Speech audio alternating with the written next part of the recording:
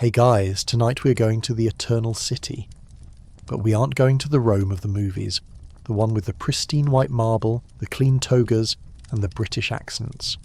We are going to the real Rome, a city of 1 million people crammed into a space designed for a fraction of that. A city that smells of fish sauce, burning oil and unwashed bodies. A city where the buildings are so tall they block out the sun, and the streets are so loud you can't hear yourself think. So before you get comfortable, take a moment to like the video and subscribe, but only if you genuinely enjoy what I do here. And let me know in the comments where you're tuning in from and what time it is for you. It's always fascinating to see who's joining us from around the world. Now dim the lights, maybe turn on a fan for that soft background hum, and let's ease into tonight's journey together. Congratulations! You have just woken up in the year 100 AD, the height of the Roman Empire. You expect to wake up in a villa surrounded by grapes and servants. You don't. You wake up in an insula. This is the Roman version of a skyscraper apartment block. It is 6 stories tall, built of brick, wood and concrete that was poured a little too quickly. You are on the top floor. In the modern world, the penthouse is for the rich. In ancient Rome, the higher you go, the poorer you are. Why? Because there are no elevators. Every bucket of water, every basket of food, every stick of firewood has to be carried up 6 flights of narrow, rickety wooden stairs. And more importantly, if there is a fire, and there is always a fire, the people on the top floor are the last to know and the least likely to get out. You are hot. Rome in the summer is a furnace. The heat radiates off the terracotta roof tiles directly above your head. There is no insulation. The window is just a square hole in the wall with wooden shutters. If you open them to get a breeze, you let in the noise and the flies. If you close them, you bake. You sit up. The bed is a simple wooden frame with a mattress stuffed with wool or straw. It's lumpy. You share the room with your entire family. Privacy is a luxury for the people on the first floor, not you. You put your feet on the floor. It feels gritty. Dust is everywhere in Rome. It comes from the construction, the dry streets, and the smoke.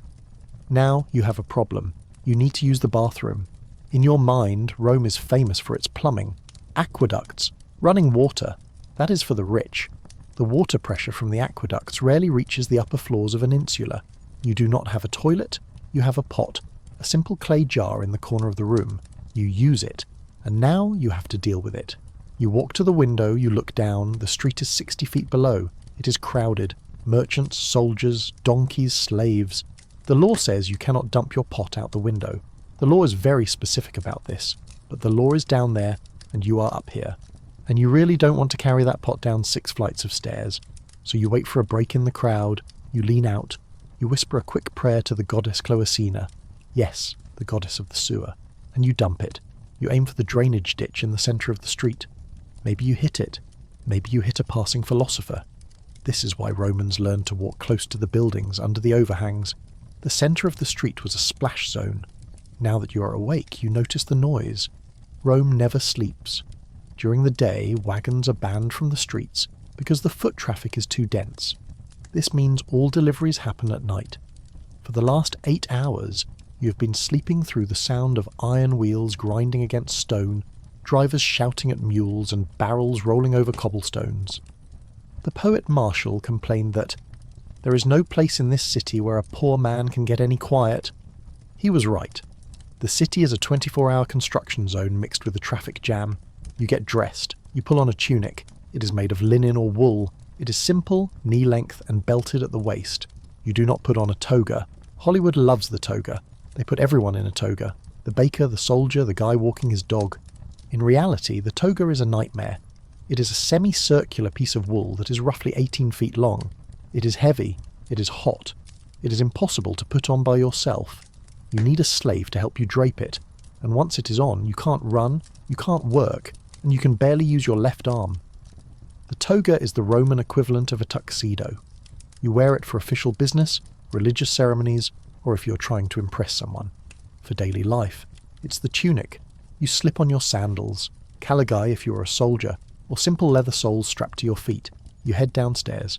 The staircase is dark. The landlord didn't pay for oil lamps. You feel your way down the wood, smelling the cooking fires from the other apartments. Garlic, fish sauce, smoke. You reach the ground floor. This is where the wealthy live. The Domus apartments on the bottom level have wide doors. mosaic floors, and sometimes even running water piped in. You can hear the sound of a fountain inside. You feel a pang of jealousy. You step out onto the street. The sun hits you. So does the smell. Rome smells of burning wood, frying fat, stale wine, and humanity. But overriding it all is the smell of garum. Garum is the ketchup of the Roman world. It is fermented fish guts. They put it on everything: meat, vegetables, fruit, even desserts.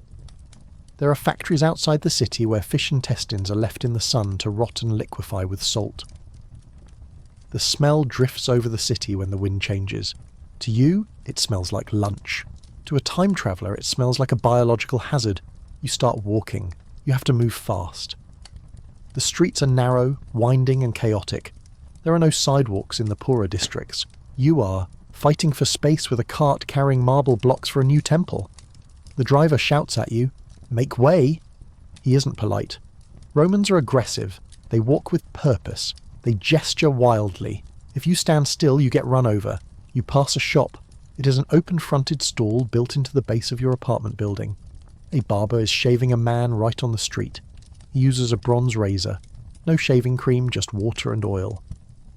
The customer is bleeding slightly.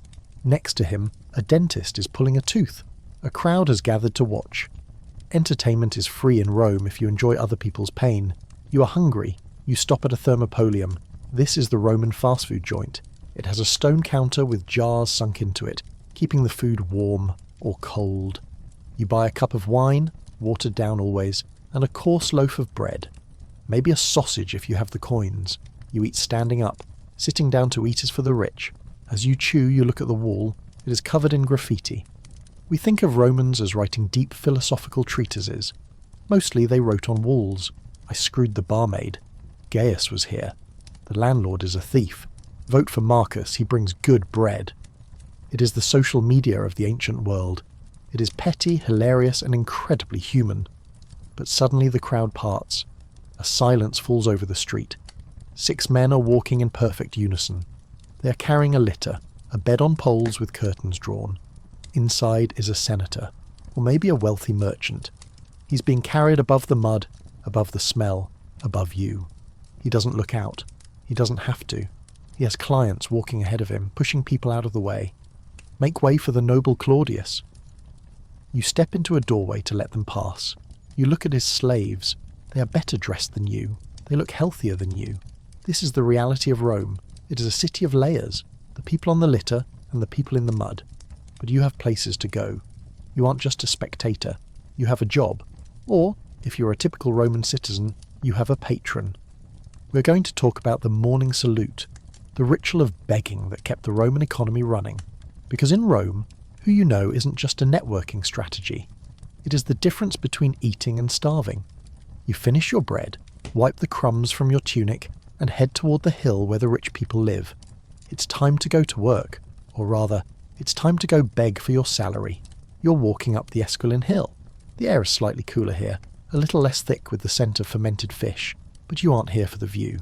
You are here to beg. Well, the Romans don't call it begging, they call it the salutatio, the morning salute. But let's be honest about what is happening. You're standing outside the massive oak doors of a wealthy man's domus. You're not alone. There are 50 other men here, shivering in the morning mist, shuffling their feet, looking tired. These are the clients, and you are one of them. In ancient Rome, there is no social safety net. There is no unemployment insurance. There is just the patron. You have pledged your loyalty to a rich man. In exchange, he is supposed to help you. Maybe he helps with a lawsuit. Maybe he gets your son a job. But mostly he gives you the sportula. This is a small basket. Inside there might be a little food, bread, a piece of pork, or, if you're lucky, a few coins. Just enough to keep you from starving for another day. The doors open. A slave steps out. He is the nomenclator, the name caller. His only job is to remember who you are because the patron certainly doesn't. You line up. You step forward. The slave whispers your name to the patron, a fat man in a toga who looks bored out of his mind. "Hail Gaius," you say, trying to sound enthusiastic. He nods. He doesn't look you in the eye. He gestures to the slave who hands you your basket. That's it. That is the interaction. You have just traded your dignity for a loaf of bread and 3 copper coins. You turn around and walk back down the hill, passing the next guy in line who's practicing his fake smile. This is the engine of Rome. It isn't democracy. It's a pyramid scheme of favours. The patron helps you so that when he runs for office, you will vote for him and beat up anyone who tries to vote for his opponent. You aren't a citizen. You're a political prop. You clutch your basket and head toward the Forum. This is the heart of the world, the umbilicus urbis, the navel of the city. If you believe the movies, the Forum is a pristine, white, silent place where men in togas stand around making speeches about liberty. Reality check. The Forum is a riot of colour, noise and chaos. The statues aren't white marble. They are painted. Garish reds, blues and golds. They look almost like wax figures. The temples are covered in graffiti. The columns are plastered with notices for runaway slaves and upcoming gladiator fights. And the noise? It is deafening. On the steps of the Basilica Julia, lawyers are screaming arguments. Roman law isn't about writing briefs. It is about performance art. The lawyers shout, wave their arms, and even hire professional weepers to cry in the front row to manipulate the jury. In the open spaces, bankers are clinking coins on tables, money lenders are shouting rates, and everywhere there are the sausages sellers. They carry portable ovens, selling hot pork links to the senators and the slaves alike. The smell of roasting meat mixes with the smell of incense from the temples. You walk carefully, you have to, because underneath the Forum, right beneath your sandals, flows the Cloaca Maxima, the Great Sewer. It is an engineering marvel, a massive underground river of waste that drains the city into the Tiber. But sometimes, when the river is high, the sewer backs up. The drains in the Forum gurgle. A stench rises up from the grates that is strong enough to make a legionary weep. It is a reminder that all this glory is built on top of a toilet. You leave the Forum and head toward the Subura. This is the working class district. It is dangerous, dirty, and alive. You pass a workshop. The smell hits you before you see it. It smells like a urinal that has been left in the sun for a week. This is the fullery, the laundromat of Rome. Romans love white togas, but how do you keep wool white in a city full of smoke and mud? You need bleach, and the Romans don't have Clorox. They have urine, ammonia. It is the best cleaning agent they have. You look inside the shop. There are large clay tubs filled with stale urine collecting from public pots all over the city. Inside the tubs, men are jumping up and down. They are the fullers. Their job is to stomp on the clothes, barefoot, all day long in vats of human waste. The ammonia breaks down the grease and dirt. They are singing. They have to sing, or they would probably scream. Their legs are stained yellow, their skin is raw, but they are essential. The senator who looked so majestic on the hill this morning, his toga is white because this guy is stomping in pee. You hurry past, holding your breath. You are hungry again. It's lunchtime. Prandium. You stop at a street vendor. You buy a cup of chickpeas. They are boiled, salty and cheap. You eat them with your fingers as you walk. But suddenly your stomach cramps. Maybe the water in the chickpeas wasn't boiled long enough. Maybe the fish sauce was a little too fermented. You need a toilet. Now. You look for a foricay, a public latrine. You find one. You pay a small coin to the attendant. You walk in, and you leave your modesty at the door. The Roman public toilet is a social club.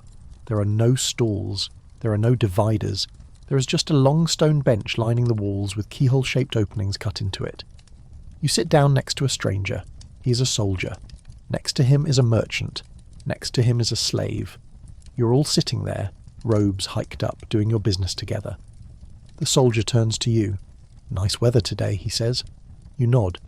"Yes, lovely." It is aggressively casual. You're chatting while you go. Beneath you, water rushes through a channel, carrying the waste away. It is actually quite advanced engineering, but then you finish. You look for the toilet paper. There is none. Instead, there is a bucket of vinegar water in front of you. Sticking out of the bucket is a stick with a sea sponge tied to the end.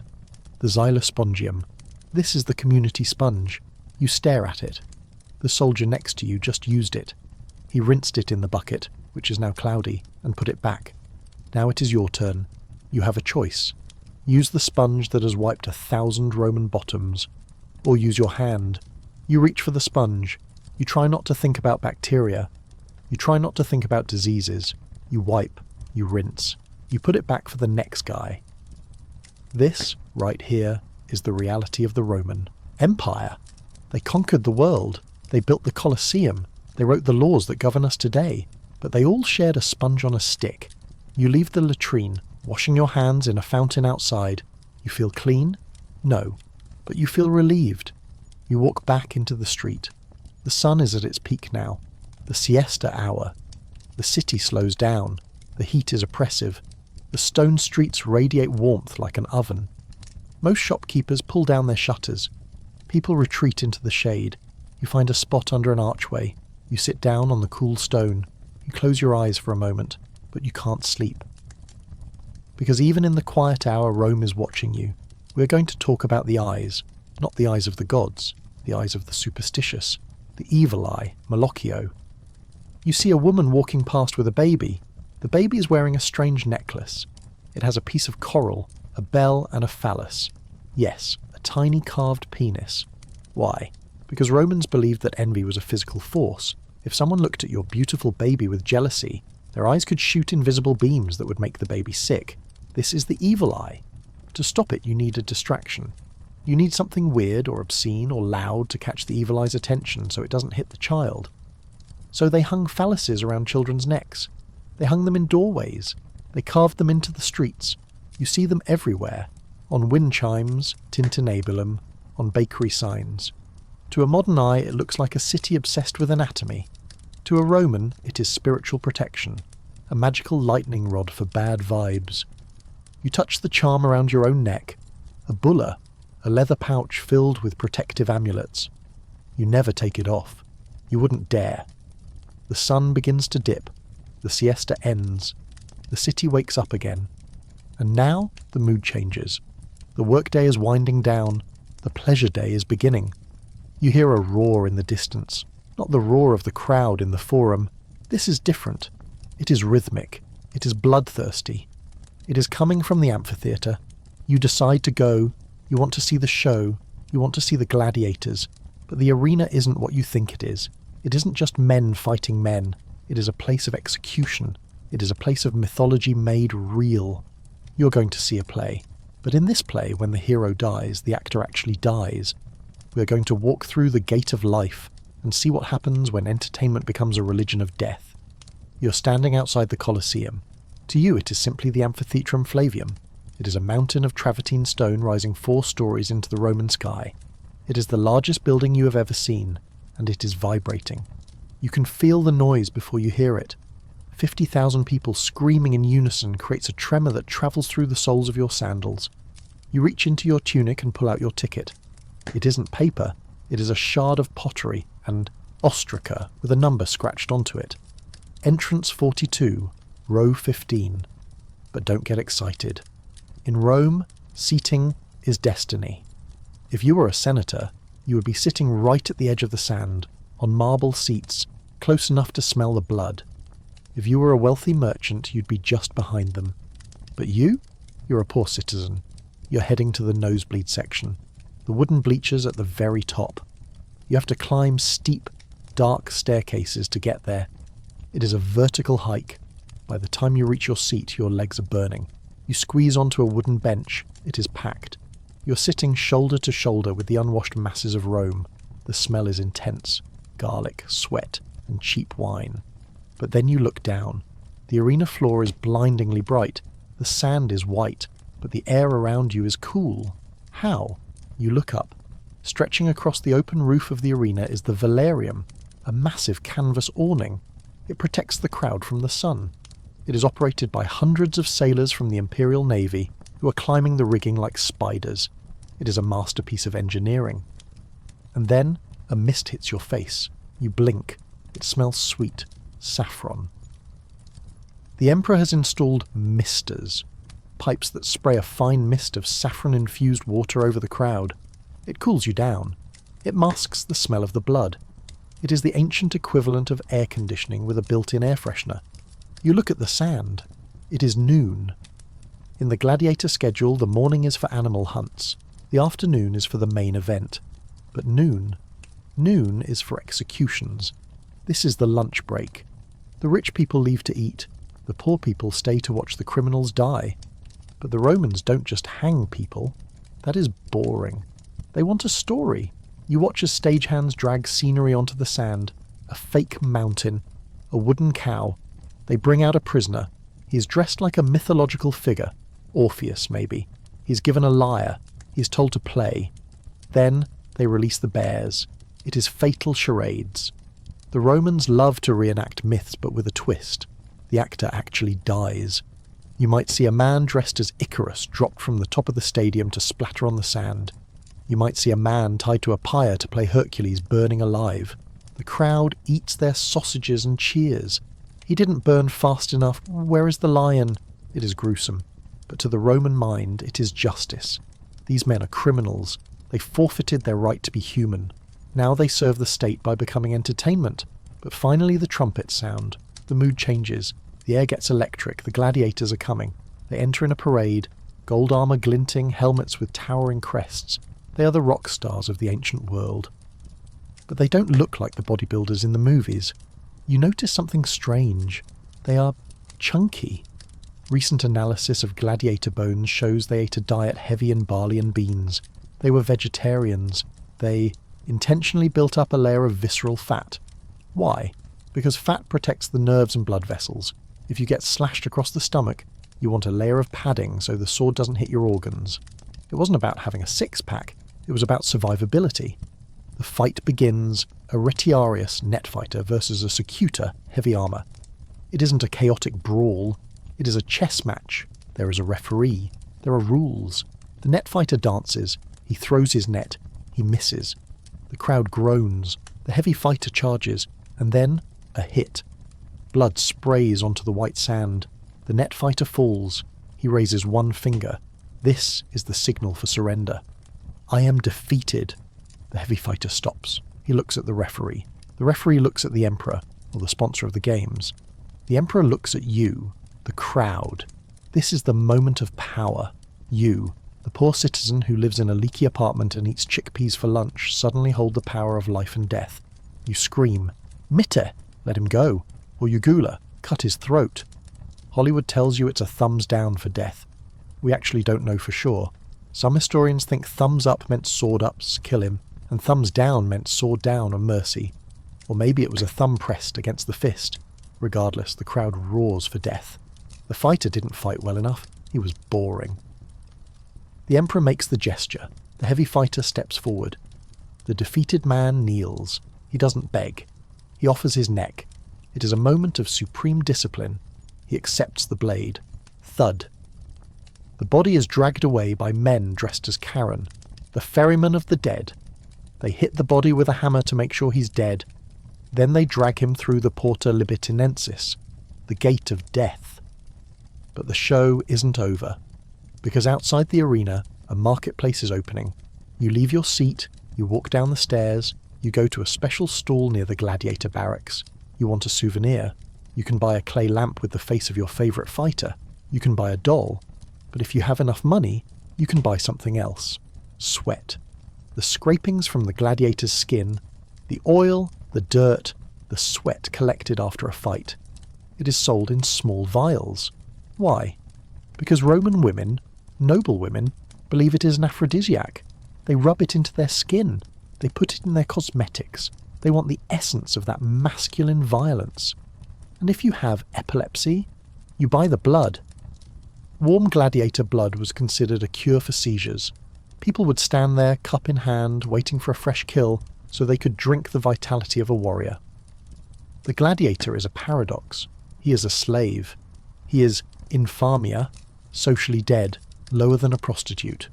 He cannot vote. He cannot write a will, but he is worshipped. He sleeps with noble women. He is the ultimate celebrity. You walk away from the arena as the sun sets. The noise is fading behind you. The smell of death is replaced by the smell of wood smoke from the kitchens. It is dinner time. Cena, you're invited to a banquet. Wait, you? A poor citizen? Yes. It is the feast of Saturnalia. Or maybe your patron is feeling generous and wants to show off how many clients he has. You arrive at the domus. The dining room is the triclinium. It means 3 couches. Romans don't sit at tables. They lie down. 3 couches are arranged in a U shape around a central table. You recline on your left elbow, eating with your right hand. If you are the host, you are in the best spot. If you are a guest, your spot tells everyone your rank. And the food? Get ready. Because Roman cuisine is not pasta and pizza. It is an experiment in texture and shock value. We are going to talk about stuffed dormice, flamingo tongues, and the fish sauce that costs more than perfume, and we are going to find out why the guests are vomiting in the corner, and why that is considered a compliment. You are reclining on a couch. The cushions are embroidered with gold thread, but they scratch your legs. A slave is washing your feet.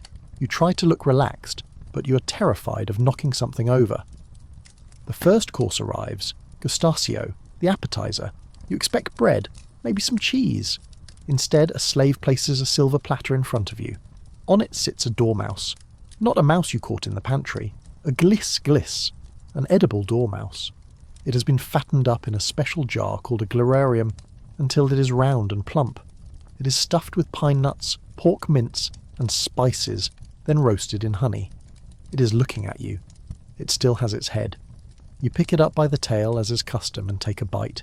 It is sweet, crunchy, and tastes like greasy pork. You smile at the host. Delicious Gaius. Next comes the main course, prima mensa. This is where Roman cooking gets weird. Romans love Trojan dishes. Just like the Trojan horse, the food is hiding something inside. A roasted pig is brought out. The cook slices the belly open, and live thrushes, small birds, fly out. The guests cheer. The birds flap around the room, pooping on the mosaic floor until slaves catch them. Or maybe the pig is stuffed with sausages, which are stuffed with smaller sausages. It is meat inception. But the flavour? Everything tastes the same, because everything is covered in garum. We talked about the fish sauce before. But at a banquet they use the high-grade stuff, garum sociorum. It costs a fortune. It is umami. It is salty. It masks the fact that the meat might be slightly rancid because refrigeration hasn't been invented yet. They also love sweet and sour. They mix honey with vinegar. They mix pepper with fruit. They put cumin on everything. Roman food is intense. It punches you in the mouth. And the wine? You lift your cup. The wine is thick. It has the consistency of syrup. Romans boil their wine to preserve it. They mix it with seawater. Yes, really. Or lead acetate, sugar of lead, to sweeten it. You are drinking lead again, the Empire's favourite neurotoxin. You mix the wine with warm water. Drinking it straight is considered barbaric. Only alcoholics and Gauls drink unmixed wine. As the night goes on, the conversation gets louder. Politics, chariot races, who is sleeping with whom. But then you notice a guest turn pale. He stands up, stumbles to the corner of the room and vomits. A slave rushes over with a bucket and a mop. He cleans it up instantly. Does the guest leave in shame? No. He comes back to the couch. He eats more. This is the famous vomitorium myth. Note, a real vomitorium is actually the exit tunnel in a stadium, not a puking room. But the act of vomiting at dinner, it happened. It showed you were enjoying the host's generosity so much you physically couldn't contain it. Seneca, the philosopher, wrote, "They vomit so they may eat, and eat so they may vomit." He wasn't complimenting them. The feast ends with secunda mensa, dessert, fruits, nuts, and cakes soaked in honey. But also, snails. Snails fattened on milk until they're so big they can't fit back in their shells. You are full. You're drunk on lead wine. You are covered in sweat because the room is packed and the oil lamps are generating heat. You stumble out into the Roman night. But going home in the dark is dangerous. We mentioned the crime, but we didn't mention the vigils, the night watch. They are the police, but they are also the fire department. You see them walking down the street carrying buckets and axes. They stop you. Who are you? Where are you going? If you don't have a good answer, they arrest you, or beat you. They are overworked and underpaid, but their main job is fire. Look, someone shouts. You turn. An insula, an apartment block, is burning. The flames are shooting out of the third-floor window. The wood is dry. The fire is spreading fast. The vigiles arrive. But they don't spray water immediately. They negotiate. Sometimes, a wealthy man like Crassus, from the late Republic era, would show up with his private fire brigade. He would ask the owner of the burning building, "Will you sell me your building for cheap?" If the owner said yes, Crassus would put out the fire. If the owner said no, Crassus would let it burn. It was disaster capitalism. But tonight, The Vigiles are just doing their job. They form a bucket line. They use siphons, primitive pumps. But it's not enough. They start swinging axes. They aren't hitting the fire. They are hitting the building next door. They are creating a fire break. They are destroying a perfectly good home to stop the fire from spreading. The tenants of that building are screaming, throwing their furniture out the window to save it. It is chaos. The heat is intense. The smell of burning pine and melting lead pipes fills the air. You run. You don't want to be drafted into the bucket line. You make it back to your own insula. You climb the stairs. You collapse on your bed. You survive the day. But as you drift off to sleep, you hear a sound that makes your blood run cold. A cough. Not a normal cough. A dry, hacking cough. It is coming from your father's bed. In Rome, disease is the ultimate predator, and it is always hunting. We are going to talk about the Antonine Plague, the pandemic that killed 5 million people, and the doctors who tried to cure it with goat dung and magic words. Because if you think Roman engineering was advanced, wait until you see their medicine. You wake up to the sound of retching. Your father is sick. In the modern world, you would call an ambulance. You would go to a sterile room with white walls and beeping machines. In ancient Rome, sickness is a sentence, and the judge is often an idiot with a knife. You look at your father, his skin is hot. He is covered in a black rash. It isn't just a cold, it is the pestis, the plague. Rome is crowded, it is dirty, it is the perfect petri dish. The Antonine Plague, which historians think was smallpox, is ripping through the empire. It kills 5 million people. It kills aristocrats. It kills slaves. It even kills the Emperor Marcus Aurelius, probably. You need a doctor, but in Rome, anyone can be a doctor. There is no medical license. If you say you are a doctor, congratulations, you are a doctor. Most are Greek slaves or freedmen. Some are geniuses like Galen. Most are quacks selling flavoured water. You run down the stairs and find a medicus. He agrees to come for a price. He enters your apartment. He doesn't wash his hands. He smells of garlic and stale wine. He looks at your father. His humours are imbalanced, the doctor says confidently. This is the medical gospel of the age. The body contains 4 fluids: blood, phlegm, yellow bile, and black bile. If you are sick, you have too much of one. The cure is always to get it out. The doctor pulls out a lancet, a small double-edged blade. He hasn't cleaned it since his last patient, who probably died of gangrene. He cuts your father's arm. The blood flows into a bowl. Too hot, doctor mutters. We must cool the blood. He prescribes a poultice. What is in it? Maybe crushed snails, maybe goat dung, maybe spider webs. Romans believed spider webs stopped bleeding. Weirdly, they actually do help clotting, but the goat dung, not so much. The doctor leaves. Your father gets worse. The rash turns into pustules, they turn black. His throat swells. He can't swallow. You realise the medicine isn't working, so you turn to the other option. Magic. You buy an amulet. A piece of parchment with abracadabra written in a triangle. You hang it around his neck. You pray to Apollo, the god of healing and plague. You pray to Salus, but the gods are silent. Your father dies.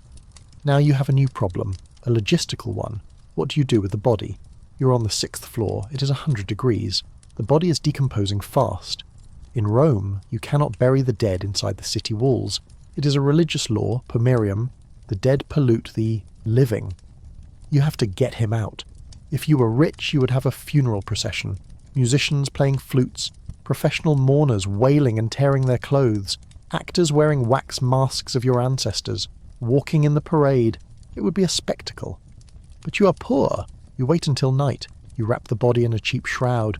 You and your brother carry him down the stairs. You meet the Vespions, the undertakers of the poor. They work at night, hence the name from Vesper evening. They have a cart. It is piled with other bodies. They take him to the puticuli, the pits.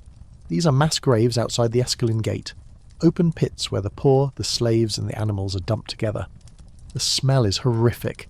Birds circle overhead. Dogs prowl the edges looking for scraps. You watch your father disappear into the dark earth.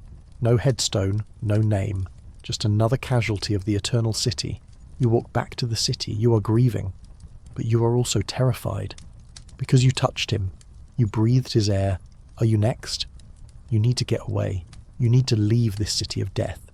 But where can a poor Roman go? You have no money. You have no land. There is only one way out. One job that provides food, clothing, and a ticket to see the world. The legions. You walk to the Campus Martius, the field of Mars. This is where the army trains. You see the centurion. He is terrifying. He carries a vine staff, a symbol of his rank and his favourite tool for beating recruits. Name, he barks. You tell him. Age? 19. Health? He looks at your teeth. He checks your eyes. He checks your legs. He's checking you like a horse. Good enough, he grunts. Sign here. You sign, or make your mark. You take the sacramentum, the sacred oath. You swear to obey the emperor and your officers. You swear to die rather than surrender. Congratulations, you're now a Miles, a soldier of Rome. You think you're going to be a hero? You think you're going to wear shiny armour and conquer barbarians? Here is the reality check. You're not a warrior yet. You're a construction worker who carries a sword. The Legion is an engineering corps. Your first piece of equipment isn't a sword. It is a shovel, and a pickaxe, and 2 stakes for the palisade fence.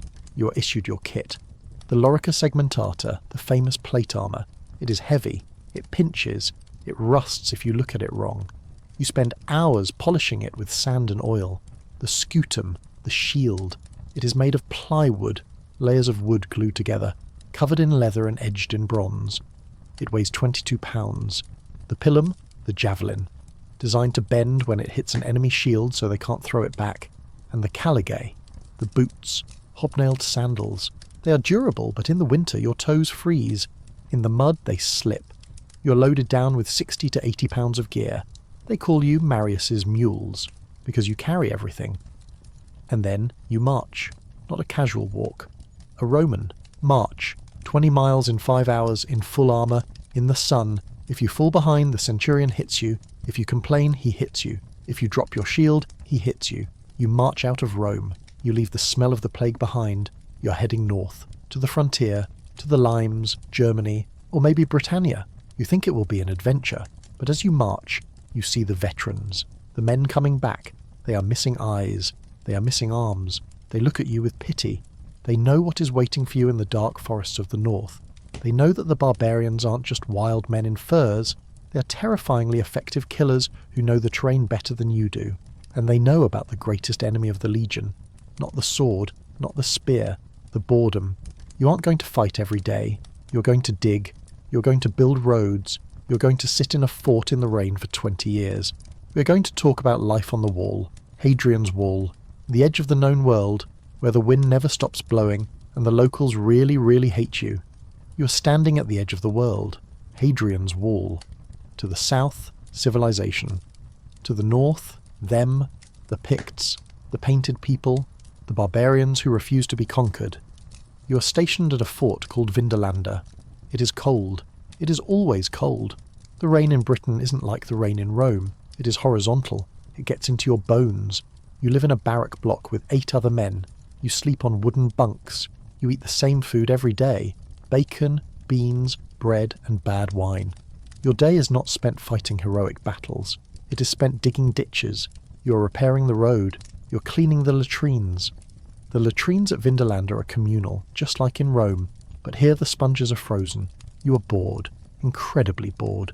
You write letters home. We found these letters. They are preserved in the mud. They are the Vindolanda tablets. Send me socks, one soldier writes, and underwear. Even the mighty Legion gets cold feet. Another invites a friend to a birthday party. On the 11th of September, for my birthday celebration, I give you a warm invitation. It is strikingly human. These aren't just killing machines. They are lonely men who miss their moms and want warm socks.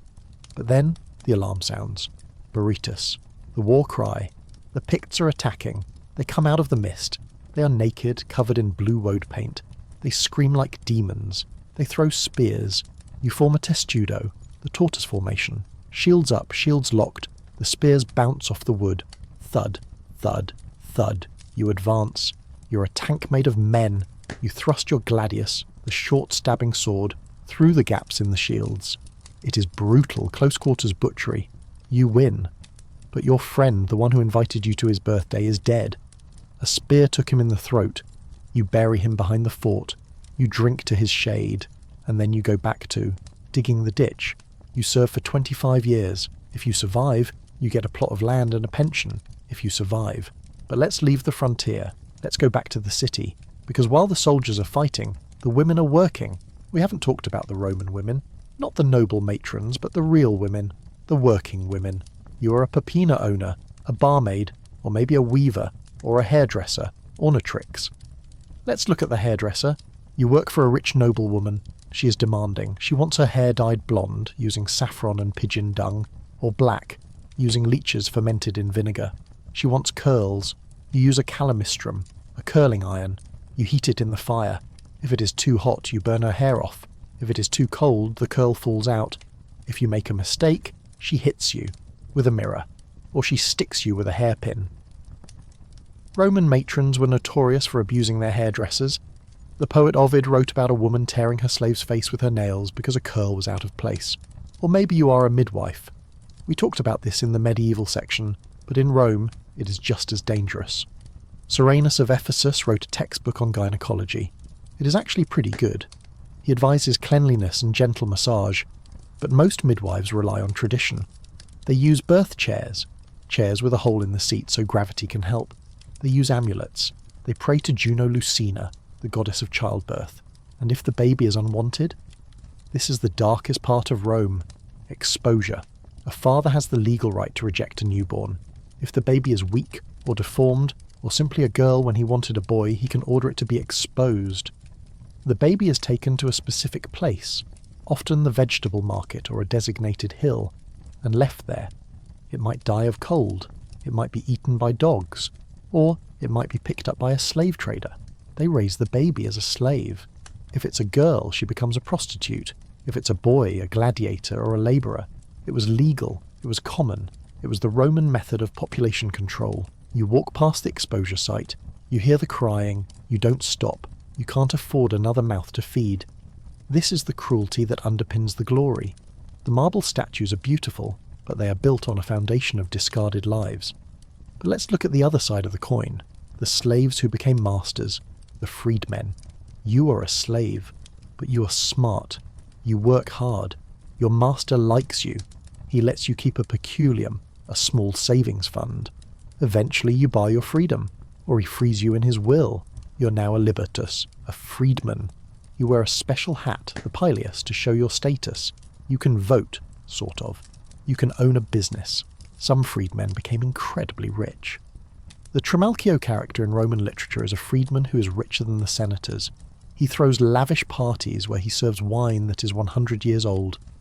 The Emperor Claudius relied on freedmen to run the empire. Pallas and Narcissus, former slaves, were the most powerful men in the world. They controlled the treasury and the correspondence. The senators hated them, but had to bow to them. It is the Roman dream. You can start as property and end up ruling the world, but for most, slavery is a dead end. You work in the mines, the silver mines of Spain. It is hell. You're underground for weeks. The air is toxic. The rock is hard. You die young. But the silver you dig becomes the denarius, the coin that fuels the empire. Let's talk about money. You have a denarius. It is a silver coin about the size of a dime. It is a day's wage for a labourer. What can you buy? A loaf of bread costs 2 asses, copper coins. A cup of wine cost 1 as. A visit to the baths cost a quadrans, 1 taus 4 of an as. But inflation is coming. Later emperors, like Nero and Septimius Severus, start debasing the currency. They put less silver in the coins. They mix in copper. The prices go up. The bread costs 4 asses, then 8, then 100. By the 3rd century, the economy collapses. Soldiers demand more pay. The emperors can't pay them. The soldiers kill the emperor and pick a new one who promises more money. It is the crisis of the 3rd century. Rome almost dies, but it survives because of Diocletian. He fixes the prices. He says, "If you charge more than this for bread, I will kill you." It works. Sort of. It creates a black market, but it stops the bleeding. Rome is resilient. It takes a punch and keeps standing. But now, the sun is setting on the empire. Not metaphorically, literally. It is evening. You are tired. You have survived the street, the arena, the bath and the fire. You want to go to a party, not a stiff banquet, a bacchanal. This is a secret religious festival dedicated to Bacchus, Dionysus, the god of wine and madness. You go to a grove outside the city. It is dark. There are torches. People are drinking, dancing. The music is wild, drums and flutes. The goal is ecstasis, ecstasy, standing outside yourself, losing control. The Romans were terrified of this cult. The Senate banned it in 186 BC because they thought it was a conspiracy. They executed thousands of people, but the cult survived. People need an outlet. In a society of rigid rules, sometimes you just need to scream at the moon. You dance until you collapse. You feel the wine in your veins. You feel free. For a few hours, you aren't a poor citizen living in a leaky apartment. You're a follower of the god. But dawn comes. The hangover hits. You have to go back to work. You walk back to the city. The gates open. The carts roll in. You see a new building going up. It is massive. A bath complex, the Baths of Caracalla. It will hold 1,600 bathers. It has libraries, gardens, gyms. It is a palace for the people. You realise that Rome gives you bread and circuses to make you forget the squalor. And it works. You look at the marble. You look at the aqueduct bringing fresh water from the hills. You look at the road that stretches all the way to Syria. You feel proud. You are a Roman. Civis Romanus sum. Even if you are poor, even if you're hungry, you are part of the greatest machine the world has ever seen. But machines break. And on the horizon, beyond the Danube, beyond the Rhine, something is moving. The Goths, the Vandals, the Huns. They are looking at your marble city, and they are hungry too. We are going to talk about the fall, when the lights go out, when the aqueducts break, when the Forum becomes a cow pasture, but not yet. Right now, Rome is eternal.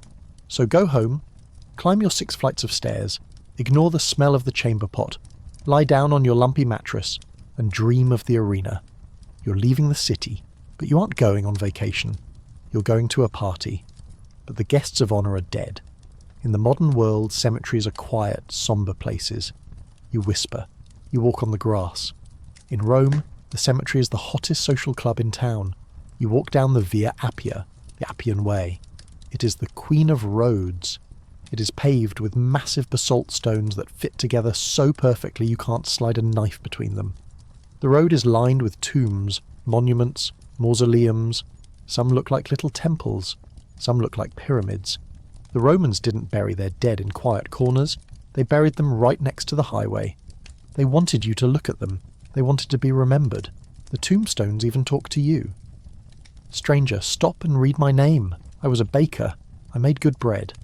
Here lies Claudia. She loved her husband and spun wool. But look closer at the tombs. They aren't just stone boxes. They have dining rooms, kitchens, gardens. You're going to a parentalia, a festival for the ancestors. The family gathers at the tomb. They open the door, they go inside with the body or the ashes, and they have a picnic. They pour wine into the urn. Some urns have feeding tubes that go straight down to the ashes so the dead can drink with you. They eat honey cakes. They gossip. Uncle Gaius would have hated this wine. Yes, but he's dead, so he drinks the cheap stuff. It is loud. It is cheerful. But it is also crowded in a different way. The tombs are prime real estate for the living who have nowhere else to go. Prostitutes, the bustuaria, graveyard girls, work here. They lean against the monuments of senators, waiting for clients. Thieves hide in the mausoleums. Sorcerers come here at night to steal bones for spells. The city of the dead is just as busy as the city of the living, but not all the dead are friendly. Romans are terrified of lemures. These aren't the cute monkeys from Madagascar. These are the restless, angry ghosts of people who died violently or weren't buried properly. They come back. They haunt your house. How do you get rid of them? You don't call a priest. You do it yourself. It is the festival of Lemuria. You wake up at midnight. You cannot wear shoes. You cannot have any knots in your clothing. Knots trap magic. You make the fig sign with your hand, thumb tucked between fingers, to ward off evil. You walk through your house barefoot. You have black beans in your mouth. You spit them out behind you without looking back. You chant, "With these beans I redeem me and mine." The ghosts follow you. They eat the beans. They leave you alone. It is a ritual of pure primal fear. A naked foot on a cold floor, spitting beans into the dark, hoping the shadow behind you is satisfied. But let's leave the ghosts and talk about the most terrifying job in Rome. We talked about the gladiator. We talked about the soldier. Now let's talk about the virgin. The Vestal Virgin. They are the most powerful women in Rome. There are only 6 of them. They live in a palace in the Forum. They guard the sacred fire of Vesta. If the fire goes out, Rome falls. That is the belief. If you are chosen, you are taken from your family at age 6. You serve for 30 years. You are rich. You have the best seats at the Colosseum. If a prisoner on death row sees you, he is instantly pardoned. You are holy. But the price? If the fire goes out on your watch, the high priest takes you into a dark room, strips you, and beats you with a rod. That's the easy punishment. The hard punishment is for breaking your vow of chastity. If a Vestal virgin is touched by a man, it is considered incestum, spiritual incest. It pollutes the city. The gods will be angry. The crops will fail. You cannot be executed. Your blood is sacred. It cannot be spilled. So they bury you alive. This isn't a myth. It happened. Imagine you are a Vestal. You have been accused. Maybe you are innocent. Maybe it's political. It doesn't matter. They dress you in funeral clothes. They put you in a litter, strapped down so you can't scream. They carry you through the silent crowd to the evil field, Campus Scelleratus. There is a hole in the ground. A ladder leads down. Inside there is a small room. A bed. A lamp. A loaf of bread. A jug of water. Why the food? So they aren't technically killing you. They are just leaving you there. If Vesta wants to save you, she can. You climb down the ladder, they pull it up. They pile earth over the entrance. They smooth the ground so no one knows where the hole is. You are alone in the dark. You have a lamp. You watch the flame flicker. You eat your bread. You wait. The air runs out, or the water runs out. You die in the dark, buried under the city you served. This is the brutal logic of Rome. Order must be maintained at any cost. A woman's life is nothing compared to the safety of the state. But let's step away from the horror of the Vestals. Let's go deeper underground. Because Rome has a secret. Under the streets, beneath the basements of the houses, there are caves. Not natural caves. Man-made caves. Temples. But not to Jupiter or Mars. To Mithras. You're a soldier. You're looking for something more than just obey the emperor. You want a brotherhood? You want a secret. You join the cult of Mithras. You meet at night. You go into the Mithraeum. It is designed to look like a cave. It is dark, lit only by flickering torches. There are benches on the sides where the initiates sit. At the front there is a statue, a young man in a Persian cap slaying a bull. He is plunging a knife into the bull's neck. A dog laps the blood. A scorpion attacks the bull's testicles. It is weird. It is violent. It is mysterious. You go through the 7 grades of initiation. The raven, the bride, the soldier, the lion, the Persian, the sunrunner, the father. You undergo tests. You are blindfolded. You are bound. You have to jump over pits. Someone holds a sword to your throat, then pulls it away. It is a fraternity hazing mixed with a religion. Why do men join? Because it offers salvation. The old gods, Jupiter, Juno, they don't care about you. They just want sacrifices. But Mithras, he's a personal god. He promises an afterlife. And it is exclusive. No women allowed. It is a boys' club for the military elite. This is the competition for Christianity. For a while, it looked like Mithras might win. If things had gone differently, we might all be worshipping the bull slayer in caves instead of going to church. But Christianity had a better marketing strategy. It allowed women. It allowed the poor. It allowed everyone. And speaking of Christianity, let's go to the other underground, the catacombs. You are a Christian in the year 200 AD. You are illegal. If the authorities catch you, you are lion food. You cannot cremate your dead like the pagans do. You believe in the resurrection of the body. You need to bury them intact. But land is expensive, so you dig. The ground around Rome is made of tough, soft volcanic rock. It is easy to cut, but it hardens when exposed to air. You dig tunnels, miles of them, 5 stories deep. It is a labyrinth. You carve niches in the walls, locally. You wrap the body in linen and slide it in. You seal it with a tile or a slab of marble. It smells of damp earth and decay. It is dark. You navigate by oil lamp. You paint symbols on the walls. A fish, a shepherd carrying a sheep, a peacock.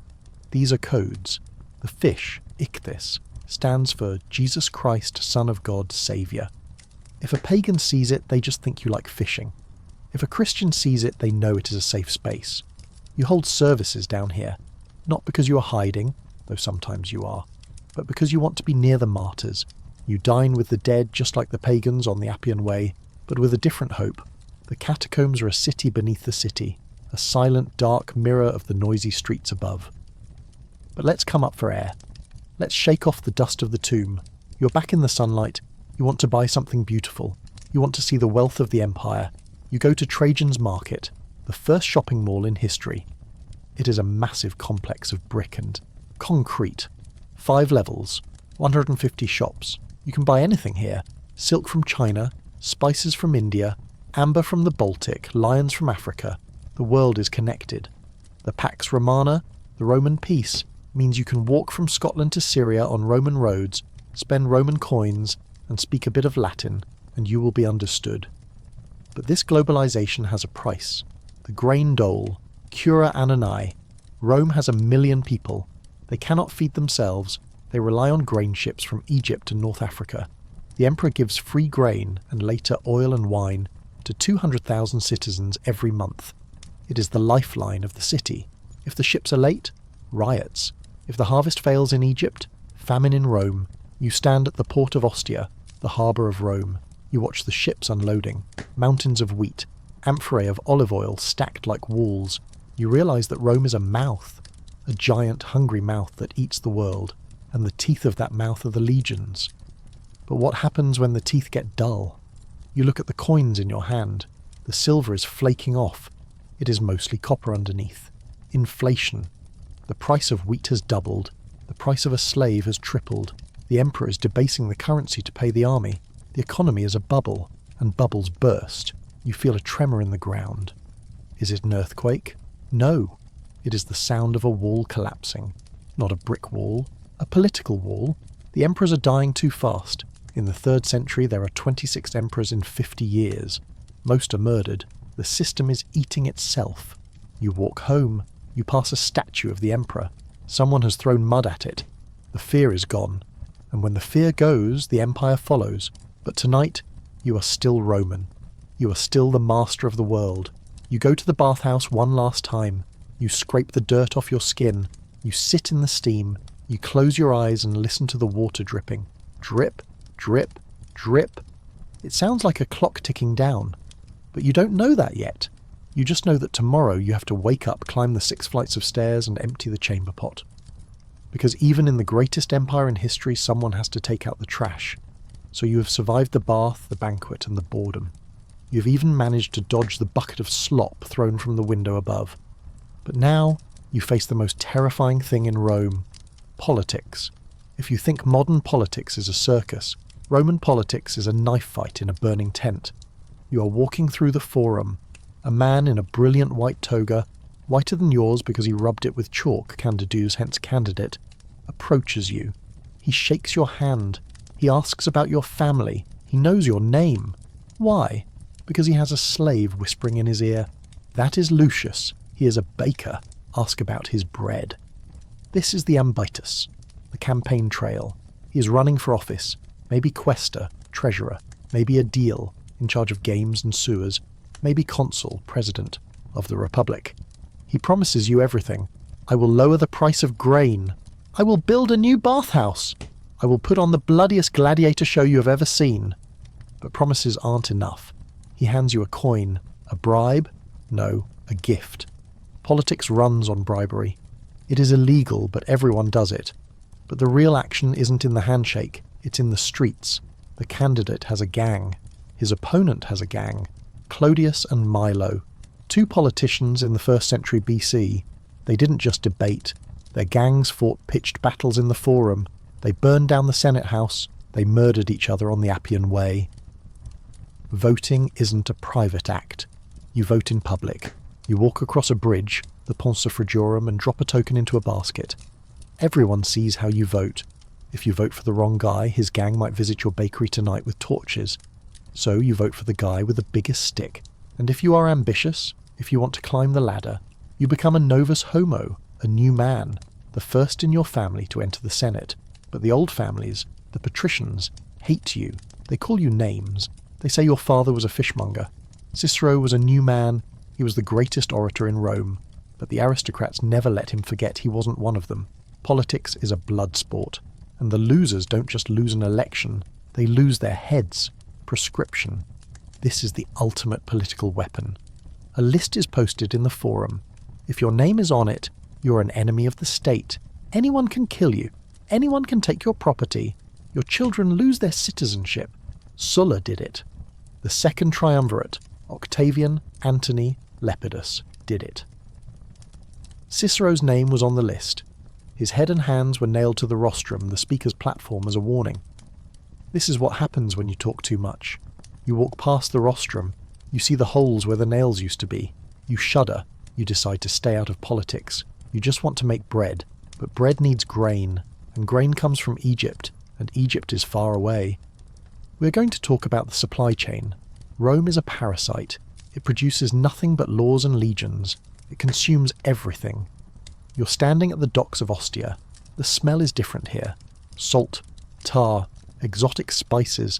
Ships are arriving from every corner of the known world. The grain ships from Alexandria are massive. The supertankers of the ancient world. They carry 200 tons of wheat. They sail against the wind. It takes a month to get here. If the wind fails, Rome starves. The emperor knows this. He's terrified of the wind. He builds a lighthouse. He builds a new harbour. He pays for the grain out of his own pocket if he has to, because a hungry mob is a dangerous mob, but it's not just grain, it's luxury. You see a crate of silphium. This is a plant from Cyrene, Libya. It is the most popular contraceptive in the ancient world. It is also a spice. The Romans loved it so much they ate it to extinction. It is gone. We don't even know what it tasted like. You see a crate of purple dye, Tyrian purple. It is made from crushed sea snails, murex. It takes 12,000 snails to make 1.4 grams of dye. That's enough to dye the trim of a single toga. It smells like rotting shellfish, but it costs more than gold. Why? Because purple is the colour of power. Only the emperor can wear a full purple toga. If you wear it, it is treason. The economy is built on these symbols, but who moves the crates? Who rows the ships? Who digs the mines? Slaves. We have to look at it. The engine of Rome. Rome is a slave society. 1 in 3 people in Italy is a slave. They are everywhere. They are the teachers, the doctors, the accountants, the farmers, the miners, the gladiators. You walk past the slave market. It is a podium. The slaves stand there, naked, with chalk on their feet, indicating they are newly arrived from abroad. A sign around their neck lists their skills and their defects. Greek, can read, prone to running away. You see a man buying a girl. He checks her teeth. He feels her muscles. It is livestock trading. But these are people. People who were once free. People who were captured in war or kidnapped by pirates. Sometimes they rebel. Spartacus. The name still terrifies the Romans centuries later. A gladiator who broke out, who built an army of slaves, who defeated the legions. For 2 years, Rome trembled. They realized they were sleeping on a volcano. When they finally defeated him, they crucified 6,000 slaves along the Appian Way. A line of dying men stretching for 120 miles. A message, do not wake the volcano. You look at the slave carrying your groceries. He is quiet. He is obedient. But you wonder, what is he thinking? You treat him well. Not because you are kind, but because you are afraid. Seneca said, as many enemies as there are slaves. You go home. You bar the door. You light a lamp. Olive oil. The light of the Mediterranean. You pick up a scroll. You can read. Literacy in Rome is surprisingly high. Even the graffiti is written in cursive. You read a poem by Catullus. It is rude. It is funny. It is about a girl who broke his heart. I hate and I love. Why I do this, perhaps you ask? I know not, but I feel it happening and I'm tortured. It sounds modern. It sounds like a pop song. You realise that these people, with their slaves and their gladiators and their fish sauce, are exactly like you. They love. They hate. They fear death. They want to be remembered. You look at your own walls. The paint is peeling. You decide to leave a mark. You take a knife. You scratch your name into the plaster. Lucius was here. It is a tiny act of defiance against time. And 2,000 years later, an archaeologist will find it. And for a second, you will live again. But the night is deep. The oil is running low. You blow out the lamp. The darkness returns. But tomorrow is a special day. Tomorrow the emperor is holding a triumph, a parade of victory, gold, prisoners, exotic animals. The city will be insane, the noise will be deafening, but you will be there because you are a Roman and you love a show. We're going to talk about the triumph, the general in the chariot, the slave whispering in his ear, "Remember, you are mortal," and the strange, bloody ritual at the end of the parade that nobody puts in the movies. You are standing on the Via Sacra, the sacred way. The crowd is pressing against you, a wall of sweating, shouting humanity. You can't move, you can't breathe, but you don't care, because today you are going to see a god. The trumpets blast, a sound so loud it rattles the teeth in your head. The procession begins. This is the triumph, the highest honour Rome can bestow. It is a victory lap, a religious ritual and a massive party rolled into one. First come the wagons, piled high with gold, silver and statues looted from the conquered land. Maybe it's Dacia, maybe it's Judea, maybe it's Gaul. It doesn't matter. It belongs to Rome now. Then come the paintings, giant billboards carried on poles, depicting the battles. Here is the general crossing the river. Here is the general burning the barbarian village. It is a moving newsreel for a population that can't read. Then the exotic animals, lions, elephants, giraffes, creatures you have never seen before. The crowd gasps. They realize the world is bigger than they thought, and Rome owns all of it. Then the prisoners, the enemy king, Vercingetorix, or Jugurtha, or Zenobia, bound in golden chains that are so heavy she can barely walk. They walk in silence. They know they are walking to their deaths. The crowd boos, they throw rotten fruit. It is a humiliation ritual. And finally, the general. He rides in a round chariot drawn by 4 white horses, but look at his face. It is red. He has painted his face with vermilion paste. Why? Because he is impersonating Jupiter, the king of the gods. For this one day he is not a man. He is a deity.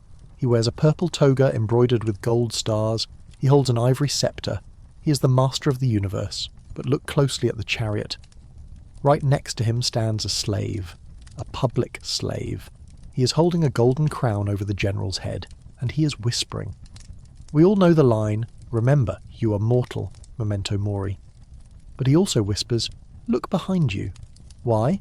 Because behind the general, underneath the chariot, hangs a phallus, a charm, to ward off the evil eye. Because when you are a god, the universe gets jealous. The slave is there to make sure the general's head doesn't explode from hubris before he reaches the temple. The procession climbs the Capitoline Hill.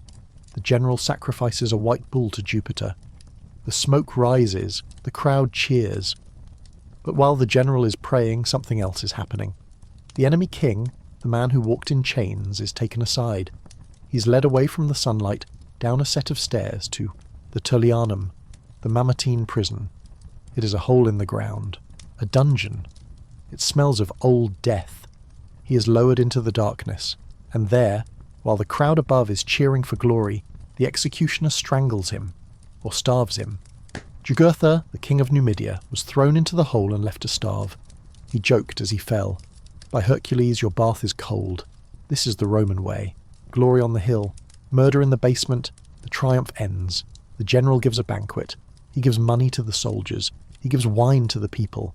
You go home drunk on victory. You feel invincible. But when you get home, the feeling fades. You enter your apartment. It is dark. It is small. You're not a god. You're a microscopic cog in a giant machine. So you turn to your own gods, the little ones, the lares and penates. You have a shrine in the corner, a lararium. It looks like a little dollhouse. Inside are small bronze or clay statues. The lares are the spirits of your ancestors. They watch the door. They protect the family. The penates are the spirits of the pantry. They protect the food. You light a small lamp. You offer a pinch of salt, a bit of spelt cake. Protect this house. Keep the grain from moulding. Keep the fire from spreading. This is the real religion of Rome, not the big temples. The contract. Do it des. I give so that you may give. If you forget the sacrifice, you trip on the threshold, you lose your purse, your child gets sick. You live in a world where every accident is a punishment, but you have other worries. Your daughter is 14. It is time. Marriage. You aren't looking for love. You're looking for a deal. You find a man. Maybe he is a shopkeeper. Maybe he has a steady trade. You negotiate the dowry, money, clothes, maybe a slave. The wedding day comes. Your daughter dresses in a white tunic tied with the knot of Hercules. Only the husband is allowed to untie it. A challenge for the wedding night. She wears a veil, the flammium. It is the colour of flame. Yellow-orange. She looks like a candle. They sacrifice a pig. They check the entrails. The liver looks good. The marriage will last. They sign the contract. Tabulae nuptiales. And then, the abduction. The groom pretends to steal her from her mother's arms. It is a reenactment of the rape of the Sabine women. A violent myth turned into a wedding ritual. He carries her over the threshold of his house. Why? Because if she trips, it is the worst omen possible. She turns to him and says the formula, Ubi tu Gaius ego Gaia. Where you are Gaius, I am Gaia. Where you lead, I follow. It sounds submissive, but don't be fooled. The Roman matrona, the wife, is a force of nature. Legally, she owns nothing. Her father owns her, then her husband owns her. She cannot vote. She cannot hold office.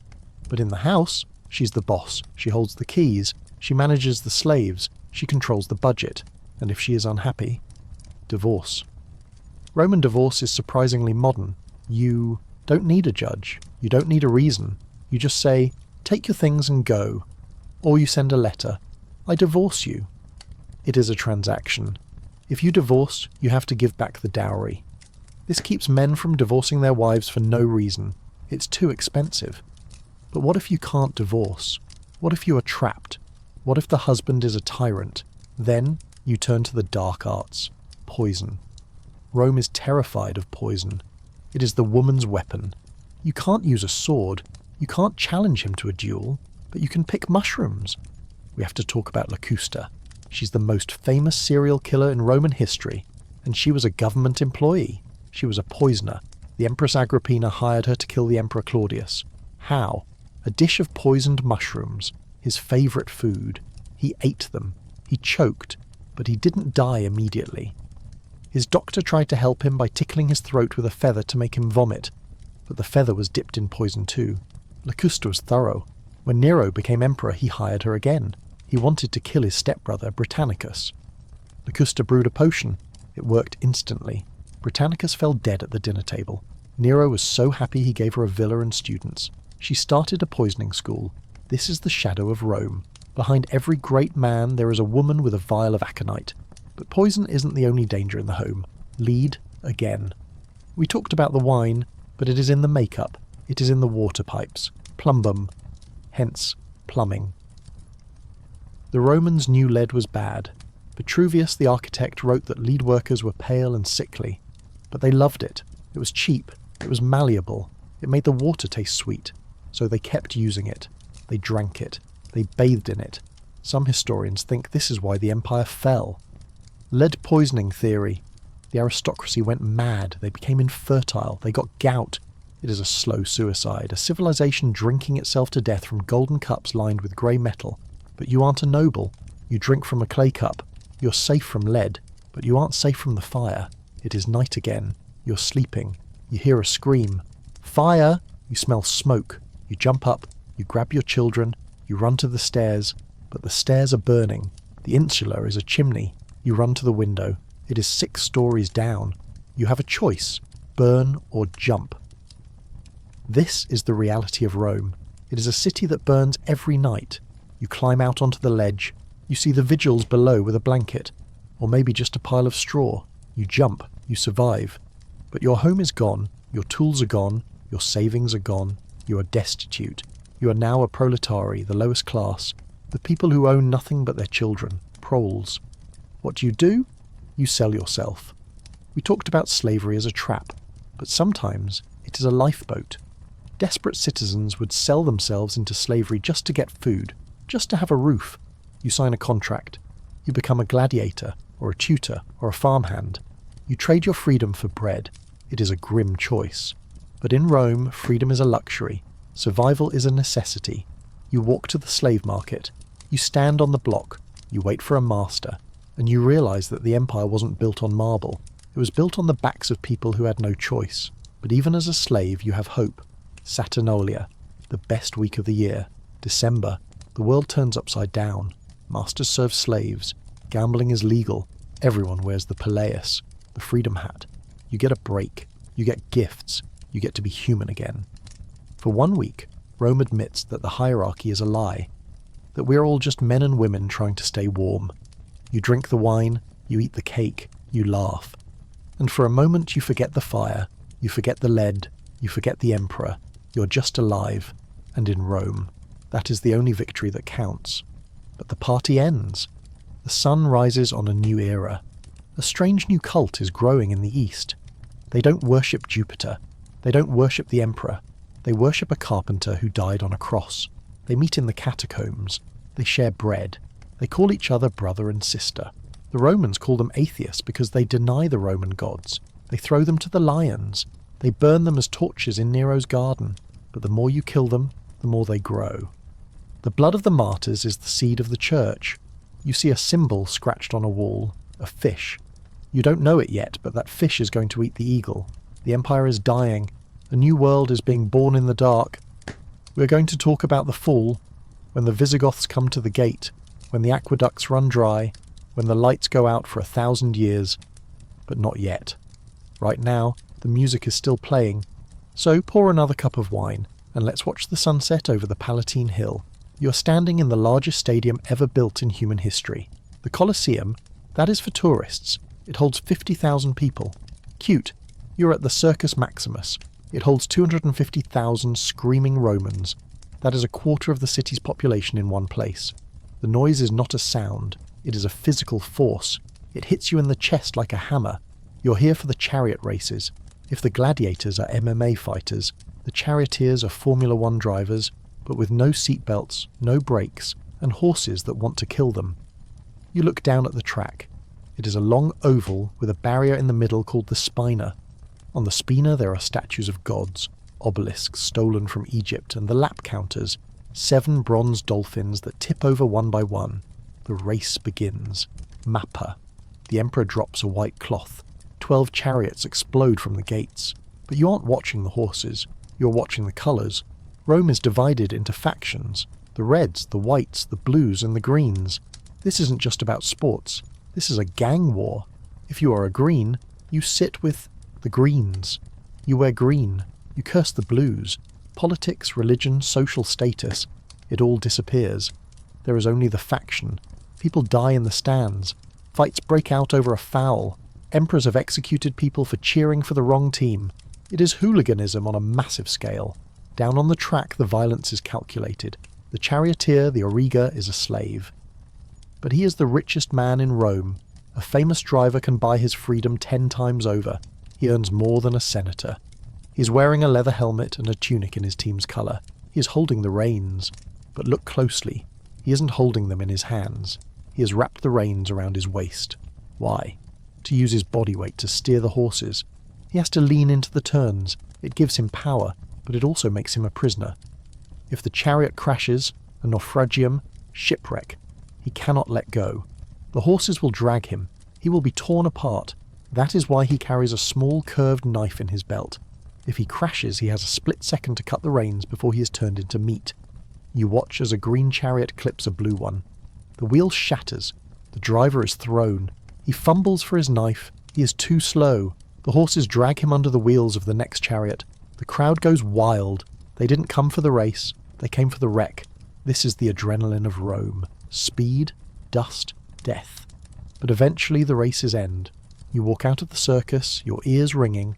You need to relax. You head to the baths. We touched on the baths before, but we need to talk about the invisible technology that makes them work. The hippocaust. You walk into the caldarium, the hot room. The floor is warm under your feet. The walls radiate heat. How? There are no heaters. There is no fire in the room. The fire is under you. The floor is suspended on stacks of bricks called pili. Underneath the floor, slaves are shoveling wood into a furnace. The hot air and smoke circulate under the floor and up through hollow tiles in the walls. It is central heating. It is genius.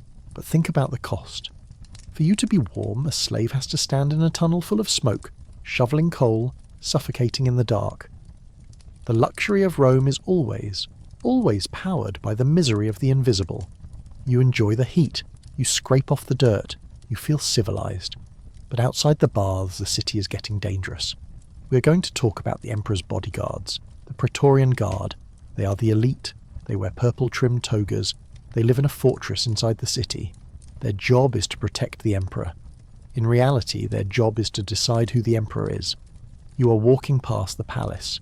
You see the Praetorians standing guard. They look bored, but they are the most dangerous men in the world. If they like the emperor, he lives. If he doesn't pay them enough, he dies. Let's look at the year 193 AD, the year of the 5 emperors. The Praetorians murder the Emperor Pertinax. Why? He tried to discipline them. He told them to stop partying, so they killed him. And then they did something that defines the corruption of the late empire. They auctioned the empire. They stood on the walls of their camp and shouted, "Who wants to be emperor? Highest bidder takes the throne." 2 senators showed up, Sulpicianus and Didius Julianus. They started bidding. "I'll give every soldier 10,000 sestertii. I'll give 15,000. Didius Julianus won. He promised 25,000 sestertii to every single guardsman. That is 5 years' wages. He bought the world. He walked into the palace. The Senate bowed to him because they were terrified of the guards. But he couldn't pay. He sat in the palace, alone, realizing he had bought a death sentence. 66 days later, a general named Septimius Severus marched on Rome. The Praetorians, cowards at heart, betrayed Julianus to save themselves.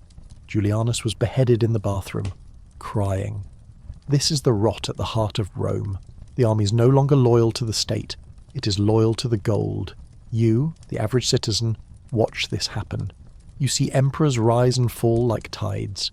You stop caring. Who is Caesar today? Does he have cheap grain? Fine. Hail, Caesar. Patriotism is dying. It is being replaced by survival. But there is one emperor who tries to fix it. But he fixes it by making it a prison. Diocletian. He looks at the chaos. He says, the empire is too big for one man. He splits it. East and west. He creates the tetrarchy. 4 emperors. And he locks down society. Are you a baker?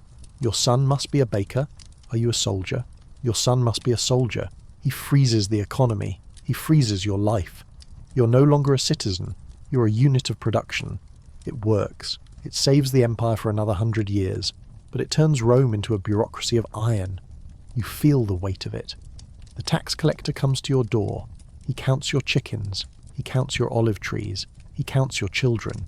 If you can't pay, he takes your land. You see your neighbours fleeing the city. They are going to the countryside. They are becoming colony, serfs.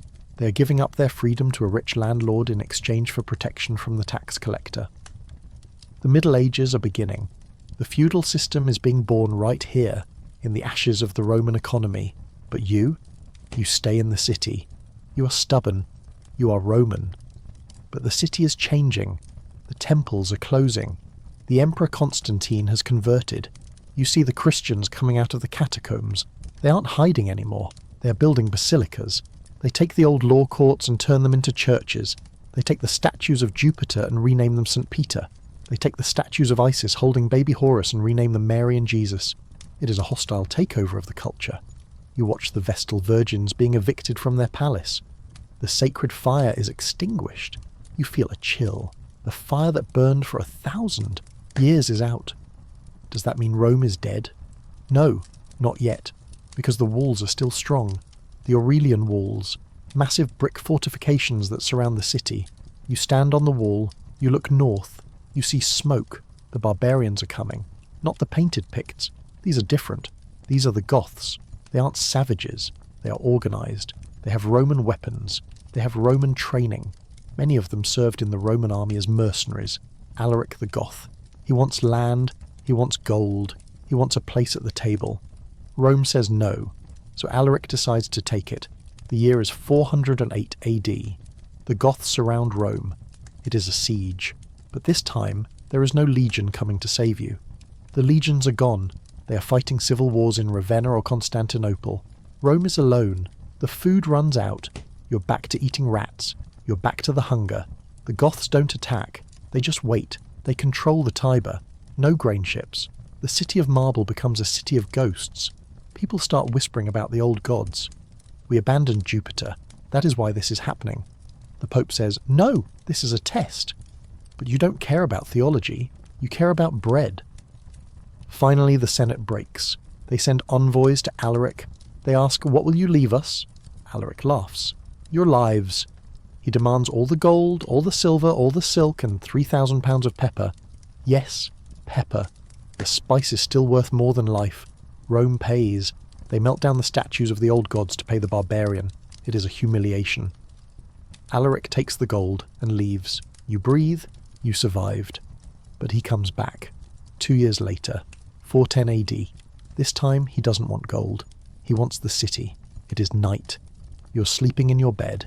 You hear a sound, not a trumpet, not a shout, a creak. The Salarian gate is opening. Who opened it? A traitor, a slave, a starving citizen who just wanted it to end. It doesn't matter. The Goths are inside. For the first time in 800 years, an enemy army is walking the streets of Rome. The sack of Rome has begun. We are going to talk about the end of the world, how the lights went out, how the libraries burned, and how you, the little person in the apartment, watched the Empire fall out your window. You are hiding under your bed. The mattress is thin, but right now it feels like the only shield you have against the end of the world. Outside, the sound is different. It isn't the roar of the chariot race or the cheer of the crowd. It is the sound of breaking wood and screaming metal. The Goths are in the city. For 800 years, Rome was the predator. Now it is the prey. But the sack of Rome isn't what you expect. It isn't total annihilation. It is a robbery. A massive, organised 3-day robbery. The Goths are Christians, Arians but still. Alaric has given orders. Take the gold, take the silver, but leave the churches alone, and don't kill unless you have to. It is the most polite apocalypse in history, but accidents happen. The gardens of Sallust catch fire. The smoke rolls through the streets, smelling of burning cypress trees and melting statues. You hear boots on the stairs. Your door kicks open. A Goth stands there. He's wearing furs over Roman armour. He looks at you. He looks at your clay pot. He looks at your thin blanket. He sneers. You're too poor to rob. He leaves. You survive. But the Rome you knew is gone. After 3 days, the Goths leave. They take wagons loaded with 800 years of plunder. They take the Emerald of Nero. They take the menorah from the Temple of Jerusalem, which the Romans stole first. They take the emperor's sister, Galla Placidia, as a hostage. They leave behind a city in shock. You walk out onto the street. There are bodies, yes. But mostly there is silence. The humiliation is heavier than the smoke. St. Jerome, writing from a cave in Bethlehem, hears the news and weeps. The city which had taken the whole world was itself taken. But for you, the problem isn't philosophy. It is water. During the wars that follow, the endless sieges between the Goths and the Byzantines, the aqueducts are cut. The Aqua Claudia, the Aqua Marcia, the veins of the city are severed. Suddenly the fountains stop singing. The great baths of Caracalla, they go cold. The furnaces go out. The pools turn into stagnant ponds breeding mosquitoes. Rome, the city of cleanliness, becomes filthy again. You have to go back to the river, back to the buckets, and the grain ships stop coming. The cura annonay, the free bread, is cancelled. The population crashes. Rome goes from 1,000 people to 50,000. The city is too big for its inhabitants. You're living in a skeleton. People move out of the insulae. Why climb 6 flights of stairs when you can squat in a deserted palace on the ground floor? You take over a senator's villa. You keep your pigs in the atrium. You plant cabbages in the courtyard. The forum, the centre of the world, becomes a pasture. They start calling it the Campo Vaccino, the cow field. You see a cow tied to the rostrum where Cicero once spoke. It is absurd. It is tragic. And the buildings? They are being eaten. You need lime to make mortar to fix your wall. Where do you get lime? You burn marble. You take a statue of a god, maybe Venus, maybe Apollo, and you throw it into a kiln.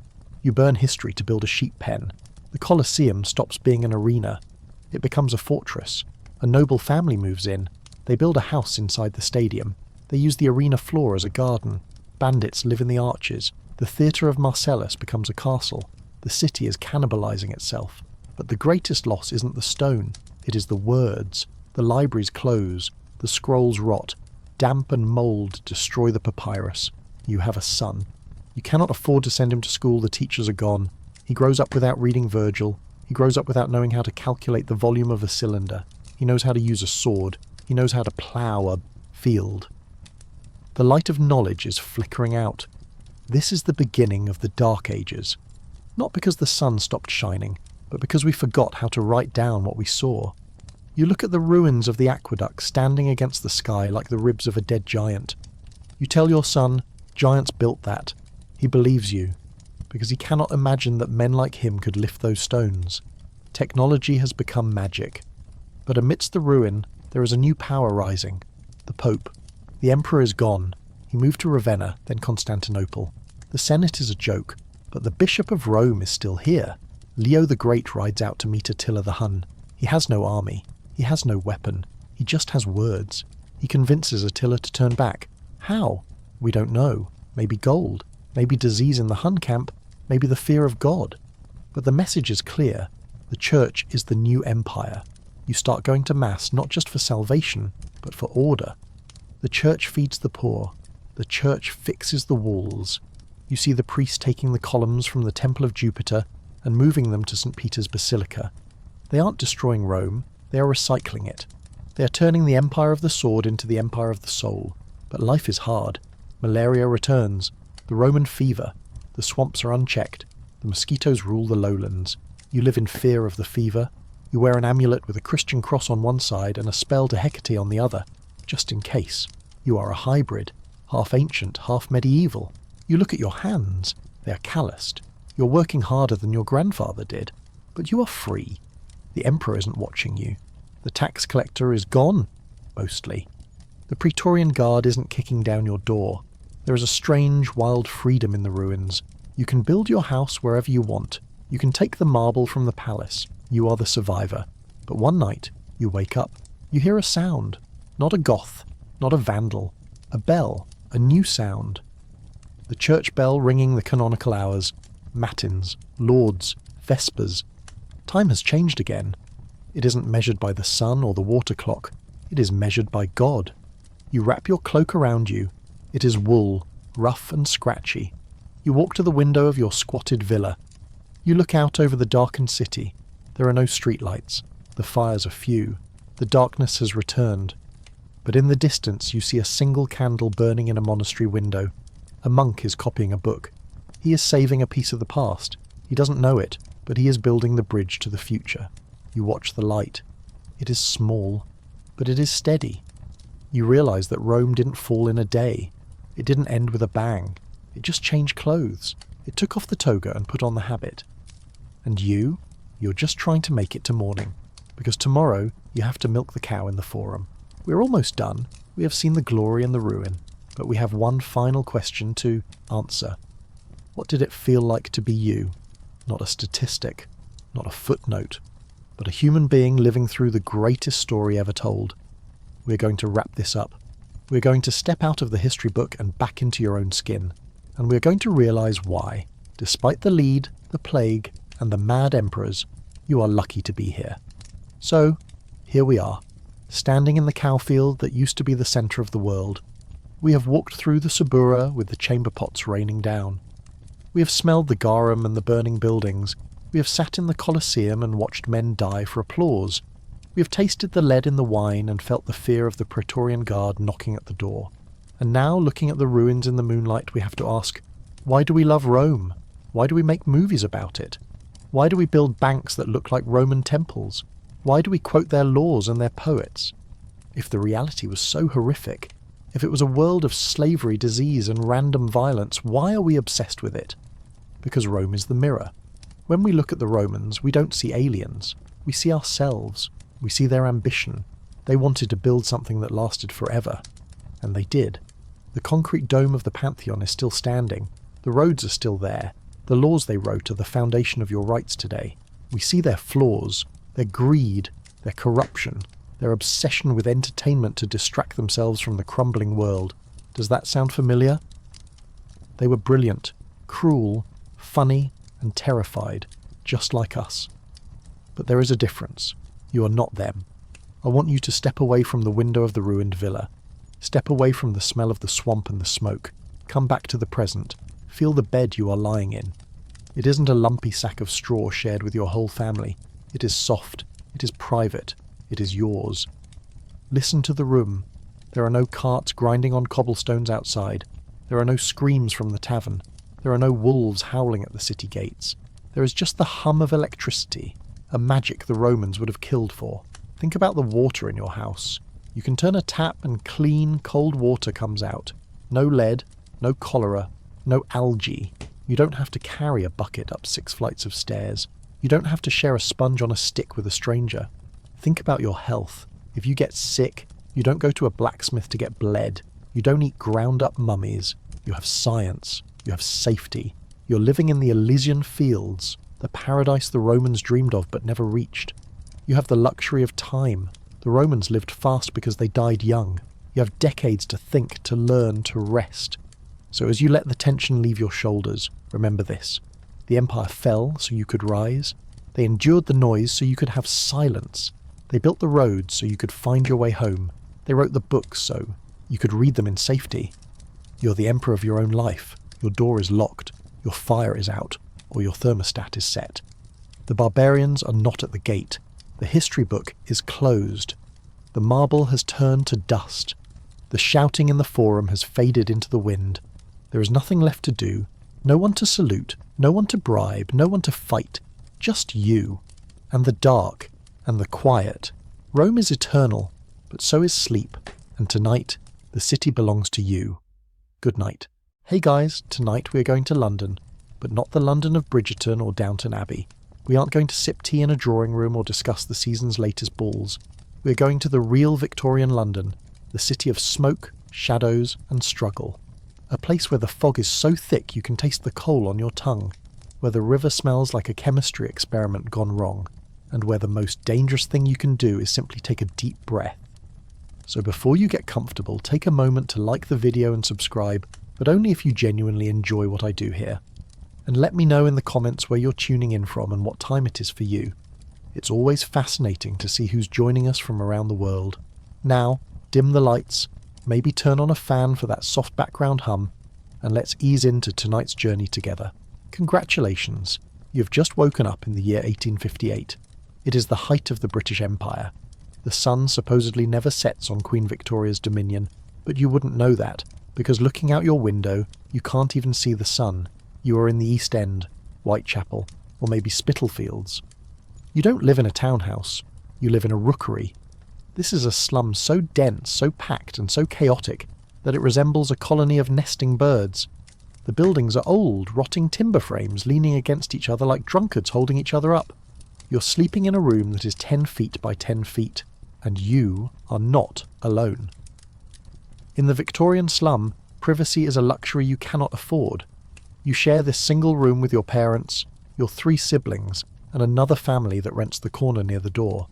That is 9 people in one room. There is one bed, a mattress stuffed with straw and rags, which the parents use. The rest of you sleep on the floor on piles of old coats or straw mats. You wake up because the person sleeping next to you just coughed in your ear. It is a wet, rattling cough. Tuberculosis, or consumption, is the roommate that never pays rent. It is everywhere. The air in the room is stale. It smells of unwashed bodies, damp wool, and the night soil. There is no bathroom. There is a bucket in the corner. It was used by 9 people last night. It is overflowing, and now someone has to empty it. That someone is you. You pull on your clothes, you don't have pyjamas. You sleep in your shirt. You pull on a pair of heavy, scratchy trousers held up by a piece of rope. You don't have shoes yet. You save those for outside to keep the leather from rotting. You pick up the bucket. It is heavy. You walk down the stairs. The staircase is dark, narrow, and slick with moisture. The banister is missing because someone tore it off for firewood last winter. You step out into the courtyard. It is a court, a tiny paved square surrounded by tall tenements. It acts as a chimney, trapping the smoke and the smell. In the centre of the court stands the privy, a single wooden outhouse shared by the 50 people living in your building. There is a line. Neighbours nod to each other, clutching their own buckets. No one talks much. It is 5 all a.m. and the city is already loud.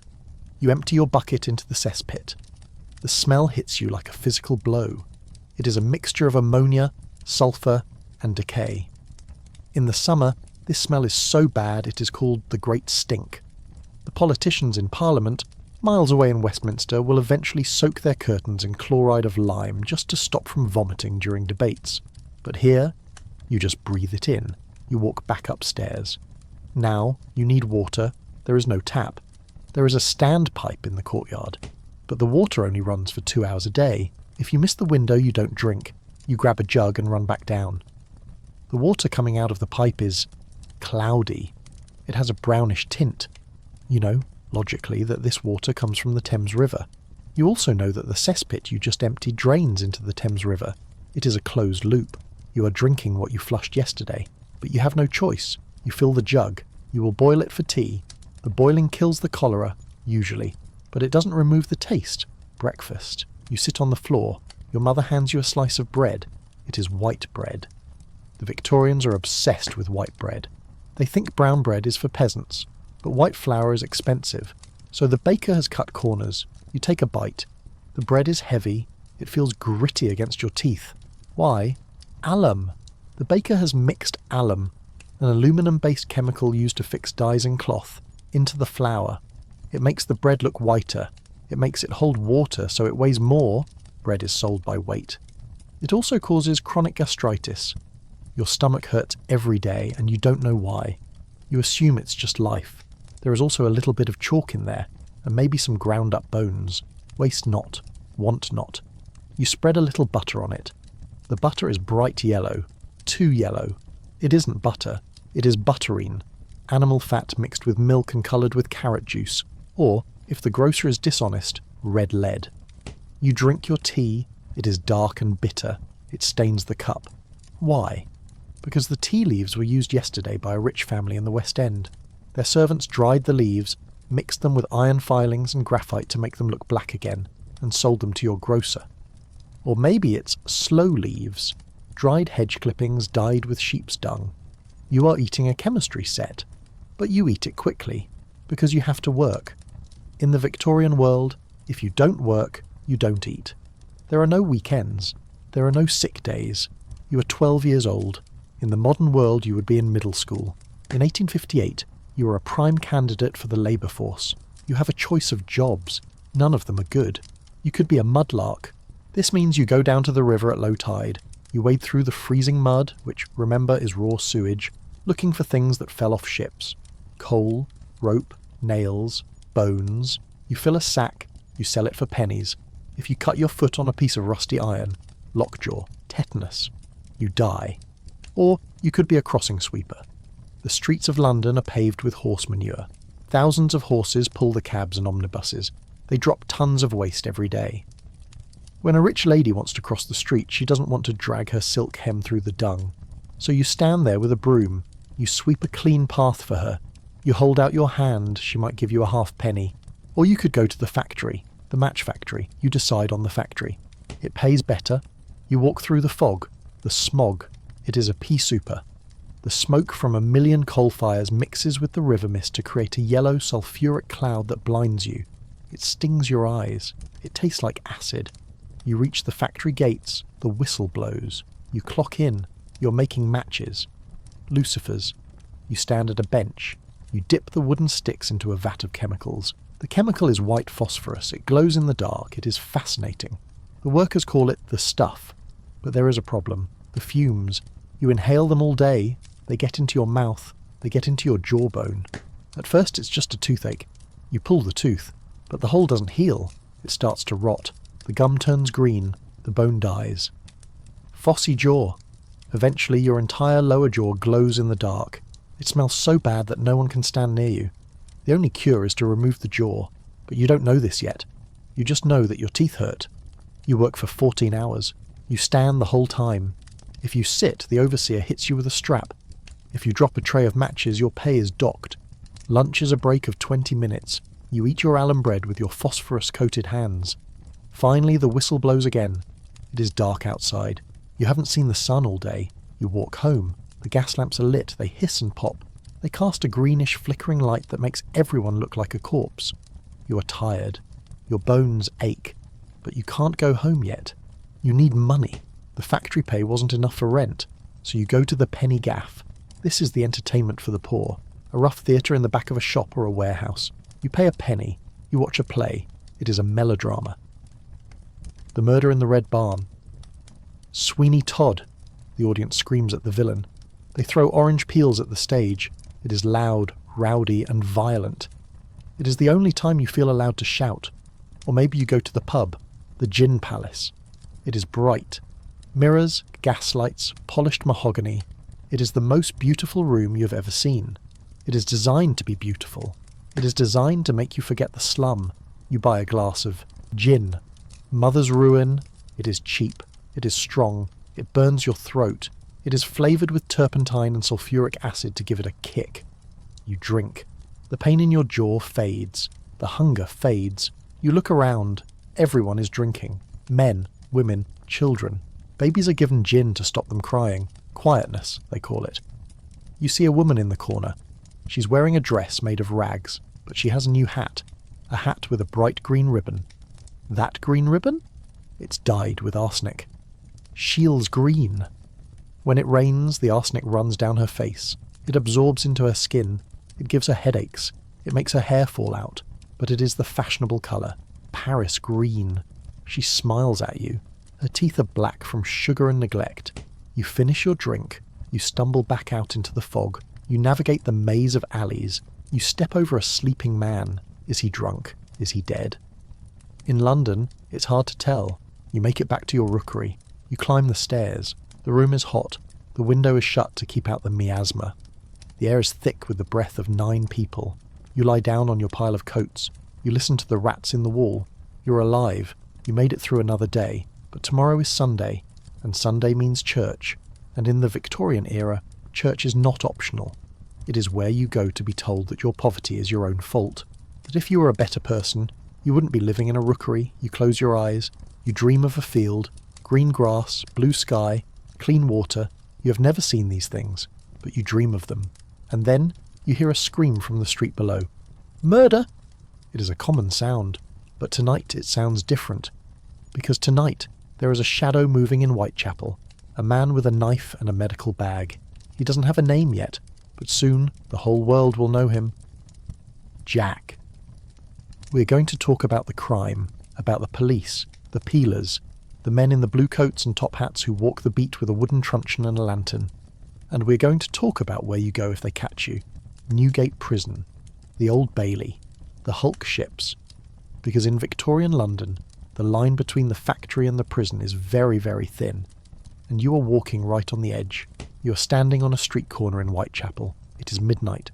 The fog is swirling around your ankles like a living thing. You hear footsteps.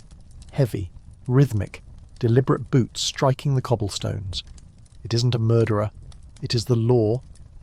You see a silhouette emerge from the mist. A tall man wearing a blue swallowtail coat with a high collar to prevent strangulation by garrote wire, and a reinforced top hat, which acts as a helmet so he can stand on it to look over walls. He carries a wooden truncheon and a wooden rattle. This is a peeler, a bobby, a member of the Metropolitan Police Force founded by Robert Peel just a few decades ago. In movies, the key Victorian policeman is a bumbling, cheerful guy who says hello, hello, hello, and helps old ladies across the street. In reality, the peeler is a paramilitary force occupying a hostile city. The working class hates them. They call them blue devils or raw lobsters. If a peeler walks into a slum alone, he might not walk out. They patrol in pairs for a reason. He stops. He looks at you. You are poor. You are dirty. You are standing on a corner. Under the Vagrancy Act, that is a crime. Loitering with intent. Intent to do what? It doesn't matter. Being poor in public is suspicious enough. He grabs your collar. You don't argue. If you resist, he uses the truncheon. If you run, he spins his wooden rattle. It makes a deafening clack, clack, clack sound that summons every other policeman within a half mile. You're marched to the station house. It smells of unwashed drunks, vomit and carbolic acid, the Victorians' favourite disinfectant. You're thrown into a holding cell. It's just a cage in the middle of the room. You spend the night sitting on a wooden bench next to a pickpocket who is actively trying to steal your buttons because he's bored. Morning comes. You're hauled to the magistrate's court. This isn't a trial by jury with eloquent lawyers and dramatic speeches. This is an assembly line of punishment. The magistrate sits high up on a bench. He looks bored. He processes cases at the speed of a butcher chopping meat. Drunk and disorderly, 7 days. Stealing a loaf, whipping and hard labour. Vagrancy. He looks at you. You try to explain you work at the match factory. He doesn't care. Transportation. The word hits the room like a gavel. Transportation meant being shipped to the colonies. Australia, Van Diemen's Land. You are packed onto a ship, sent halfway across the world to break rocks in the sun for 7 years. You will never see London again. But wait, the law is changing. By the late 1850s, transportation is phasing out. The Australians stopped wanting Britain's convicts, so the magistrate changes his mind. Penal servitude. Coldbath Fields Prison. You breathe a sigh of relief. You aren't leaving the country. You're an idiot. You should have prayed for Australia. You're taken to the Black Maria, a black horse-drawn prison van. It has tiny individual cells inside so you can't talk to the other prisoners. You sit in the dark, bouncing over the cobbles, until you reach the prison gates. Coldbath Fields. The Steel. This is the new Victorian obsession. The silent system. The Victorians believed that crime was a moral disease spread by contamination. If criminals talked to each other, they would get worse. So the solution was absolute silence. You are stripped. You are bathed in freezing water, hence the name cold bath. You're given a uniform with arrows printed on it, the broad arrow of government property. You're given a number. You have lost your name. You're put in a cell. It is clean. It is white. It is silent. You're not allowed to speak. Ever. Not to the guards, not to other prisoners, not to yourself. If you're caught whispering, you're put on a diet of bread and water in a dark cell for 3 days, and you have to work, but not productive work. The Victorians believed that labour should be hard, unceasing and unproductive. If you enjoyed the work, it wasn't punishment. So, they invented the crank. It is a metal handle sticking out of the wall of your cell. It is attached to a box filled with sand. Your job is to turn the handle. How many times? 10,000 times a day. There is a counter on the box. If you don't hit the number, no dinner. You turn the handle. It gets heavier as the sand heats up. Your arm burns. Your mind goes numb. You're grinding nothing. You're producing nothing. You're just turning time into pain. This is where the term screws comes from. The guards would tighten the screw on the crank to make it harder. But the crank is the easy job. The hard job is the wheel, the treadmill. Imagine a giant wide cylinder with steps on it. Like a water wheel but powered by humans. You stand on the steps. You hold a bar. The wheel turns. You have to step up. You're climbing a mountain that never ends. You climb 8,000 vertical feet a day. Sometimes the wheel is hooked up to a flour mill. Usually it is hooked up to a giant fan that just pushes air around. The wind of punishment. Men collapse. They slip. Their legs get caught in the machinery. Bones break. The guards drag them off and throw the next man on. You do this for months. Your mind starts to fracture. The silence. The repetition. The pointlessness. Oscar Wilde, who was imprisoned later in the era, wrote about this. The system was designed to break the soul, not just the body. But let's say you committed a worse crime. You didn't just loiter. You killed someone. You were sent to Newgate Prison. This is the hell of London. A blackened stone fortress. Inside, it is dark, damp and crowded. You're in the condemned cell. The chaplain comes to visit you. He doesn't offer comfort. He offers terror. He tells you about the fires of hell. He tells you to confess so you don't burn for eternity. The clock ticks. You can hear the bells of St. Sepulchre's Church nearby. Monday morning, the sheriff's breakfast. They give you a good meal, roast beef, wine. It is a cruel kindness. Here is some energy so you can walk to your death. They tie your hands, they lead you out. Until 1868, executions were public. You walk out of the prison gate and onto a scaffold, and you see the crowd. Thousands of people. 10,000. 20,000. They are packed into the street. They aren't sad. They are eating pies. They are drinking gin. They are betting on whether you will cry. It is hanging day. A public holiday. Rich people rent windows overlooking the scaffold. They pay huge sums for a good view. Look, darling. There he is. The executioner steps forward. William Calcraft. He is famous. He is a celebrity. He wears black. He puts the white hood over your head. He puts the noose around your neck. Now, here is the technical horror. The long drop, the method that breaks the neck instantly, hasn't been perfected yet. Calcraft uses the short drop. The trapdoor opens. You fall a few feet. The rope tightens. Your neck doesn't break. You strangle. It takes minutes. You kick. You struggle. The crowd cheers. Look at him dance! Sometimes, if it takes too long, the executioner hangs on your legs to add weight and finish the job. It is a spectacle of agony. Charles Dickens watched one and was so horrified he wrote to the newspapers demanding executions be made private. But the crowd loves it. It is the reality TV of the 19th century. The darkness takes you. But let's rewind. Let's say you aren't the criminal.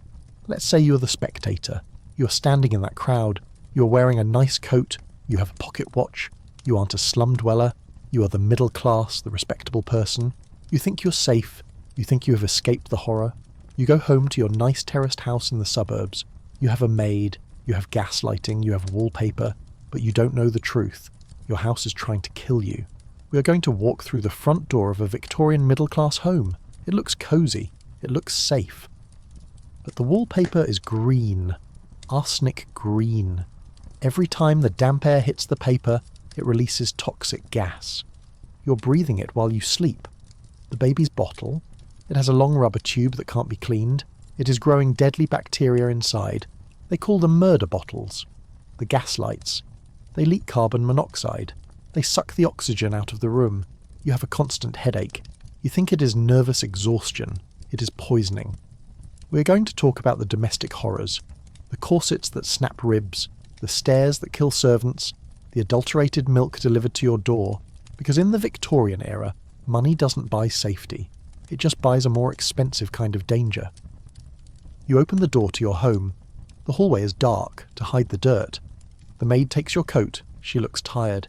She has housemaid's knee, swollen, fluid-filled sacks on her knees from scrubbing the floor for 12 hours a day. You walk into the parlour. You sit by the fire. You think you're the master of your castle, but you're actually a lab rat in a velvet cage, and the experiment is just beginning. You step inside your front door and close it against the fog. The roar of the city fades into a muffled hum. You take a deep breath. It smells of beeswax polish, coal smoke, and potpourri. You are safe. You are respectable. You have a mortgage.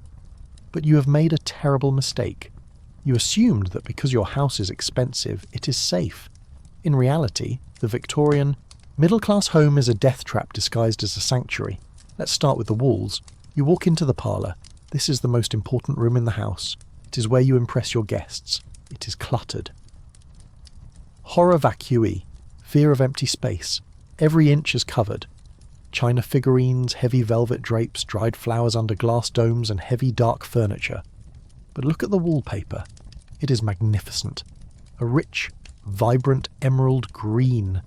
It features a pattern of trailing ivy or maybe ferns. The Victorians are obsessed with nature, so they bring it inside. The colour is stunning. It doesn't fade in the gaslight. It is the height of fashion. It is called Shields green, or sometimes Paris green. It is made by mixing copper with arsenic. You love this room. You spend your evenings here reading by the fire. But the house is damp. London is always damp. The moisture gets into the plaster. It touches the back of the wallpaper. A chemical reaction happens. A mould grows on the paste. It eats the arsenic and releases a gas. Trimethylarcine. You can't smell it. It smells faintly of garlic, but the coal smoke hides it. You breathe it in every night. You start to feel tired. You have headaches. Your eyes are red. Your throat is sore. You feel nauseous. You go to the doctor. He tells you it is nerves or the vapours. He tells you to spend more time resting in your comfortable parlour. So you do, and you get worse. Whole families wasted away. Children died in their nurseries because they licked the pretty green paper. It wasn't until the end of the century that people realised they were living inside a toxic box. But the arsenic isn't just on the walls, it is on you. You look at your wife. She's wearing a green dress. It is beautiful. It swishes when she walks. But as the fabric rubs against her skin, the arsenic dust shakes loose. She inhales it. It absorbs into her sweat. She has rashes where the dress touches her. She faints often. You think it is because she's a delicate flower of womanhood. No, she's being poisoned by her laundry. And the maid? The one who has to hand wash that dress. Her hands are covered in open sores. But let's look up. The lighting. You have gas lighting. It is a miracle. No more candles dripping wax, just a bright, steady flame that hisses softly. But the gas isn't clean natural gas. It is town gas made from coal. It contains sulphur and carbon monoxide. Every jet is leaking a little bit. The pipes are made of old lead or iron sealed with grease. They leak too. The gas burns up the oxygen in the room. The room is sealed tight to keep out the drafts. So, you are sitting in a room with arsenic walls, breathing carbon monoxide, and slowly suffocating from lack of oxygen. You get a headache, you feel sleepy, you drift off. If the flame blows out while you're asleep, you don't wake up. Gas explosions are common. A leak fills the room. You walk in with a candle. Boom. The front of your house is in the street. But the gas has another side effect. It kills plants. The Victorians noticed that their houseplants kept dying. They couldn't survive the toxic air in the parlour, so a man named Nathaniel Ward invented the Wardian case, a sealed glass box, a terrarium. Inside the glass the ferns lived. Outside, they died. Think about that. The environment in your living room is so toxic that a fern needs a spacesuit to survive. But you just sit there and drink your tea. Speaking of tea, let's go to the nursery. You have a baby, a Victorian miracle. You want the best for him. You buy the latest technology, the tube bottle. Before this, babies were fed with spoons or boat-shaped cups. They were messy. But the tube bottle is genius. It is a glass bottle with a long rubber tube attached to a nipple. The baby can hold it himself. You can put the bottle in the crib and walk away. It is the first hands-free parenting device. The Victorians loved it. The banjo bottle, they called it. There is just one problem. You cannot clean the tube. It is too narrow. You can't get a brush inside, and you don't know about bacteria yet, so you rinse it with water, maybe wipe the outside. Inside the rubber tube, a biofilm of curdled milk and deadly bacteria grows. Cholera, typhoid, E. coli. The baby drinks. The baby gets sick. Summer diarrhea, they call it. Only 2 out of 10 babies fed with these bottles survived. They were later nicknamed murder bottles. You watch your baby crying. He is in pain. You want to help, so you reach for the medicine.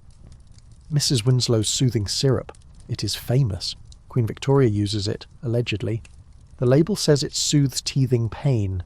It calms the nerves. You give the baby a spoonful. He stops crying almost instantly. He goes to sleep. He sleeps deeply. His breathing slows down. You are relieved. It's a miracle cure. What is in it? Alcohol and morphine. Lots of morphine. 1 teaspoon contains enough opium to knock out a grown man. You are drugging your baby. If you give him too much, he goes to sleep and never wakes up. Crib death. It happened thousands of times. Mothers poisoning their own children with love and ignorance. But let's say the baby survives the bottle and the syrup. He is hungry. You give him milk. You don't have a cow. You live in London. You buy milk from the milkman. He delivers it in a metal pail. It looks white. It looks creamy. But it is summer. It is hot. How does the milk stay fresh? The milkman adds something. Not ice. That melts. He adds boric acid or formaldehyde. Yes, the stuff used to embalm dead bodies. It kills the bacteria that make the milk smell sour. It keeps the milk looking sweet for days. But it doesn't make it safe. It just hides the rot. And the formaldehyde? It hardens the lining of the stomach. It destroys the kidneys. You are feeding your child embalming fluid. You go to the kitchen. You want to make a pudding. You use breadcrumbs from a jar, but the jar contains sawdust. You use cayenne pepper, but it is mixed with red lead to make it look spicy. You use pickles. They are bright green. Why? Because they were boiled in a copper pan with vinegar. The copper leaches out and dyes the pickles. It is poison, but it looks fresh. The Victorian kitchen is a laboratory of fraud. But let's move away from the food. Let's talk about the structure of the house itself. The stairs. Your house is tall and narrow. Land in London is expensive. So you build up. 4 stories. The kitchen is in the basement. The nursery is in the attic. Between them are the stairs. Steep, narrow, dark, covered in carpet that is held down by loose rods. And who has to climb them? The maid of all work. She is 15. She comes from the country. She is the engine of the house. She wakes up at 5 a.m. She has to light the fires. This means carrying scuttles of coal from the cellar to the attic. A coal scuttle weighs 30 pounds. She does this 10 times a morning. She wears a long dress. She carries a candle. She trips. Falling downstairs is the leading cause of accidental death for domestic servants. Or her skirt catches fire. The fireplaces have no guards. The fabric is flammable cotton. She leans in to light the fire. Whoosh! She burns to death in your parlour. It happens so often that they invent fireproof crinolines later in the century, but nobody buys them because they are stiff and ugly. Fashion over safety. Always. And let's talk about the crinoline. The cage crinoline. It is the defining fashion of the 1850s and 60s. A cage of steel hoops worn under the dress to make it huge. 6 feet across. It is light. It is airy. Women love it because it frees their legs from the heavy petticoats. But it is deadly. You are a woman. You're walking down the street. A gust of wind catches your skirt. It acts like a parachute. It can blow you into the path of a carriage. It can blow you off a pier. But the real danger is fire. You can't see where your skirt ends. You turn around. Your hem touches the grate. The air inside the cage feeds the flames. You're standing inside a chimney. In 1863, in Santiago, Chile, a church caught fire. The doors were blocked by women in crinolines. They got stuck. 2,000 people died. Back in your London home, you sit down to dinner. You're wearing your crinoline. You take up the space of 3 men. The maid serves the soup. She has to have long arms to reach over your skirt. You look at your husband. He's wearing a stiff, high collar. It is so stiff it is cutting into his neck. The Vater murder. The father killer. He looks respectable. He looks solid. But he is worried. Because maintaining this house, the servants, the gas, the green wallpaper, the crinoline, costs money. And if he loses his job, there is no safety net. If you fall out of the middle class, you don't just move to a smaller house. You fall into the abyss, the workhouse. This is the ultimate fear, the shadow that hangs over every respectable family. If you can't pay your debts, you go to the union. We're going to talk about the workhouse, the place where they separate husbands from wives and children from parents, where you wear a uniform, where you break rocks, where you pick oakum, unravelling old ropes until your fingers bleed. It is a prison for the crime of being poor, and it is designed to be terrible. The government wants it to be terrible. They want you to be so afraid of the workhouse that you will do anything. Eat sawdust bread, breathe arsenic, drink formaldehyde milk, just to stay out of it. You finish your dinner. You feel a little sick. Must be the milk. You go to your bedroom. You take off the corset. Your ribs ache. You take off the wig. Yes, men and women wear hairpieces. You kneel to pray. God bless this house. Keep us safe. You don't realise that the house is the danger. You climb into bed. The sheets are cold. You blow out the gaslight. But wait. Did you turn the valve all the way off? If you didn't, the gas will leak all night. You will never wake up. You get up. You check. It is off. You lie back down. You listen to the foghorns on the river. You are a Victorian. You are the master of the world. You have railways. You have telegraphs. You have science. But you are sleeping in a room painted with poison, wearing pyjamas that are highly flammable, with a belly full of chemical preservatives. And you think the medieval peasant had it bad? At least he knew his enemy was a wolf. Your enemy is your wallpaper. But the night is not over.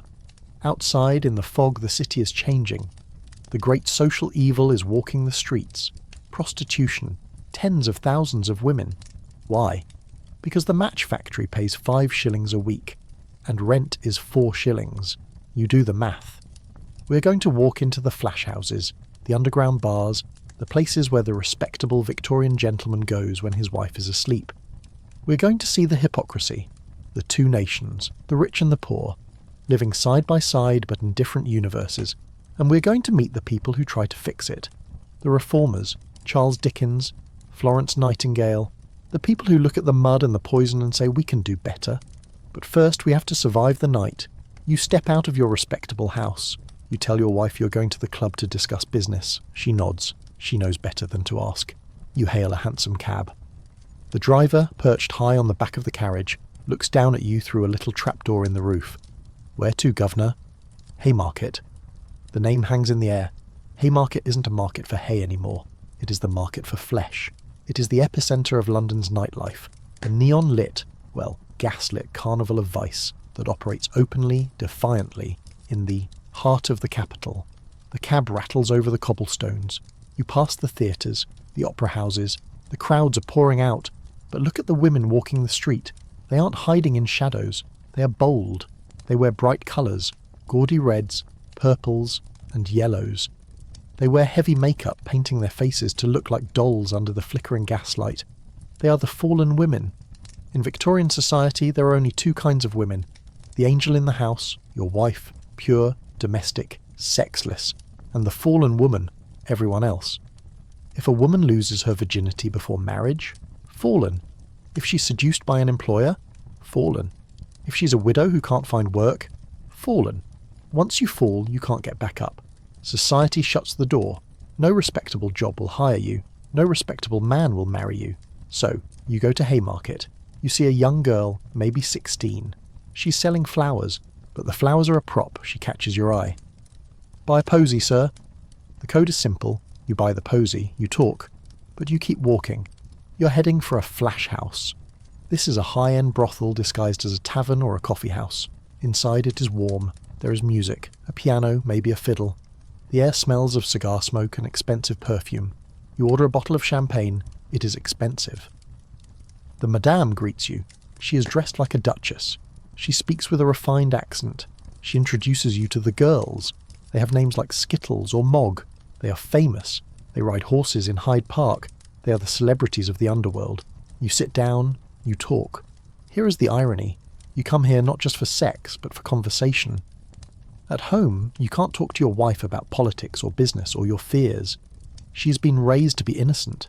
She doesn't know how the world works. But these women, they know everything. They know the gossip. They know the scandals. They are smart, tough, and funny. The Victorian gentleman lives a double life. He preaches morality in the daylight and pays for intimacy in the dark. But the flash house is the luxury end of the spectrum. Let's go lower. Walk down to the docks, to Ratcliffe Highway. Here, the fallen women aren't wearing silk. They are wearing rags. They are soldiers' women or sailors' women. They work in music halls, rowdy, loud bars where sailors drink away their pay in a night. The danger here isn't just moral, it is physical. Syphilis, gonorrhea, the great scourge. There are no antibiotics. If you catch it, you have it for life. The government is terrified, not for the women, for the army.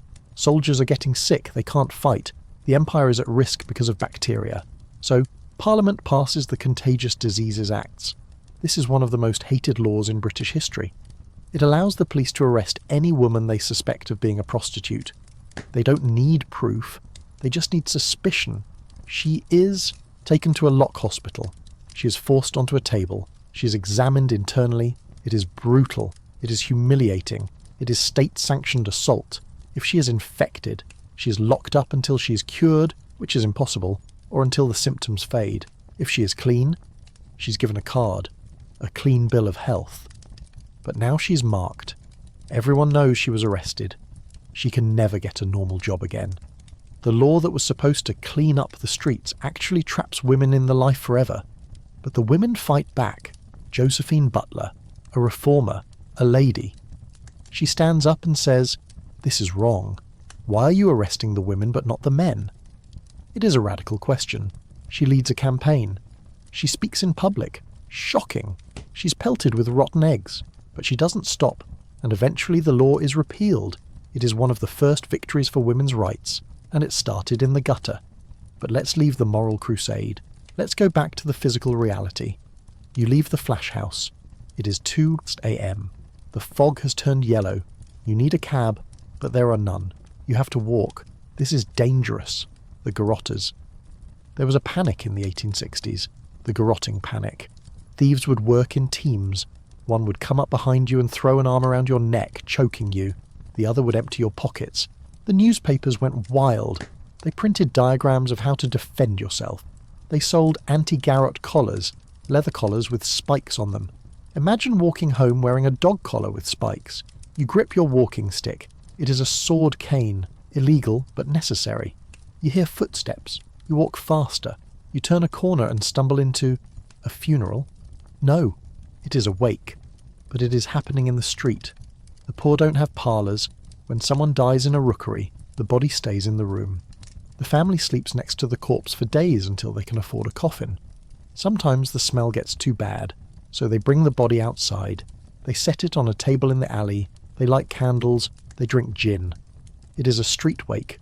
You walk past the dead man. His face is grey.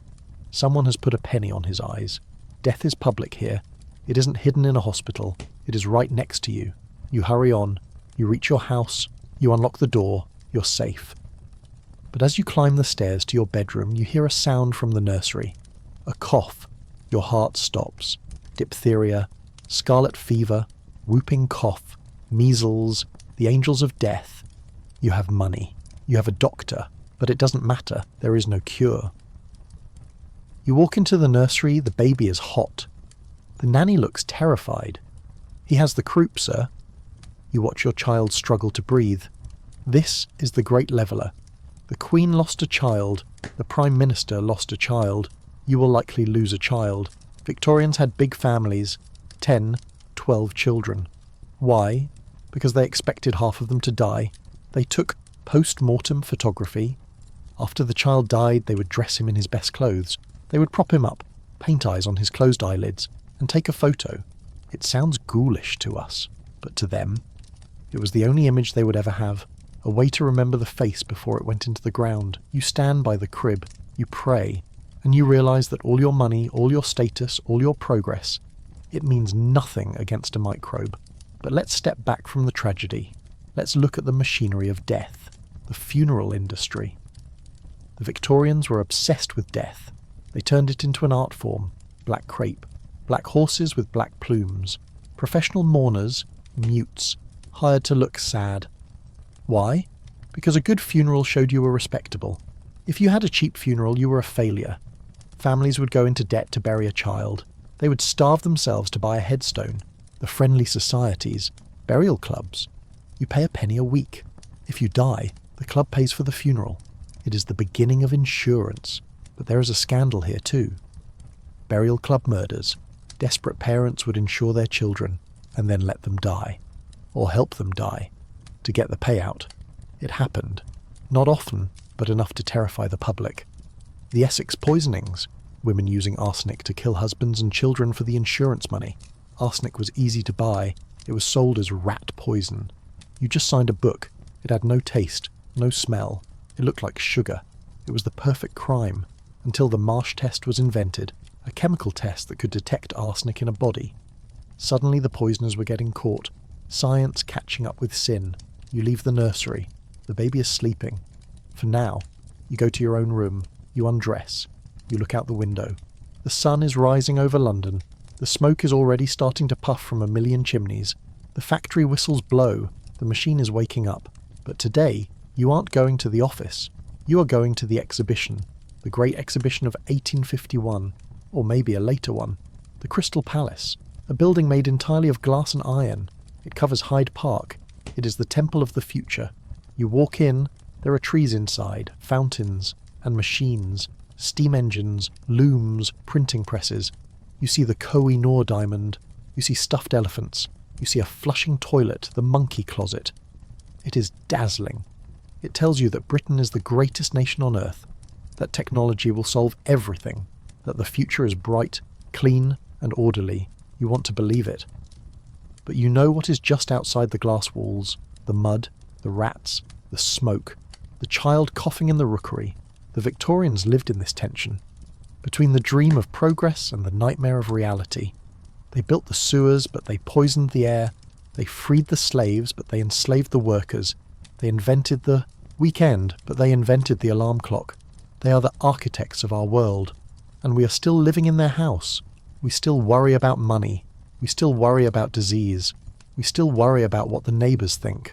We are all Victorians at heart. But we have one advantage. We know how the story ends. They didn't. They were walking in the fog, holding a lantern, hoping the path led somewhere good. And did it? Look around you. Look at your phone. Look at your medicine cabinet. Look at your tap water. Yes, it did. But the price was high. So as we leave the Crystal Palace, as the glass glitters in the sun, remember the mudlark. Remember the match girl. Remember the boy in the chimney. They paid the bill. And now we are going to leave London. We're going to the countryside. Because the Victorians didn't just ruin the city. They ruined the farm too. The agricultural depression. The rural exodus. The village is dying. The machines are coming for the harvest. We're going to talk about the threshing machine, the monster that ate the jobs of the poor, and the swing riots, when the peasants fought back with fire. Because the Industrial Revolution wasn't a peaceful transition, it was a war, and the battlefield was a wheat field. You step off the train, the steam clears, and for the first time in what feels like years, you breathe air that doesn't taste like sulphur. You are in the countryside. Dorset. Or maybe Norfolk. To a modern eye, this looks like a postcard. Rolling green hills, sheep grazing, hedgerows stitching the landscape together like a quilt. You see a thatched cottage with smoke curling from the chimney. You think, finally, peace. You're wrong. The Victorian countryside is not a retreat. It is a factory without a roof. And right now, it is a factory that is firing its workforce. You walk toward that charming cottage. Up close, the charm evaporates. The thatch is rotting. It hasn't been replaced in 20 years because the landlord would rather spend his money on a new carriage. The walls are damp. Green mould grows at eye level. You step inside. It is darker than the city rookery. The windows are tiny to keep the heat in, but there is no heat. Fuel is expensive. In London, you could scrounge for coal that fell off wagons. Here, all the wood belongs to the Lord. If you pick up a fallen branch, it's theft. So you burn dried cow dung or peat. It smells acrid. The floor is dirt. Not packed earth, mud. Because the cottage is built in a hollow, the water drains into your living room. You look at the family living here. They are thin, thinner than the Londoners. In the city, you could buy garbage meat, the scraps. Here, you can't afford meat at all. The rural diet is bread and tea, that's it. Tea and tator diet. Weak tea and a boiled potato. If you are lucky, maybe a little lard to smear on it. The children are stunted. They have rickets, bowed legs, from lack of sunlight and calcium, even though they live outside. Why? Because they work from dawn till dusk in the fields, wearing rags that don't protect them from the rain. But the real horror isn't the hunger, it is the sound. You hear it in the distance, a low rhythmic thumping. Chug, chug, chug. It sounds like a heartbeat. But it is the heartbeat of a monster, the threshing machine. For centuries, the winter work of the farm labourer was threshing, beating the grain with a flail to separate the wheat from the chaff. It was hard work, but it was paid work. It kept you fed through the winter when the fields were frozen. But now the farmer has bought a machine. It is a steam-driven beast. It sits in the barnyard, belching smoke. You feed it sheaves of wheat. It screams as it tears them apart. It does the work of 15 men in an hour, and it doesn't need to be fed potatoes. It eats coal. You stand by the gate. You watch the machine. You realise what it means. You are obsolete. 15 men are standing around, hands in their pockets, watching their livelihood disappear into the gears. They aren't sad. They are furious.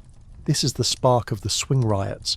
It starts with a letter. The farmer finds it nailed to his barn door in the morning. It is written in rough, jagged handwriting. Sir, this is to acquaint you that if your threshing machines are not destroyed by you, we shall commence our labours. Signed, Captain Swing. Who is Captain Swing? He doesn't exist. He is a myth, a ghost general representing the anger of the poor. But the fire is real.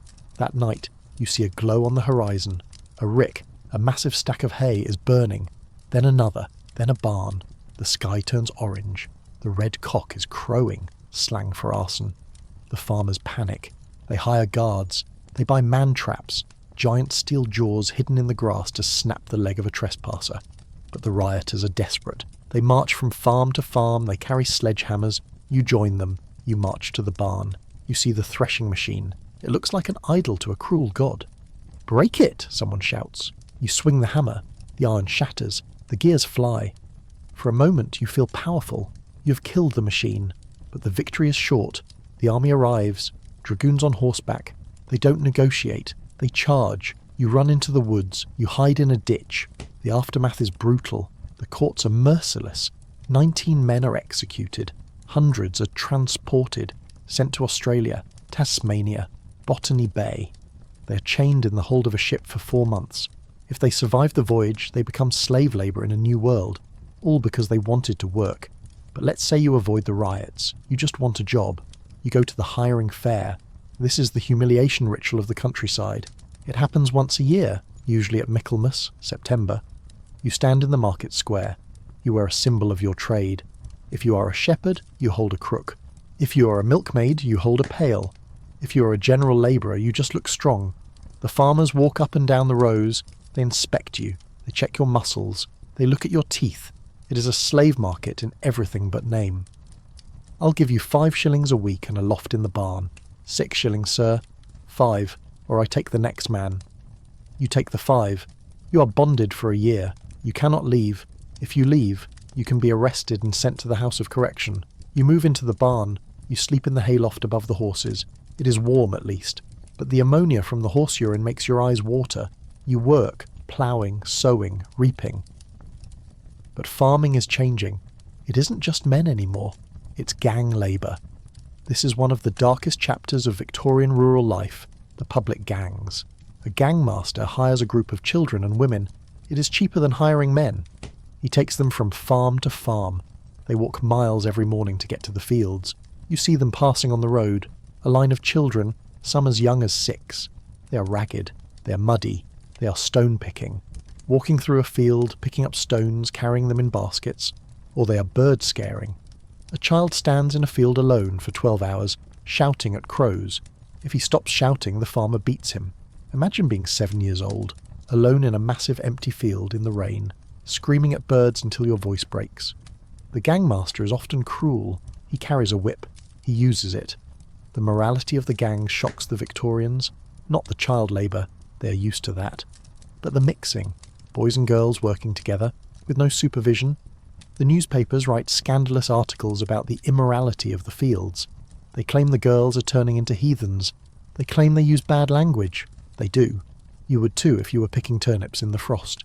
But nobody stops it, because cheap food feeds the cities, and the cities are hungry. You finish your year of bondage. You have saved nothing. The farmer deducted money for your food, for your tools, for damages you didn't cause. You're back at zero. You look at the train station. The steam engine is hissing. The railway has reached the village. It cuts through the fields, a black scar of iron and coal. You have a choice. Stay here and starve, or take the train to the city. You have heard the stories about London, the fog, the crime, the disease. But you have also heard about wages, factory work, a chance. This is the rural exodus. Millions of people making the same choice, leaving the land of their ancestors for the unknown terror of the slum.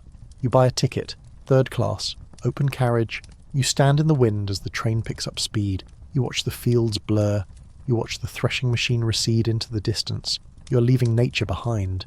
You're entering the machine age. But before you get to London, the train stops, a market town. You get off to stretch your legs, and you see something strange. A crowd, a tent, bright colours, a travelling circus, or a freak show. The Victorians are obsessed with the curious. You pay a penny, you walk in, you see the bearded lady, the dog-faced boy, the living skeleton. These are people with medical conditions, hypertrichosis, genetic disorders, starvation. But here, they are spectacles. You stare. Everyone stares. It is cruel, but it is also complicated. For some of these performers, the circus is a refuge. Outside, they are monsters. Inside, they are stars.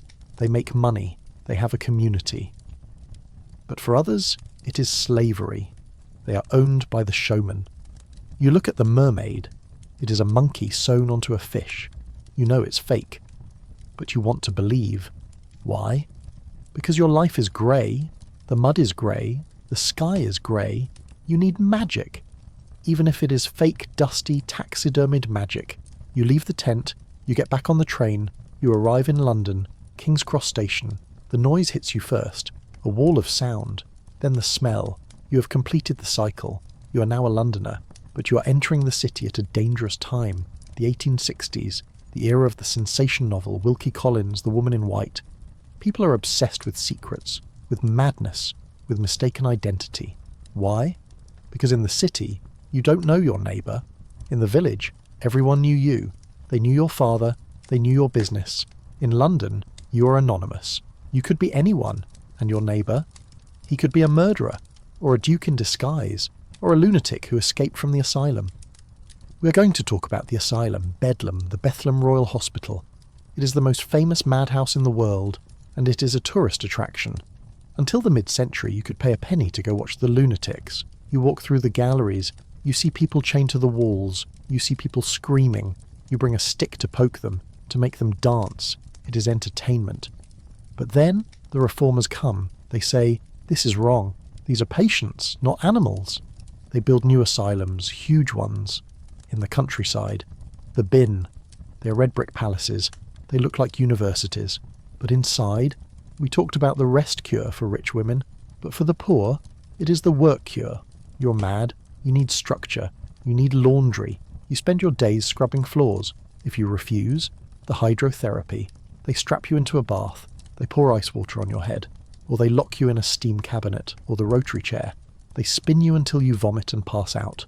The theory is that it rearranges the brain. It is torture disguised as science. And the easiest way to end up there, be a woman who speaks too loud, or a man who drinks too much, or simply be poor and annoying. The asylum is the dumping ground for the inconvenient.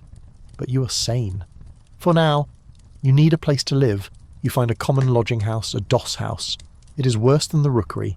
You pay 4p for a coffin bed, a wooden box on the floor. It looks exactly like a coffin. You sleep in it. Or, if you only have 2p, the 2-penny hang, you sit on a bench. A rope is stretched in front of you. You lean over the rope. You sleep hanging over it like a wet towel. In the morning, the landlord cuts the rope. Everyone wakes up. Sleep tight. You walk out into the dawn. You see a group of men entering a pub. They are wearing heavy boots and holding dogs. Rat catchers. They're going to a rat pit.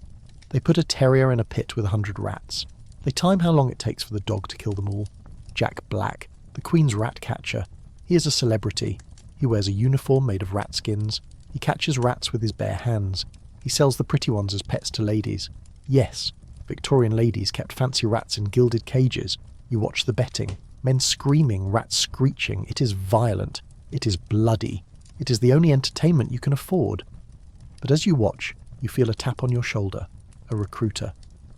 You look strong, lad. Ever thought about the Queen's army? The Queen's shilling. If you take the coin, you are enlisted. You think about the farm. You think about the factory. You think about the rope bed. The army offers a uniform, boots, a gun, travel, India, Africa. You take the coin. You're going to see the Empire. But the Empire is not what you think. We're going to get on a troop ship. We're going to sail to the tropics. We're going to talk about cholera in the jungle, about the Zulu spear, about the sepoy mutiny, the thin red line. Because the Victorian reality isn't just about London fog. It is about blood on the sand in places you have never heard of, and the letters you write home that never arrive. Pack your kit bag. Put on your red coat. You're going to war. You're standing on the deck of a troop ship, the HMS Birkenhead, or maybe the Megaera. It doesn't matter. They all smell the same. Tar, salt, unwashed wool, and fear. You're wearing a red coat. It is made of thick wool. This is excellent for a winter in England. It is less excellent for where you're going. India, the heat hits you before you even see the land. It is a wet, suffocating heat that makes your uniform feel like a suit of armour made of carpet. You're sweating in places you didn't know could sweat. You land in Calcutta or Bombay. The sensory overload is immediate. The colours are brighter than anything in grey London. The smells are sharper. Spices, flowers, sewage, burning cow dung. You march. You're carrying a musket, an Enfield rifle later on, a bayonet, a heavy pack, a water canteen made of wood that tastes like moss. You march for miles. Your feet blister. Your wool uniform chafes your skin raw. And then the real enemy arrives. Not the sepoy, rebels, not the Zulu warriors, the water. You're thirsty. You fill your canteen from a stream. It looks clear. 2 days later, you wake up with cramps that feel like knives in your gut. Cholera. It kills you by dehydration. You lose fluid so fast your blood turns to sludge. Your skin turns blue. Your eyes sink into your head. You can die in 6 hours. More soldiers die of disease in the Victorian Wars than from bullets. In the Crimean War, for every man killed by the Russians, 4 died of dysentery or cholera. But let's say you survive the water. You face the sun. Sunstroke. The officers tell you to keep your collar buttoned. Discipline, they say. You march in 100-degree heat with a high, stiff collar choking you. Men drop out of the line. Their faces are red, then pale. They stop sweating. They convulse. The cure? The doctors bleed them. They take blood from a man who is already collapsing from heat exhaustion. It is medical murder, but you survive. You're tough. You're a Tommy. You reach the front line. The Battle of Rorke's Drift, or the Siege of Lucknow. You form a square. the thin red line. It is terrifying. You're facing an enemy who is fighting for their home. They are brave. They are fast. You fire your rifle. Smoke. Noise. The smell of black powder. You reload. Bite the cartridge. Pour the powder. Ram the ball. It takes time. Too much time. The enemy's getting closer. You see a spear fly. You see a man next to you go down. This isn't glory. This is industrial slaughter in a tropical oven. If you are wounded, you go to the field hospital. Before Florence Nightingale, a military hospital was a death camp. You're lying on the floor. There are no beds. The floor is covered in filth. Men are screaming. The surgeon comes. He has a saw. He has no anaesthesia. He has a bucket of water that is red with the blood of the last 10 men. He cuts off your leg. Bite the leather. If you survive the shock, you get hospital gangrene. Your wound turns black. It smells sweet and rotten. It spreads. But then a change. The lady with the lamp. Florence Nightingale arrives in the Crimea. She cleans the floors. She opens the windows. She washes the bandages. It sounds simple, but it is revolutionary. The death rate drops. You are one of the lucky ones. You survive. You are sent home. Invalided out. You arrive back in London. You are missing a leg. You have a pension of a few pennies a day. You can't work in the factory. You can't sweep the crossing. You become a beggar. You sit on the street corner. You pin your medal to your chest. The Victoria Cross. People walk past you. They don't look. You're a hero of the empire. And you are starving. But let's leave the tragedy of the veteran. Let's look at the people who profited from the war. The industrialists. The men who made the uniforms. The men who made the guns. The men who canned the food. Tinned food. It is a new invention. Food. In a metal can. It lasts forever. But early canning was experimental. The Franklin expedition. 1845. They sailed to the Arctic to find the Northwest Passage. They took 8,000 tins of food, but the tins were sealed with lead solder. The lead leached into the food. The sailors ate it. They went mad. Lead poisoning causes paranoia, confusion, weakness. They wandered into the ice, dragging heavy boats filled with useless objects, silverware, books, chocolate, while they starved to death. Technology betrayed them. But back in London, the middle class loves tins. Tinned mutton. Tinned peaches. It is modern. It is convenient. But sometimes the tin explodes. Botulism. The sausage poison. You open a tin. It smells funny. Do you eat it? Food safety is still a gamble. But let's talk about a different kind of safety. Safety in the bedroom. Birth control. The Victorians had huge families, but they didn't always want them. What did they use? The sponge. A sea sponge soaked in vinegar. The sheath, made of sheep gut. Or later, vulcanized rubber. Thanks, Mr. Goodyear. But these were immoral. You couldn't buy them in a shop. You had to go to a rubber goods store in a back alley. It was shameful. So, women turned to pills. Female pills. Corrective pills. They were sold in the newspapers. For the relief of obstructions. It was code. Code for abortion. These pills contained pennyroyal, tansy, savin, toxic herbs. If you took enough, you might miscarry. If you took too much, you died. Liver failure, the Restellism scandal. Madame Restell, a famous abortionist in New York and London. She was rich. She was hated. Women were desperate. They risked death to control their own bodies. And if they had the baby farmers. Amelia Dyer. She put ads in the paper. Loving couple seeks baby to adopt. One-time fee. Unmarried mothers, who were social pariahs, gave her their babies. They paid her tender sloans. They thought their child was going to a good home. Amelia Dyer took the money. She took the baby. She strangled the baby with white tape. She threw the body in the river. She killed perhaps 400 babies over 20 years. The ogress of reading. When she was caught, the public was horrified. But they had created her. The stigma of illegitimacy was so high that mothers had no choice. It is the darkest shadow of Victorian morality. The angel in the house ideal created a monster in the shadows. But let's step away from the horror. Let's look at something lighter. Spiritualism. The Victorians were obsessed with ghosts. Why? Because death was everywhere. Everyone had lost a child, a husband, a parent. They wanted to talk to them. You go to a séance. It is in a dark parlour. Heavy velvet curtains. The medium sits at the table, the Fox sisters, or Daniel Douglas Home. They hold hands. Is there anybody there? Knock, knock. The table tilts. A bell rings. Ectoplasm, cheesecloth and egg. White. Comes out of the medium's mouth. You believe it. You want to believe it. You hear your dead mother's voice. I am happy. It is beautiful here. It comforts you. Scientists investigate. Michael Faraday. Harry Houdini. Later. They prove it is a trick. Toe cracking. Hidden wires. But people don't care. Arthur Conan Doyle, the man who invented Sherlock Holmes, the most logical man in fiction, believed in fairies. He believed in ghosts, because grief overrides logic. And let's look at the other side of belief, the asylum again. But the high-class asylum. You are a wealthy woman. Your husband is tired of you. You are hysterical. Or you want a divorce. He calls 2 doctors. He pays them. They sign a paper. You are committed. You are taken to a nice house in the country. You have a room. You have a garden. But you cannot leave. The Woman in White. Wilkie Collins wrote a book about it. It terrified everyone because it was true. It was the husband's weapon. Legal kidnapping. You write letters. The doctors burn them. You scream. They say, see? She is mad.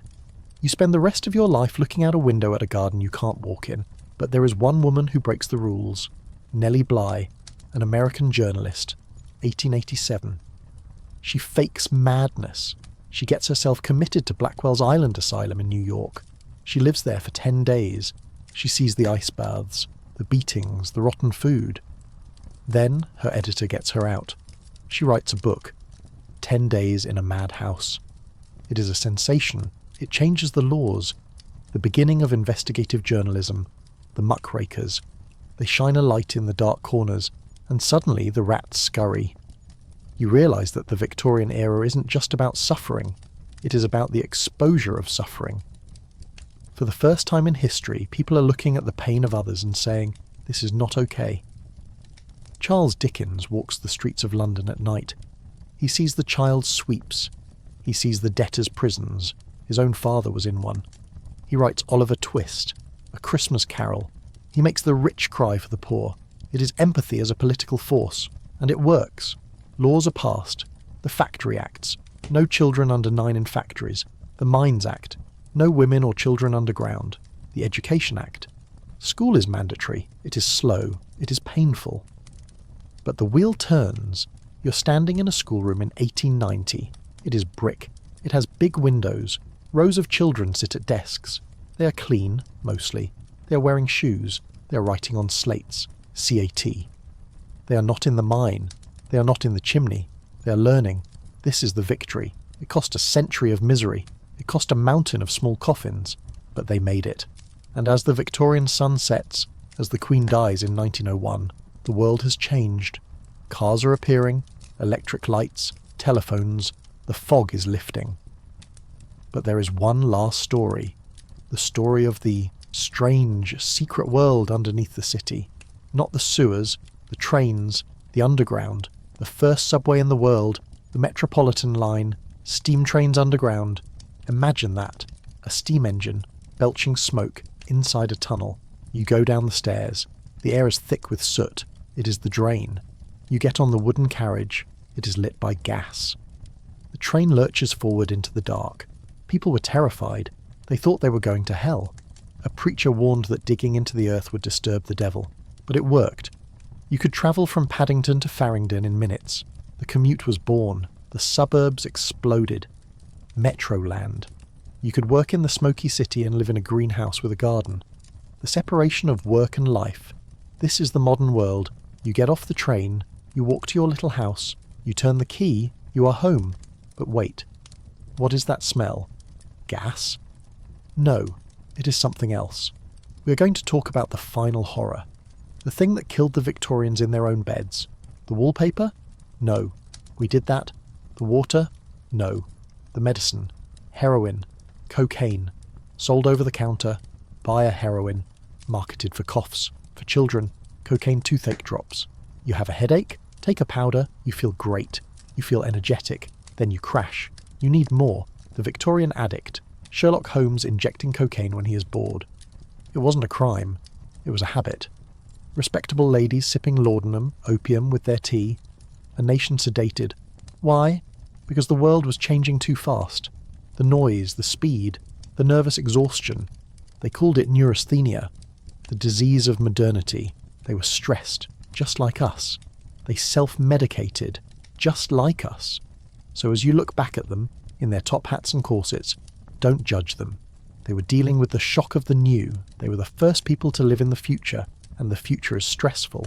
You walk into your modern bathroom, you open the cabinet, you see the aspirin, the sleeping pills, the vitamins. You realise you're doing the same thing, trying to fix the machine.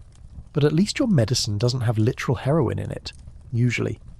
You close the cabinet, you look in the mirror, you see a survivor. You're the descendant of the people who drank the bad water and lived.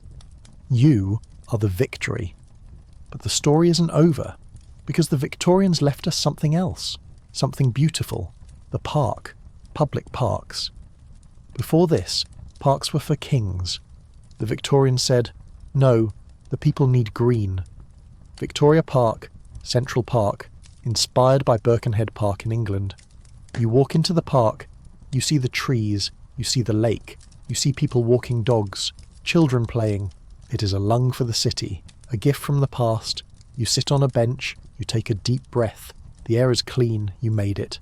Good night. You're walking through Southwark, near the old St. Thomas's Hospital. You hear a sound that stops you in your tracks. It isn't a scream of anger, but a scream of pure, unadulterated terror. You follow the sound. It leads you to the old operating theatre. In the Victorian era, surgery isn't a medical procedure. It is a spectator sport. You climb the wooden stairs to the attic of the church where the theatre is located. You pay your shilling. You walk into a semicircular room packed with students, curious gentlemen, and people who just enjoy the macabre.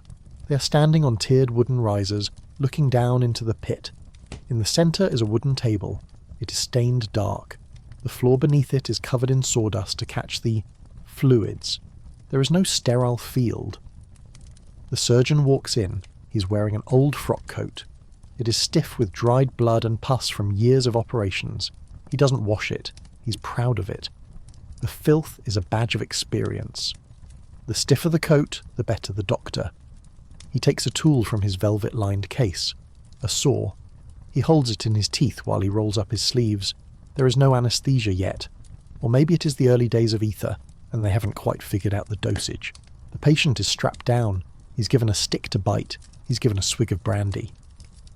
The surgeon turns to the crowd. "Time me, gentlemen." Speed is everything. If you are slow, the patient dies of shock. A good surgeon can amputate a leg in 30 seconds. Robert Liston, the fastest knife in the West End. He was a legend. He once amputated a leg so fast, under 2.5 minutes, that he accidentally cut off the fingers of his assistant who was holding the leg. Both the patient and the assistant died of gangrene later. A spectator in the front row was so terrified he had a heart attack and died. It is the only surgery in history with a 300% mortality rate. You watch as the knife flashes, the crowd cheers. It is gruesome. It is theatrical. It is terrifying. But the real killer isn't the knife. It is the invisible enemy. The surgeons don't wash their hands between patients. They go from dissecting a corpse in the basement to delivering a baby upstairs without even rinsing off. They call the resulting infection hospital gangrene. They think it is caused by bad air. They don't know it is caused by their own dirty fingernails. If you go to the hospital with a broken leg, you might die of smallpox you caught from the guy in the next bed. Hospitals are where you go to die, not to get better. But let's say you survive the hospital, you go home. But your teeth hurt. We talked about sugar, we talked about the rot. Now let's talk about the solution. Dentures. In the modern world, dentures are plastic or ceramic. In the Victorian world, they are made of teeth. Real human teeth. But where do you get a full set of matching human teeth? The graveyard. Too slow. The battlefield. The Battle of Waterloo, 1815. 50,000 men died in a single day. Most of them were young, healthy soldiers with perfect teeth. Before the smoke cleared, the scavengers were there. They pulled the teeth from the dead soldiers with pliers. They sorted them into bags, molars, incisors, canines. They shipped them to London in barrels. Waterloo teeth. It became a brand name. If you were a rich Victorian lady flashing a dazzling smile at a ball, You were likely wearing the teeth of a dead French grenadier in your mouth. They were set into bases made of hippopotamus ivory, but the ivory rotted. It smelled. It tasted of decay. So you have dead men's teeth set in rotting ivory, held in your mouth by gold springs. If the springs were too strong, your mouth would snap open unexpectedly at dinner. It is the height of luxury and the depth of horror. But the trade in body parts didn't stop at teeth. Anatomy. Medical schools are booming. Doctors need to learn how the body works. They need to dissect. But where do they get the bodies? The law says they can only use executed criminals, but there aren't enough hangings to supply the demand. Enter the resurrection men, the body snatchers. You are walking past a churchyard at night. It is quiet. Too quiet. You see a group of men digging. They aren't burying someone. They are digging someone up. They work fast. They use wooden shovels so they don't make noise hitting stones. They dig a hole down to the head of the coffin. They smash the lid. They put a hook around the neck of the corpse and drag it out. They strip the body. Stealing the shroud is a felony, but stealing the body is just a misdemeanor, a legal loophole. They put the body in a sack. They sell it to the teaching hospital for 10 guineas, the London Burkers, named after Burke and Hare, the famous duo in Edinburgh who decided that digging up graves was too much hard work. Why wait for people to die? They started murdering people. They would lure travellers into their lodging house, get them drunk and then suffocate them. Burking. They sold the fresh bodies to Dr. Knox. It caused a panic. People were terrified of being burked. So the rich started protecting their graves. You walk through a Victorian cemetery. You see heavy iron cages over the graves. Mort safes. They look like decorative ironwork. They aren't. They are anti-theft devices. They are locked cages designed to keep the resurrection men out until the body is too rotten to be sold. Or you see the watchtowers. Stone towers built in the cemetery, where guards would sit with shotguns, watching for snatchers. Death wasn't a rest. It was a siege. You had to defend your body even after you left it. But let's leave the graveyard. Let's go to something that feels cleaner, the seaside. The Victorians invented the beach vacation, the sea cure. Doctors prescribed sea air for everything. Tuberculosis, go to the sea. Depression, go to the sea. Hysteria, go to the sea. You take the train to Brighton or Blackpool. You see the bathing. Machines. These are little wooden huts on wheels. They are parked on the beach. You are a lady. You cannot be seen in a bathing suit. It is scandalous. So, you enter the machine fully dressed. You change into your bathing costume, a heavy wool dress that weighs 10 pounds when wet. A horse drags the machine into the water. You open the door on the ocean side. You step down the ladder into the waves. You are shielded from view. You bob around for 10 minutes. You get back in. The horse drags you back. It is privacy taken to the level of absurdity. But the water.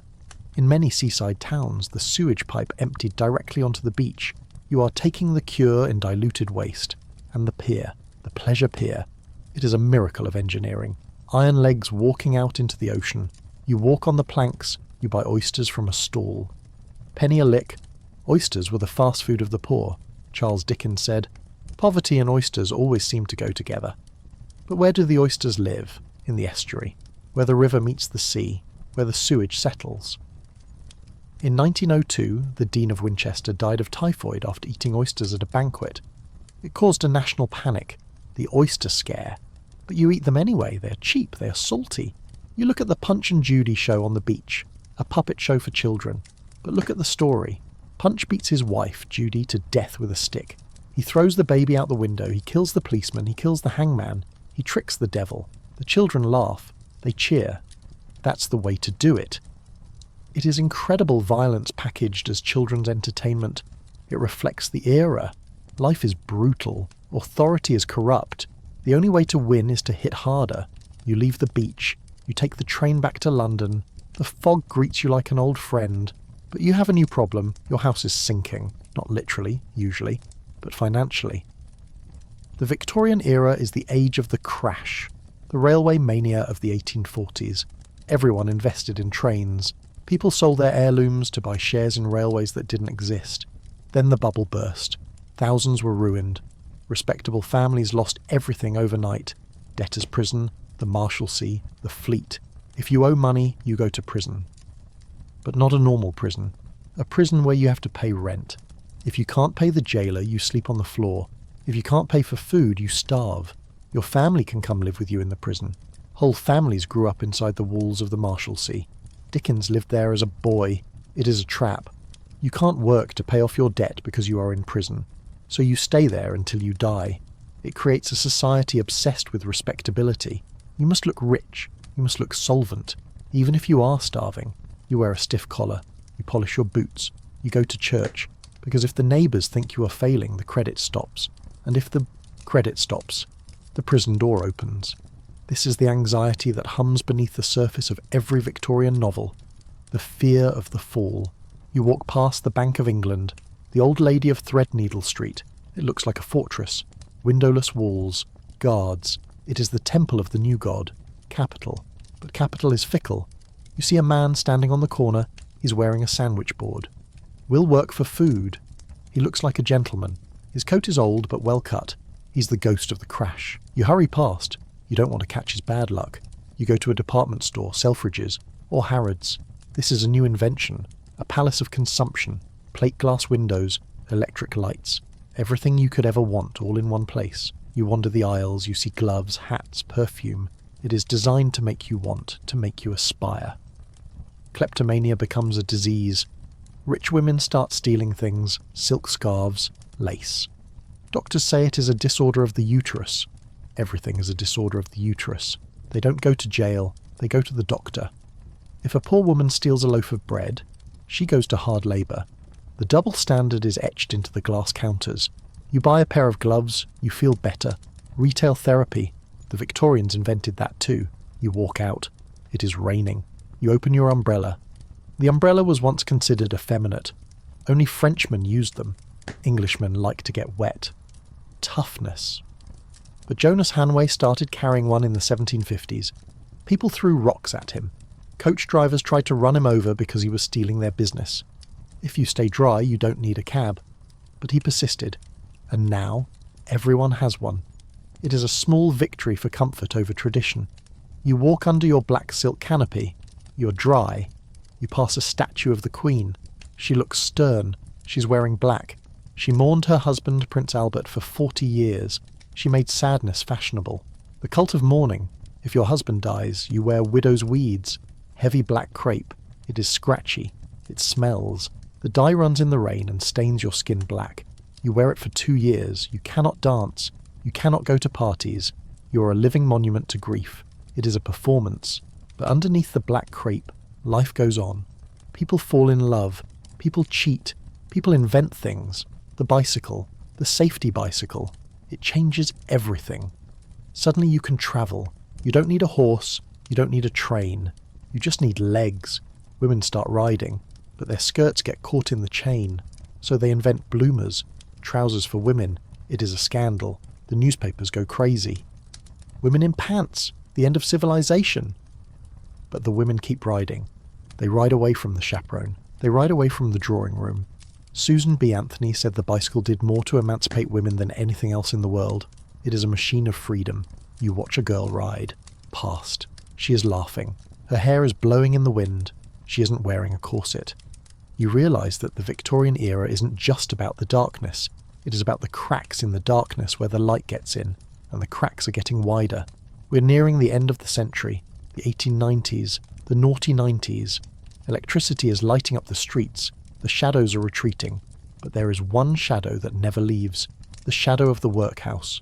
We mentioned it, but we need to go inside. We need to see the spike. The place where the empire hides its failures. Because you can't understand the Victorian pride without understanding the Victorian shame.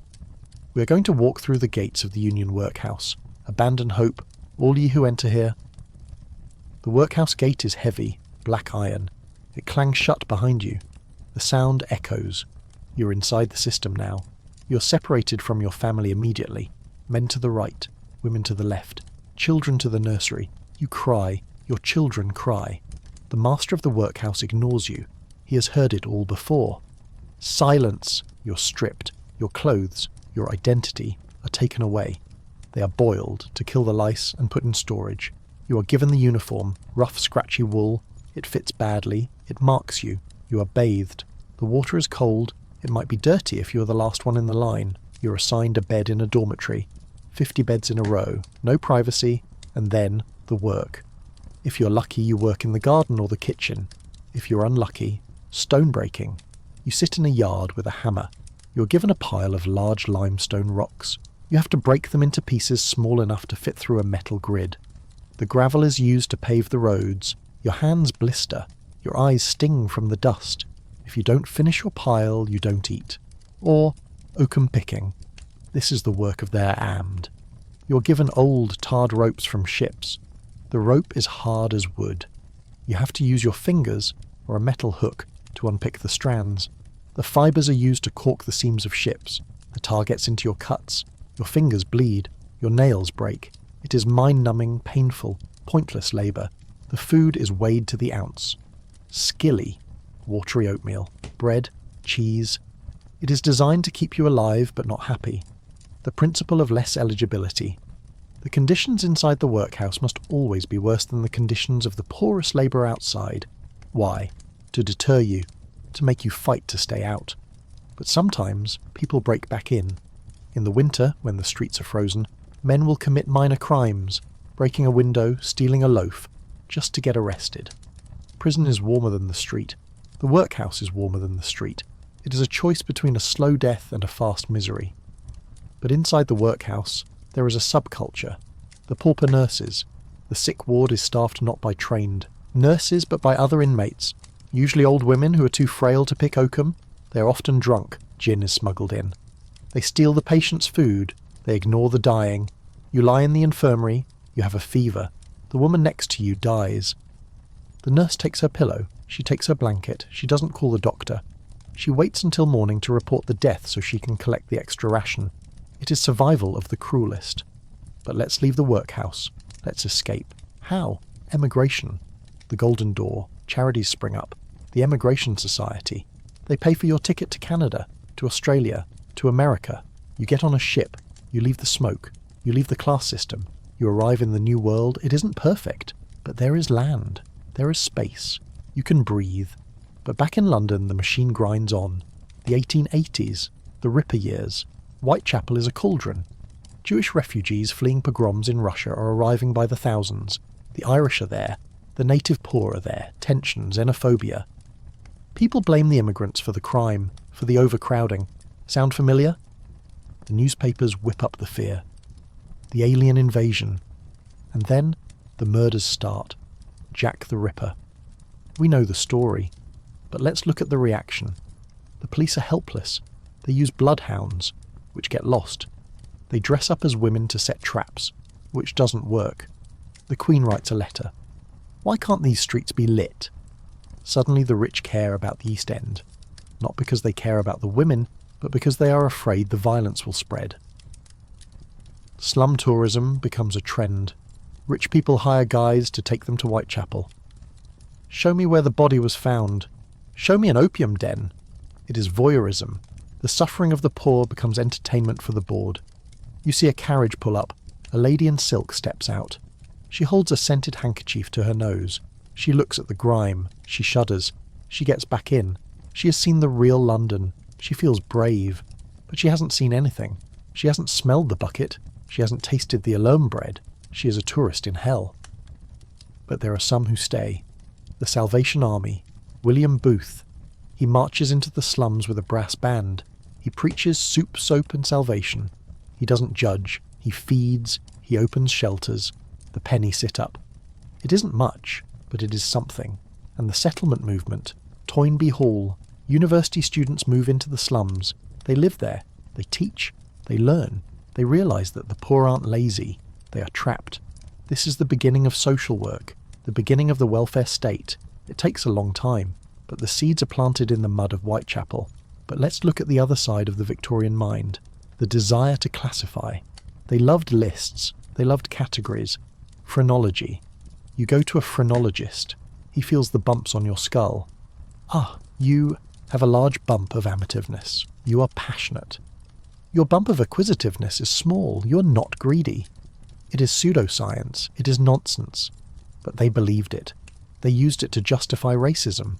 The African skull is shaped like this. The European skull is shaped like that. They used it to justify class. The criminal has a sloping forehead. It was scientific racism. It gave them a reason to rule the world. We are biologically superior. It comforted them. It told them that their empire was natural. You look at a map of the world, it is coloured pink: Canada, India, Australia, Africa. The empire on which the sun never sets. But maintaining that pink map requires blood, the Maxim gun. Whatever happens, we have got the Maxim gun, and they have not. It is a machine gun. It fires 600 rounds a minute.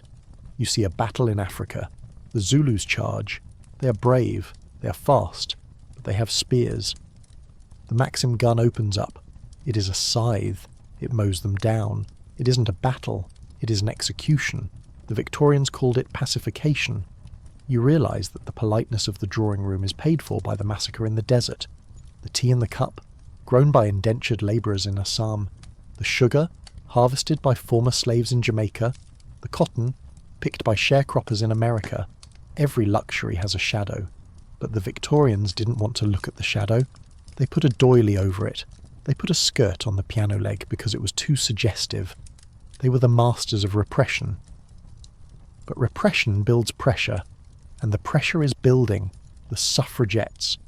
Women who are tired of being angels. They want the vote. They don't just ask. They fight. They smash windows. They burn mailboxes. They chain themselves to railings. Emmeline Pankhurst. Deeds, not words. They are arrested.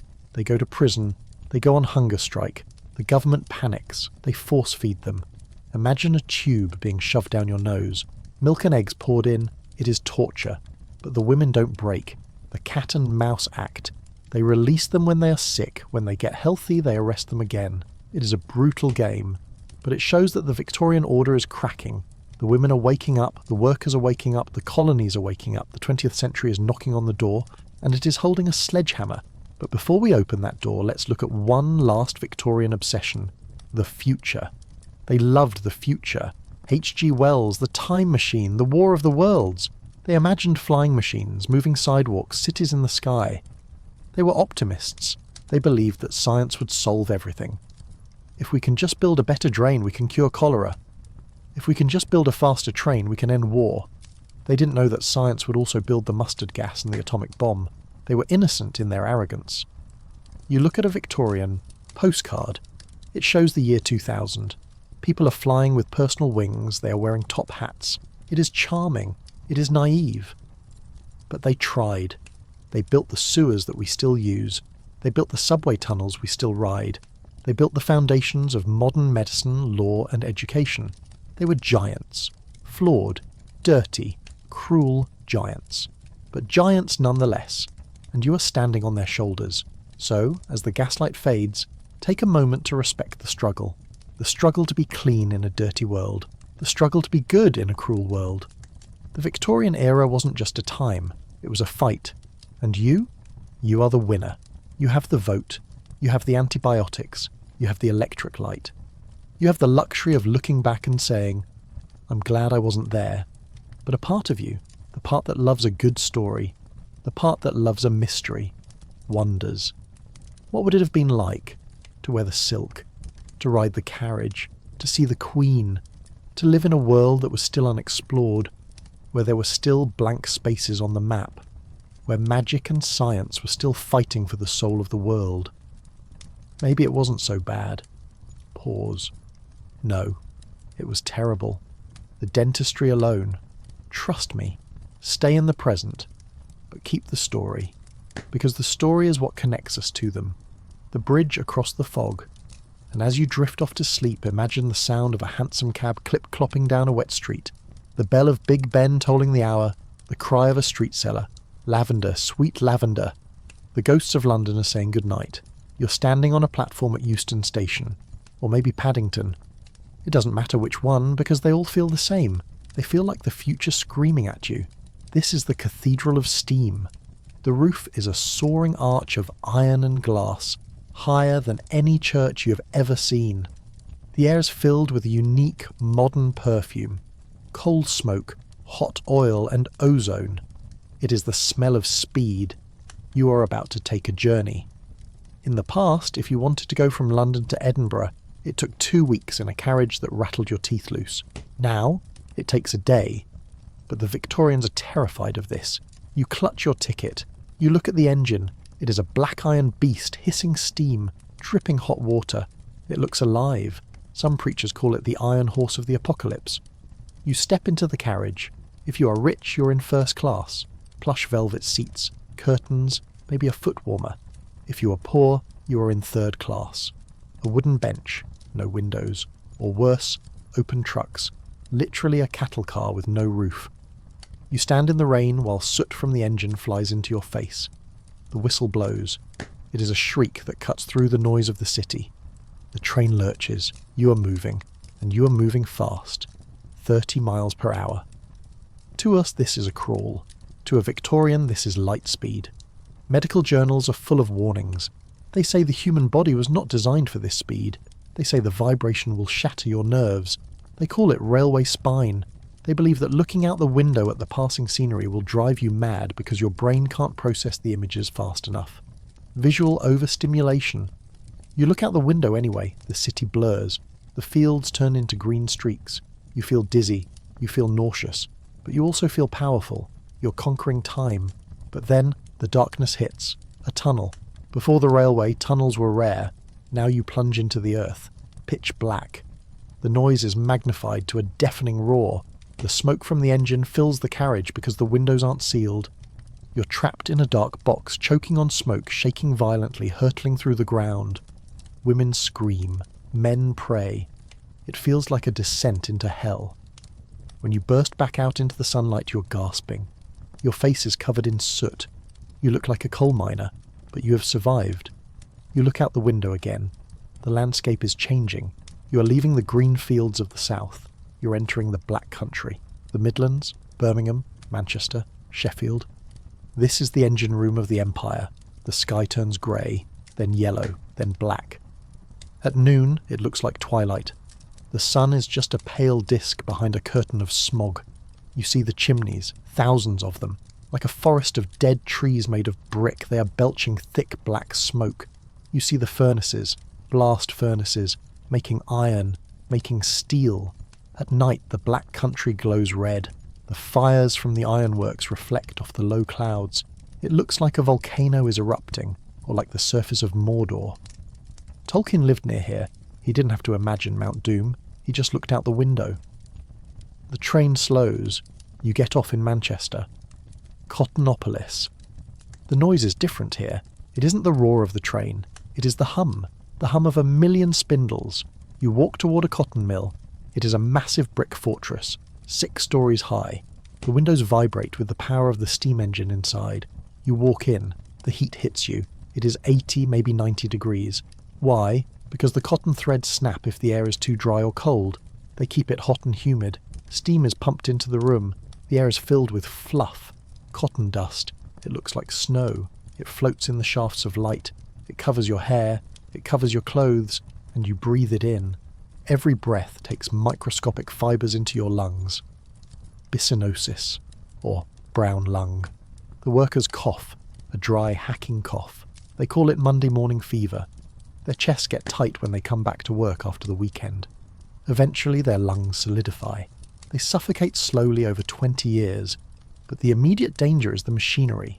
The looms are powered by a central steam engine. A massive drive shaft runs along the ceiling. Leather belts spin down. To power the machines, there are no safety guards. If your sleeve gets caught in a belt, you're pulled up into the shaft, the mule spinners. These are the men who operate the spinning mules. They have to walk back and forth, barefoot, on the oily floor. Why barefoot? To feel for broken threads, and to keep their footing on the slick oil. But the oil causes spinners cancer. The carcinogens in the mineral oil soak into their skin. And the children, the pieces. Their job is to crawl under the machines while they are moving. They have to tie broken threads. They are small, they fit in the gaps, but the machine moves back and forth. It is a giant metal carriage weighing tons. The child has to time it perfectly. Crawl in, tie the thread, crawl out, if they are too slow, or if they slip on the oil. The machine crushes them. It happens. It happens often. The factory inspector comes. He writes a report. Accidental death. The mill owner pays a small fine, or nothing. Carelessness of the worker, he says. You watch a girl, maybe 10 years old. She is missing 2 fingers. The machine bit them, she says. She doesn't stop working, she can't. But there is a specific horror in the weaving sheds, the kiss of death. To thread the shuttle, the wooden bobbin that carries the thread back and forth, the weaver has to suck the thread through the eye of the shuttle. They do this hundreds of times a day. They kiss the shuttle. But the shuttle is shared. It goes from one weaver to another, and the thread creates dust. If one weaver has tuberculosis, they cough on the shuttle. They suck the shuttle. They pass it to the next girl. She sucks the shuttle. TB spreads through the factory like wildfire. It is a biological weapon disguised as a tool.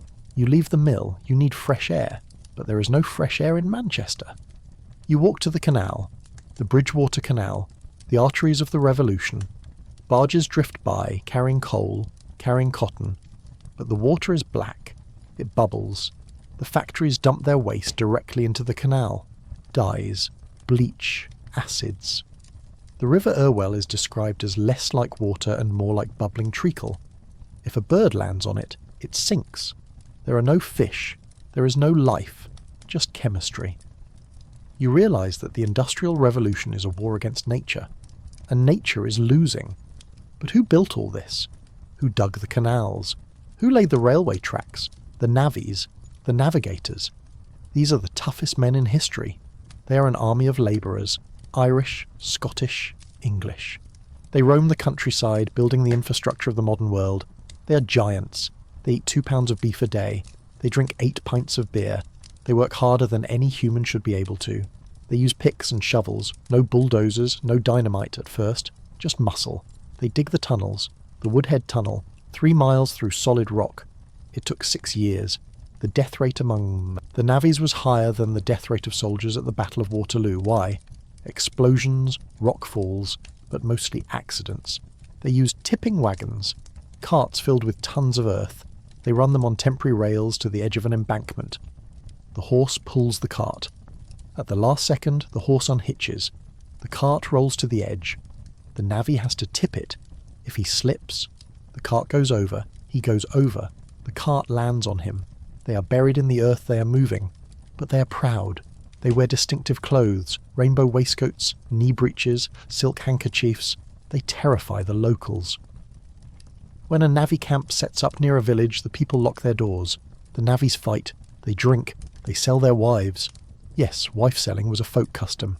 A man could sell his wife to another man in the market to end a marriage. It wasn't legal, but it happened.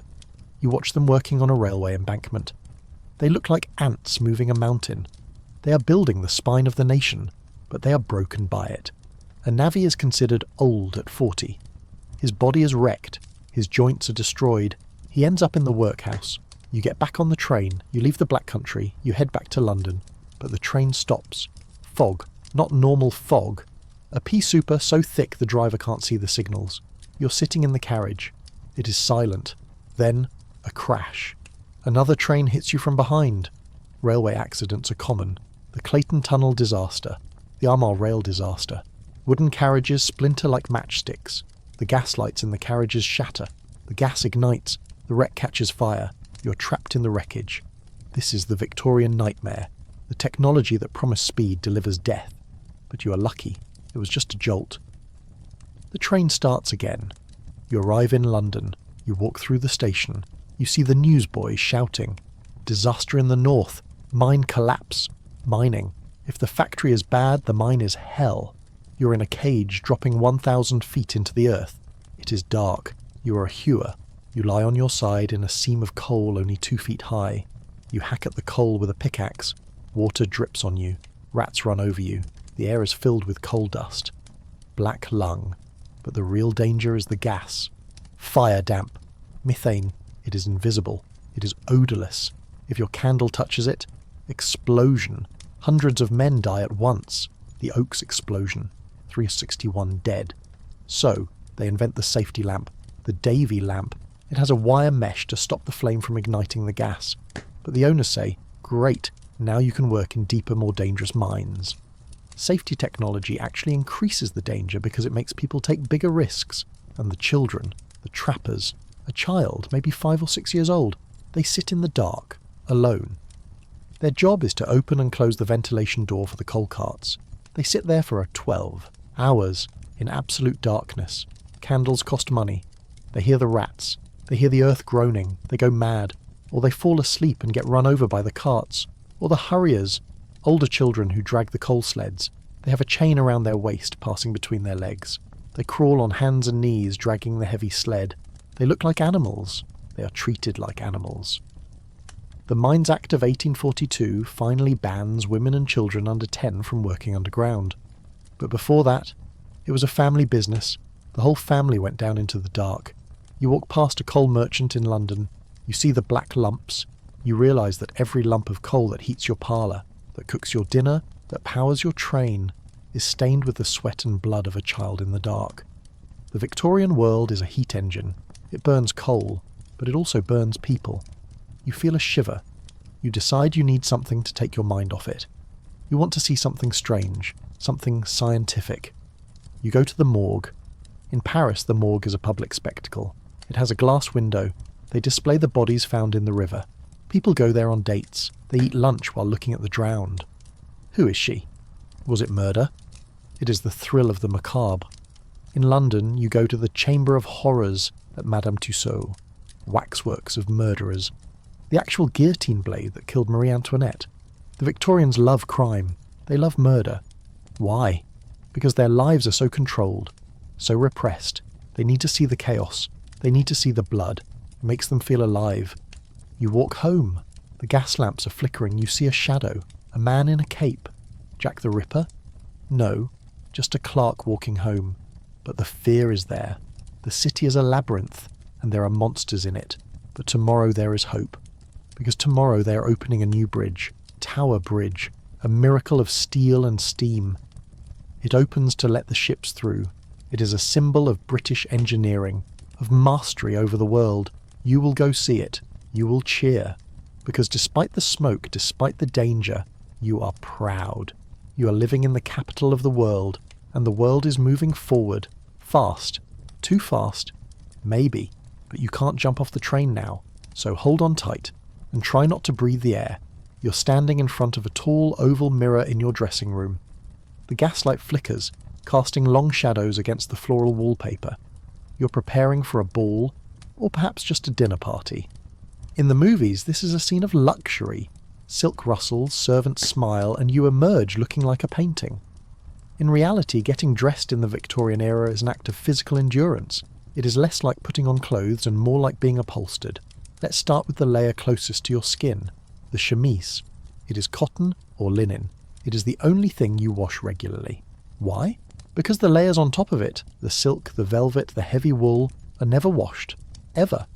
If you spill gravy on your silk gown, you spot clean it with chemicals like benzene or gasoline. Yes, highly flammable cleaning fluids used by candlelight. You can see the problem. But you never submerge it. So the outer layers of your clothing are a museum of old smells. Smoke, sweat, street dust, and stale perfume. But the real torture begins with the corset. We've all heard the stories. Tight lacing. Fainting. But let's look at the mechanics. You hold on to the bedpost. Your maid pulls the laces. You exhale. The whalebone stays, or steel, later on, press into your torso. It isn't just about being thin. It is about being upright. The Victorian ideal is rigid morality, and that extends to your spine. You cannot slouch. You cannot relax. You're physically held in a posture of alertness, but your organs, they have to go somewhere. Your stomach is pushed up. Your liver is compressed. Your lungs are restricted to the top third of your chest. This is why you faint. It isn't because you are overwhelmed by the sight of a handsome ankle. It is because you are suffering from hypoxia. Your brain isn't getting enough oxygen. They call it the vapours. They give you smelling salts, ammonium carbonate. The sharp smell shocks your body into breathing deeply, fighting against the corset. It is a cycle of suffocation and chemical resuscitation. And then, the crinoline. We touched on the fire danger, but let's talk about the space. You are wearing a cage of steel hoops that is 6 feet wide. You are a walking fortress. You cannot fit through a door head-on, you have to turn sideways. You cannot sit on a normal chair, you have to perch. If you sit on a sofa, the hoop tilts up. If you aren't careful, It flips up like a satellite dish, revealing your petticoats, or worse your drawers, to the entire room. It is a constant battle against physics, and the weight. Over the crinoline, you wear petticoats, then the dress, then the overskirt, then the bustle. A fashionable Victorian outfit can weigh 15 to 30 pounds. Imagine strapping a 30-pound weight to your waist and walking around all day. Your lower back screams, your hips bruise, but you smile, because to be in pain is to be beautiful. Now let's look at the men. You think they have it easier? Look at the collar. The Vatamurder, the father killer. It is a stiff, starched collar that stands up 3 inches high. It is so stiff it feels like plastic. It digs into the jaw. It cuts off circulation to the carotid arteries if you turn your head too fast. There are recorded cases of men dying, actually dying, because they got drunk, fell asleep with their head forward, and the collar cut off their windpipe. Fashion literally choked them. And the hat, the top hat, it is tall, it is shiny, it is made of beaver felt. But how do they make the felt? Mercury. To separate the fur from the skin, hatters use mercuric nitrate. They work in small, unventilated rooms, breathing in the orange fumes. Mad as a hatter. It isn't a joke, it is a diagnosis. The mercury destroys their nervous systems. They get the Danbury shakes. Their hands tremble so bad they can't hold a cup. They become paranoid. They have hallucinations. They lose their teeth. Every time a gentleman tips his hat to a lady, he is holding a product made of madness. But the toxicity doesn't stop at hats. Let's look at the accessories. You see a woman wearing a beautiful green hair wreath. It looks like artificial leaves. It is arsenic. Again. Or maybe she's wearing a bright, vivid purple dress. Movine. This is the first synthetic dye, invented by William Perkin in 1856. Before this, purple was for kings, made from snails. Now, thanks to chemistry, anyone can wear it. It is a craze. Mauve measles. Everyone wears it. But the dye factories, they are dumping the waste into the rivers. The River Irwell in Manchester turns purple one day, red the next, yellow the next. The water is toxic. The fish die. But the dress looks fabulous. And then there are the birds. Taxidermy is fashionable, not just on the wall, on your head. You put on your hat. It is decorated with a whole stuffed seagull, or a hummingbird, or a bird of paradise. Millions of birds are slaughtered for the hat trade. The plume boom. Entire species are wiped out so that a Victorian lady can have a dead wing flapping on her bonnet. It is a massacre for millinery, but the most dangerous fashion of all is for the grieving. Mourning wear. Queen Victoria's husband died in 1861. She wore black for the rest of her life. The empire followed suit. If your husband dies, you enter deep mourning. For a year and a day, you wear only black. But not just any black. Crepe. This is a silk fabric treated with gum, starch and chemicals to make it dull and crinkled. It is stiff, it scratches. But the dye, the black dye is not colour-fast. When it rains, and it always rains in London, the dye runs. It stains your skin. It stains your neck. The chemicals in the dye are toxic. They absorb into your pores. Mourning poisoning. Widows would get rashes, headaches and stomach pains. They were literally being poisoned by their grief. And the veil. You wear a heavy crepe veil over your face. You breathe through the chemicals. You're inhaling your own sadness. But you cannot take it off. If you are seen without your veil, you are a social pariah. You are fast. You don't love your husband. So you endure. You sit in your dark house, wearing your toxic dress, staring at a photo of a dead man. But let's step outside the house. Let's go shopping. The department store. This is the new cathedral. Selfridges, Liberty, Whiteley's. You walk in. It is a palace of glass and light. For the first time, you can see the goods before you buy them. You can touch them. Just looking. The concept of browsing is invented, but this creates a new problem: kleptomania. Doctors are baffled. Wealthy women, respectable women, are stealing lace. They are stealing gloves. Why? Because they have no power. They have no jobs. They have no vote. Stealing is a tiny act of rebellion. A thrill, a way to feel alive in a world that demands they be statues. The store detectives catch them, but they don't call the police. That would be a scandal. They send the bill to the husband. To one pair of stolen gloves, 5 shillings. The husband pays. The secret is kept. But the store isn't just for the rich. It is for the workers too, the shop girls. You see them behind the counter. They are standing. They are always standing. They work 14 hours a day. They are not allowed to sit. If they lean, they are fined. They develop flat foot, varicose veins, spinal damage. They live above the shop in crowded dormitories. They are prisoners of the counter. But to the girl in the slum, being a shop girl is a dream. It is clean. It is respectable. You get to wear a black dress and touch silk. It is better than the match factory, better than the street. So they line up for the jobs. You buy a pair of gloves, kid skin, made from the skin of a baby goat. They are so tight you need a glove stretcher and a button hook to put them on. Once they are on, you cannot use your hands. You cannot open a door. You cannot pick up a coin. That is the point. Your hands are useless. Therefore you are a lady. You walk out of the store, you hail a cab. But the cab is dangerous too, the hansom cab. The gondola of London. It is fast, it is agile, but it is unstable. If the horse trips, you are thrown forward, through the glass window, or the omnibus, the bus. It is pulled by 2 horses. It is packed. You sit knee to knee with strangers. Pickpockets work the buses. Dippers. But the real danger is the bacteria. Tuberculosis spreads on the bus. You hear a cough. You hold your breath. You get off at the park. Hyde Park. It is Rotten Row, the place to be seen. You watch the carriages go by, the barouches. The ladies are sitting back holding parasols. They look bored. They look elegant. But you know the truth now. You know they are wearing corsets that are crushing their livers. You know their faces are painted with lead. You know their teeth are rotting. You know their husbands are at the flash house. It is a pageant, a masquerade. But suddenly the mood changes. The sky darkens. A wind picks up. The great fog is coming back. But this time it brings something else. Panic. Newsboys are running through the park. War! The Boers! The Empire is fighting again. South Africa. But this war is different. The British Army, the invincible red machine, is losing. The Boers are farmers. They don't fight in lines. They shoot from the rocks. They wear khaki, not red. They disappear. It is a shock to the system. The Victorians thought they were the masters of war. They realise they are dinosaurs. You buy a paper. You read about the concentration camps. The British invented them to hold the Boer families. Disease breaks out. Thousands of children die. Measles, starvation. The world looks at Britain with horror. Is this civilization? The shine is coming off the empire. The gold is flaking away to reveal the iron underneath. You walk home.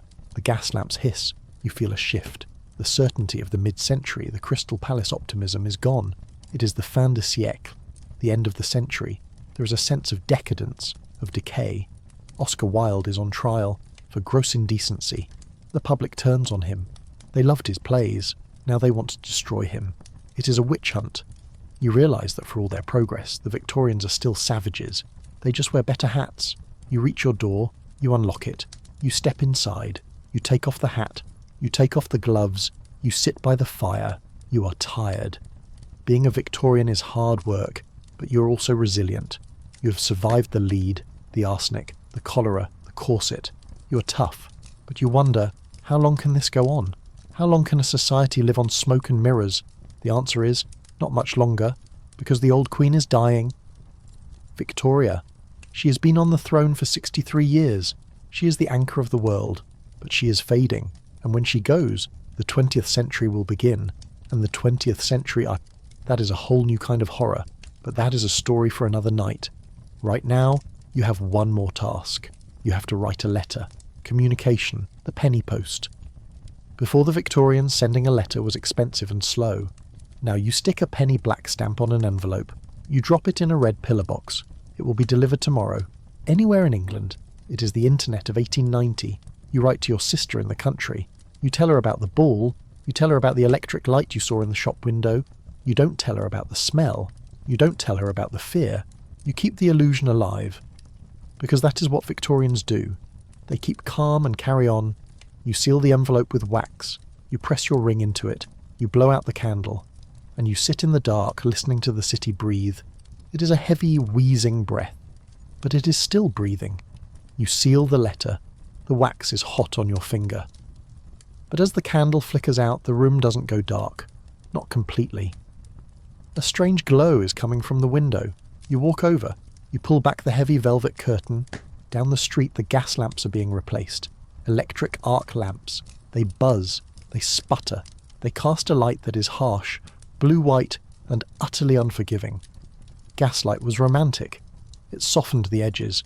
It made the dirt look like shadows. Electric light reveals everything. You can see the grime on the cobblestones. You can see the rats scurrying in the gutter.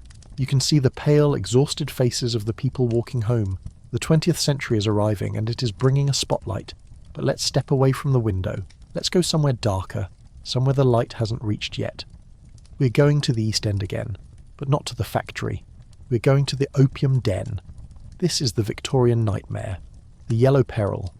The newspapers say these dens are hellholes where Englishmen are corrupted by Oriental vice. You find a door in Limehouse. You knock.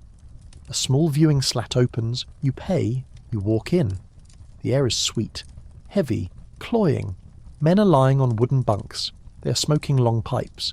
Their eyes are glazed. But look closer. Who are these men? They aren't just sailors or criminals. You see a doctor. You see a lawyer. You see a writer. Charles Dickens visited these places. So did Arthur Conan Doyle. They come to escape, to dream. The Victorian world is so rigid, so structured, that the only way out is through a pipe. Chasing the dragon.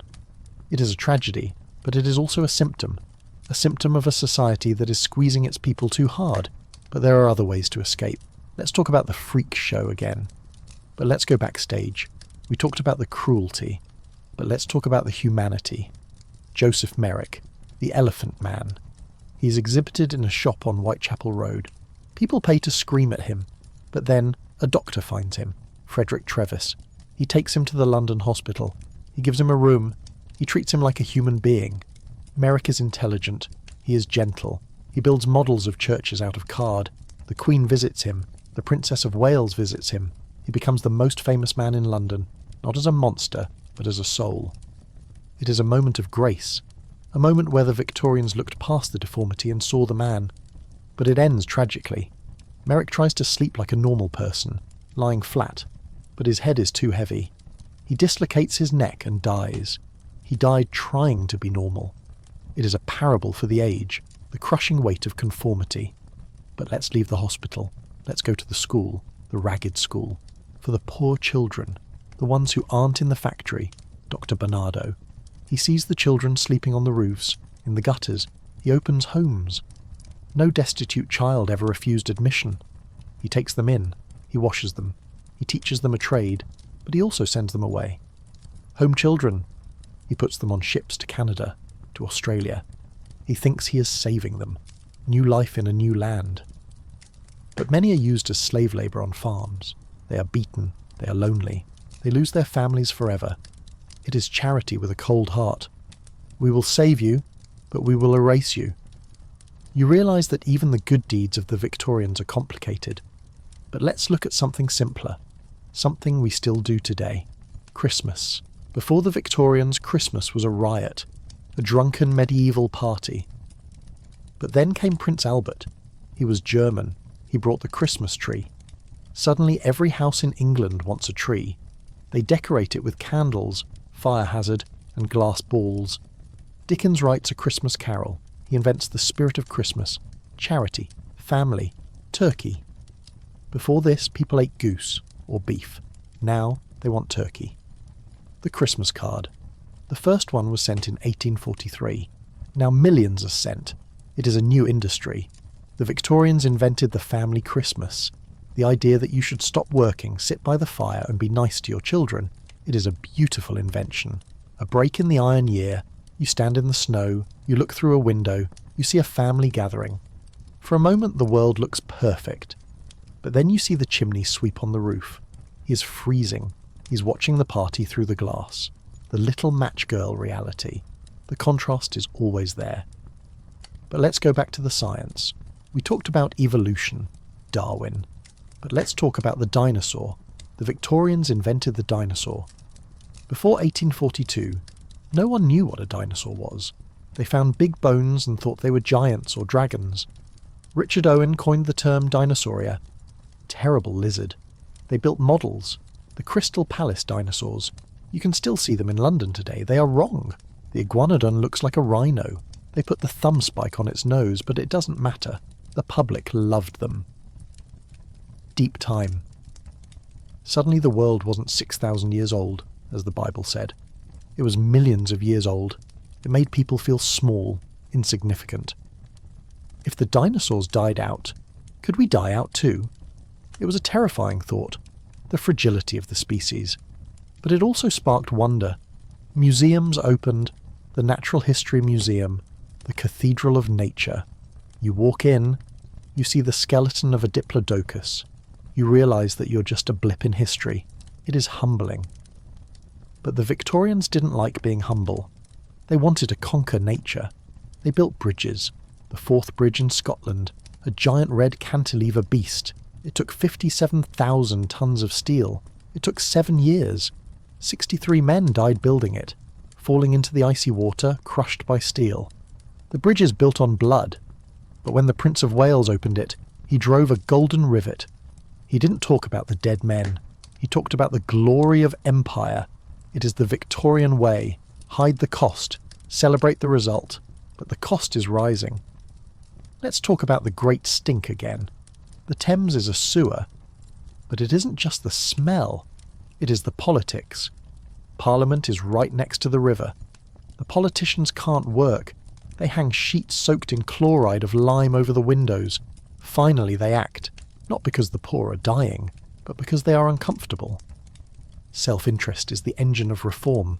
They give Joseph Bazalgette the money. He builds the sewers. He builds the embankment. He narrows the river to make it flow faster. He saves London.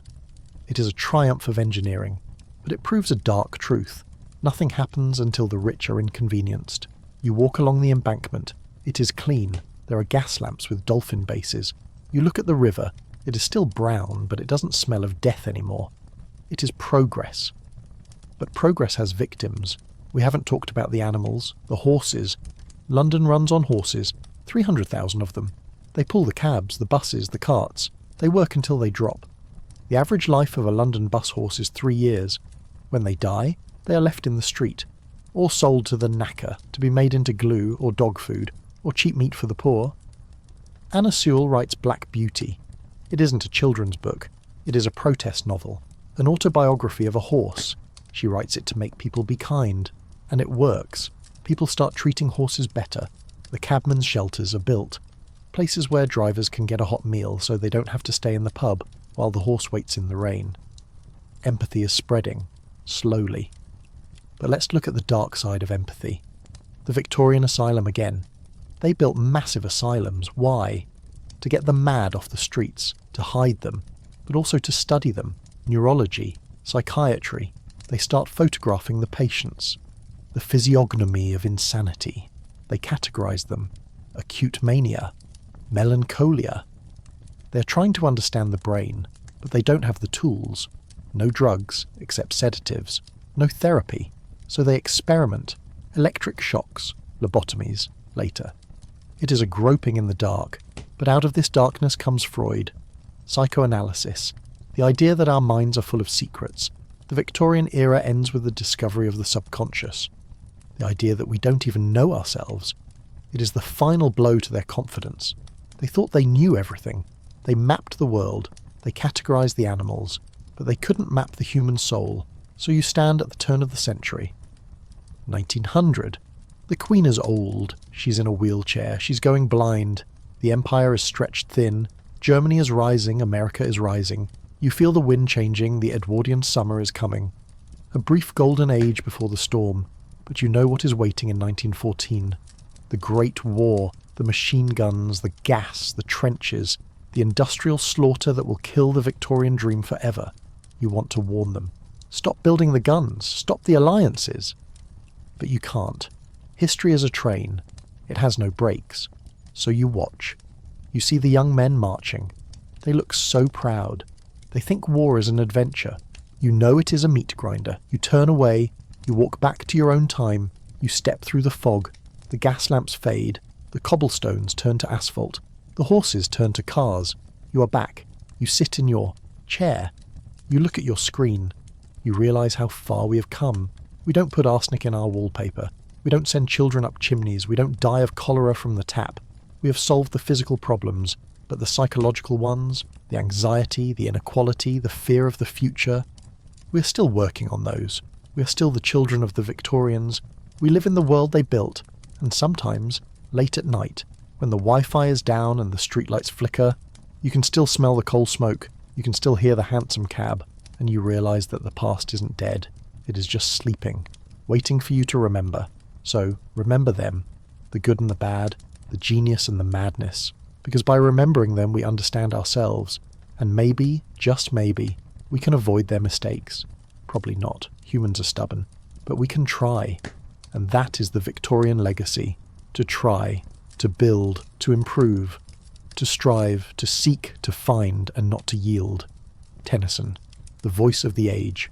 So, strive, seek, but check the label on your bread, just in case.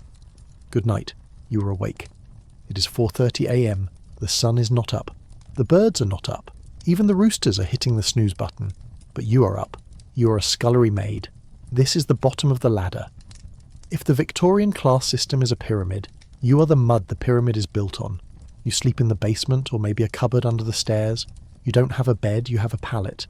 You share it with the cook's cat, who is currently the only creature in the house showing you any affection.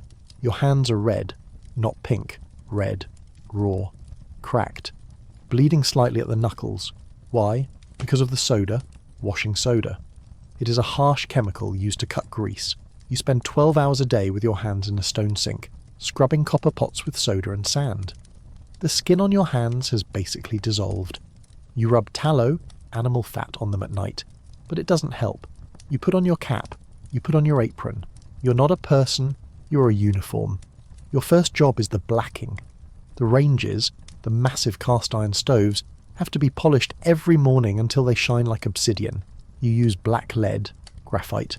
You mix it with water, you scrub it onto the iron, it gets under your fingernails, it gets into your pores, you look like a coal miner. Then, the fires. You have to light every fire in the house before the family wakes up. You carry the coal scuttles up 4 flights of stairs. We talked about this before, but feel the weight. 30 pounds of coal, in a long skirt, in the dark. If you drop a piece of coal on the carpet, the housekeeper will dock your wages. You earn $10 a year. If you break a plate, that's a month's wages. If you burn a shirt, that's a year's wages. You're living in a minefield of porcelain and linen. But you aren't the only one suffering. Look at the footman. He is the peacock of the house. He's hired for his height and his calves. Yes, his legs. A Victorian footman wears knee breeches and silk stockings. He has to have shapely, muscular calves. If he doesn't, he pads them. He stuffs sawdust or wool into his stockings to make his legs look better. He stands in the hall. He is furniture. He opens the door. He announces guests. He stands behind the master's chair at dinner. He is not allowed to speak. He is not allowed to sit. He is not allowed to sneeze. He stands for hours. He develops varicose veins. His back spasms. And his hair, it is powdered. This is a hangover from the 18th century. Most people stopped powdering their hair, but the servants still have to do it. He has to cover his hair in grease and flour. It itches. It attracts mites. And when he sweats, the flour turns into a paste that runs down his neck. He hates it. But he does it. Because being a footman is a good job.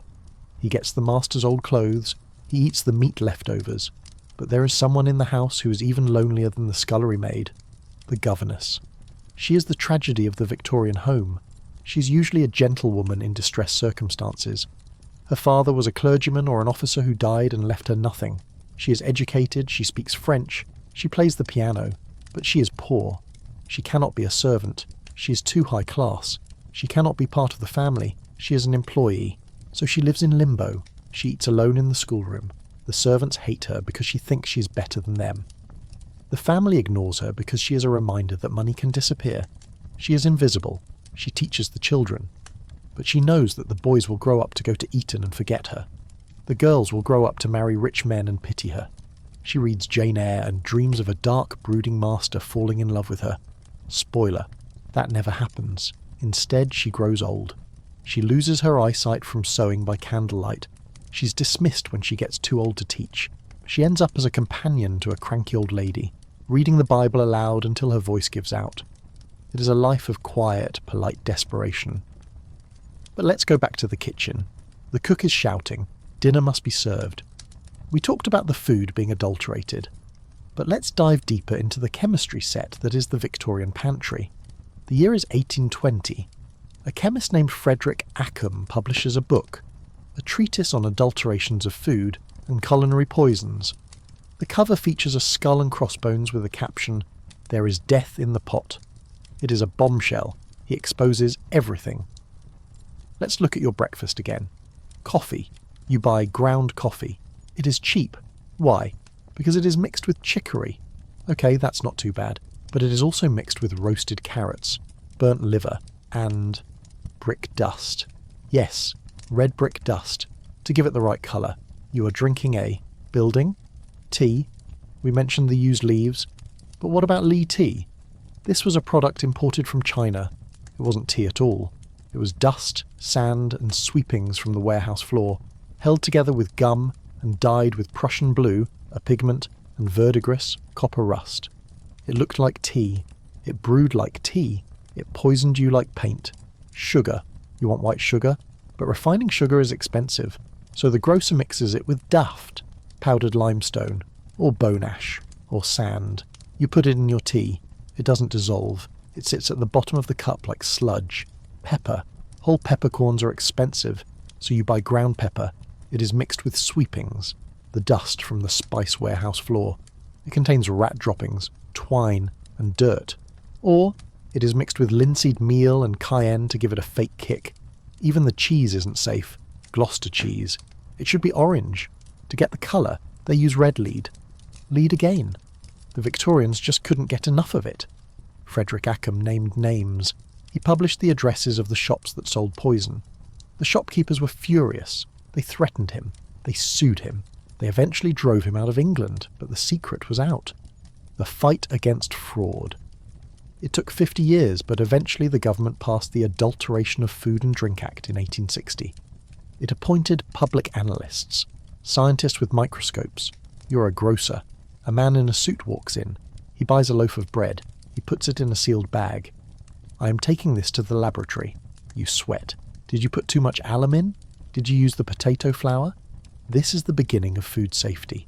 It is the reason you can walk into a supermarket today and be 99% sure that your milk doesn't contain embalming fluid. But in 1858, you're on your own. You are the taster. If you get a stomachache, you don't buy that brand again. Darwinian shopping. But let's step out of the kitchen.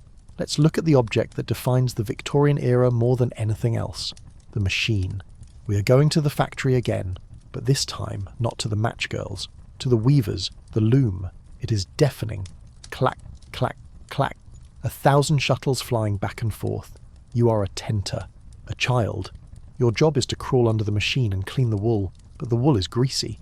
It is soaked in oil to keep the machine running. Your clothes are soaked in oil. Mule spinner's cancer. The oil is carcinogenic. It causes skin cancer. But there is another danger, the self-acting mule.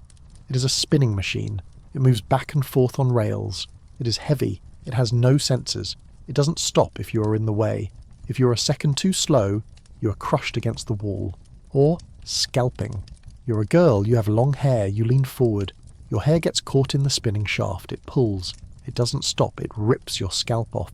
This happened so often that they started requiring girls to wear caps, but sometimes they forgot. And the noise. Weaver's deafness. If you work in a mill for 10 years, you lose your hearing. You learn to read lips. You walk through a mill town in Lancashire. Everyone is shouting, not because they are angry, but because they are deaf. It is a silent world created by the loudest machines on earth, but the machine isn't just in the factory, it is in the home, the sewing machine. Isaac Singer, Elias Howe. It is a miracle. You can make a shirt in an hour instead of 14 hours, but it creates the sweatshop. Before the machine, clothes were expensive. Now they are cheap. Fast fashion is born. You're a seamstress. You work in a garret. You have a machine. You're paid by the piece, a penny a shirt. To pay your rent, you have to make 20 shirts a day. You treadle the machine. Your legs ache. Your back aches. Your eyes burn. The Song of the Shirt, a famous poem by Thomas Hood. Stitch, stitch, stitch. In poverty, hunger, and dirt. You realise that the machine didn't save labour, it intensified it. The faster the machine goes, the faster you have to work to keep up. We are still living in this trap. The computer was supposed to give us more free time. Instead, it gave us the 24-hour work email. The Victorians invented burnout, but they also invented the cure, or what they thought was the cure. The seaside holiday. We mentioned the beach, but let's look at the logistics, the bank holiday. Sir John Lubbock, 1871. He passes a law, 4 days a year when the banks close, and if the banks close, everything closes. The workers are free. They rush to the train stations. It is a stampede. Imagine 1 million people trying to get to Brighton on the same day. The trains are packed, standing room only. People faint in the carriages. They get to the beach. It is crowded. You can't see the sand. You sit on a handkerchief. You eat a sandwich with sand in it. You drink warm beer, and you are happy. Because for one day, you are not a machine. You are a human being looking at the horizon. You buy a souvenir, a piece of rock, a stick of hard candy with the name of the town written through it. How do they do that? It is sugar engineering. You boil the sugar, you dye it red, you layer it, you pull it. It is a Victorian masterpiece. Sweet, hard, and branded. You take it home, you put it on the mantelpiece. It reminds you that there is a world outside the smog, but the smog is waiting. You take the train back, you go back to the factory, but you have changed. You have tasted leisure, and once you taste it, you want more. This is the birth of the weekend. Before this, you worked Saturday, you went to church Sunday, but now Saturday afternoon is becoming the half-holiday football. The Football League is founded in 1888. Factory teams, Arsenal, munitions workers, Manchester United, railway workers. You go to the stadium, you scream, you cheer. It is tribal, it is violent, it is glorious, it is the new religion. You realise that the Victorians didn't just invent work, they invented fun, organised fun. But as you stand in the crowd cheering for your team, you feel a drop of rain. Then another. The sky turns black, but it isn't rain. It is soot, a black fog. It descends on the stadium, you can't see the players. The game is abandoned. You cough. Everyone coughs. You walk home in the dark at 3:01 p.m. You hold a handkerchief over your mouth. It turns black. This is the price of the weekend. The factories that give you the Saturday off are poisoning the air you breathe on Saturday. It is the Victorian paradox. You can have the money, or you can have the life. You can't have both. You reach your door, you go inside, you light the gas, you are safe. But for how long? Because the century is turning, and the new century has new monsters. We're going to talk about the Gothic revival, Dracula, Jekyll and Hyde. Why were the Victorians so obsessed with monsters? Because they knew they were creating them. The factory is Frankenstein's monster. It is alive, it is strong, and it is out of control. We are going to look into the mirror and see the beast looking back. You're walking through the West End. It is late. The theatres are closed. The gas lamps hiss with a greenish glow. You see a poster on a wall. It is torn at the edges. Dracula. Or maybe The Strange Case of Dr. Jekyll and Mr. Hyde. The Victorians didn't just write horror stories, they lived them. Their literature is a mirror of their anxiety. Why Dracula? He is an aristocrat. He is foreign. He is sexual. He comes to London to feed on the blood of the innocent. He represents syphilis, the disease that comes from immoral contact. He represents the decline of the aristocracy, the old blood feeding on the new blood. He represents reverse colonization, the fear that the people the British conquered will come back and conquer them. And Jekyll and Hyde? That is the Victorian soul. Jekyll is the respectable doctor. He wears a top hat. He goes to church. Hyde is the beast inside. He is violent. He is lustful. He tramples a child in the street. Every Victorian man felt this split. I must be perfect in the parlour. I must be a savage in the business world. The pressure to be good created the monster. You walk past a newsstand. The headline screams, "Another murder in Whitechapel, life imitating art." But let's look at the other side of the Gothic, the architecture. You look up. The buildings are terrifying. Gargoyles, spires, pointed arches, St Pancras Station, the Houses of Parliament. Why did they build like this? Because they hated the factories. They hated the square, ugly brick boxes of the Industrial Revolution. They wanted to go back, to the Middle Ages, to a time of faith and chivalry. It was a fantasy.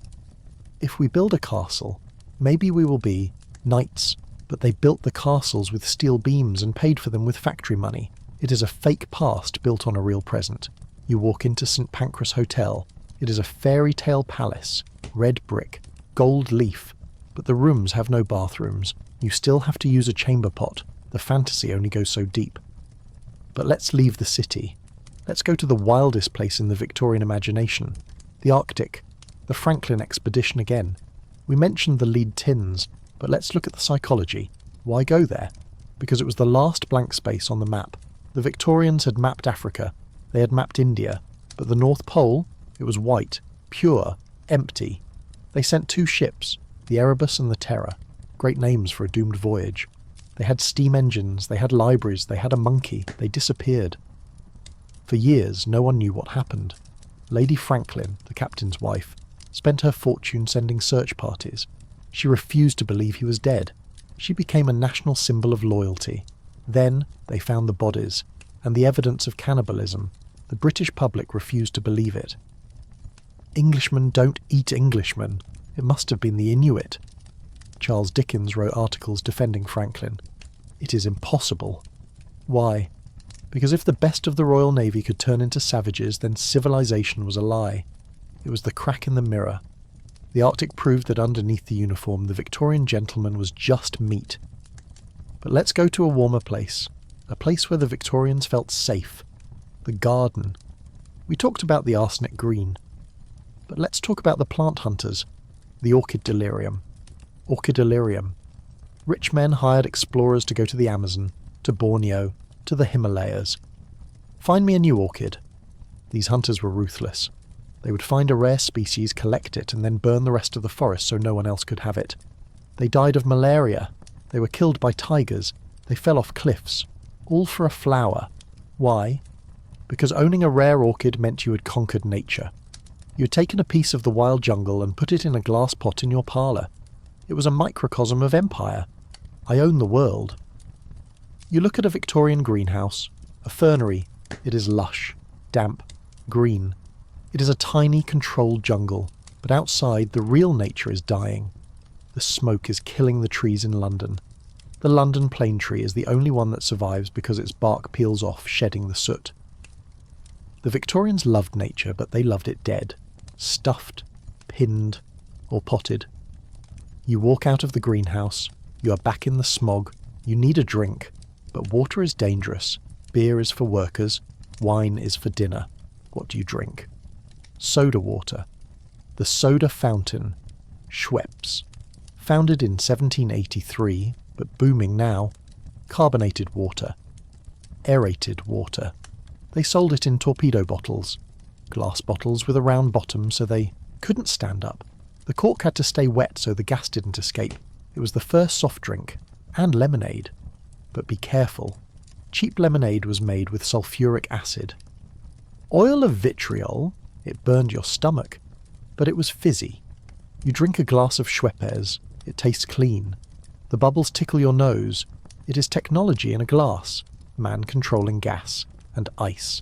Ice imported from Norway. Or America, Wenham Lake ice. They cut it from lakes in Massachusetts, packed it in sawdust and shipped it to India. Imagine that. A piece of frozen water travelling 10,000 miles so a British officer in Calcutta can have a cold gin and tonic. It is the ultimate luxury, the conquest of climate.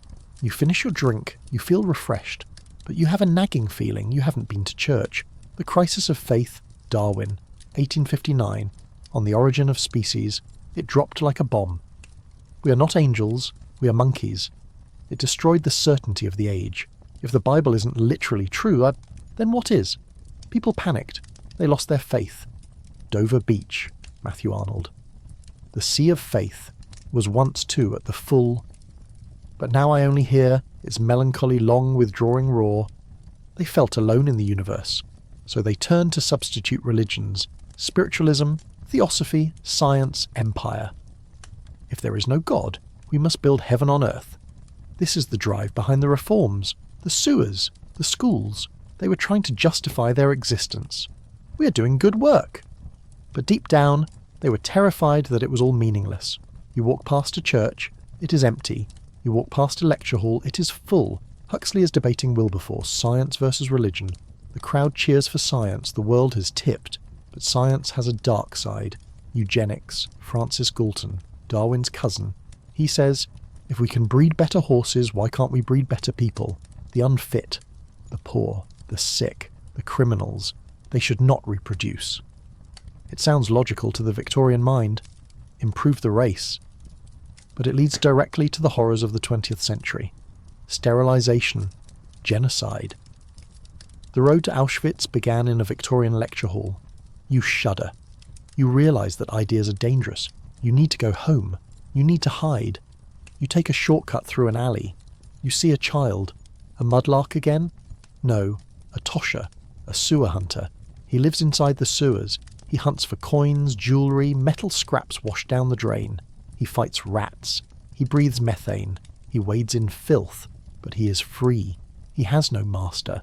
He looks at you. His face is smeared with muck, but his eyes are bright. He grins. He holds up a silver spoon. Found it. He is happy. In the middle of the excrement of the empire, he found treasure. It is a metaphor. The Victorians found treasure in the mud. They built a golden age on a foundation of dirt. You walk out of the alley. You are back on the main street. The electric trams are running. The world is loud. It is fast. It is modern. You are tired. You want to sleep, but you have one last stop. The photographer. You want a portrait, a carte de visite. You go to the studio. You put your head in a metal clamp so you don't move. Hold still. Don't smile. The flash powder explodes. Poof. Smoke. You're captured on a glass plate. You look serious, stern. Why? Because you're holding your breath. Because you're wearing a corset. Because you have bad teeth. Because you are afraid the picture will fade. But it doesn't fade. 150 years later, someone finds it in an antique shop. They look at your face. They wonder, who were you? Were you happy? Did you survive the arsenic? Did you love your wife? You stare back across the century. You can't answer, but your eyes say, I was here, I lived, and that is enough. You leave the studio, you walk into the sunset. The Victorian era is ending. The Queen dies in January 1901. She dies at Osborne House. She's surrounded by her family. The Kaiser of Germany, her grandson, holds her hand. The funeral is white. She requested white horses, white pall. It is the end of mourning. The new king, Edward VII, loves cigars, women and horse racing. The party begins again. But the bill is coming due. 1914 is waiting. But for now, you're safe. You go back to your own time. You open your eyes. The LED light of your alarm clock glows. Blue. Clean. You take a drink of water from a plastic bottle. Safe. You are the beneficiary of their struggle. You don't have to fight the mud. You don't have to fight the smallpox. You just have to live. So, live well. And when you complain about the Wi-Fi being slow, remember the boy in the chimney. Remember the girl in the match factory. Remember the man in the sewer. They would trade places with you in a heartbeat. Be grateful for the boredom. Be grateful for the safety. Be grateful for the silence. Good night. You're standing in the gallery of the House of Commons. It is late. The gaslights hiss softly, casting long wavering shadows across the green leather benches. The air is thick with cigar smoke, and the low murmur of men deciding the fate of millions. You are here to witness a battle. But not one fought with guns. This is a battle fought with words, ledgers, and the cold, hard logic of the poor law. Down below a man is speaking, Edwin Chadwick. He is not a politician. He is a bureaucrat. A man of statistics. He has visited the slums. He has smelled the cesspits. He has counted the dead. He holds up a report. The sanitary condition of the labouring population. It is a bombshell. He argues that disease causes poverty. If a man gets sick, he can't work. If he can't work, he becomes a burden on the state. Therefore, building sewers isn't just charity. It is economics. It saves money. The MPs listen. They don't care about the suffering, but they care about the money. This is the turning point. The moment the state decides to intervene in the private lives of its citizens. The birth of public health. But it is a slow birth. You leave the gallery. You walk out into the night. You're in Westminster, the heart of power. But just a few streets away is Devil's Acre, a slum so notorious that even the police won't enter. It is a labyrinth of thieves' kitchens, brothels and lodging houses. You walk through it, you are invisible. You see a fencing school, not for swords, for pickpockets. An old man, a real-life Fagin, is teaching boys how to steal a handkerchief without ringing a bell sewn into the pocket. It is a skill, an art form. You see a coiner, a man melting down stolen pewter pots to make fake shillings. He works by a small fire, his face illuminated by the molten metal. You see a body snatcher negotiating with a surgeon's assistant in the back of a pub. Fresh ones tonight, no disease. This is the shadow economy, the black market that runs beneath the respectable world. But let's move from the criminal to the strange, the Victorian obsession with the occult. We talked about seances, but let's go deeper. The Ghost Club, founded in 1862. Members included Charles Dickens and Arthur Conan Doyle. They investigated haunted houses. They tried to weigh the soul. They were serious men, scientists, writers. But they were desperate to prove that death wasn't the end. Why? Because Darwin had killed God, or at least he had killed the certainty of heaven. If we are just evolved apes, what happens when we die? Do we just rot? The Victorians couldn't handle that thought, so they looked for ghosts. You attend a meeting. They are discussing ectoplasm, a mysterious white substance that oozes from mediums. They show photographs. To you it looks like cheesecloth. To them it looks like proof. It is touching. It is sad. It is the grief of a generation trying to find a loophole in mortality. But let's leave the ghosts and look at the monsters. The zoo, London Zoo. Regent's Park. It opened in 1828. Before this, the king kept lions in the Tower of London. But now, science demands a menagerie. You walk in, you see a giraffe. The Victorians called it a camelopard. They thought it was a mix of a camel and a leopard. You see a hippo. Obeish. He arrived in 1850. He was a sensation. People wrote songs about him. The hippopotamus polka. But the animals are sick. The cages are small, the food is wrong. They feed the carnivores boiled meat. They die of rickets. They keep the tropical animals in heated rooms with no ventilation. They die of TB. The Victorians love nature, but they kill it with kindness. You look at a thylacine, the Tasmanian tiger. It is pacing in its cage. It is extinct now. We killed them all. But here in 1880 it is just a curiosity. You realise that extinction is a Victorian invention too. The dodo, the great auk, the quagga, they catalogued them. They drew them, and then they shot them. It is the paradox of the naturalist. To study life, you have to take it. You leave the zoo, you feel heavy, you need a distraction, you go to the music hall. This is the antidote to the stiff, moralistic Victorian life. It is loud, it is vulgar, it is fun. Marie Lloyd. The queen of the music hall. She sings songs with double entendre. She sits among the cabbages and peas. The audience roars. They know what she means. The censors hate her, but they can't stop her. You drink beer, you sing along, you forget the fog. For a few hours you are part of a tribe, the tribe of the working class. But the night ends, the lights go out, you walk home, you pass a coffee stall, a cart selling hot coffee and ham sandwiches at 3 a.m. The stallholder knows everyone, the policeman, the prostitute, the cab driver, the late-night reveller. It is the crossroads of the city. You buy a cup, it is hot, it tastes of chicory, but it warms your hands. You look at the people around the stall, they are tired, their clothes are worn, but they are talking, laughing, sharing a moment. This is the resilience of London. It burns, it chokes, it starves, but it keeps going. You finish your coffee, you walk the last mile, you reach your door, you are home. But you have one more thing to do. You have to wind the clock. The grandfather clock in the hall. It is the heartbeat of the house. You open the case, you pull the weights. Click, click, click. You are resetting time. You are giving the house another day. You go upstairs. You look in on the children. They are sleeping. You check the window. Is it locked?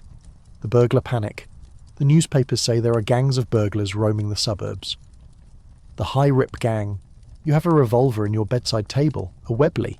You check it, loaded. You're a civilized man, but you're armed, because civilization is thin, and the night is dark.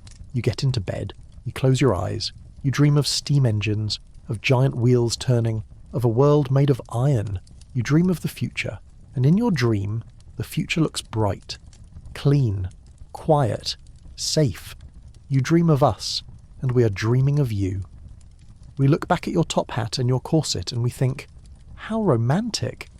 We forget the revolver, we forget the cholera, we forget the fear. But you know, you lived it. And as the clock strikes 1, you sleep. The city sleeps, but the machine never stops. The printing presses are rolling the morning papers. The bakers are kneading the alum dough. The night soil men are carting the waste. The cycle continues, day after day, year after year, until the war comes. But that is still far away. For now, there is only the fog, and the clock, and the beat of the Empire's heart. Good night, Victorian. Sleep well. You're standing at the edge of a cliff. But it isn't a mountain. It is the white cliffs of Dover. You look out across the channel. The water is grey and choppy. You're waiting for a ship, but not just any ship. The packet boat. The mail ship. You're a Victorian letter writer, and you're obsessed with communication. Before the telegraph, before the telephone, the letter was the only way to touch someone who wasn't in the room. We talked about the penny post, but let's look at the emotional weight of it. You have a son in India. He is a clerk in the East India Company. It takes 6 weeks for a letter to get there. 6 weeks back. 3 months of silence. You write every week. You pour your heart out onto the paper. The cat died. It rained on Tuesday. I miss you. You cross-write. To save paper and postage, you write horizontally, then turn the paper 90 degrees and write vertically over the first lines. It looks like a grid of ink. It is hard to read, but it is precious. You seal it. You drop it in the box, and you wait. If he gets sick, if he dies of cholera, you won't know for months. You might be writing to a ghost. This is the tyranny of distance. The Victorians hated distance. They declared war on it. The telegraph, the Victorian internet, it changed everything. Suddenly you could send a message to India in minutes. Grandmother dead. Send money. War declared. But it was expensive. You paid by the word, so you learned to be brief. Coming home. It killed the romance of the letter, but it saved the sanity of the empire. You watch the ship disappear into the mist. You hope your letter makes it. But let's leave the coast. Let's go to the school. Rugby school, or Eton, the public school, which confusingly means private school in England. You are a boy. You're sent away at age 8. You live in a dormitory. It is freezing. The windows are open even in winter to toughen you up. You're bullied. Fagging. This is a system where younger boys act as servants for older boys. You shine their shoes. You make their toast.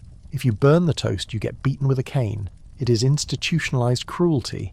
It is designed to break you down and build you back up as a gentleman. You play rugby. It is violent. There are no rules. You get kicked in the head. You break your nose. You don't cry. Stiff upper lip. This is where the empire is built. On the playing fields of Eton. They teach you Latin. They teach you Greek. They teach you that you are superior to everyone else on earth. And then they send you to rule India. Or Africa. You arrive in a country you don't understand. You speak ancient Greek but not Hindi. You wear wool in the tropics. You are lonely. You are arrogant. And you're in charge. This is the recipe for disaster. But let's look at the girls. They don't go to Eton. They have a governess. Or they go to a finishing school. They learn French. They learn piano. They learn how to walk with a book on their head. They do not learn math. They do not learn science. Brain fever. Doctors believed that if a girl studied too hard, her blood would rush to her brain and leave her uterus. She would become infertile or mad. So they kept them ignorant, for their own safety. But some girls rebelled. Florence Nightingale. She taught herself math. She invented the pie chart. Yes, really. She used it to show how soldiers were dying. Ada Lovelace, Lord Byron's daughter. She worked with Charles Babbage on the analytical engine, the first computer. She wrote the first algorithm. She is the mother of computer programming. These women broke the mould. But they had to fight for every inch of ground. You realise that the Victorian era is full of hidden geniuses, people who were told no, but said, watch me. But let's go to the dark side of genius, the detective, Sherlock Holmes. He wasn't real, but he was based on real science, forensics. Before the Victorians, solving a crime was guesswork. He looks guilty. But then came fingerprinting. Francis Galton, again. He realised that fingerprints are unique. Suddenly you could prove a man was at the scene.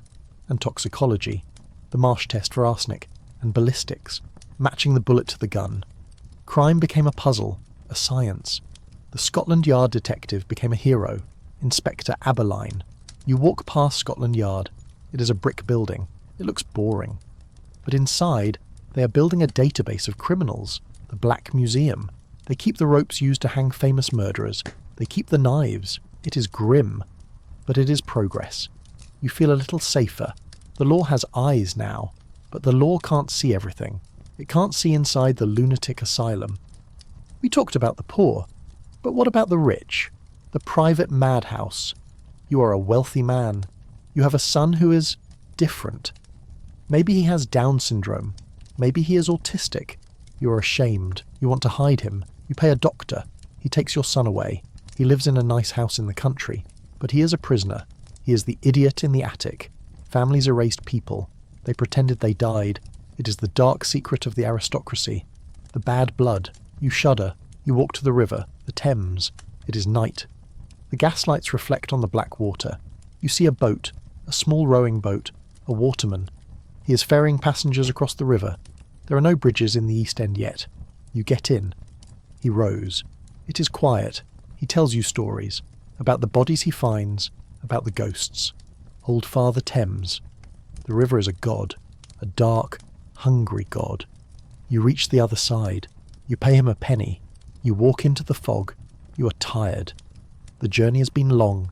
You have seen the gold and the mud, the genius and the madness. You realise that the Victorian era is not a monolith. It is a kaleidoscope. It is beautiful. It is ugly. It is everything at once. And you are part of it. Because you are the memory. As long as you remember the match girl, she isn't gone. As long as you remember the chimney sweep, he isn't lost. You are the witness. So keep watching, keep listening. The story isn't over. The 20th century is waiting. But that is for another time. For now, just breathe. But not too deep, the fog is still thick. Good night. You're standing in the middle of a field in Yorkshire, but it isn't a farm, it is a construction site, and it is the most dangerous place in England. You're looking at the navvy camp. We mentioned the navvies before, the men who built the railways. But we need to understand their world. It is a frontier town in the middle of England. There are no houses. There are shanties, huts made of turf, mud, and maybe some stolen railway sleepers. There are 500 men living here. There are no police. There are no priests. There are only the gangers, the foremen. The work is brutal. They are building a viaduct. The Ribblehead Viaduct. It is a bridge in the sky. 24 massive stone arches. You watch them work. They are hundreds of feet in the air, standing on wooden scaffolding that creaks in the wind. There are no safety harnesses. If a man falls, he falls. He lands in the wet concrete of the pier. They don't stop pouring. Legend says there is a man buried in every pier of the viaduct. It is an exaggeration, but not by much. Hundreds died. Why? Speed. The railway companies are in a race. Get to Scotland first, so they push the men. They pay them in beer tokens, truck system, so they stay drunk. They work them until they drop, but the navvies are proud. They wear their moleskin trousers tied with Yorks, strings, below the knee to stop rats running up their legs. They eat beef. They are the strongest men in the empire. You see a fight break out, a fist fight. It is violent. But then, it stops. They shake hands. They go back to work. It is a brotherhood of stone and sweat. You leave the camp. You walk toward the finished track. A steam train rushes past. It is sleek. It is green. It is the future. But you know what lies beneath the tracks. Bones. You get on the train. You're heading back to the city. But this time you are going to see the other side of industry. The model village, Saltaire, or Bourneville, or Port Sunlight. These were built by the industrial philanthropists. Titus Salt, the Cadbury family, the Lever brothers. They were factory owners, but they were Quakers, or Methodists. They believed that if you treat workers well, they work harder, and they don't strike. You arrive in Saltaire. It is beautiful. Clean stone houses, a park, a school, a hospital, even a concert hall. But there is a catch. There are rules. No alcohol, no swearing, no hanging your laundry in the front yard. You have to go to church. You have to be respectable. It is a golden cage. You have a nice house, but your boss owns it. If you lose your job, you lose your home. It is paternalism, the rich man acting as the father to the poor. It is better than the slum, much better, but it is still control. You walk through the streets, it is quiet, orderly. You wonder, is this freedom? Or is it just a nicer version of the workhouse? You get back on the train, you're restless, you want to see something wild. You go to the music hall, we mentioned Marie Lloyd. But let's talk about the audience. It is packed. The gods, the cheap seats in the gallery, are rowdy. They throw orange peels, they sing along. But look at the women in the audience. They aren't just prostitutes, they are factory girls. They are maids on their night off. They are wearing hats with feathers. They are drinking gin. They are laughing. This is the new woman being born. She isn't a suffragette yet. She isn't chaining herself to railings. But she is buying her own ticket. She's choosing her own fun. She's independent. And the men are terrified. The newspapers write articles about the girl of the period. They say she's loud, she is rude, she wears too much makeup. They miss the angel in the house. But the angel is dead. She died of boredom. The new woman is alive. She rides a bicycle. She uses a typewriter. The typewriter. This machine changed the office. Before, clerks were men. They wrote in ledgers, but the typewriter needs nimble fingers. Women enter the office. The typewriter girl. It is a revolution. Suddenly women have a career that isn't teaching or nursing. They have money. They buy their own lunch. They go to the ABC tea shop. You see them sitting there, eating a bun, reading a book. They look free. But the Victorians try to control them too. They invent the chaperone. A young woman cannot go out alone with a man. She needs an older woman to watch them. But the bicycle breaks the chaperone. You can't chaperone a girl on a bike unless you ride one too. And the old ladies don't ride. So the girl rides away, into the sunset, with the boy. It is the end of the old morality. But let's look at one last invention, one that captures the Victorian soul perfectly. The camera, photography, daguerreotypes, tintypes. Before this, only the rich had portraits, painted by artists. Now anyone can have a face. You see a photo of a soldier. He's young. He looks scared. He's going to the Crimea. He gives the photo to his mother. Remember me. He dies. The photo sits on the mantelpiece. It fades. It turns sepia. But it is him. It is his eyes. The Victorians loved photography because it stopped time. It defeated death. But they also used it for science. The physiognomy of insanity. Dr. Diamond takes photos of asylum patients. The criminal type.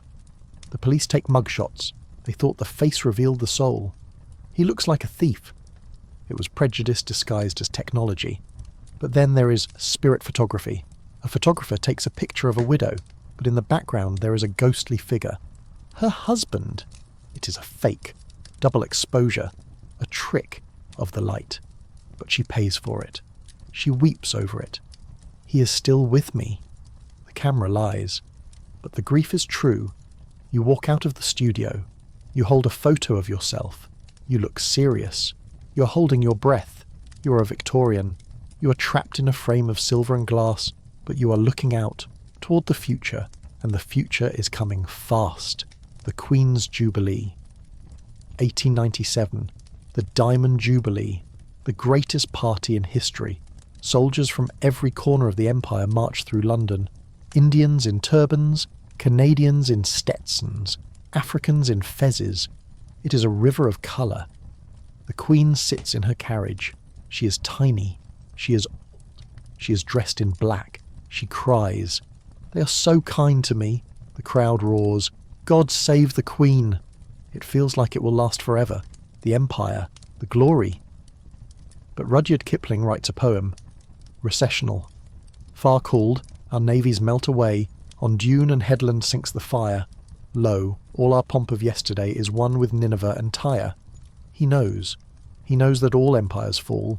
He knows that the pomp is just a show. And underneath, the foundation is cracking. The Boer War starts 2 years later. Then the Queen dies. Then the guns of August 1914.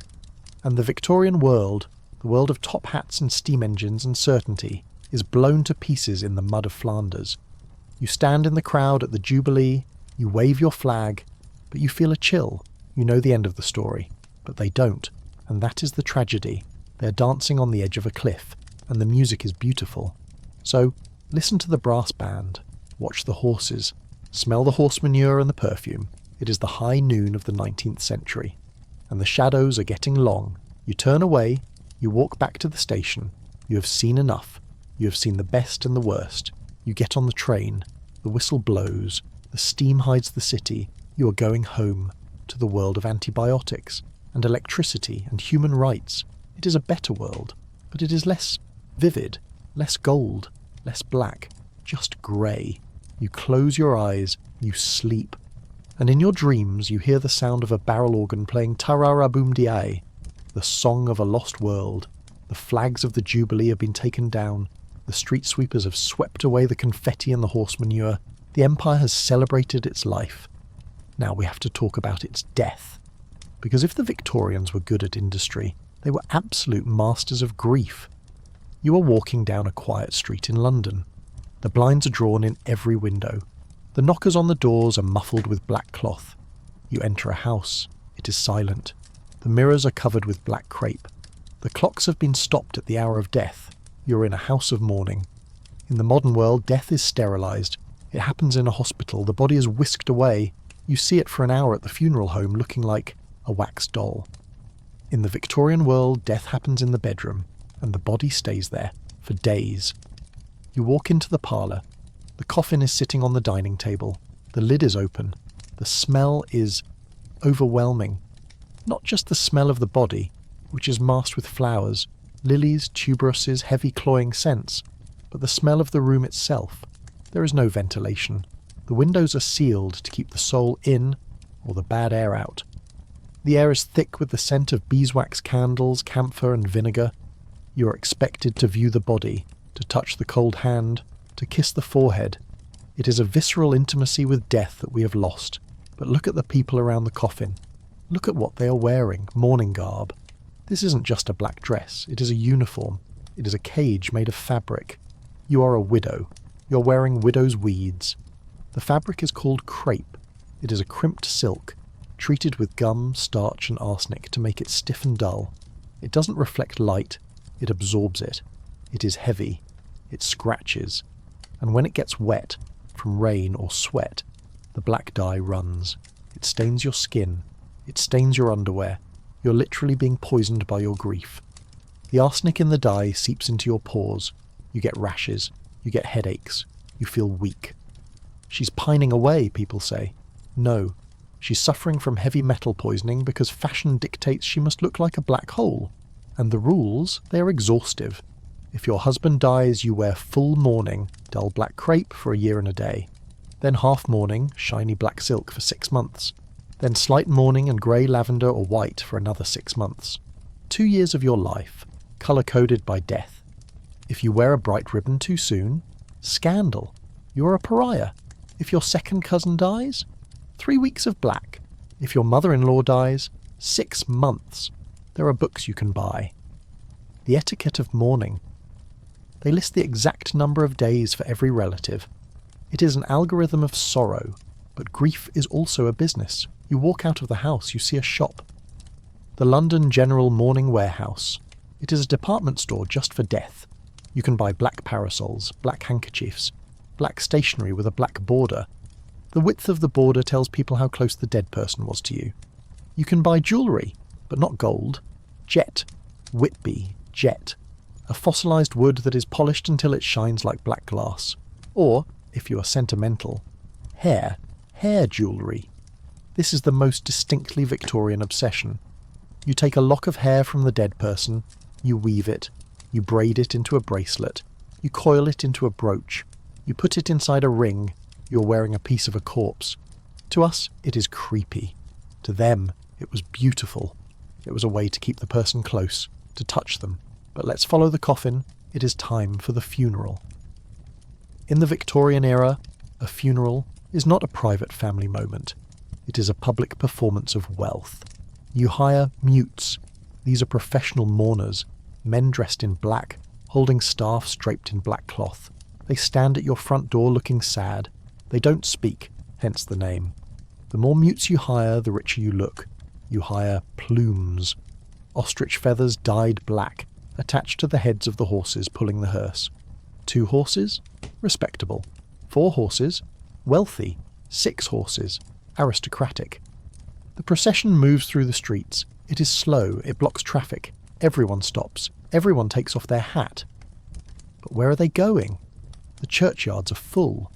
London has been burying people in the same small patches of ground for 1,000 years. The ground level in some churchyards is 6 feet higher than the street, because it is packed with bones.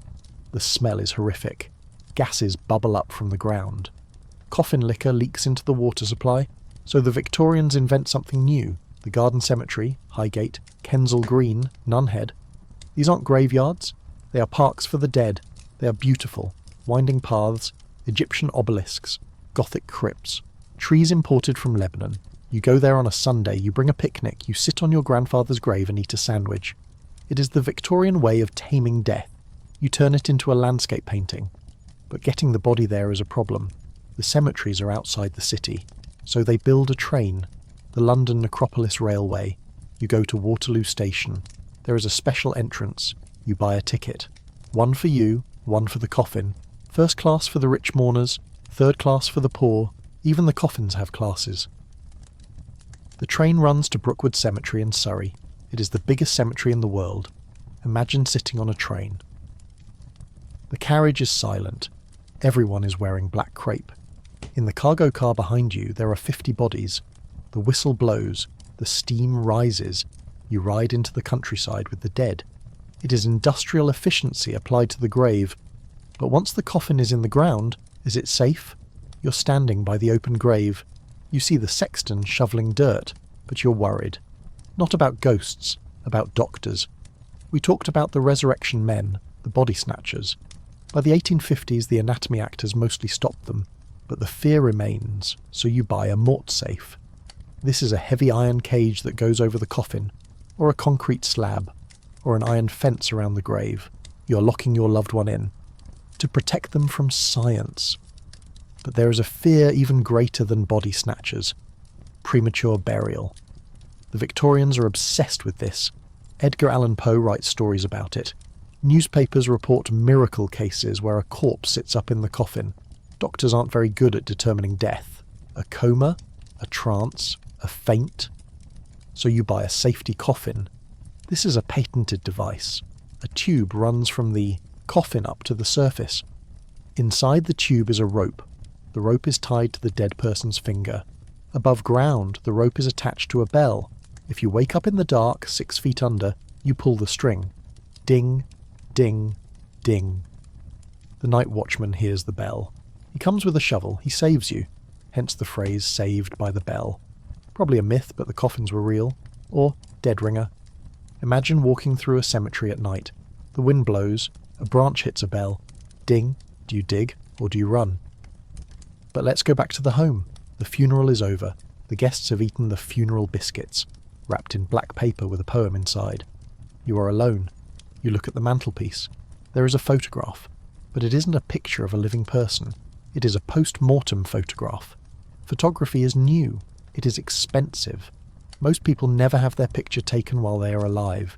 But when a child dies, or a father, this is the last chance. You call the photographer. He comes to the house. He sets up the camera. He poses the body. If it is a child, he puts them in a crib, looking like they are asleep. Or he props them up with hidden stands. He paints eyes on their closed eyelids so they look awake. The family gathers around the corpse. The mother holds the dead baby's hand. The father stands behind the chair. Hold still, the photographer says. The exposure takes a long time. The living people blur slightly because they breathe. But the dead person, they are perfectly sharp. They are the clearest thing in the picture. You hang this photo on your wall. You look at it every day. To us it is morbid. To them it was love.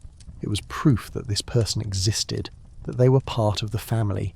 But grief has a cost, and not just emotional. Spiritualism. You are a widow. You miss your husband. You would give anything to talk to him one last time. You hear about a medium, a woman who can talk to the other side. You go to a séance. The room is dark. You sit around a round table. You hold hands. The medium goes into a trance. The table shakes. There is a knocking sound. Rap, rap, rap. Is there a spirit present? A voice comes from the corner. It sounds like your husband. "I am happy," it says. "It is beautiful here." You weep. You pay the medium. You go home comforted. Was it real? Or was the medium cracking her toe joints to make the rapping sound? Was she using a hidden tube to project her voice? Harry Houdini spent his life debunking these frauds. But in the Victorian era, even smart people believed.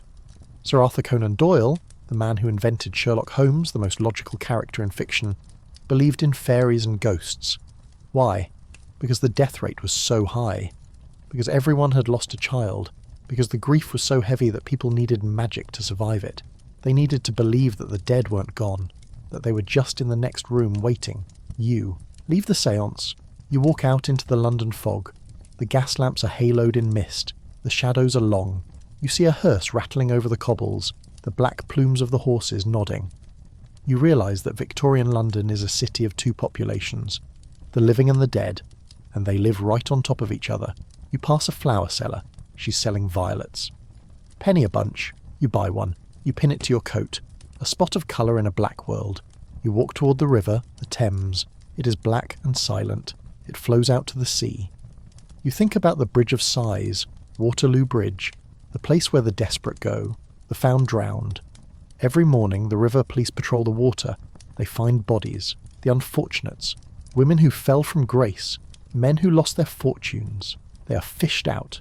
They are taken to the dead house. It is a grim reality.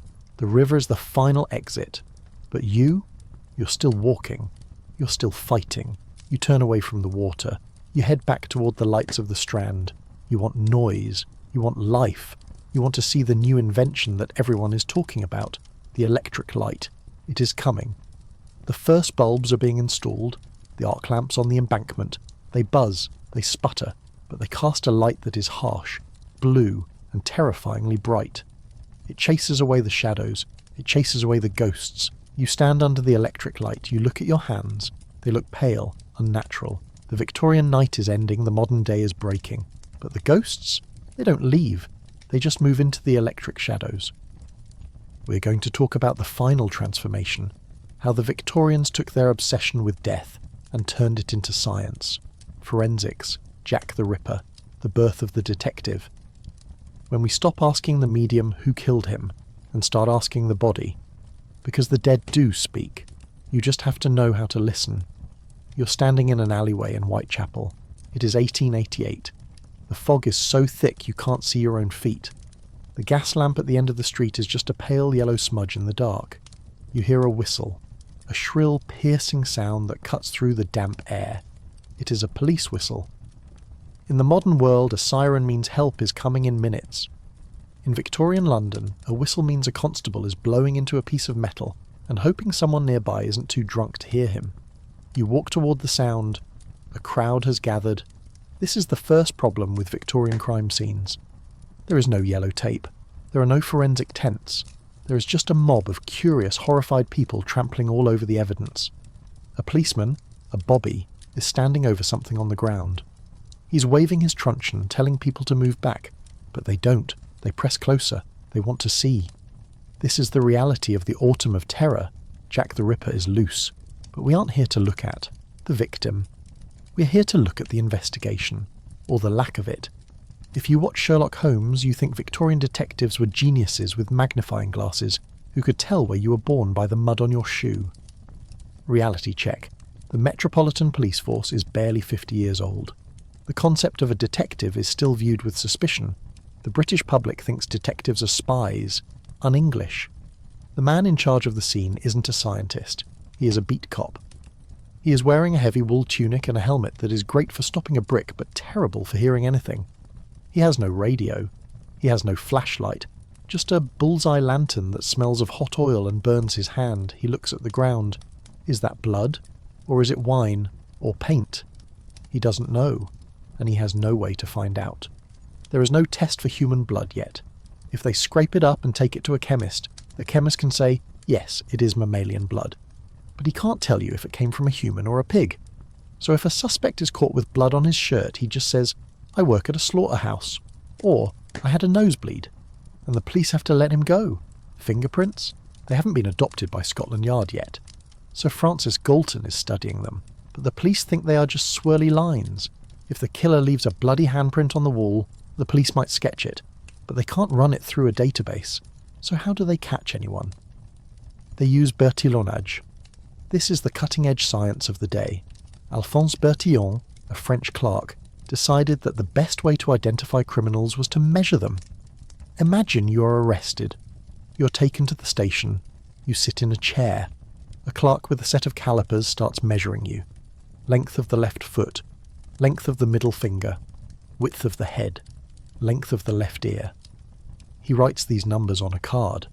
The theory is that no two people have the exact same measurements. It is the biometric system of the 19th century. But it is flawed. If the clerk is tired or the calipers are bent, the numbers are wrong. And searching the card catalogue takes days.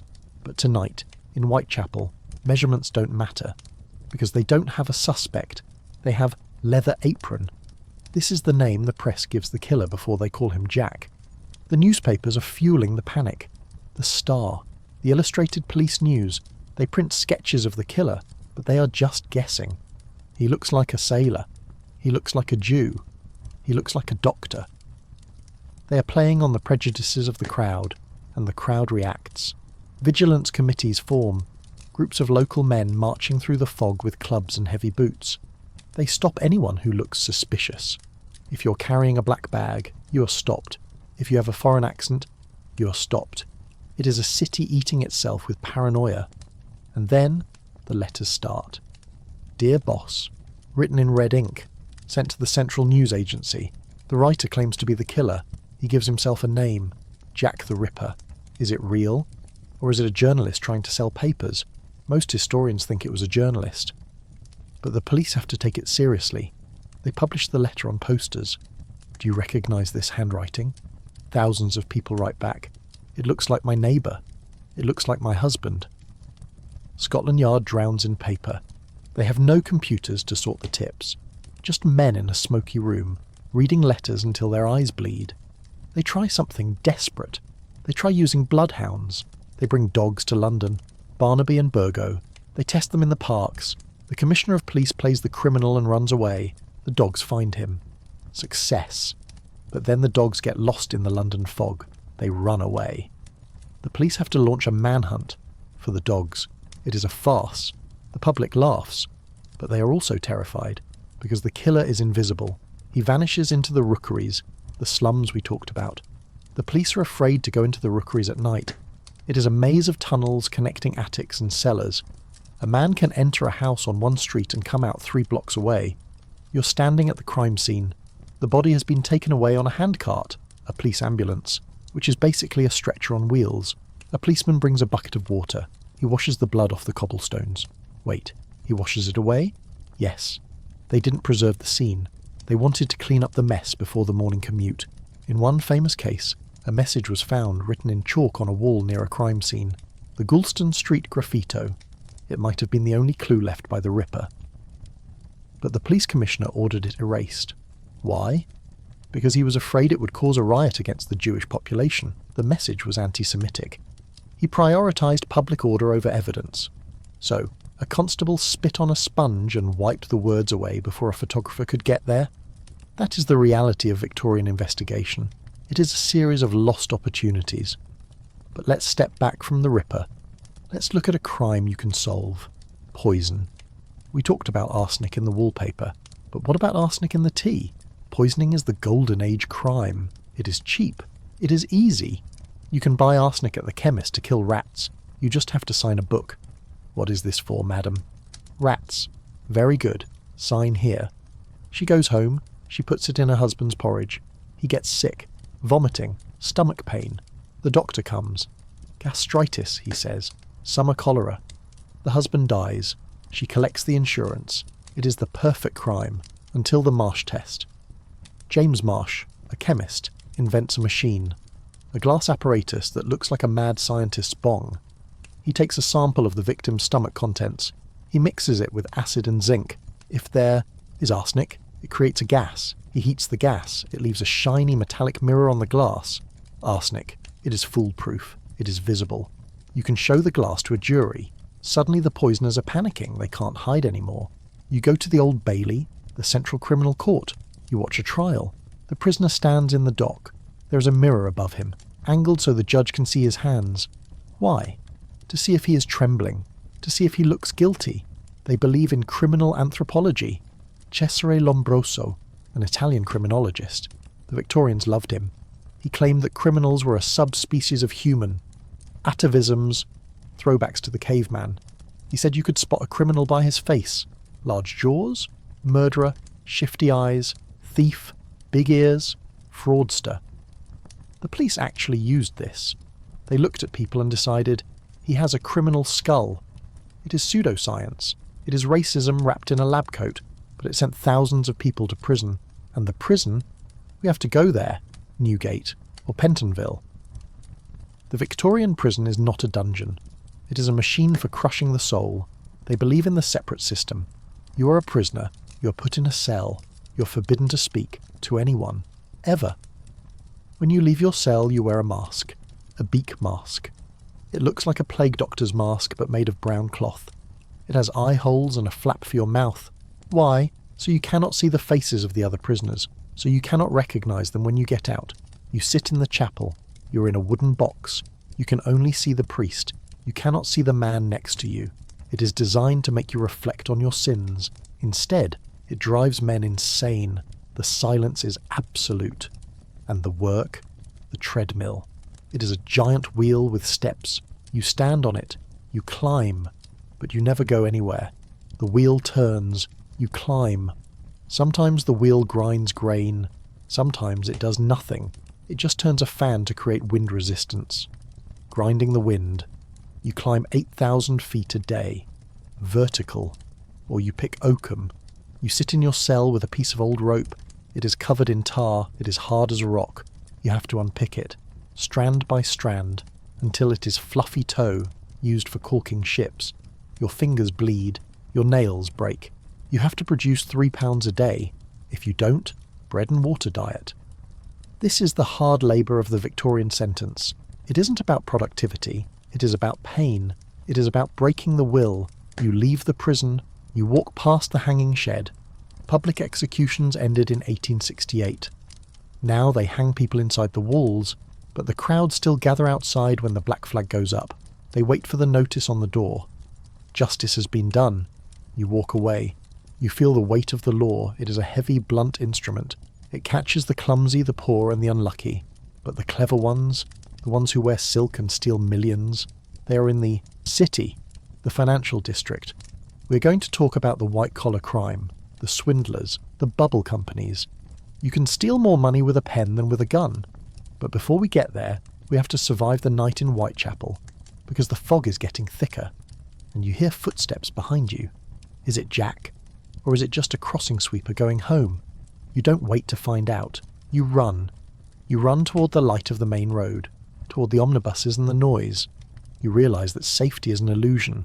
The policeman with the whistle is miles away. You are on your own, and that is the true horror of the Victorian city. You are surrounded by millions of people, but you are utterly, completely alone. You are leaving the East End. You leave the whistle of the policeman and the shadow of the Ripper behind you. You walk west. The air changes.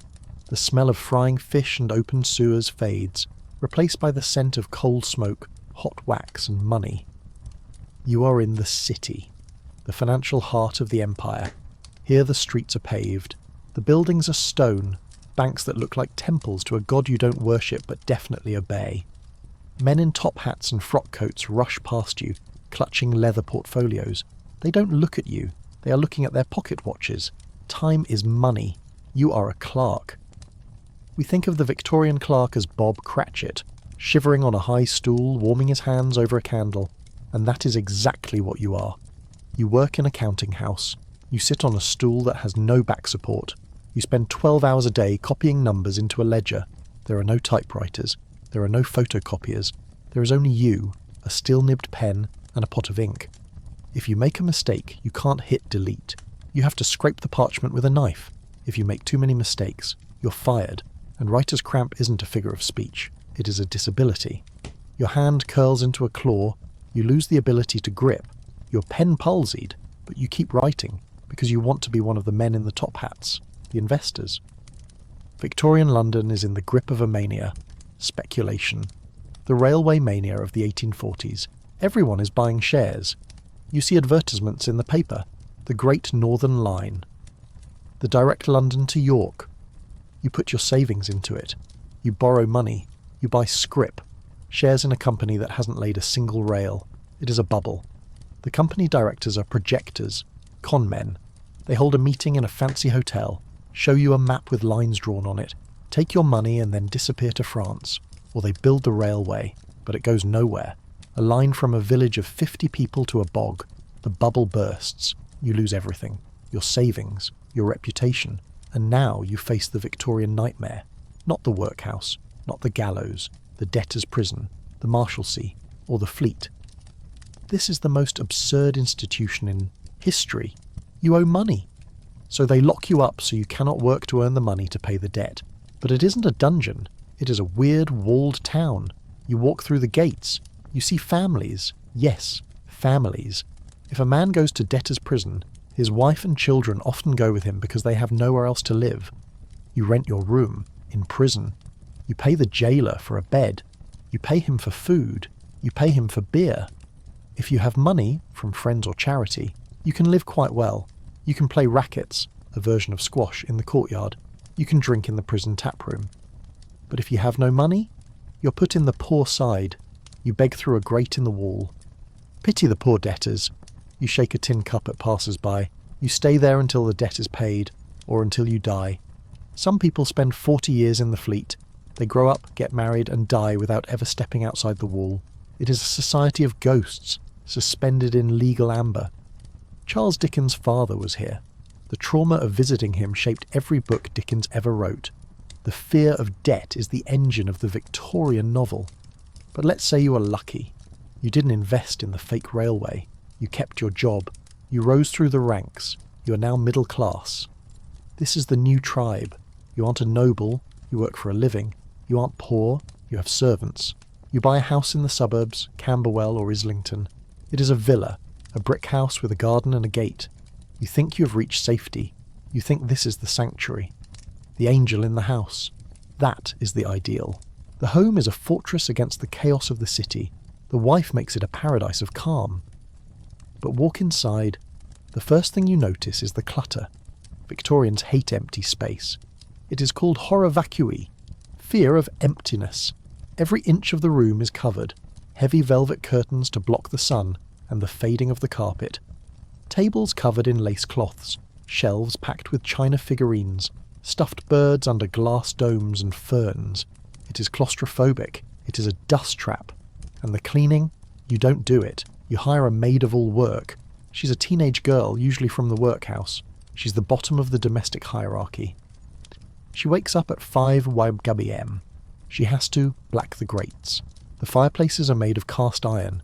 They have to be polished with black lead, graphite, every morning until they shine. It is messy, dirty work. Then she has to whiten the steps. The front steps of your house must be pristine.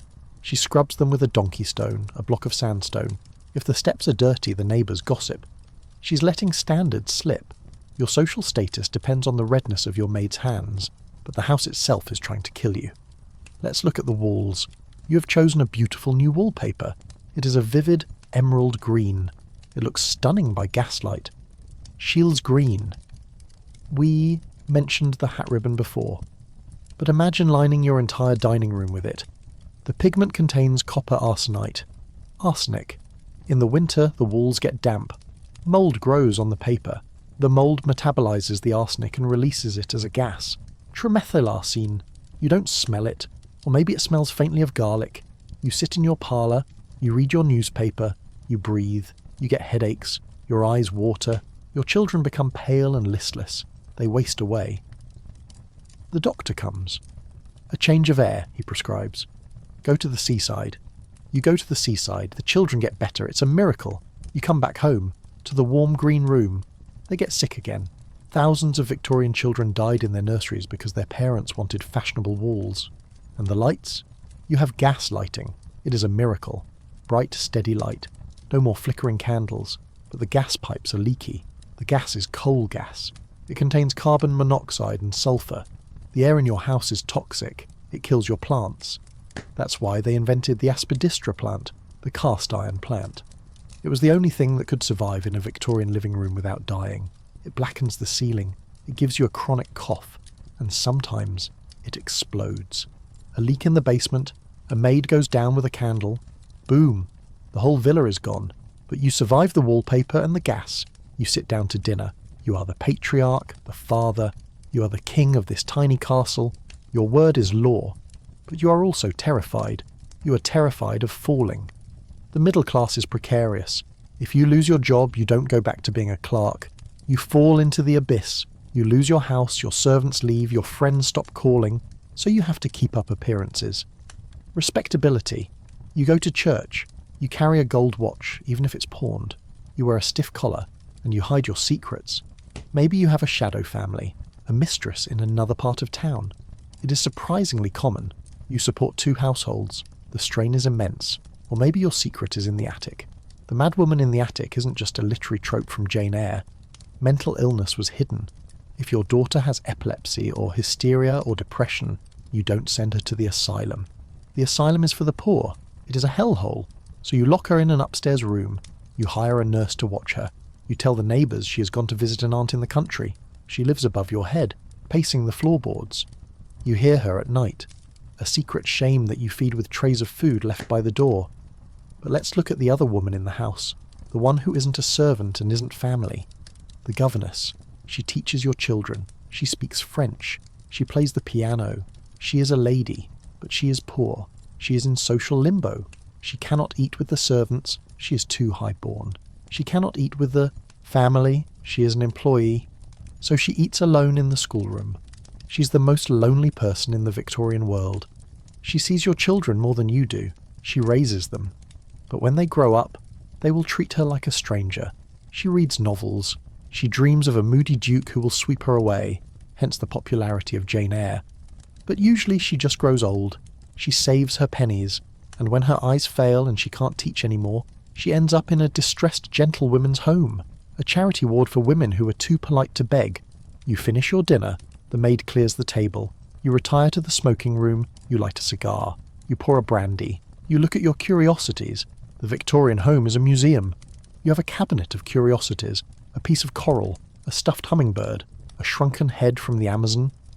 Maybe. The Empire is in your living room, but there is a knock at the door. It is late. Who could it be? A messenger, a telegram, the electric telegraph, the Victorian internet. It has connected the world. A message from India takes hours, not months. You open the yellow envelope. Your hands tremble. Telegrams usually mean bad news. Market crash. Or uncle died. It is news from the city. The bank where you keep your savings has suspended payment. The panic hits you. The facade of the villa, the servants, the green wallpaper, it is all about to dissolve. You realise that respectability is a thin coat of paint over a rotting structure. But for tonight, the gaslight is still on. The fire is still burning, thanks to the maid. You pour another brandy. You stare at the stuffed hummingbird.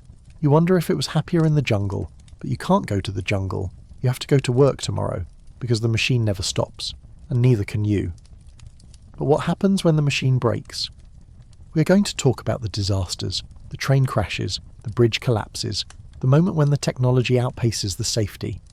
We are going to look at the Tay Bridge disaster, when a train full of people fell into the sea because the iron was bad, and the Princess Alice disaster, when a pleasure boat crashed into a sewage ship on the Thames. Because in the Victorian era, even a day trip can end in a mass grave. You are standing on a platform at London Bridge Station. It is a cathedral of steam and iron. The roof soars above you, a lattice of glass and steel, filled with the hiss of locomotives and the shouting of porters. You are going on a trip, a holiday. The day trip is a new invention. Before the railways, only the rich travelled. The poor lived and died within 5 miles of their birthplace. But now, a ticket to Brighton costs a few shillings. You can see the sea. You board the train. It is a third-class carriage. It is essentially a wooden box with benches. There are no windows, just open slats. The smoke from the engine blows in, filling the carriage with soot. You will arrive at the beach looking like a chimney sweep, but you don't care. You're moving at 40 miles per hour. It feels like flying, but speed has a price. Victorian engineering is ambitious, but it is experimental. They are building bridges out of cast iron, a material that is brittle. They are running trains on signalling systems that rely on a man waving a flag. Let's talk about the Tay Bridge disaster. It is 1879, a stormy night in Scotland. The Tay Bridge is the longest in the world. 2 miles of iron spanning the estuary. It is a marvel. A train is crossing. Inside are 75 people. Men, women, children coming home for the new year. The wind is howling. The bridge is shaking. The engineer who built it, Thomas Booch, didn't account for wind loading. He thought the heavy train would hold the bridge down. He was wrong. The central spans collapse. The train falls. It plunges 88 feet into the freezing water. There are no survivors. When the divers go down, they find the train sitting upright on the riverbed. The passengers are inside. They look like they are still waiting for the next stop. It shocks the nation. It destroys the Victorian confidence. If our greatest bridge can fall, what else is broken? But you aren't on a bridge. You are on the Thames. It is 1878. A warm evening. You're on the Princess Alice, a paddle steamer. It is a moonlight cruise. There are 700 people on board. A band is playing. People are dancing on the deck. They are near Woolwich. This is where the great sewer outfalls are. The pumps release millions of gallons of raw sewage into the river on the ebb tide, and then, out of the dark, comes a collier, a coal ship. The Bywell Castle, it is huge, iron-hulled. It slices into the Princess Alice like a knife through cake. The steamer breaks in two. It sinks in 4 minutes. 700 people are in the water, but it isn't just water, it is sewage. They choke on the sludge. The heavy Victorian clothes, the wool coats, the petticoats drag them down. 640 people die. It is the worst maritime disaster in British coastal history. The bodies wash up for weeks. They are buried in mass graves because they are unrecognisable. It changes the laws, it changes the sewage system, but it leaves a scar on the city. The Victorians realise that their machines are monsters. They have summoned powers they cannot fully control. But let's step away from the disasters. Let's look at the quiet tragedies, the ones that happen in the shadows. We are going to talk about the fallen women. You are a young woman. You work in a shop. Or maybe you are a maid. You meet a young man. He's handsome. He promises to marry you. You believe him. You get pregnant. He leaves. Suddenly your life is over. You lose your job. No respectable house will employ an unmarried mother. Your family disowns you. Where do you go? The workhouse? No. They will take your baby away. So you go to the baby farmer. This is a woman who promises to adopt your child for a fee. I will raise him as my own, she says. He will have a good life. You pay her your life savings. You hand over the baby. You cry. But you think you're doing the right thing. You walk away. You don't know the truth. The baby farmer is a serial killer. Amelia Dyer, the angel maker. She takes the money. She takes the baby. And then she strangles it with white tape. Or she starves it. Or she gives it opium. She dumps the body in the river. She did this for 20 years. She killed hundreds of babies, maybe 400. She advertised in the newspapers. Kind lady wishes to adopt a healthy child. It is the darkest crime of the era. It preys on the desperation of women who have been cast out by a moralistic society. When she is finally caught, the river is dragged. They find the little bodies, tied with tape. Amelia Dyer is hanged. But the system that created her, the shame, the poverty, the lack of support remains. This is the underbelly of Victorian morality. It demands purity, but it punishes the victims of sin, not the sinners. But let's leave the darkness. Let's look for a light. We are going to the music hall. This is the antidote to the gloom. It is the television of the 1890s. You walk into the theatre, it is smoky. It smells of beer and oranges. The crowd is rowdy. They're shouting at the stage. The chairman sits at a table in front, banging a gavel. Ladies and gentlemen, I give you the incomparable Marie Lloyd. She comes out. She sings songs that are funny, rude, and full of double entendres. A little of what you fancy does you good. The crowd roars. They know what she means. It is a release. For a few hours you can laugh at the bosses, laugh at the police, laugh at the misery of life. Charlie Chaplin starts here. Stan Laurel starts here. It is the birthplace of modern comedy. You watch the acrobats, the magicians, the human cannonball. It is loud, it is vulgar, and it is alive. You realise that the Victorians weren't just stiff people in black clothes. They were funny, they were resilient, they knew how to have a good time in the face of disaster. But the show ends. You walk out into the night, it is late, the streets are empty, but wait. What is that sound? A bell? A fire engine? No. A dead cart? No. It is a bicycle.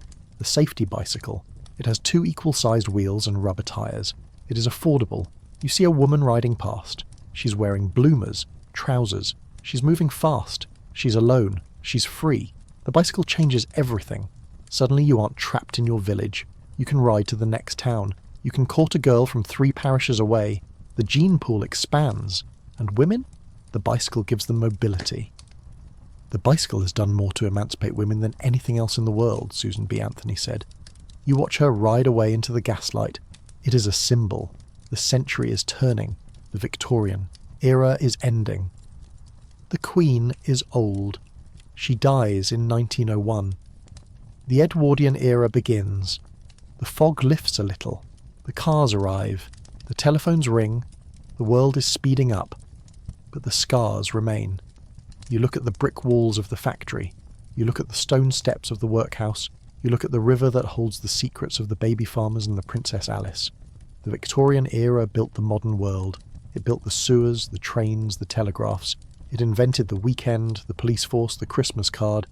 But it built them on a foundation of bone dust and arsenic. You stand on the bridge. You look at the Thames. It is dark, silent, powerful. It flows past the Parliament, past the Tower, past the slums. It remembers, and now so do you. We're almost done. We have walked the streets, worked the machines, and survived the poisons. But we have one final question to answer. What did it feel like to be you? Not a statistic, not a character in a Dickens novel, but a human being living through the greatest transformation in history. We are going to wrap this up. We are going to step out of the fog and back into the light, and we are going to realise why, despite the grime, the guilt, and the grief, you are lucky to be here, because you are the survivor of the 19th century. So, here we are, standing on Westminster Bridge as the clock strikes midnight. Big Ben, the great bell, booms out across the city. It is a sound that vibrates in your chest. We have walked through the rookeries where 9 people sleep in a room. We have choked on the fog of the match factory. We have seen the glistening arsenic wallpaper and the alum-filled bread. We have watched the angel maker take the money and the baby. And now we have to ask, why are we obsessed with the Victorians? Why do we dress up in steampunk goggles? Why do we love Sherlock Holmes? Why do we romanticise the era of top hats and corsets?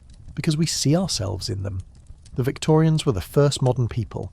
They faced the same problems we face today, but for the first time. Rapid technological change? Check. The telegraph and the train changed their world faster than the internet changed ours. Urbanisation? Check. They moved from the farm to the megacity in a single generation. Pollution? Check. They invented smog. Social inequality? Check. The gap between the factory owner and the factory worker was a chasm. They were trying to figure it out. They were building the plane while flying it, and they made mistakes. Terrible, tragic mistakes. They poisoned their children with wallpaper. They sent climbers up chimneys. They built bridges that fell down, but they also fixed things. They built the sewers that stopped the cholera. They passed the factory acts that got the kids out of the mines. They invented the concept of public health. They were resilient. They were inventive. They were stubborn. But let's step away from the history book. Let's step back into your skin. I want you to leave 1888. Open your eyes, or keep them closed. But feel the bed you are lying in. It isn't a straw mattress shared with strangers. It is yours. It is clean. It doesn't smell of night soil. Take a deep breath. The air in your room is filtered. It doesn't taste of sulphur. It doesn't carry the miasma. Turn on the light. It isn't a hissing gas jet that might explode. It isn't a rushlight made of animal fat. It is safe, steady electricity. Go to the kitchen. Open the fridge. The milk is cold. It hasn't been watered down with chalk. The bread is soft. It doesn't contain bone dust. The meat is fresh. It hasn't been painted with red lead. You are living in a miracle. Every comfort you have, the safety regulations, the clean water, the labour laws, was fought for by the people we just visited. The match girls who went on strike, the doctors who tracked the cholera pump, the journalists who exposed the workhouse scandals, They suffered so you could be safe. You are the beneficiary of their struggle. So tonight, as you drift off to sleep, let the fog clear. Let the gas lamps fade. Let the clatter of the horse hooves on cobblestones turn into the quiet hum of the modern night. You don't have to worry about the chimney sweep getting stuck. You don't have to worry about the arsenic in your green shirt. You don't have to worry about Jack waiting in the alley. You are safe. You are warm. You are fed. The Victorian world is gone. Its shadows have been chased away by the electric light. Its ghosts are just stories now. But the spirit remains. The drive to build, to improve, to survive. You carry that with you. So rest now. The factory whistle won't blow at dawn. The crossing sweeper has gone home. The city is finally truly asleep. And so are you. Good night. Hey guys, tonight we're going to the palace. But before you imagine waltzing through the hall of mirrors in a silk gown, smelling of lavender and expensive perfume, I have to stop you. The real royal court wasn't a fairy tale. It was a crowded, freezing and incredibly smelly machine designed to crush your spirit while you smiled and thanked the king for the privilege. It was a world where hygiene was a rumour, privacy was a sin, and the most dangerous thing in the room wasn't an assassin but the water in your glass. So before you get comfortable, take a moment to like the video and subscribe, but only if you genuinely enjoy what I do here. And let me know in the comments where you're tuning in from and what time it is for you. It's always fascinating to see who's joining us from around the world.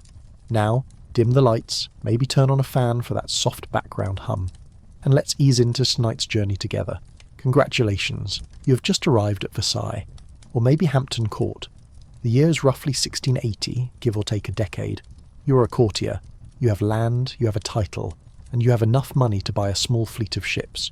You should feel powerful, you should feel on top of the world, but instead you feel nauseous. The first thing that hits you isn't the grandeur of the gold gates or the perfectly manicured gardens. It is the smell. You have to understand the scale of a royal palace. This isn't a house. It is a city squeezed into a single building. At Versailles, under Louis XIV, there are anywhere from 3,000 to 10,000 people living inside the complex at any given time. Nobles, servants, guards, cooks, cleaners, and hangers-on. And there is no plumbing. There are no flushing toilets. There are no sewage pipes. There are commodes, fancy wooden boxes with ceramic bowls inside, but there aren't enough of them. And when you have 10,000 people and only a few hundred bowls, math becomes your enemy. So what happens? People improvise. You walk down the grand hallway, the Galerie des Glaces. It is stunning. Mirrors reflect the candlelight. Crystal chandeliers sparkle overhead. But if you look down, into the corners, behind the heavy velvet curtains, you see the puddles. Courtiers, men in silk stockings and women in layers of brocade, relieve themselves wherever they can find a shadow. Behind a statue of Venus, in the fireplace, in the stairwell. The palace floors are literally soaked in urine. The servants try to clean it up, but they are fighting a losing battle against biology. The smell is a mixture of unwashed bodies, stale waste, wood smoke, and the desperate, overpowering scent of musk and ambergris perfume used to cover it all up. It creates a heavy, cloying atmosphere that sticks to the back of your throat. Visitors from the countryside often fainted not from the beauty of the king, but from the lack of oxygen. But the smell is just the introduction. Now you have to deal with the accommodation. You think, because you're a noble, you will have a suite of rooms, a bedroom, a solar, maybe a nice view of the fountain. Reality check. Unless you are the king, the queen, or a very high-ranking duke, you are living in a closet. The king wants everyone at court where he can see them. He wants you dependent on him. So, he invites everyone to live in the palace. But the palace isn't infinite. You are assigned a room in the attic. It is tiny. It has no fireplace, which means in the winter, the water in your wash basin freezes solid. You might be sharing this room with 2 or 3 other nobles. Or, if you are lucky, just your own servants. The walls are thin. You can hear your neighbour snoring. You can hear the couple next door arguing about debt. You can hear the rats scuttling in the eaves. You have dragged your furniture all the way from your country estate because the king doesn't provide it. You have your bed, a chest for your clothes, and maybe a folding chair. You're living like a refugee, but you're wearing diamonds, and it is dark. The great halls are lit with thousands of beeswax candles. It is blindingly bright, hot, and glorious. But the corridors, the stairwells, they are pitch black. Oil and wax are expensive. The king doesn't waste them on the back hallways. So navigating the palace at night is a dangerous game.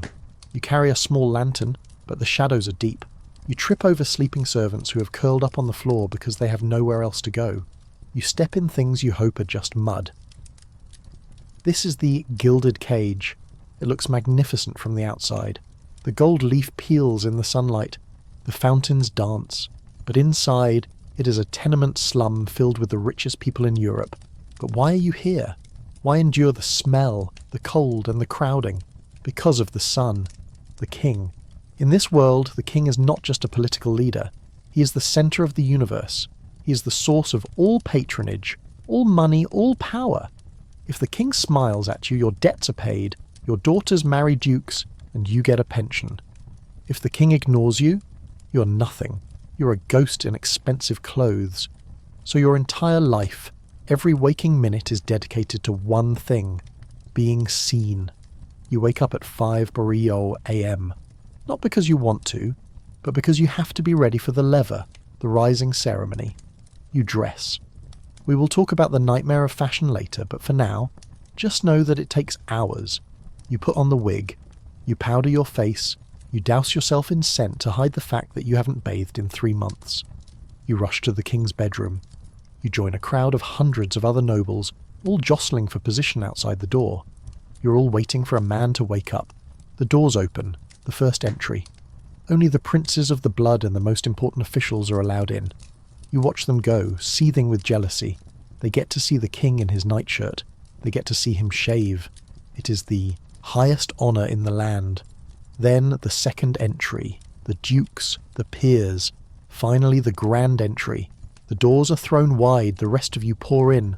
The room is crowded, it is hot. The king is standing there, being dressed by his servants. He doesn't look at you.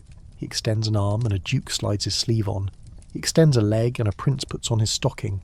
You stand on your tiptoes trying to catch his eye. You want him to nod, just a nod. That's all you need. "Sire," someone whispers, "the Duke of Norfolk is here." The king grunts. That's it. That is your work day. You stood in a crowd for 2 hours to watch a man put on his pants, and you will do it again tomorrow, and the day after that. This is the psychological torture of the court. It is a waiting game. You are constantly on display, constantly performing, constantly terrified that you have committed a faux pas. Did you bow low enough? Did you wear the right colour? Did you laugh at the king's joke but not too loudly? One mistake and you are sent to the country. This sounds like a vacation. In reality, it is social death. Being sent away from court means you are irrelevant. The flow of money stops. The invitations stop. You sit in your drafty castle in the middle of nowhere, reading old letters, knowing that the world has forgotten you. So you stay. You endure the attic room. You endure the smell of the unwashed bodies. You endure the boredom. And speaking of boredom, let's talk about what you actually do all day. Movies show court life as a series of exciting intrigues, affairs, and duels. Reality is mostly standing. You stand in the hallway waiting for the king to pass. You stand in the chapel during mass. You stand in the audience chamber. There are no chairs. Chairs are for the king and the queen. Everyone else stands. Even the duchesses. Even the old men with gout. You stand until your feet swell. You stand until your back spasms. If you faint, and people faint all the time because they are wearing corsets and heavy wool in a crowded room, you are dragged out by the Swiss guard. You don't make a scene, and while you stand, you gamble. Gambling is the engine of the court. It is the only thing to do. Card games, dice, basset, lansquenet. You play for enormous sums, thousands of livres or pounds, money you don't have. The king encourages this. Why?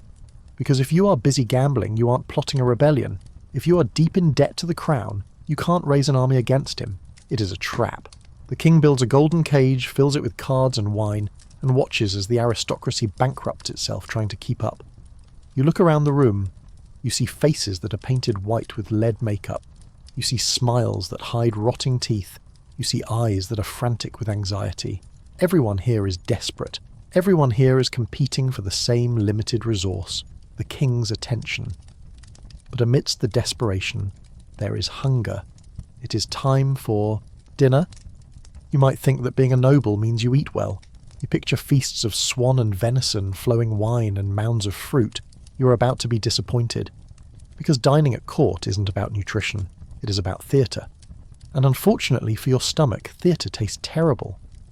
We're going to walk down to the dining hall, but be careful. The stairs are slippery, the hallway is dark, and the kitchen is a mile away. By the time the food reaches you, it will be something you never expected. Cold.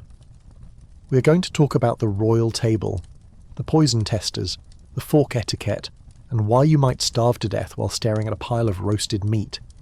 Because in the palace, eating is the most dangerous part of the day. You're standing in the grand hall. Your stomach is growling so loudly you're afraid it might disturb the duke standing next to you. It has been hours since your meagre breakfast of ale and bread, and the smell of roasting meat is drifting through the air. But don't get your hopes up. You aren't about to eat. You're about to watch someone else eat. This is the grand couvert, the public dining ritual of the king. In the modern world, eating is a private, relaxing act. In the royal court, it is a spectator sport. The king sits alone at a table raised on a dais. He is facing the room, and you, along with hundreds of other nobles, are standing in a semicircle watching him chew. You are witnessing the logistical nightmare of feeding a monarch. Let's trace the journey of that piece of meat the king is currently ignoring. It started in the kitchens. But where are the kitchens? Not next to the dining hall, that would make sense. That would be efficient. No, the kitchens are in a completely different building, sometimes a quarter-mile away. This is to prevent the smell of cooking from offending the royal nose and to stop the palace from burning down if the spit roast goes wrong. So, the food has to travel. Imagine a procession, a cortege of meat. It leaves the kitchen piping hot. It is placed on silver platters and covered with heavy metal domes called cloches. But it can't just be walked to the table, it has to be escorted. A chaotic parade of guards, ushers, and the gentleman of the mouth marches the food through the damp, draughty corridors of the palace. They have to stop at checkpoints. They have to bow to specific statues. They have to wait for doors to be unlocked by specific key holders who are probably late. In the winter, the corridors are freezing. By the time the roast pheasant reaches the king's table, it has been on a 20-minute hike through a refrigerator. The gravy has congealed. The fat has turned into white, waxy lumps. The soup has a skin on it. The king doesn't care, he is used to it. He eats it cold. In fact, eating cold, greasy food is practically a royal tradition. It explains why so many monarchs suffered from chronic indigestion and terrible gas. You stand there, watching him, slice into the cold bird, and for a second, you don't envy him. But before he takes a bite, there is another ritual. The assay. The test. The king lives in constant low-level terror of poison. It is the silent assassin. You can't fight it with a sword, so you fight it with bureaucracy. Every single dish has to be tasted, but not by the king, by the servants. The chief butler takes a small piece of bread. He dips it into the soup. He eats it. He waits. Everyone watches him. Does he choke? Does he turn green? No. Then the cupbearer pours a little wine into a special testing cup. He drinks it. He waits. It takes forever. The food gets colder, and then the magical thinking comes in. On the table, right next to the salt cellar, sits a strange object. It looks like a spiraled piece of ivory, the unicorn horn. Spoiler, it is actually the tusk of a narwhal, sold to the king by Vikings for the price of a castle. They believe that the unicorn horn has magical properties. If it touches poison, it will sweat or change colour or neutralise the toxin. So, the servant takes the horn on a gold chain and dips it into the king's wine. He touches it to the meat. It is absurd. It is superstition masquerading as security, but everyone in the room takes it deadly seriously. If the horn doesn't react, the king eats.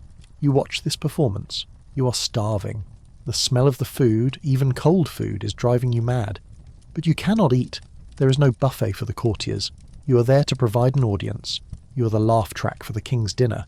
If you're a high-ranking lady, you might be allowed to sit on a tabouret, a small, backless stool. It is uncomfortable. But in the hierarchy of the court, being allowed to rest your legs is a privilege people kill for. The king finishes. He wipes his hands on a wet napkin.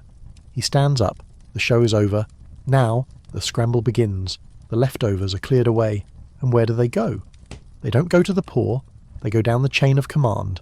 The highest-ranking servants get the first pick of the cold pheasant. Then the lower servants get the bones. By the time the food reaches the bottom of the hierarchy, it is picked clean. So, what do you eat? You retreat to your tiny, freezing attic room.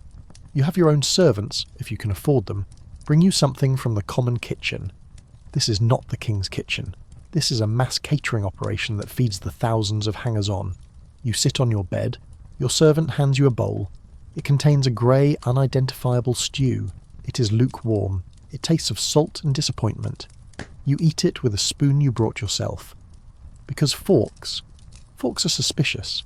In 1680, the fork is still a novelty in many parts of Europe. It is considered effeminate. Italian. Why use a metal prong when God gave you fingers? The king eats with his hands. He grabs a piece of meat, dips it in sauce and shoves it in his mouth. The sauce drips onto his cravat. He wipes his fingers on the tablecloth. It is messy. It is primal. If the king uses his fingers, you use your fingers. You tear the bread. You scoop the beans. Your hands are covered in grease. And how do you clean them? You wipe them on your napkin if you have one, or on your coat, or on the dog that is currently sniffing your leg. Hygiene at the table is non-existent. People blow their noses into their hands and then reach into the communal dish. They pick their teeth with knives, they spit on the floor. This is the height of civilization. This is the room where the fate of nations is decided, and it smells like wet woolen gravy. You finish your meal, you feel heavy. The food was rich, fatty, and salty. You're thirsty. You reach for the water jug. Stop. Do not drink the water. The water in the palace comes from the same river into which the city upstream dumps its sewage. It is brown. It moves on its own.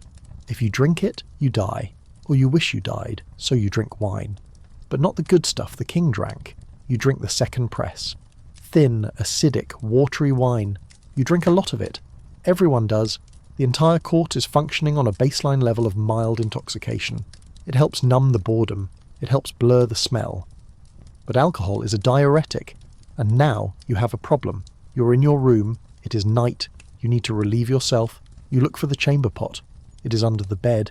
It is already half full because your servant forgot to empty it. You use it. Now the room smells of stew and urine.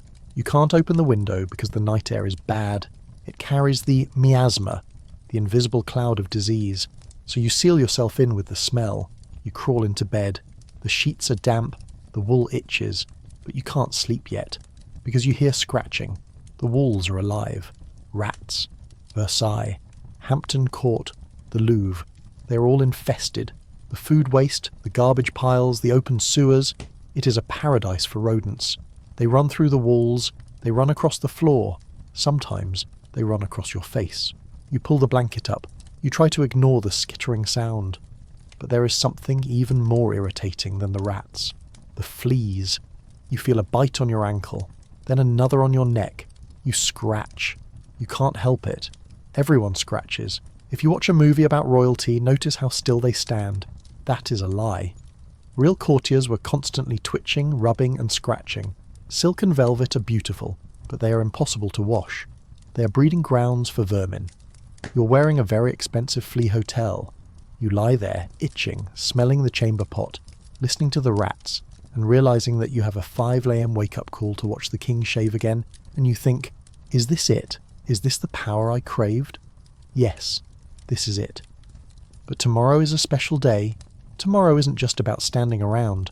Tomorrow is the ball. You have to look your best. You have to shine. And that means you have to deal with the most dangerous, toxic, and painful aspect of court life. Fashion. You think modern beauty standards are harsh. Try wearing a wig that weighs 5 pounds and is infested with lice. Try painting your face with lead until your skin turns grey. Try wearing a corset made of iron and whalebone that literally rearranges your internal organs. We are going to talk about the torture of looking beautiful, and why the most fashionable people in the room were often the ones who are slowly dying from their own clothes. The sun has risen, the bells are ringing, and you have a problem. You have to get dressed. In the modern world, getting dressed takes 10 minutes. You put on pants, a shirt, maybe check a mirror. In the royal court, getting dressed is a construction project. It requires a team of engineers, a significant amount of pain tolerance, and a willingness to cover your body in toxic chemicals. You sit down in your dressing chair. Your servants surround you like a pit crew. The first step is the hair, or rather, the lack of it. You take off your nightcap, you run a hand over your scalp. It is stubbly. You keep your head shaved. Why? Because hair is dirty, hair attracts lice, and in a palace where hygiene is a theoretical concept, lice are the enemy. But you can't go out bald. That is for peasants. You need a wig, and not just any wig. A periwig. A towering mountain of curls that cascades down your back like a woolly waterfall. Your valet brings it out. It is massive. It weighs 5 pounds. It is made of human hair, the most expensive kind bought from peasant girls, or horsehair, cheaper but itchier, or goat hair, which smells when it gets wet. He lowers it onto your head. It is heavy. It traps the heat immediately. Your scalp starts to sweat. But the wig isn't done. It needs to be white, or at least dusty grey. The valet picks up a powder puff. He blasts the wig with flour or starch. A cloud of white dust fills the room. You cough. The dust settles on your shoulders, on your furniture, in your lungs. This powder has a scent, lavender or orris root, but underneath the wig smells. It has never been washed. It cannot be washed. If you wash it, the curls fall out. So it sits on a wooden block at night, collecting dust, mites, and yes, the very lice you shaved your head to avoid. They live in the wig now. You feel a tickle behind your ear. You reach for your scratching stick, a long rod made of ivory or silver with a little hand on the end. You slide it under the heavy hair and scratch furiously. This is a socially acceptable action. Everyone scratches. Even the king scratches. Now for the face. You look in the mirror. Your skin is pockmarked from the smallpox you survived as a child. Your complexion is uneven because you haven't eaten a vegetable in 3 months. You look yellow. You need to look white. White skin is the ultimate status symbol. It means you don't work outside. It means you are pure. Your servant opens a jar. Inside is a thick white paste. Venetian ceruse. It is the foundation of beauty. It goes on smooth. It covers everything. It gives you the look of a porcelain doll. But you know what it's made of. Vinegar and lead. White lead. A potent neurotoxin. Every time you smear this paste onto your face, your skin absorbs the poison. At first, it dries out your skin. It makes it grey and shriveled. So what do? You apply a thicker layer of lead to hide the damage caused by the lead. It is a vicious, deadly cycle. Over time, your hairline recedes, your teeth turn grey, your breath starts to smell metallic, you get headaches, your hands tremble, you're literally painting yourself to death. But the white isn't enough. You need contrast. You need red cheeks. Your servant applies vermilion, a brilliant red rouge. What is vermilion? It is mercury sulfide. So now you have lead on your cheeks and mercury on your lips. You are a walking hazmat zone. If you kissed someone, you would arguably be poisoning them. And then, the finishing touch. The mouche, the fly. This is a small patch of black silk or velvet. It is cut into a shape, a star, a moon, a heart. You glue it to your face. Why? To cover the sores. Maybe it's a pimple. Maybe it's a smallpox scar. Or maybe it's a syphilis sore. The great pox is rampant at court. Everyone has it. The king has it. The bishop has it. So you turn your disease into fashion. You stick a black star over the oozing sore on your chin and call it a beauty mark. If you place it near the eye, it means you are passionate. Near the lip, coquettish. On the nose, saucy. You're using your own skin lesions to send flirtatious signals. Now, the body. If you are a woman, this is where the torture truly begins. The corset, or the pair of bodies. It is made of stiffened linen, reinforced with whalebone, reeds, or even iron. You hold onto the bedpost, your maid pulls the laces. Hard. The air leaves your lungs, your ribs compress, your internal organs are slowly, gently being rearranged. Your stomach is pushed up, your liver is squashed. You can't take a deep breath. You're now a shallow breather. This is why women at court swoon all the time. It isn't because they are overwhelmed by emotion. It is because their brains are starving for oxygen. But you have the silhouette, the inverted cone, the rigid torso, then come the layers, a chemise, a petticoat, another petticoat, a hoop skirt, farthingale, made of wood and wire that extends 3 feet on either side. You are now as wide as a door. You cannot walk normally, you have to glide. You cannot sit in a chair with arms. You take up massive amounts of space. And finally, the heavy velvet gown, embroidered with gold thread. It weighs 20 pounds. You're wearing a tent. A hot, heavy, crushing tent. If you're a man, it isn't much better. You're wearing wool stockings that cut off your circulation at the knee. You're wearing breeches that are so tight you worry about splitting them if you bow too low. You're wearing a coat with padded shoulders and a high collar that forces your chin up. And the shoes, high heels. Yes, men wore high heels first. Louis XIV was short. He wanted to be tall, so he wore red-heeled shoes. Now everyone wears them. You're teetering on 3-inch heels trying to balance on a slippery floor while wearing a 5-pound wig. You're ready. You look in the mirror. You're a masterpiece of artifice. White face, red cheeks, towering hair, glittering clothes. But you smell. You haven't bathed in weeks. Dry washing is the trend. You rub your skin with a dry linen cloth to remove the sweat. You change your linen undershirt every day, if you are rich, because you believe the linen absorbs the dirt from your body. But the layers of wool and velvet, they are never washed. They trap the sweat. So you douse yourself in perfume. Musk. Civet, which comes from the anal gland of a civet cat. Ambergris, whale vomit. Heavy animalistic scents designed to punch through the odour of humanity. You're a cloud of musk, lead powder and unwashed hair. You step out of your room. You navigate the dark stairs. You head to the ballroom. Tonight is a masquerade. The king loves a masquerade. It allows people to hide their identities. It allows for secrets. But a masquerade in a palace is a pressure cooker. The room is packed. Hundreds of bodies, thousands of candles. The heat is intense. The wax from the chandeliers drips down onto the dancers. You feel a hot drop of wax hit your shoulder. You ignore it. The music starts. It is a minuet. This is not a fun dance. It is a geometry test. You have to move in perfect patterns. You have to point your toe. You have to bow at the exact right second. If you make a mistake, the whole court sees it. They will mock you tomorrow. Did you see the Duke turn left instead of right? How rustic. You are dancing. You are sweating under your wig. The lead makeup is starting to melt into your pores. Your corset is digging into your ribs. And then you feel it. A flea. It is crawling inside your stocking. It bites. You can't scratch. Not while dancing with the Duchess. You have to keep smiling. You have to keep pointing your toe. But the courtiers have a solution for this too. You look at the woman next to you. She is wearing a fur stole around her neck. It looks like a dead animal. It is a dead animal, a marten or a stoat. But the head of the animal is made of gold. And inside the fur there is honey. It is a flea cravat. The idea is that the fleas will be attracted to the fur and the honey, and they will jump off you and onto the dead animal. You are literally wearing a flea trap as jewellery. The dance ends. You bow. You are breathless. You need a drink, but remember the rule. Do not drink the water, you drink the punch. It is wine, sugar, spices, and maybe a little brandy. It is strong. You look across the room. You see the king. He is wearing a mask of the sun god, Apollo. He is dancing. He looks energetic. But you know the truth. You saw the doctors entering his chambers this morning. The king is in pain. We're going to talk about the royal body. Because for all the gold and the glamour, the king is a human being living in a time before antibiotics, before dentistry and before sanitary surgery. And right now, the most powerful man in Europe is fighting a battle against his own anatomy.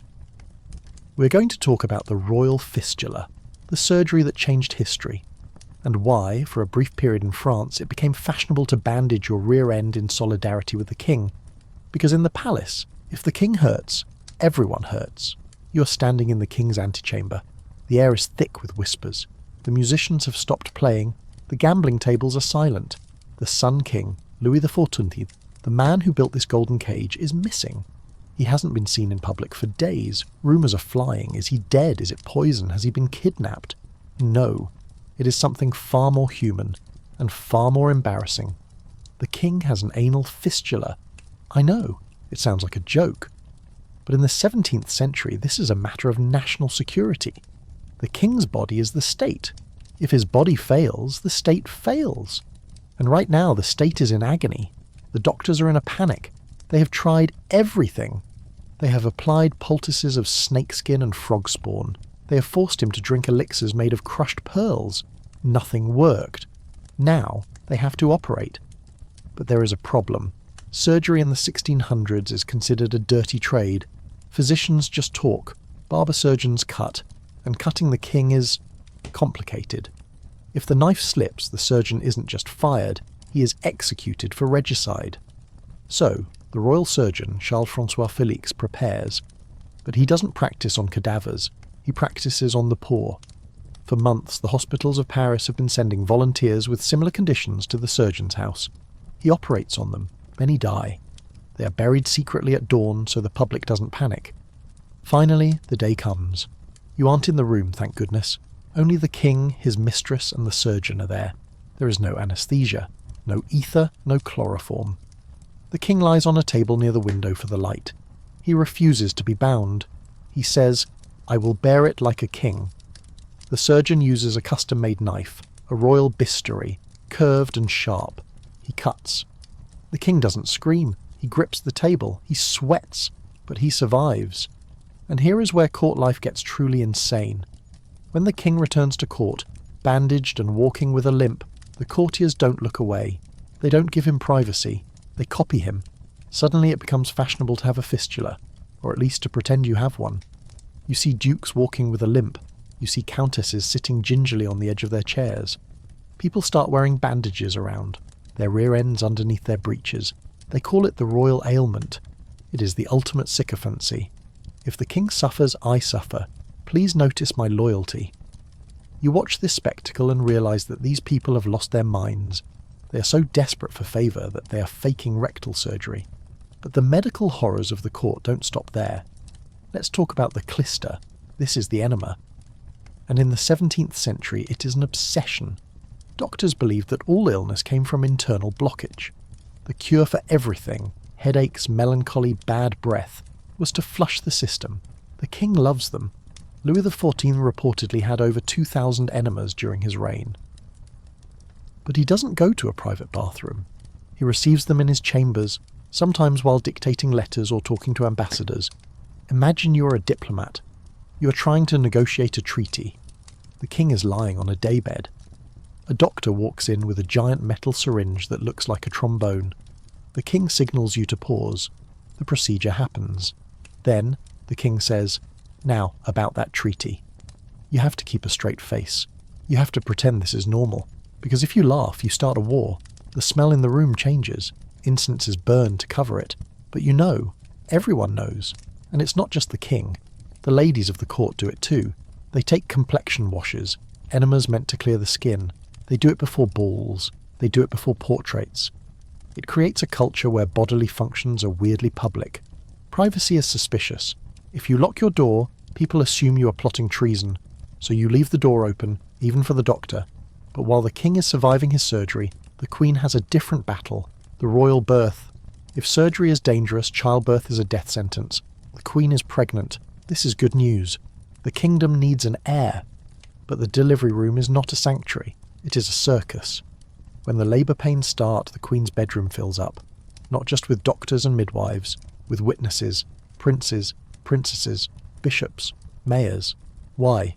To ensure the baby isn't swapped. They need to see the child come out of the royal body. Imagine giving birth while 50 people stand around your bed, watching, judging, and whispering. The windows are sealed to keep out drafts and fresh air. The fire is roared up. The room is stiflingly hot. The smell of sweat, blood, and unwashed velvet is overpowering. The queen is lying on a birthing bed. She has no pain relief. The church frowns on it. If things go wrong, the doctors are helpless. They don't wash their hands. They move from patient to patient, carrying puerperal fever, childbed fever. If the queen dies, it is a tragedy, but the king will remarry. If the baby dies, it is a crisis. You stand in the back of the room, craning your neck. You hear the cry. "It's a boy!" The room erupts. Bells ring across the city. Cannons fire. The baby is swaddled, instantly. He's handed to a wet nurse, a peasant woman with healthy milk. The queen will not breastfeed. It is considered low class. The baby is taken away to his own nursery. He will barely know his parents. He belongs to France now, or England, or Spain. You leave the birthing chamber exhausted by the heat and the noise. You walk through the long gallery. It is night. You see a servant snuffing out candles. The palace is going to sleep. But there is one group of people who never sleep. The people who make this machine run. The invisible army. We have talked about the nobles, but they are the tip of the iceberg. For every duke wearing silk, there are 10 servants wearing wool, scrubbing the floors, emptying the pots and turning the spits. You decide to go where you aren't supposed to go. Downstairs. Below stairs. You open a discreet door hidden in the wood panelling. You descend a narrow stone staircase. The air changes. It gets hotter. It smells of onions, wet dogs and laundry lye. You enter the service wing. This is a city within a city. There are thousands of people here. You see the laundry maids. Their hands are red and raw from the lye soap. They are scrubbing the king's shirts.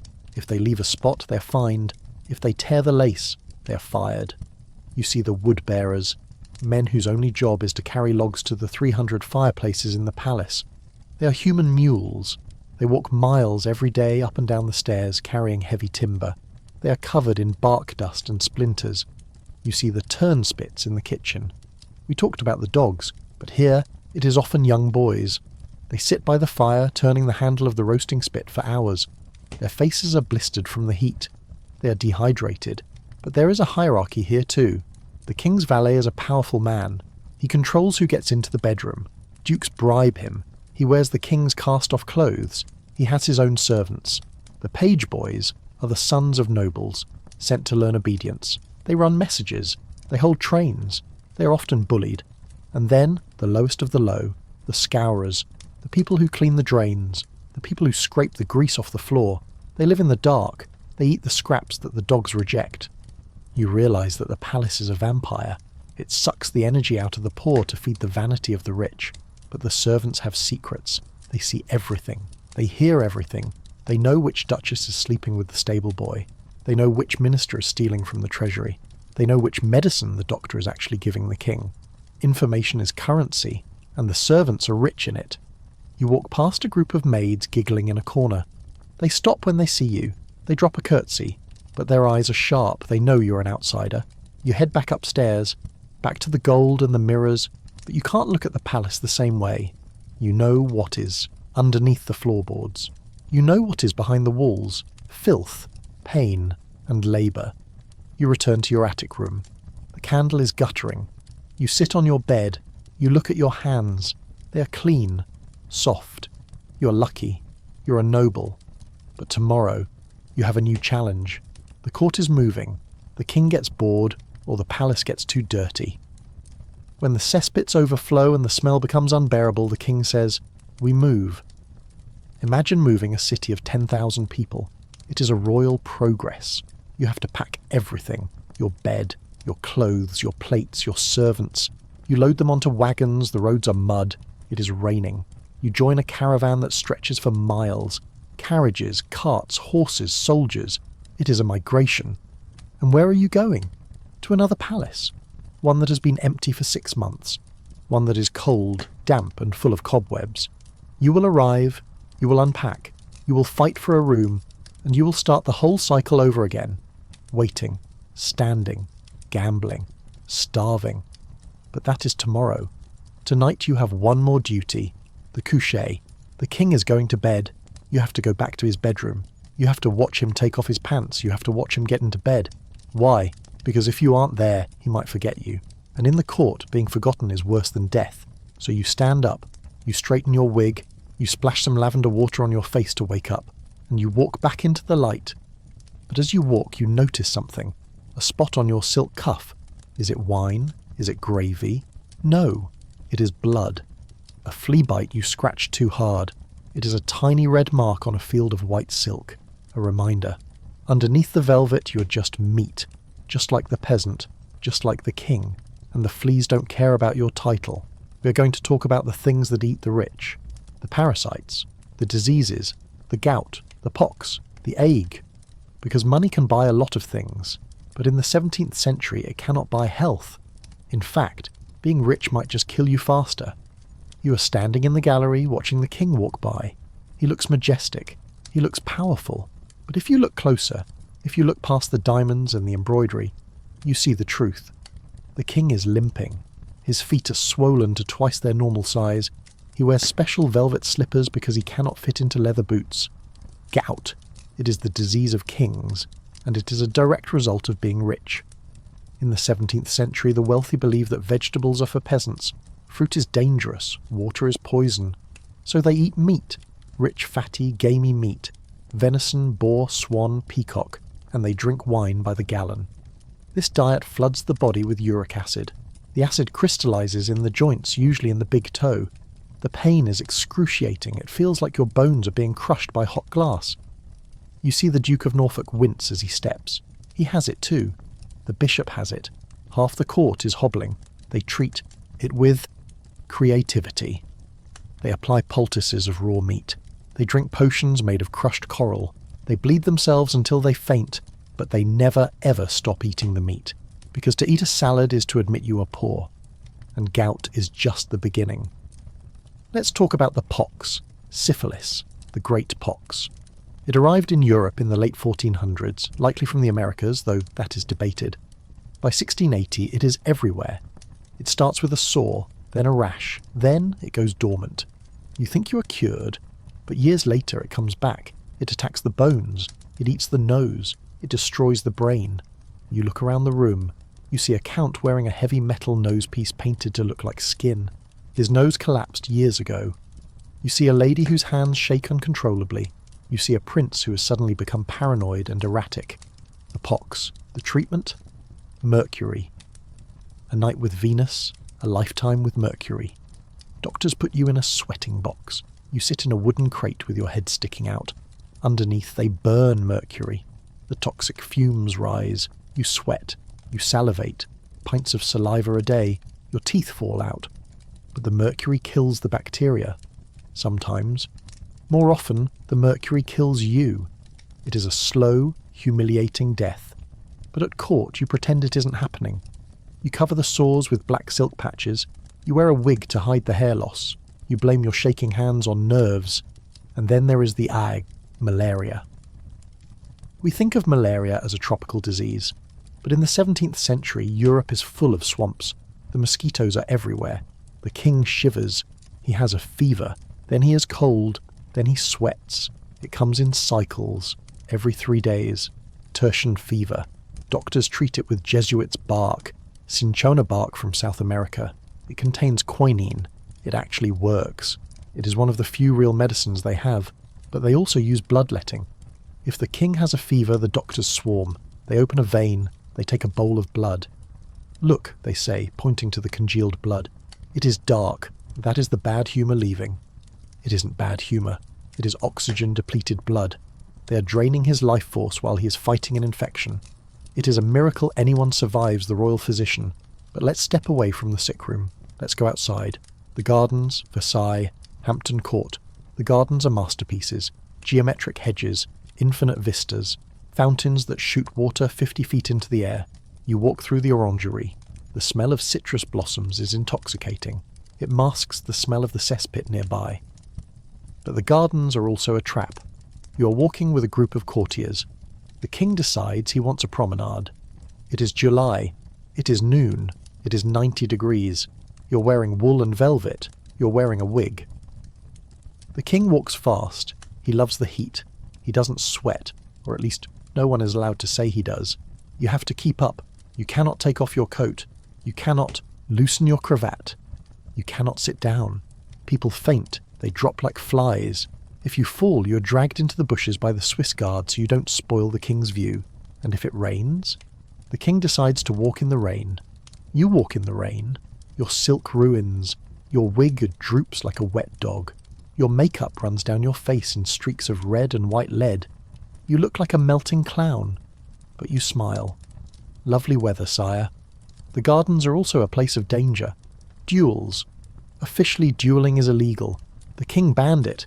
He hates it when his nobles kill each other. It's a waste of good officers. But honour is everything.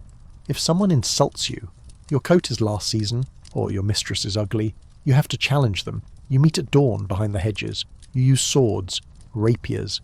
These aren't the heavy hacking swords of the Middle Ages. They are light, fast, and needle-sharp. You don't slash, you thrust. A single poke to the lung and you drown in your own blood. A poke to the stomach and you die of peritonitis 3 days later, screaming. There are no antibiotics. A scratch can kill you. You fight. Metal rings on metal. The grass is slippery with dew. You lunge. You hit him. He falls. You have won. You have defended your honor, but now you have to run. If the king finds out, you will be arrested. You might lose your head. So you flee. You go into exile. You leave the court, the money, the power, all because someone made a joke about your shoes. But let's say you don't fight. You stay. You need to relax. You need a break. You go to the menagerie. The king collects animals, lions, tigers, elephants. They live in small cages. They are miserable. They pace back and forth. But to you, they are wonders. You have never seen a tiger. You think it is a monster from a myth. The king invites you to watch a fight. He puts a lion in a pit with a bull, or dogs. It is a callback to the Roman arena. The nobles cheer. The animals tear each other apart. It is bloody. It is cruel. It reflects the court. Everyone is trapped in a cage. Everyone is waiting to fight. You leave the menagerie. You feel sick. You go back to the palace. It is evening. The candles are lit. The gambling tables are open. You sit down to play basset. This is a card game. It is pure luck. The dealer, the banker, has a massive advantage. You're playing against the king's brother, or the king's mistress. You can't win. If you win too much, you are insulting them. If you lose, you are bankrupt. You lose. You lose 1,000 livres. You don't have 1,000 livres. You sign a note. I owe you. Now you're owned. You're owned by the person who holds your debt. They can ask you for favours. Vote for this law. Introduce me to this duke. Give me your daughter. Gambling isn't a game. It is the currency of corruption. You stand up. You're dizzy. Maybe it's the wine. Maybe it's the lead makeup. Maybe it's the panic. You need fresh air. You walk out onto the balcony. The night is cool. You look down at the courtyard. You see the nightmen. We talked about them in the city. But they are here too. The gong farmers. They are emptying the cesspits of the palace. They work in silence. They are covered in filth. They shovel the waste of the king, the queen, the dukes and the servants into carts. They are the only ones who know the truth. That underneath the silk everyone smells the same. You watch them roll the carts away into the dark. You realise that the palace is just a shiny machine that turns gold into, well, waste. You go back inside. You have to be at the coucher. The king is going to bed. You stand in the bedroom. The king takes off his wig. He is bald. He takes off his coat. He is old. He looks small without his heels. He gets into bed. The curtains are drawn. Good night, sire. You walk back to your attic. You take off your own wig. You wipe the lead off your face. You look in the mirror. You look tired. You look old. You're 35. In the 17th century, that is middle-aged. You lie down. You listen to the rats. You wonder if it's worth it. But then you remember the alternative. The muddy village. The pig farm. The silence of the country. No. You are here. You're at the centre of the world. Even if it smells. Even if it hurts. You're a courtier. And tomorrow you might get a smile. Just one smile. And that will make it all okay. Or so you tell yourself. But there is one person in the palace we haven't talked about. The person who has no choice. The queen. Not the king's wife. The other queen. The mistress. The maîtresse en titre. The official mistress. She's the most powerful woman in France. She has her own apartments. She has her own court. Ambassadors visit her before they visit the queen. But her job is terrifying. She has to be beautiful. Always. She cannot age. She cannot be sick. She cannot be sad. If she bores the king, she is out. If she gets pregnant, complicated. If she gets fat, disaster. She lives on a knife's edge. She drinks vinegar to stay thin. She bathes in milk to stay soft. She uses witchcraft, love powders, to keep the king interested. We are going to talk about the affair of the poisons, a scandal that rocked Versailles. Witches, black masses, poisoned shirts, and the king's mistress right in the middle of it. Because when you are fighting for the heart of the king, you don't use a sword, you use magic, and sometimes you use arsenic. You're walking through the dark corridors of Paris. It is the late 1670s. You have left the palace for a night because you need something you can't get at court. You're wearing a cloak to hide your face. You knock on a wooden door in a narrow alley. A woman opens it. She smells of incense and dried herbs. This is La Voisin, Catherine Monvoisin. She's a fortune teller, a midwife, a sorceress. But mostly she's a businesswoman. You sit down at her table. You tell her your problem. The king is losing interest. You whisper. Or perhaps, my husband is living too long. She nods. She understands. She opens a box. Inside are powders.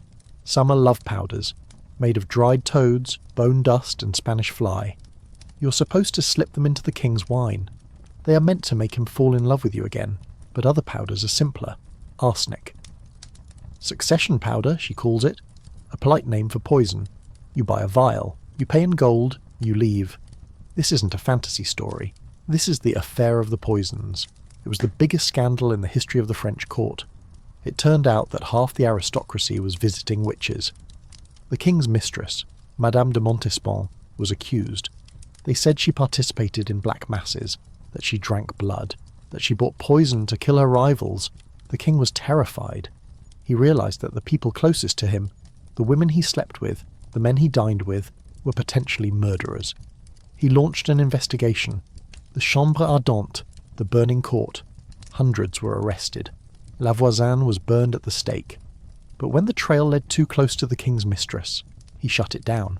He burned the evidence. He couldn't let the world know that the heart of his golden court was rotten. But you aren't involved in the poison. You just want to survive. And to survive, you need to understand the most complex, dangerous and absurd system ever invented. Etiquette. In the modern world, etiquette means knowing which fork to use. In the royal court, etiquette is a minefield. One wrong step and your career explodes. Let's talk about the hat. You are walking in the garden. You see a duke. Do you take off your hat? Yes. But how? There are rules. If he is a royal duke, you take it off and bow low. If he is a regular duke, you take it off but don't bow as low. If he is an equal, you just touch the brim. If you take it off for a lesser noble, you look weak. If you keep it on for a greater noble, you are arrogant. You spend your whole day calculating hat angles. And then there is the chair. We mentioned this before, but it bears repeating. Who sits? The king and queen have armchairs. The children of France, the royal children, have chairs with backs but no arms. The duchesses have tabourets, stools. Everyone else stands. If a princess enters the room, the duchesses have to stand up. Unless the princess says, keep your seat. But she might say it sarcastically. You have to read the tone. People fought duels over stools. Friendships ended because someone sat down too early. It was a weaponized game of musical chairs. And the door? Who walks through the door first? If two dukes meet at a doorway, they stop. They bow. After you. No, after you. They can stand there for 10 minutes. It is a politeness standoff. If you walk through first, you are claiming superiority. If you walk through second, you are submitting. Sometimes, to solve it, they open both doors and walk through side by side, squeezing. Their wide coats through the frame so neither has to be second. It is exhausting. It is ridiculous. But it keeps you busy. It keeps you from thinking about the fact that you are broke, tired, and smell like a wet dog. But let's leave the etiquette and go to the one place where you can relax. The hunt. This isn't the boring boar hunt we talked about earlier. This is the stag hunt, the sport of kings. It is a massive production. Hundreds of dogs, hundreds of horses. You ride out. The horn blows. The dogs pick up the scent. You gallop. You jump hedges. You splash through streams. Mud flies everywhere. It covers your velvet coat. You don't care. For a few hours, you're wild. You're chasing death. The stag is cornered. It turns to fight. Its antlers are sharp. It gores a dog. The dog screams. The king dismounts. He pulls out a sword. He walks up to the stag. He kills it. The kill. It is a ritual. The king cuts open the stag. The dogs are allowed to eat the entrails. The steaming guts are thrown onto the grass. The smell of hot blood fills the air. The king dips his hands in the blood. Sometimes he smears it on the face of a young courtier. A blooding. It is an initiation. You watch this primal scene. The man in the wig, covered in blood, laughing. This is the true face of the aristocracy. Underneath the powder and the lace, they are hunters. They are predators. You ride back to the palace. You are exhausted. You are sore, but you feel better. You have killed something. You have asserted your dominance over nature, but nature has a way of fighting back. We're going to talk about the winter of 1709, the Great Frost. It was the coldest winter in 500 years. The temperature dropped so low that the wine froze in the king's glass, the ink froze in the inkwell, the birds froze in the sky and fell like stones. The palace, with its big windows and stone walls, became an icebox. The fireplaces were useless. You could stand in front of the fire and burn your face while your back froze. People died in their beds. Servants froze to death in the attics. The king didn't cancel court. He sat on his throne, wrapped in furs, shivering. Outside, the peasants were dying by the thousands. The crops failed. The famine was horrific. People ate grass. They ate leather. But inside the palace, you ate bread. It was expensive, but you had it. But the guilt? No, you didn't feel guilt. You felt relief. Thank God I am inside. That is the seduction of the court. It protects you from the reality of the world, until it doesn't. Because eventually the money runs out. Let's talk about debt. You are a noble. You are rich. No, you are land rich. You have estates. You have peasants who pay you rent. But you need cash. To live at court, you need cash. For the clothes, for the gambling, for the bribes. You borrow. You borrow from merchants. You borrow from the king. You're drowning in debt. You can't pay your tailor. He waits in your antechamber for hours. You sneak out the back door. You can't pay your servants. They steal your silver spoons to survive. You are living a lie. You're wearing a coat worth 10,000 livres, but you can't afford a loaf of bread. This is the fragility of the system. It is a house of cards built on credit and pretension. And one day, the cards fall. The king dies. Louis XIV died in 1715. He had ruled for 72 years. Most people had never known another king. He died of gangrene in his leg. It started as a small black spot. It grew. It smelled. He lay in his great bed, rotting alive. The courtiers watched. They waited. When he took his last breath, the candle was snuffed out. The Lord Chamberlain walked onto the balcony. He broke his staff of office. The king is dead. Long live the king. And just like that, the power shifted. The crowd rushed to the new king, a 5-year-old boy, Louis XIV. They abandoned the old man's body. It is the final lesson of the court. Loyalty is for the living. The dead are just history. But we aren't done yet. We have seen the French court. But across the channel, there is another court. The Tudors. Henry VIII. If Louis XIV was about style, Henry VIII is about fear. We are going to go to Hampton Court, and we are going to see what happens when the king isn't just vain, but dangerous. We are going to talk about the wives. Not the romance, the reality. Imagine being married to a man who has absolute power and a very short temper. You're lying in bed next to him. He is snoring. He smells of an ulcerated leg. Henry had a wound that never healed. It smelled awful. You know that if you don't give him a son, or if you look at another man, or if you just annoy him, you lose your head. Living with Henry VIII is living with a serial killer who thinks he is God. We're going to walk the halls of Hampton Court. We're going to hear the screams of Catherine Howard running down the gallery begging for her life. Her ghost is said to still scream there. We're going to see the dark side of monarchy, where the palace isn't a cage, it is an executioner's block. So you survived Versailles. You survived the sun-drenched, perfume-soaked, polite misery of the French court. Now, let's cross the channel. Let's go to England. Let's go to the court of Henry VIII. If Versailles was a theatre, Hampton Court is a slaughterhouse. You are a courtier here. The rules are different. In France, if you annoy the king, you are exiled. In England, if you annoy the king, your head ends up on a spike on London Bridge. The atmosphere is heavy. Paranoia hangs in the air like fog. Henry is a massive man, over 6 feet tall, broad, imposing. In his youth, he was the Golden Prince. Now, he's bloated, angry, and in constant pain. He has a wound on his leg, an ulcer that won't heal. It oozes pus. The smell follows him everywhere.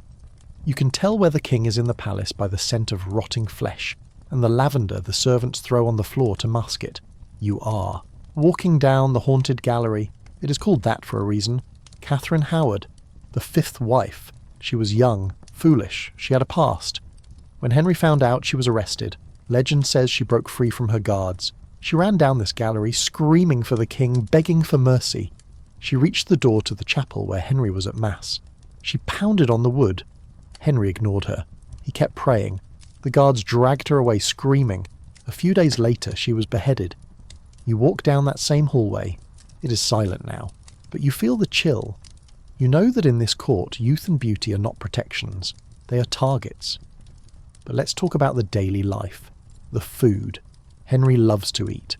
The Tudor diet is meat. Just meat. Roast beef, mutton, pork, venison, swan. peacock. Vegetables are considered windy food.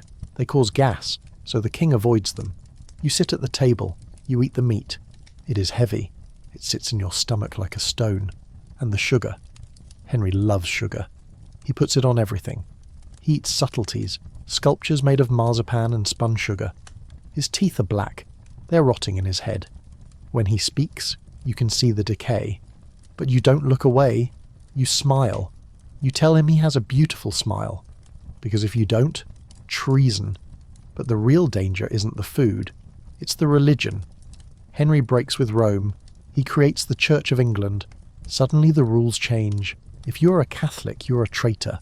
If you are a Protestant who is too Protestant, you are a heretic. You have to walk a spiritual tightrope. You have to believe exactly what the king believes today, and tomorrow he might change his mind. You see Thomas More, the king's friend, the wisest man in England. He refuses to sign the Act of Supremacy. He refuses to say Henry is the head of the church. Henry executes him. If he kills his best friend, what will he do to you? You learn to keep your mouth shut. You learn to nod. You learn to have no opinions, but you have ambition. You want to rise. How? You give him your daughter. This is the Boleyn strategy. Thomas Boleyn pushed his daughters, Mary and Anne, toward the king. Mary was the mistress. She was discarded. Anne was different. She played the game. She held out for marriage. She changed the history of the world. And her reward? A swordsman from Calais. You look at your own daughter. She's pretty. She's 15. Do you send her to court? Do you risk it? If she succeeds, you are a duke. If she fails, she is dead. It is a gamble with a human life, and plenty of fathers took it. But let's leave the politics. Let's look at the hygiene. Hampton Court has a great house of easement, a massive communal toilet. It seats 28 people. It sits over a brick-lined drain that empties into the moat. The gong scourers have to clean it. They climb into the drain. They are waist-deep in the waste of the court. They are paid well, but they die young. The king has his own toilet, the close stool, a velvet-covered box. The groom of the stool is the man who wipes the king. It sounds like a terrible job, but it is the most coveted position in England. Why? Because when the king is on the toilet, he is vulnerable. He is relaxed. He talks. The groom of the stool hears the secrets. He can ask for favours. Sire, my cousin needs a job. It is the intimacy of the bowel. Power flows through the strangest places, but the smell. Even with the gong scourers, the palace stinks. Henry has a nose for it. He hates bad smells. He orders the servants to mark the doors with red crosses where people have urinated to shame them. It doesn't work. People just pee on the crosses. So he moves. The court goes on progress. Just like in France, they pack up and leave. They let the palace sweeten, air out for a few months. You are on the road again, riding through the English rain. You stop at a monastery, or what's left of it. Henry has dissolved the monasteries. He has stolen their land, their gold, their lead roofs. You see the ruins of a great abbey. The windows are smashed, the monks are gone. They are beggars now. It is a cultural revolution. It is the destruction of 1,000 years of history. And you are part of it. You bought some of the land. You built a house with stone stolen from the church. You feel a twinge of guilt. Are you cursed? But then you look at your new estate. It is rich. It is profitable. You decide you can live with the curse. But can you live with the ghosts? The Tudors are haunted, not by spirits, but by the past. Henry dies. His son, Edward, dies young. His daughter, Mary, takes over. Bloody Mary. She burns Protestants. Hundreds of them. You smell the smoke in Smithfield. You watch men and women being burned alive because they read the Bible in English. You have to change your religion again. I am Catholic now, you shout. Then Mary dies. Elizabeth takes over. I am Protestant again. You are a weather vane. You spin whichever way the wind blows. It is the only way to keep your head. Elizabeth is different. She is smart. She's cautious. She paints her face white with lead, just like the French. She wears wigs. She wears dresses so wide she has to turn sideways to walk through a door. She never marries. The Virgin Queen. Why? Because she saw what marriage did to her mother, Anne Boleyn, and her stepmothers. Marriage is death. She rules alone. She plays the foreign princes against each other. Maybe I will marry you. Maybe not. She keeps them dangling for 40 years. It is a masterclass in diplomacy. But her court is a pressure cooker too. She is vain. If you are a woman, you cannot be prettier than the queen.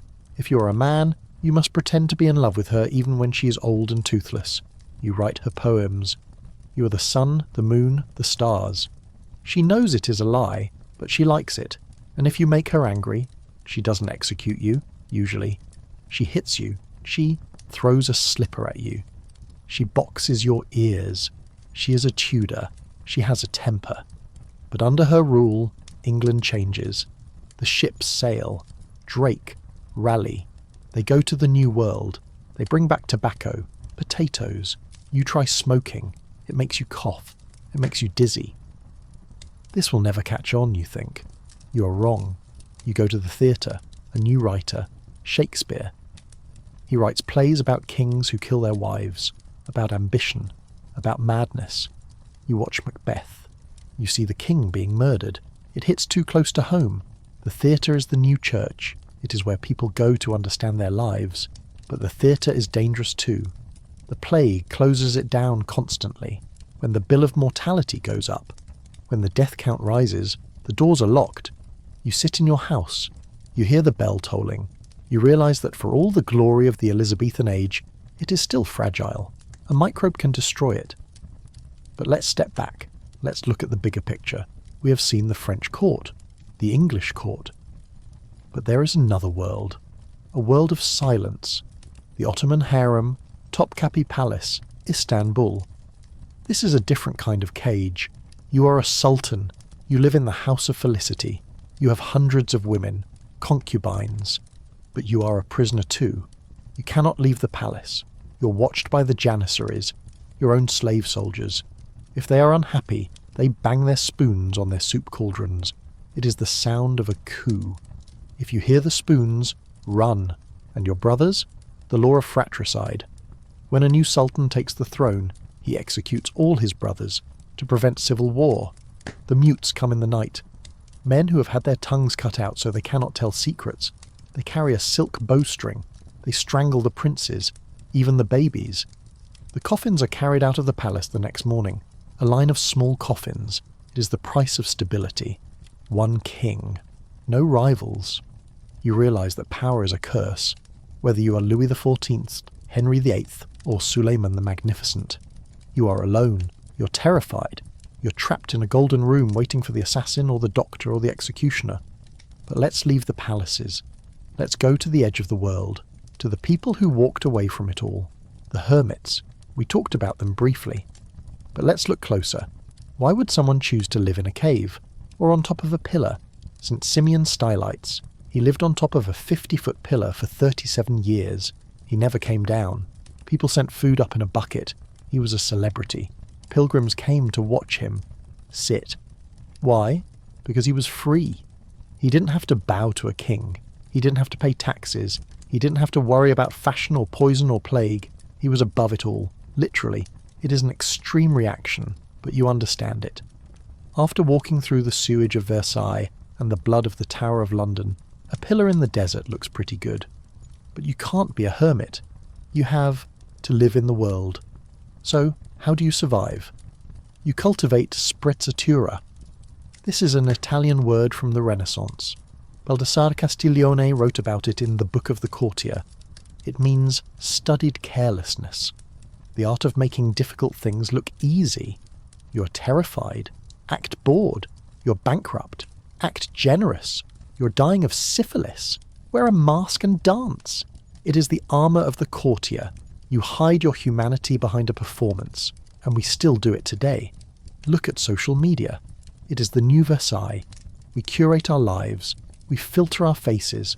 We show the world the golden gates, but we hide the cesspit. We are all courtiers now. But let's strip away the filter. Let's look at the body again. The teeth. Sugar ruined the teeth of the rich. But the poor? They ate pottage and bread. Their teeth were worn down by grit, but they didn't rot as fast. Archaeologists find skeletons of peasants with better teeth than kings.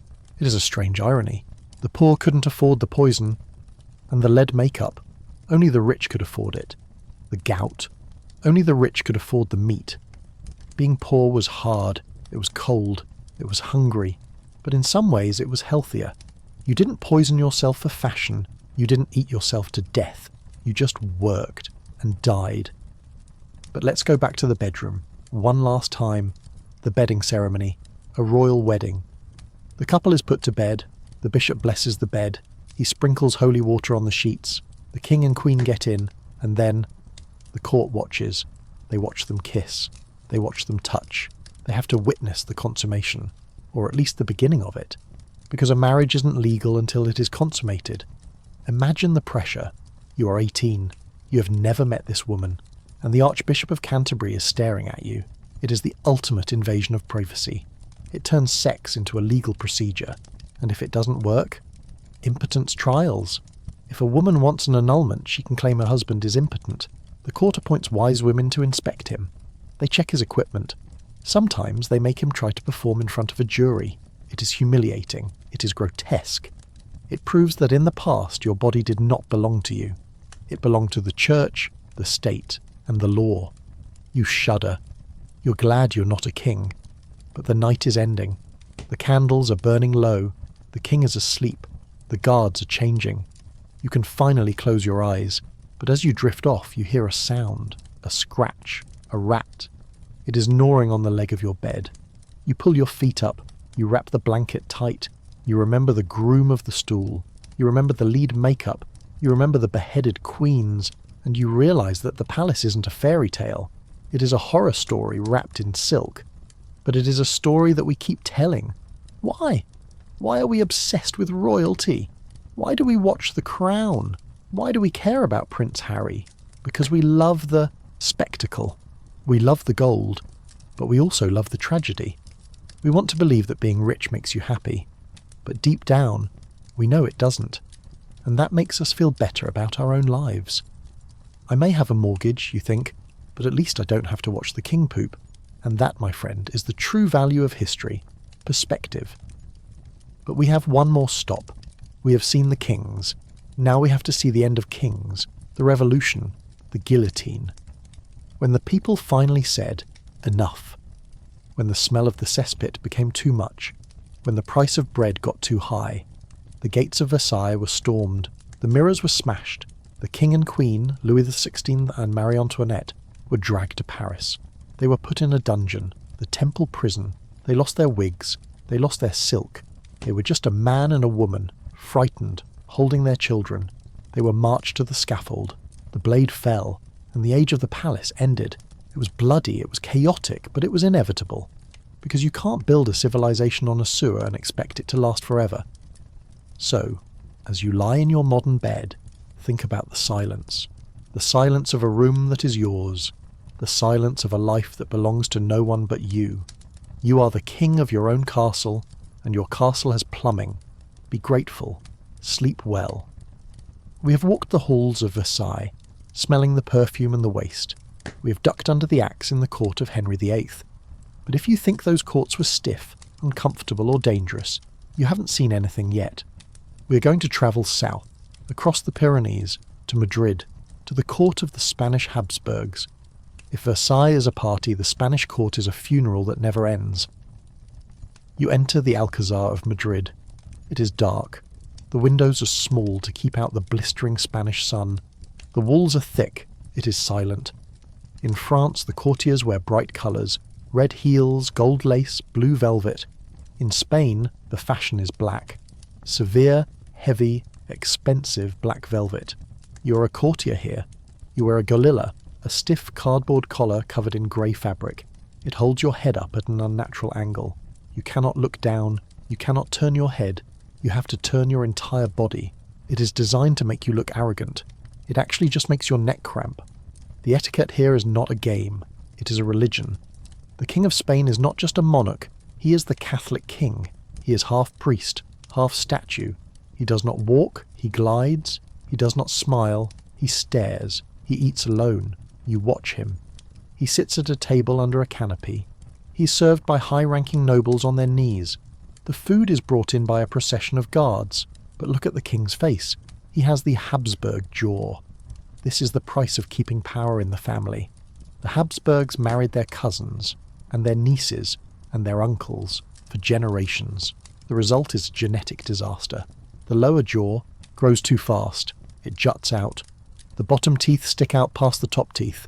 The king cannot close his mouth. He drools. He cannot chew. You watch as he tries to eat. He has to tilt his head back and swallow chunks of meat whole because he cannot grind them. It is painful to watch. His digestion is ruined. He is constantly sick. But you cannot look away. You cannot show pity. You have to pretend he is the most perfect specimen of humanity on earth. This genetic bottleneck leads to Charles II, El Hechizado, the bewitched. He is the end of the line. He didn't speak until he was 4. He didn't walk until he was 8. His jaw was so deformed he couldn't speak clearly. He was bald, senile, and sterile by the age of 30. The court treated him like a holy relic. They surrounded him with doctors, priests, and exorcists. They believed he was bewitched by sorcery. In reality, he was bewitched by his own family tree, which looked less like a tree and more like a wreath. But the horror of the Spanish court isn't just genetic, it is bureaucratic, the etiquette of the palace. It is a set of rules so rigid that it kills people. There is a famous story, perhaps a legend, but based on the terrifying reality of the rules, about King Philip III. He was sitting by the fire. The fire got too hot. It was burning his legs. But the servant whose specific job it was to move the king's chair wasn't in the room. The other nobles were there, but they weren't allowed to touch the king's chair. It wasn't their rank. So the king sat there. He didn't move because a king does not move furniture. He got heat stroke. His legs were burned. He developed a fever and died. He was killed by manners. And the queen, her life is a prison. There is a rule. The Queen of Spain has no legs. This doesn't mean she is an amputee. It means no one is allowed to acknowledge that she has legs. If someone offers her a gift of silk stockings, the major domo throws them away, shouting, "The Queen of Spain has no legs!" If she falls off a horse?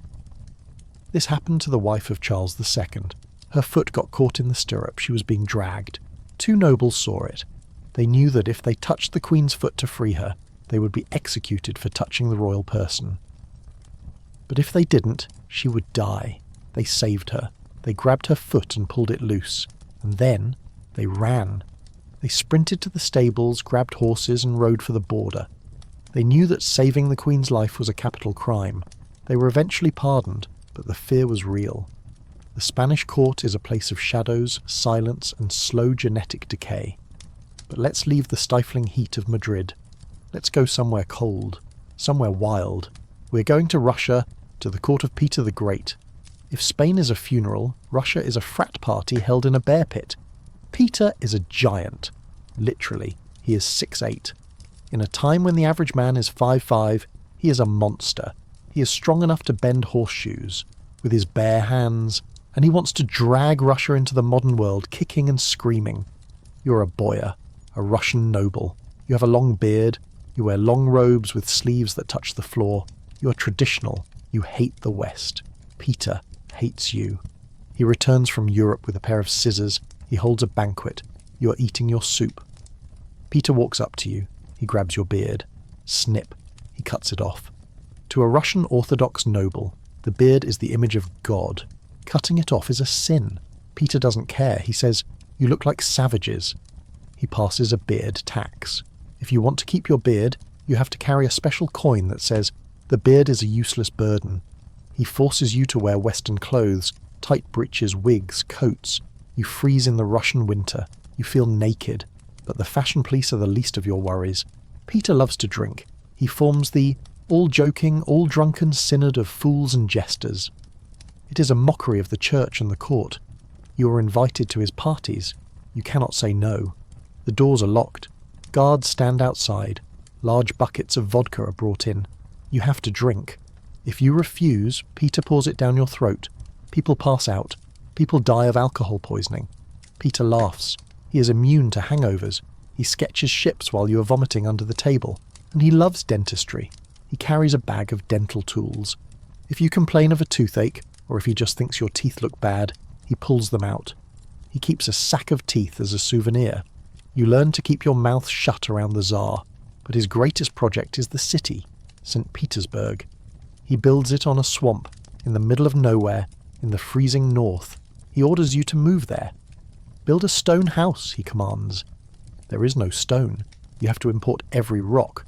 The city is built by conscript labour. Thousands of serfs dig the mud with their bare hands. They die of malaria, dysentery and cold. Their bodies are thrown into the foundations. They call it the city built on bones. You live there. The damp rises up the walls. The Neva River floods every year, filling your parlour with icy water. Wolves roam the streets in winter, but you stay. Because if you leave, Peter will take your head. He kills his own son, Alexei. He tortures him to death because Alexei didn't want to be Tsar. Peter weeps at the funeral. Then he goes back to building ships. He is a force of nature. He makes Russia a superpower, but living in his shadow is like living under a falling mountain. But let's step back from the extremes. Spain and Russia are the outliers. What about the normal life of a royal child? We talked about the babies, but what happens when they grow up? You are a prince. You are 6 years old. You have everything. Ponies, toys made of gold, servants who bow, but you have no friends. The other children are menins, noble kids brought to play with you, but they are not your friends. They are your subjects. If you hit them, they have to smile. If they hit you, they are whipped. Except, you still need to be educated, and if you are lazy, if you refuse to learn your Latin, the tutor cannot hit you. You are the anointed one. Your body is sacred, so they bring in the whipping boy. This is your best friend, the only kid you actually like. When you fail your test, the tutor grabs the whipping boy. He beats him, right in front of you. The logic is, you will feel guilty, and you do. You cry. You promise to study. It is psychological torture. It teaches you that your actions cause pain to others, but you are physically immune. It creates a strange disconnect. Empathy mixed with entitlement. And as you grow up, you realise that everyone around you is using you. Your governess wants a pension. Your tutor wants a bishopric. Your friends want land. You're not a person. You are a lottery ticket. You learn to trust no one. You develop the royal stare. A look that sees everyone and no one. It is a defence mechanism. If you don't let them in, they can't hurt you. And then the marriage market begins. You are 12. Your father calls you in. You are marrying the Princess of Spain. You have never met her. She's your cousin. Probably. She doesn't speak your language. You're sent away. You're exchanged at the border like a hostage. You stand on a barge in the middle of a river. The Isle of Pheasants between France and Spain. You walk from one side to the other. You leave your family, your clothes, your servants, your name. You are stripped naked and dressed in the clothes of your new country. You are rebooted. You arrive at the new court. You are alone. The eyes of the nation are on you. Is she pretty? Is she fertile? You're 13. You're terrified. And then, the wedding night. We mentioned the bedding ceremony, but imagine the aftermath. You're expected to produce an heir immediately. If you don't, the ambassadors write letters. The prince is cold. The princess is barren. Your puberty is a matter of international diplomacy. If you succeed, you're safe for a while. If you fail, you're set aside or annulled. Look at Catherine of Aragon. She married Henry VIII's brother Arthur. Arthur died. She was stuck in England for years, poor, ignored, waiting to see if Henry would marry her. She was a pawn left on the board after the game was over. But let's talk about the specific horror of being a royal mistress. We touched on it with the poisons, but the daily life is a grind. You are the maîtresse en titre. You have to be fun. The king is bored. He is depressed. He is surrounded by sycophants. He comes to you to be entertained. You have to listen to his problems. The Spanish ambassador is annoying. My gout hurts. The queen is praying too much. You have to laugh, you have to sing, you have to be the fantasy. But you have rivals. The younger women, the maids of honour, they are watching you. They are counting your wrinkles. If you get sick, you hide it. If you're sad, you hide it. Madame de Maintenon, the last mistress and secret wife of Louis XIV, wrote, "If you knew what it was like to have to amuse a man who is no longer amusable. She was the most powerful woman in Europe, and she was exhausted. She spent her days knitting in a corner while the king worked, just so he could look at her. She was a piece of comforting furniture. And when the king dies, you're evicted. You lose your apartments. You lose your pension. You are sent to a convent, because a mistress has no status without the king. She is a shadow. You walk out of the palace gates. The carriage takes you away. You look back at the golden windows. You survived. But you have nothing to show for it except a few diamonds and a reputation that will be shredded by history books. But there is one final group we haven't met. The people who clean up the mess. the embalmers. The king is dead. Long live the king. But the old king is still in the bed, and he is starting to smell. The royal autopsy. It is a public event. The doctors cut him open. They remove the heart. They remove the entrails. They put the heart in a silver box. They put the entrails in a jar. They stuff the body with spices, but sometimes they do a bad job. William the Conqueror. 1087. He was a fat man. He died of a ruptured intestine. The funeral was delayed. It was hot. When they tried to stuff him into the stone coffin, he didn't fit. The monks pushed on his stomach. The body exploded. The smell was so bad that the mourners ran out of the church. The funeral was finished in a rush. It is the final indignity. The man who conquered England bursting like a rotten balloon. Or Queen Elizabeth II, she refused to be embalmed. She was terrified of it. She lay in her coffin for days while the court argued about succession. The gases built up. Her body exploded inside the coffin. A loud crack was heard in the night. Even in death, the royal body is a problem. So you stand there watching the funeral procession. The black velvet, the incense. You realise that for all the gold, for all the power, the end is the same. Rot. But life goes on. The new king is on the throne. The gambling tables are open. The music is playing. You straighten your wig. You put a patch over your sore. You walk back into the ballroom. Because the show must go on, and you have a role to play. But as you dance, you notice a servant in the corner. He is holding a tray of wine. He is looking at you. There is something in his eyes. Not fear, not respect, anger. The invisible army is watching, and they are getting tired of carrying the wood. We're inching closer to the edge, to the moment when the servant drops the tray and picks up a rock. But before the revolution, there is one last gasp of excess. The Rococo, Marie Antoinette, the Petit Trianon, playing shepherdess while the people starve. We're going to go to the precipice, and we're going to see what happens when a civilization forgets that it is mortal. You're standing in the most beautiful room in the world, the Hall of Mirrors in Versailles. It is 1785. The sun is streaming through the 17 arched windows, reflecting off the 17 matching mirrors.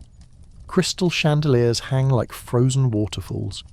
The ceiling is painted with the triumphs of Louis XIV. You're wearing silk so fine it feels like water. Your wig is powdered with flour that could have fed a family for a week. You're laughing. Everyone is laughing. But if you stop laughing for a second, and if you listen closely past the music of the harpsichord and the rustle of taffeta, you can hear a rumble. It isn't thunder, it is Paris. Paris is hungry. The harvest failed again. The price of bread has doubled. People are spending 90% of their income on food. But here, in the gilded cage, bread is plentiful. Brioche, croissants, cakes. Marie Antoinette is playing cards. She is losing. She loses 100,000 livres in a night. She laughs. It is only money. She builds a fake village in the gardens, the Hameau de la Reine, a rustic farm with a mill, a dairy and a barn. She dresses up as a shepherdess. She milks cows that are washed and perfumed before she touches them. She serves milk in porcelain bowls painted with flowers. It is a fantasy, a game. Let's pretend to be poor, but the real poor are watching, and they aren't amused. Pamphlets are circulating in Paris. The Austrian woman, Madame Deficit. They say she bathes in milk while the children have none. They say she has orgies. They say she's sending gold to her brother, the Emperor of Austria. Most of it is lies. Marie Antoinette isn't evil, she is clueless. She's a girl who was married at 14 and locked in a golden box. She doesn't know the price of bread. She has never bought a loaf in her life.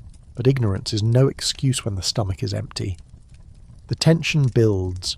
The king, Louis XVI, tries to fix it. He is a good man, but weak. He likes making locks. He spends hours in his workshop filing keys while the kingdom falls apart. He calls the Estates General, a meeting of the three classes, the clergy, the nobility and the people. He thinks they will vote to raise taxes on the rich. They don't. The nobles refuse to pay. The clergy refuse to pay. So the burden falls, as always, on the people. But this time the people say no. June 20th, 1789.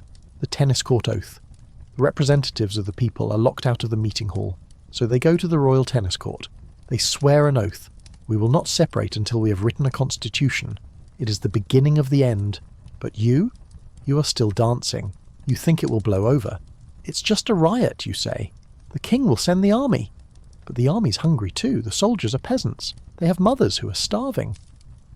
July 14th, 1789. You're eating lunch. A servant runs in. He is pale. They have taken the Bastille. The Bastille? That old prison? Why? Gunpowder. The mob wasn't looking for prisoners. They were looking for powder for their muskets, and they cut off the governor's head. They put it on a pike. They are parading it through the streets. The king writes one word in his diary that day. Rien. Nothing. He meant he didn't hunt that day, but history sees it differently. October. The women of Paris are marching, the fishwives, strong women who gut fish with knives. They are marching to Versailles. Bread, they scream. Bread. They break into the palace. They kill the guards. They storm the Queen's bedroom. Marie Antoinette escapes through a secret door just seconds before they stab her bed. The King and Queen are dragged to the balcony. The crowd roars. To Paris! You watch as the royal family is put into a carriage. They are driven away, surrounded by the mob. The heads of their guards are bobbing on pikes next to the window. The palace is empty. The mirrors reflect nothing. The candles burn down. The rats come out. You realise with a jolt of terror that the party is over. You pack your bags. You take your diamonds. You sew them into the hem of your coat. You run. You become an émigré, a refugee. You flee to England, to Germany, to anywhere that will take you. You leave behind your estate, your titles, your world. Back in France, the guillotine is built. Dr. Guillotin didn't invent it to be cruel. He invented it to be humane. A cool breath on the back of the neck, he called it. It was democratic. In the old days, nobles were beheaded, quick, and commoners were hanged, slow. Now, everyone gets the same death. Equality in the grave. The terror begins. Robespierre, the Committee of Public Safety. If you aren't radical enough, you die. If you're too radical, you die. The king dies. The queen dies. The executioner holds up the head of Marie Antoinette. The crowd cheers, but then they stop cheering, because the hunger didn't go away. The bread is still expensive. The blood didn't fix the harvest. You're sitting in a rented room in London. You're teaching French to the children of a merchant. You used to own a province. Now you own a grammar book.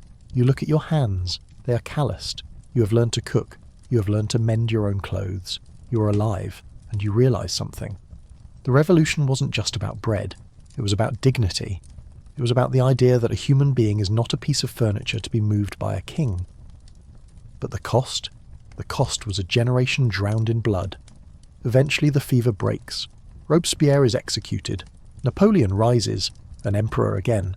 The cycle restarts. The gold returns. The court returns. But it is different. The divine right is gone. The king is just a man with a job. And if he does a bad job, he gets fired. But let's step away from the guillotine. Let's look at the quiet revolution.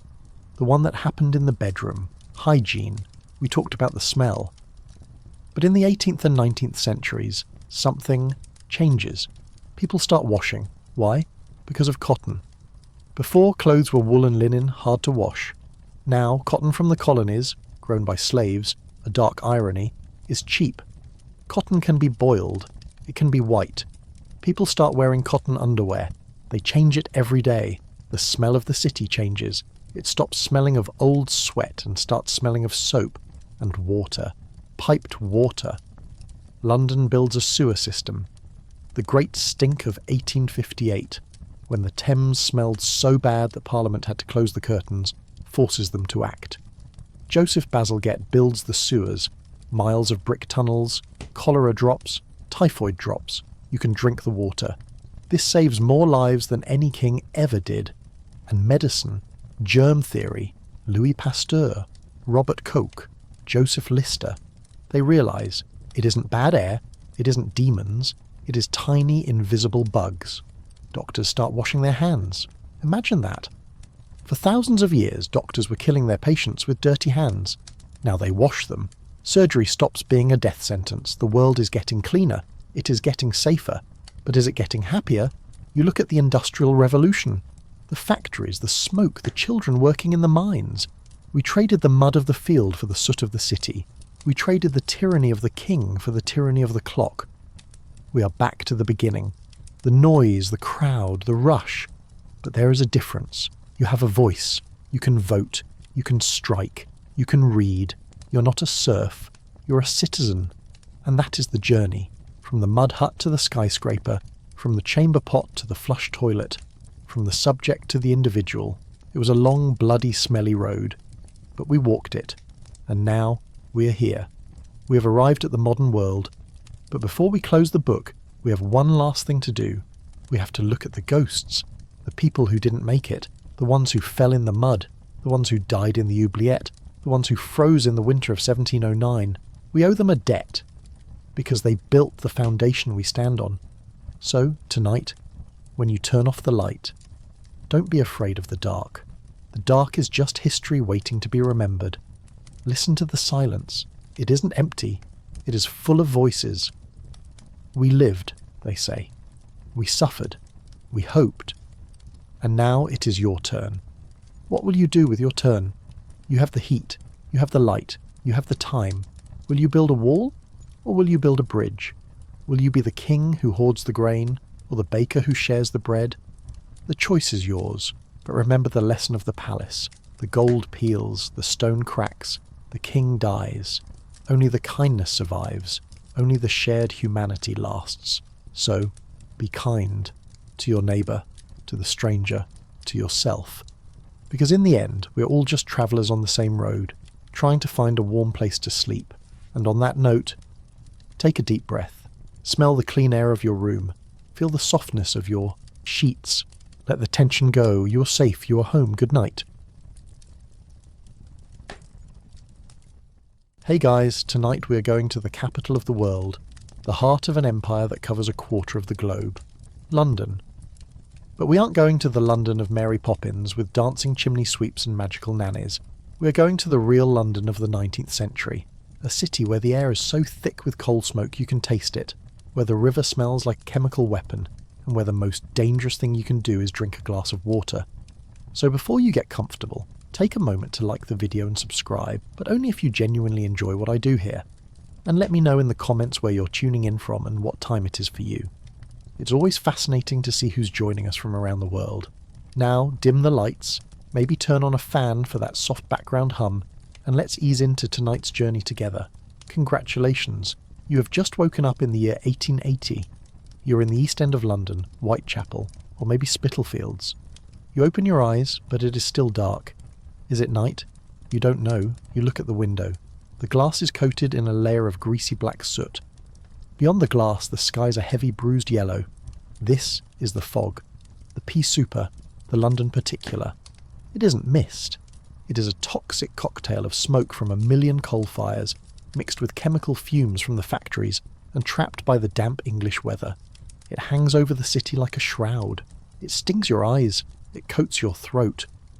When you blow your nose, the handkerchief turns black. You sit up. You are not alone. Privacy in Victorian London is a luxury reserved for the very rich.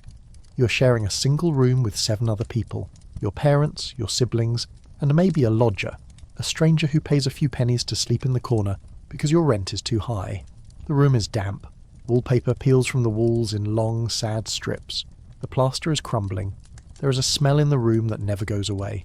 A mixture of unwashed bodies, damp wool, drying laundry, and something sweeter, sicker. The smell of gin. You crawl out from under the thin blanket. It feels greasy. Everything feels greasy. The coal dust settles on everything. If you wash a shirt and hang it out to dry, it will be grey before it is dry. So you stop washing things. You put on your clothes, a heavy wool shirt, trousers held up by braces, boots that have cardboard inside to cover the holes in the soles. You are cold. There is a fireplace, a tiny iron grate, but coal costs money. You only light it when you're cooking. The rest of the time, you shiver. Now you have to wake up properly. You don't have an alarm clock. Clocks are expensive. Instead, you hear a sound at the window. Tap, tap, tap. It is the knocker-upper. This is a man, or sometimes an old woman, whose job is to wake people up. He carries a long bamboo pole. He taps on the upper windows of the tenements. You pay him a penny a week. He won't leave until he sees you move. He is the human snooze button. You are awake. Now you need water. You grab a metal pail. You walk down 4 flights of stairs. The staircase is dark, narrow, and smells of rot. The banister is slick with grime. You step out into the courtyard. It is a rookery, a maze of slums packed so tight that sunlight never touches the ground. In the centre of the courtyard stands the pump. This is the only water source for 30 families. There is a queue. Women in shawls shivering in the fog, children with runny noses, men coughing that deep, rattling graveyard cough. You wait your turn. You fill your pail. The water is cloudy. It smells faintly of the cesspit that is dug right next to the well. You don't know about cholera, not really. You've heard the word. You know it kills people. You know that last summer half the street died, but you don't know it comes from the water. You think it comes from the miasma, the bad smell, so you drink the water. It tastes metallic. You carry it back upstairs. Your mother is making tea. I use quotation marks because this isn't tea. It is sweepings. The dust from the floor of the tea warehouse mixed with dried leaves from English hedges, and maybe some iron filings to make it look dark. She puts in sugar. The sugar is white, but it is mixed with bone dust or chalk to make it cheaper. She puts in milk. The milk is bluish white. It has been watered down by the milkman. To make it look creamy again, he added a little bit of chalk and brains, sheep brains, mashed up. It creates a nice froth. You drink your brain tea. You eat a slice of bread. The bread is white. Victorians love white bread. It is a status symbol. But white flour is expensive. So the baker adds alum. It is a chemical used to whiten laundry. It makes the bread look pure.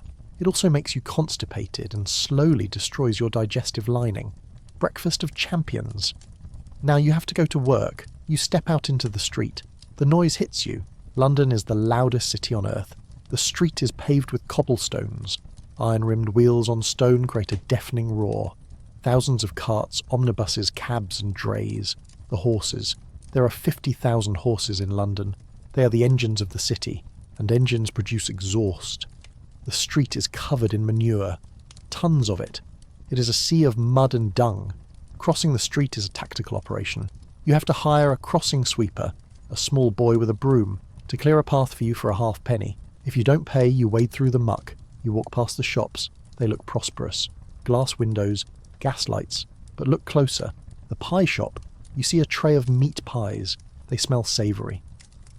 But there is a rumour. The cat meat man. He walks the streets with a cart selling horse meat for pets. But sometimes the pie makers buy from him. Or they buy meat that is gone off. They mask the taste with pepper. Lots of pepper. A popular street song goes, keep moving, or you'll be in a pie. It's a joke, mostly. You keep walking. You're heading to the docks, or the factory. You pass a group of children. They aren't in school. School costs money, until the very late Victorian era. They are mudlarks. They are heading to the River Thames. When the tide goes out, the river leaves behind a wide bank of mud. It is sewage mud. The children wade into it. They are looking for treasures. Bits of coal dropped from barges, old ropes, nails, bones, maybe a coin if someone drowned there. They are barefoot. They cut their feet on glass. They get Thames rot. But if they find a piece of copper, they eat tonight. You pass the match girls, young women selling boxes of matches. Their faces are glowing, literally. They work with white phosphorus. It is toxic. It eats into their jawbones. Phossy jaw. Their gums rot. Their jawbones glow in the dark. Eventually the bone dies and has to be removed. They are disfigured, but they are smiling at you, trying to sell a box for a penny. Light, sir? Light for the fog? You hurry past. You don't want to look at the glow. You reach your workplace, the tannery, or the match factory, or the glue works. The smell is unbearable. Boiling bones, ammonia, sulphur. You work for 12 hours, maybe 14. There are no safety rails, no hard hats. If you get your hand caught in a belt, the machine pulls you in. If you lose an arm, you're fired.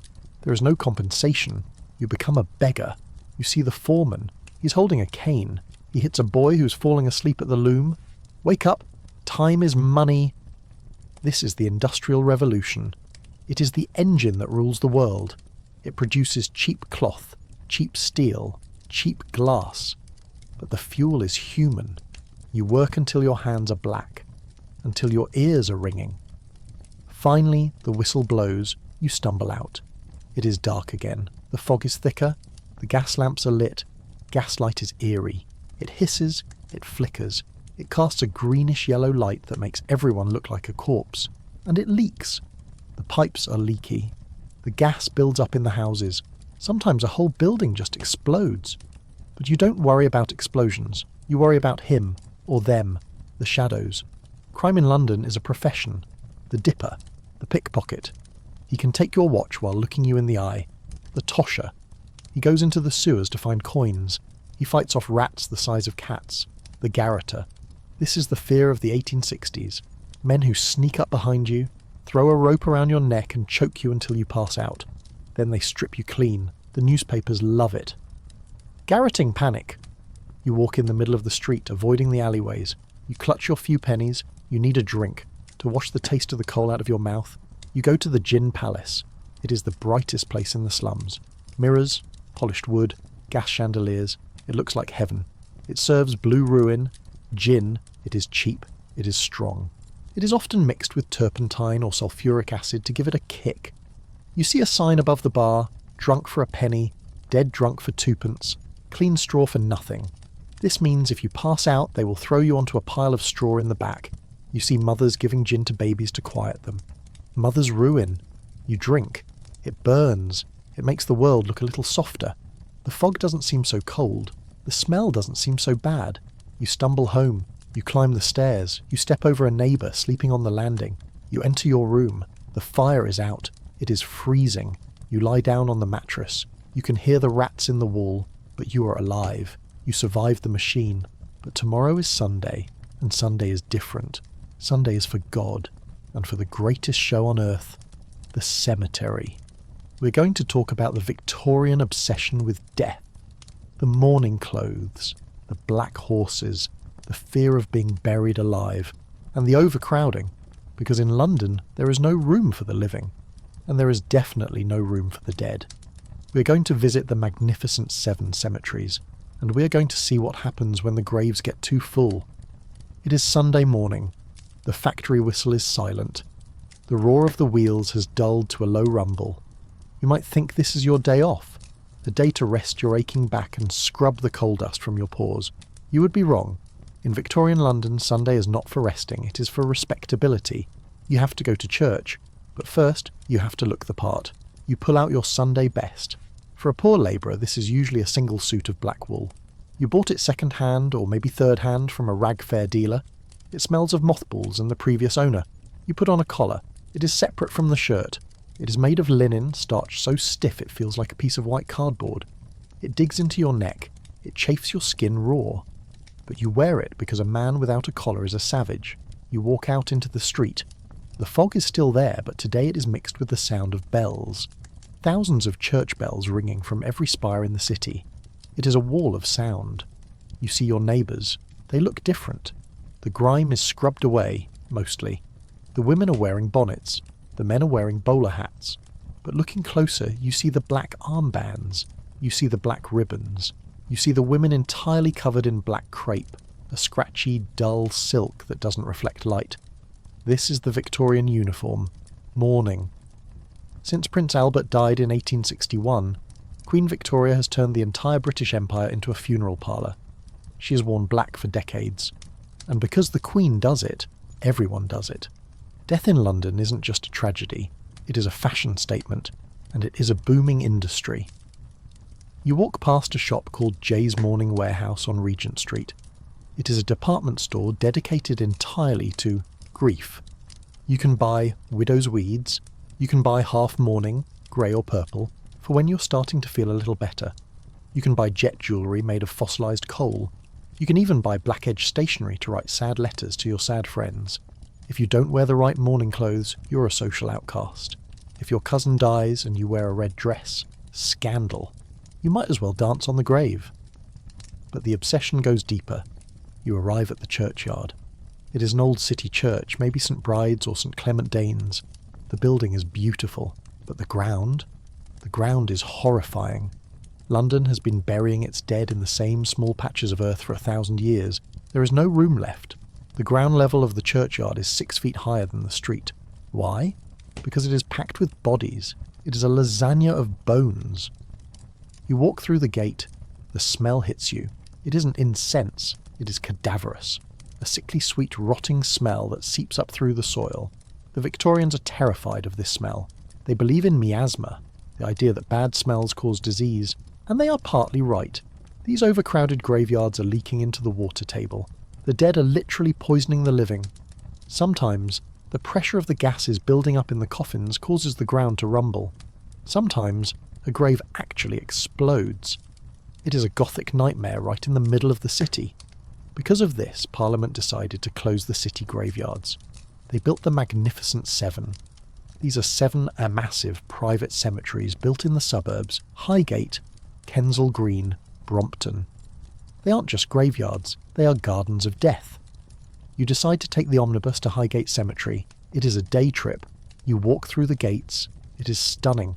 Egyptian avenues, Gothic catacombs, marble angels weeping over broken columns. People are picnicking, yes, picnicking. Families spread blankets next to the crypts. They eat sandwiches while admiring the monuments. It is the Victorian idea of a nice afternoon out. But look at the graves. They aren't simple stones. They are fortresses. Heavy iron bars, stone slabs weighing tons, triple-locked doors. Why? Are they afraid the dead are going to get out? Yes, and no. They are afraid of being buried alive. It is the #1 phobia of the 19th century. Medical science is shaky. Doctors aren't great at telling the difference between dead and in a coma. There are stories in the newspapers, scratch marks found on the inside of coffin lids, bodies turned over in their graves. So the Victorians invent safety coffins. You can buy a coffin with a mechanism. A string is tied to your finger. The string goes up through a tube to a bell above the grave. If you wake up in the dark, 6 feet under, you pull the string. Ding, ding. The night watchman hears the bell. He comes with a shovel. You are saved. Historical spoiler, there is no record of anyone actually being saved by a safety coffin bell.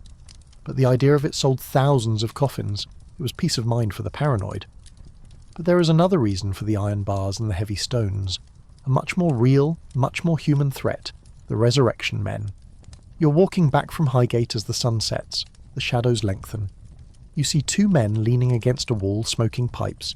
They have shovels. They look rough. They aren't gardeners. They are body snatchers. Here is the grim economic reality of Victorian medicine. Doctors need to learn anatomy. To learn anatomy, they need to dissect bodies. But the law says they can only dissect executed criminals. There aren't enough criminals.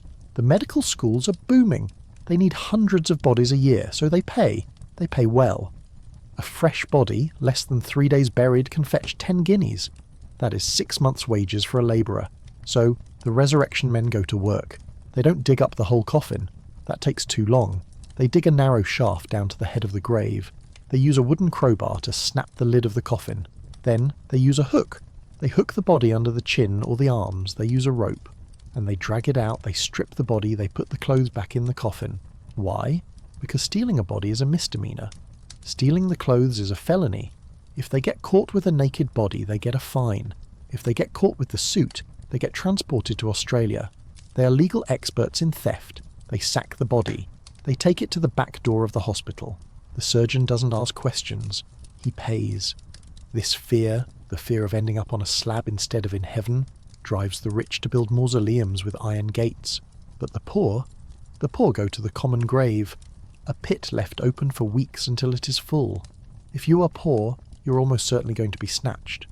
The anatomists call the poor the raw material of science. But sometimes digging is too hard work.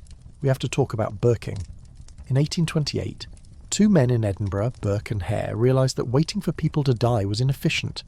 They ran a boarding house. When a lodger died, they sold him. Then they thought, why wait? They started suffocating their lodgers. They killed 16 people. They sold them all to Dr. Robert Knox, a famous anatomist. Dr. Knox didn't ask why the bodies were so fresh. He didn't ask why they were warm. He just paid. The scandal changed the laws, the Anatomy Act of 1832, but the fear remained. The idea that a doctor might look at you not as a patient, but as a product. You leave the cemetery. You feel a chill that has nothing to do with the fog. You realise that in London, you are worth more dead than alive. As a labourer, you earn pennies. As a cadaver, you are worth gold. You walk past a dentist's office. A sign in the window says, teeth bought. Real teeth. Where do they come from? the dead. Waterloo teeth. After the Battle of Waterloo, looters pulled the teeth from thousands of dead soldiers. They were shipped to London. They were made into dentures. Rich Victorians smiled with the teeth of dead young men. It is recycling economy of the most gruesome kind, but you have survived the cemetery, you have survived the resurrection men. Now, you have a new problem. You don't feel well. Maybe it was the bad water. Maybe it was the meat pie. You have a pain in your side, a fever. You need a doctor. But in 1880, going to the hospital is not a safe bet. We are going to talk about Victorian medicine, the surgery, before anaesthesia, before antibiotics, before they understood that washing your hands might be a good idea. You are going to enter the operating theatre. It is called a theatre because there is an audience. Students watch. They smoke.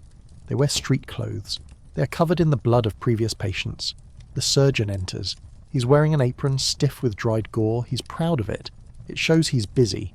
He sharpens his knife on his boot. "Hold him down," he says. We're going to experience the scream, the speed, the Liston knife. And we're going to see why the most dangerous person in London might not be Jack the Ripper. It might be the man trying to save your life. You are lying on a wooden table. It is hard, flat, and stained with dark circular patches that scrubbing couldn't quite remove. The room is tiered like a small coliseum. Looking down at you are 50 pairs of eyes, medical students. They are wearing street clothes, frock coats, top hats. They are smoking pipes. The smoke hangs in the air, mixing with the smell of what can only be described as old meat. You are in the operating theatre, and the show is about to begin. The surgeon enters. He is the star. He walks with a swagger. He's wearing an apron that was once white but is now a stiff, crusted map of his previous surgeries. He doesn't wash it. He is proud of it. The filthier the apron, the more experienced the doctor.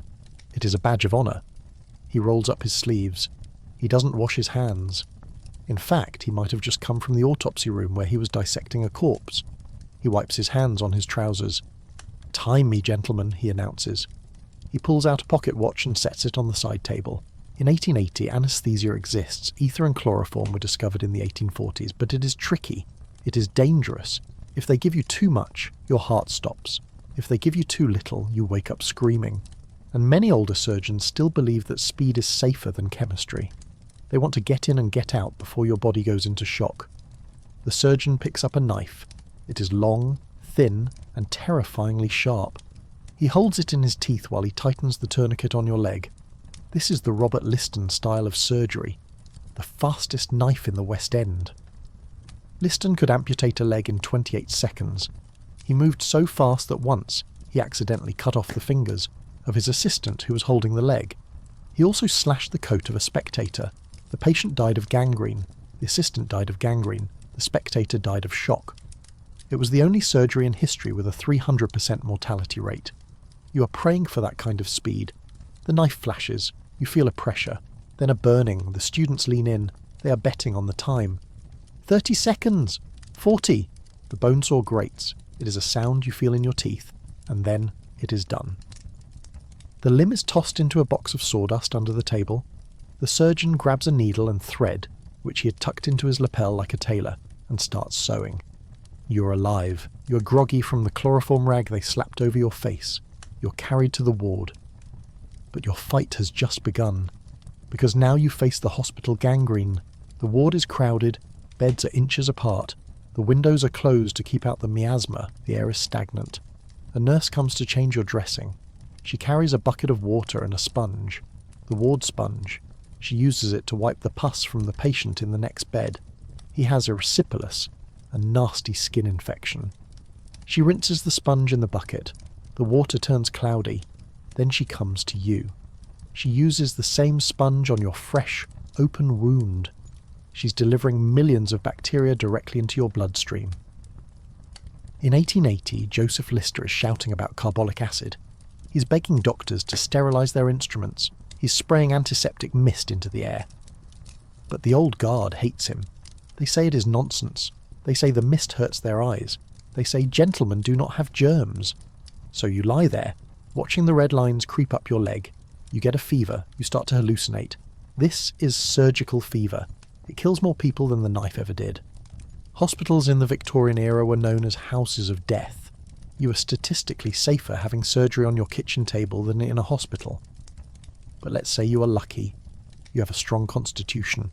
You survive the sponge. You're discharged. You go home. You're in pain. You need medicine. You don't go to a doctor. You can't afford another one. You go to the chemist or the corner shop. Victorian medicine is the Wild West. There are no regulations. Anyone can mix anything in a bottle and sell it as a cure. You buy a bottle of chlorodyne. The label says it cures coughs, colds, cholera, diarrhea and bronchitis. What is in it? Chloroform, cannabis and morphine. You drink it. The pain goes away. The world feels soft and fuzzy. You feel great. You have just taken a speedball of narcotics. Or maybe you buy Mrs. Winslow's soothing syrup. It is marketed for teething babies, for the restless child. Mothers love it. The baby cries. You give it a spoonful. The baby stops crying. The baby goes to sleep. Why? Because the syrup is full of morphine and alcohol. You're drugging your child into a coma. Thousands of babies died from narcotic poisoning. They simply stopped breathing in their cribs. But the mothers didn't know. They thought it was a miracle cure. Addiction is rampant. You see laudanum bottles in every household. It is a tincture of opium dissolved in alcohol. It is cheaper than beer or gin. Factory workers take it to get through the shift. Writers take it to find inspiration. Housewives take it to deal with the boredom. London is a city floating on an ocean of opiates. But the poison isn't just in the medicine bottle. It is in the walls. You're sitting in your parlour. You're proud of this room. You saved up to wallpaper it. The wallpaper is beautiful. A rich, vibrant green. Shields green, or Paris green. It is the trendiest colour in London. It looks like nature. It makes the room feel fresh. But Shields green is made from copper arsenite. Arsenic. Every time the damp London air hits the paper, a chemical reaction happens. The paper releases a gas, arsine gas. It is invisible. It is odourless. You sit in your green room, you read the paper, you breathe. You start getting headaches. You feel nauseous. Your eyes turn red. You think it's just the fog, or maybe the bad pie. You go to the seaside for a week to recover. You feel better. The fresh air cures you. You come home to your lovely green room. You get sick again. Entire families wasted away in their own living rooms, poisoned by their interior design. And it wasn't just wallpaper. The Victorians loved green. They put arsenic in dresses. A lady dancing in a green ball gown could shed enough arsenic dust to poison the people standing next to her. They put it in artificial flowers. They put it in children's toys. They put it in postage stamps. If you licked a green stamp, you were licking poison. The press called it the dance of death. Cartoons showed skeletons wearing fashionable green dresses, but people kept buying it because it was such a lovely shade of green. And if the walls didn't kill you, the kitchen might. We talked about the bread and the milk, but let's talk about the stove, the kitchen range. A massive iron beast. It burns coal. It has to be blacked every week with a polish that contains lead. But the real danger is the explosion. Boilers. Behind the fire, there is a back boiler to heat water. If the pipes freeze in the winter, which they do, constantly, the pressure builds up. You light the fire in the morning to make tea. The ice blocks the pipe. The steam has nowhere to go. Boom. The stove explodes. Shrapnel flies through the kitchen. It was a common cause of death for domestic servants. The exploded cook was a tragic cliché of the era. But you survived the stove, you survived the wallpaper, you decide to go out, you want to see a show. We're going to the freak show. This is the entertainment of the masses. The penny gaffs. You pay a penny. You walk into a tent or a back room. You stare. The Elephant Man. Joseph Merrick. The Bearded Lady. The Dog-Faced. Boy, it is cruel. It is exploitative. But the Victorians are obsessed with monsters. Why? Because they are obsessed with normality. The Victorian era is the age of categorization. Scientists are classifying plants, animals, and races. They are measuring skulls. They are trying to define what a proper human is. So they pay to see the deviants, to reassure themselves. I am normal, that is not. But Joseph Merrick isn't a monster. He is a gentle, intelligent man trapped in a body that betrayed him. He reads poetry. He builds model churches. Eventually the mood shifts. Doctors like Frederick Trevis rescue him. They bring him to the hospital. But even there, He is a curiosity. The upper class comes to visit him. The Princess of Wales shakes his hand. It is a different kind of freak show. A polite one. You leave the show. You feel a little dirty, a little sad. You walk toward the river, the Thames, the Great Stink. In the summer of 1858, it was so bad that Parliament had to soak their curtains in chloride of lime just to stop from vomiting during debates. The river is a thick black sludge. It is the toilet for 3 million people. But it is also the workplace for thousands. We mentioned the mudlarks. But let's talk about the toshers. These are the sewer hunters. They enter the sewers at low tide. They carry lanterns strapped to their chests. They carry long poles with a hoe on the end. They walk miles underground in the dark, wading through raw sewage. They are looking for tosh, copper, coins, silver spoons that were washed down the sink. They are a secret society. They know the tunnels better than the engineers. They fight off rats. And the rats here are bold. They attack in packs. A tosher's legs are covered in scars. But a tosher can make a good living. He might find a gold ring, or a sovereign. He emerges from a drain pipe at dawn, covered in muck but holding a piece of gold. He washes it off in the river, which isn't much cleaner. He sells it. He is the ultimate recycler. But there is one danger in the sewers that you can't fight with a hoe. The fire damp, methane gas. If a tosher's lantern hits a pocket of gas, boom, he is buried alive in waste. You walk along the embankment. This is a new marvel. A stone wall built to hold back the river. Inside it runs the new sewer system built by Joseph Bazalgette. It is the greatest engineering project of the century. It saves London. It stops the cholera. You look at the gas lamps reflecting on the black water. You see a shadow move. It is a woman. She's climbing onto the railing of the Bridge of Sighs, Waterloo Bridge. It is the place where the fallen women go. Suicide is an epidemic in London. Poverty, shame, ruin. If a girl gets pregnant out of wedlock, she is fired. She's kicked out of her lodgings. She has nowhere to go. The river is the only exit. Thomas Hood wrote a poem about it. One more unfortunate, weary of breath, rashly importunate, gone to her. Death! You shout. She looks at you. Her face is pale in the gaslight. She jumps.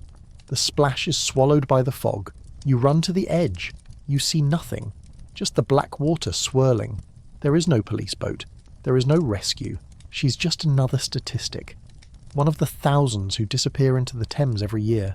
You walk away, shaking. You need to get away from the death. You decide to go to the music hall. This is the antidote to the misery. The halls. It is loud. It is raucous. It is the birthplace of modern pop culture. You pay your sixpence. You get a seat in the gallery. The chairman bangs his gavel. Ladies and gentlemen, the acts come out. Singers, jugglers, comedians. Make no mistake, the comedy is dark. They sing about poverty. They sing about nagging wives and drunk husbands. They sing about the rent collector. My old man said follow the van and don't dilly-dally on the way. It is a song about being evicted, about having to move your furniture in the middle of the night so the landlord doesn't catch you. The crowd roars with laughter. They know it. They have lived it. It is gallows humour. Laughing at the tragedy, because if you don't laugh, you will cry. You drink your beer, you sing along, you feel a sense of community. You're all in this together. The muck, the fog, the struggle. But as you leave the music hall, you see a newspaper boy. Extra! Extra! He's holding up a paper. The headline screams in black ink. Murder in Whitechapel. Another body found! The Ripper strikes again! The mood on the street changes instantly. The laughter dies. Women pull their shawls tighter. Men look over their shoulders. It is the autumn of terror. 1888. And you are walking straight into the hunting ground. We're going to talk about Jack, not the myth, the reality. The dark streets of Whitechapel. The police who were helpless. The letters written in red ink. And why the killer was never caught. Because in a city of 4 million strangers, covered in fog, it is very, very easy to disappear. You're standing on the corner of Hanbury Street. It is 1888. The fog is so thick it feels like wet wool pressed against your face. You can't see the gas lamp 10 feet away. You can only see the yellow halo glowing in the mist. This is the hunting ground. Jack the Ripper. In the modern world, he's a costume, a character in a movie, a mystery to be solved by armchair detectives. But here, tonight, he's a terror that stops the heart. He isn't a celebrity killer yet. He is Leather Apron, or the Whitechapel murderer. You look at the women standing on the corners, they are unfortunates. They aren't young, glamorous courtesans. They are desperate women in their 40s, worn down by gin, hard labour, and the brutal economics of the East End. They are selling themselves for the price of a bed in a doss house, 4p, a loaf of stale bread. They know the risk, but they have no choice. If they don't get the 4p, they sleep on the street. And sleeping on the street in November means freezing, or being arrested by the police. So they gamble with their lives. You see a woman walk into the dark courtyard of number 29. She is met by a shadow. You hold your breath. This is the horror of the Ripper crimes. It wasn't just the violence, though it was unspeakable. It was the location. He didn't drag them into a secret dungeon. He killed them in public, in backyards, in squares, under the windows of sleeping families. He killed Catherine Eddowes in Mitre Square, a place patrolled by police every 15 minutes. He did it in the dark, in silence, and vanished before the beat cop turned the corner. It felt like magic. Evil magic. The police are helpless. They have no fingerprint technology, no DNA, no radios. They rely on eyewitnesses, people who saw a man in a dark coat. In London, that's half the population. They bring in bloodhounds, Barnaby and Burgo. They trot them around the parks. It's a publicity stunt. The dogs get lost in the smog. The Queen writes a letter. Why can't you catch him? The newspapers go wild. They receive letters. Dear Boss, signed Jack the Ripper. Most of them are fakes written by journalists to sell papers. But the name sticks. Vigilance committees form. Local tradesmen patrol the streets with clubs and whistles. They wear heavy boots. They are angry. They stop anyone carrying a black bag. If you're a doctor or a butcher or a Jew, you are a suspect. Mobs chase innocent men down the street. He looks like a ripper. It is a mass hysteria. But the most terrifying part, the silence. Jack stops. After Mary Kelly, the worst, most brutal murder committed inside a room, he vanishes. Did he die? Did he go to an asylum? Did he move to America? We don't know. The fog swallows him up, and life goes on. The women go back to the corners. The markets reopen. The fear fades into a dull ache. You walk away from Whitechapel. You need to clear your head. You decide to visit a place of order, a place of science, the Natural History Museum. It has just opened in South Kensington. It is a cathedral, but not to God, to nature. The building is covered in terracotta animals, monkeys climbing the pillars, fish swimming on the walls. You walk inside. The central hall is massive, and there, dominating the space, is a skeleton. A diplodocus? No, not yet. That comes later. Right now, it is a sperm whale, or a mastodon. Victorians are obsessed with collecting. They fan out across the empire, Africa, India, Australia, and they bring back everything. Plants, bugs, bones, people. They shoot thousands of birds just to stuff them and put them in glass cases. Taxidermy is the hobby of the age. Walter Potter creates dioramas of kittens having a tea party. Squirrels playing cards. It is cute and deeply creepy. It reflects the Victorian need to control nature, to freeze it, to put it in a box and label it. But sometimes, nature bites back. We're going to talk about the man-eating lions of Tsavo. It is 1898. The British are building a railway in Kenya, the Lunatic Express. 2 lions stop the entire British Empire. They aren't normal lions. They are mannerless males. They hunt together. They drag workers out of their tents at night. They kill 135 people, allegedly. The workers panic. They stop working. They build bomas, thorn fences around their camps. The lions jump over them. Colonel Patterson hunts them. He sits in a tree all night, holding a rifle, shaking with fever. He finally kills them. They are massive. He brings their skins to London. They end up in a museum. It is a reminder. The Empire can build steamships and machine guns, but the world is still wild. You leave the museum. You take the Underground, the Tube. The Metropolitan Railway opened in 1863. It is the first subway in the world. It uses steam trains. Underground. Think about that. You go down the stairs into the station. It is a hole in the ground. The air is thick with sulphur smoke. The train arrives. It is a wooden carriage pulled by a steam engine. It belches smoke into the tunnel. You get in. The windows are open because there is no air conditioning.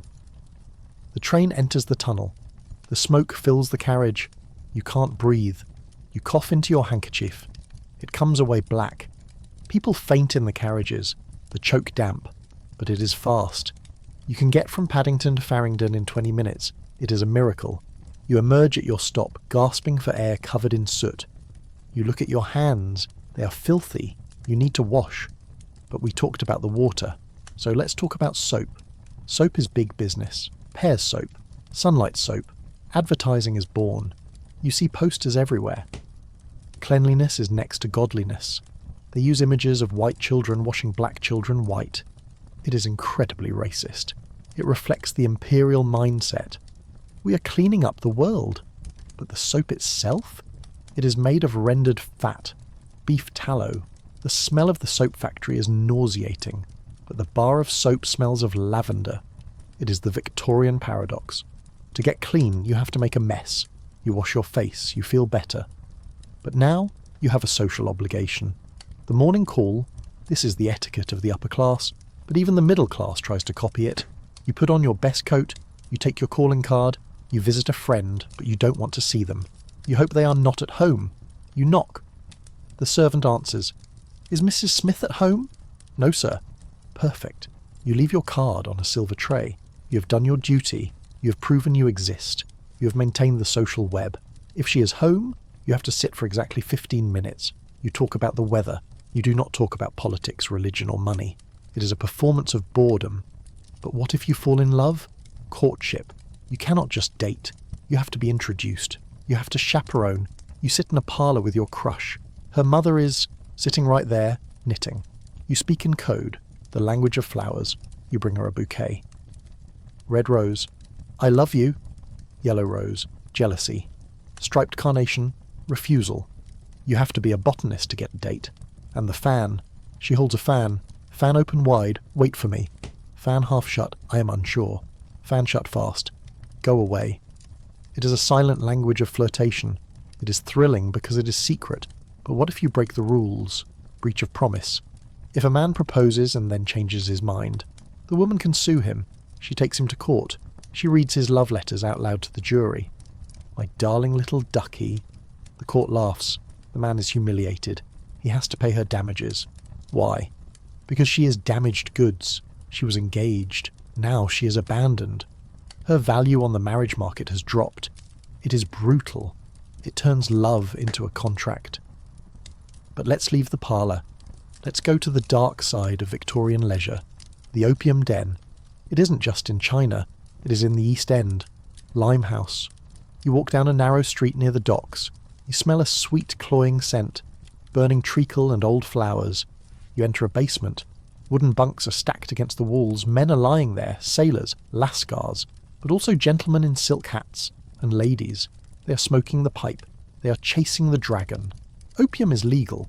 The British Empire fought 2 wars, the Opium Wars, to force China to buy it. It is the drug that built the modern economy. You watch the smokers. Their eyes are glazed. They are in a dream world. A world without fog, without noise, without pain. Charles Dickens visits these places. He writes about them in The Mystery of Edwin Drood. Oscar Wilde writes The Picture of Dorian Gray. The opium den is the symbol of the double life. Respectable by day, degenerate by night. Dr. Jekyll and Mr. Hyde. It isn't just a story. It is the psychology of the city. Everyone is wearing a mask. You leave the den. The cool air hits you.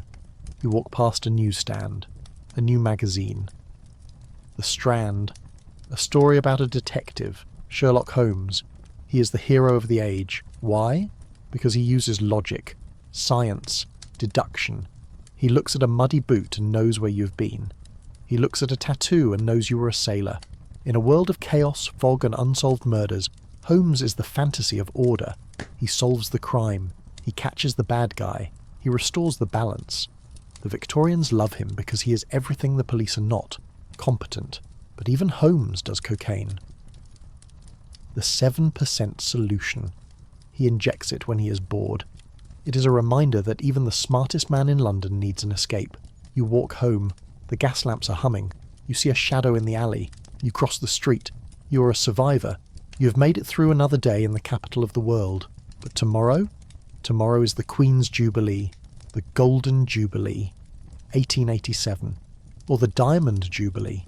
1897. The whole empire is coming to London. Maharajas on elephants. Cowboys from America. Buffalo Bill. Zulu warriors. It is a celebration of power. The sun never sets on the British Empire. But you know the truth. The sun sets every night in London. And when it does, the monsters come out. The rats. The disease. The Ripper. The empire is a shiny veneer over a rotting core.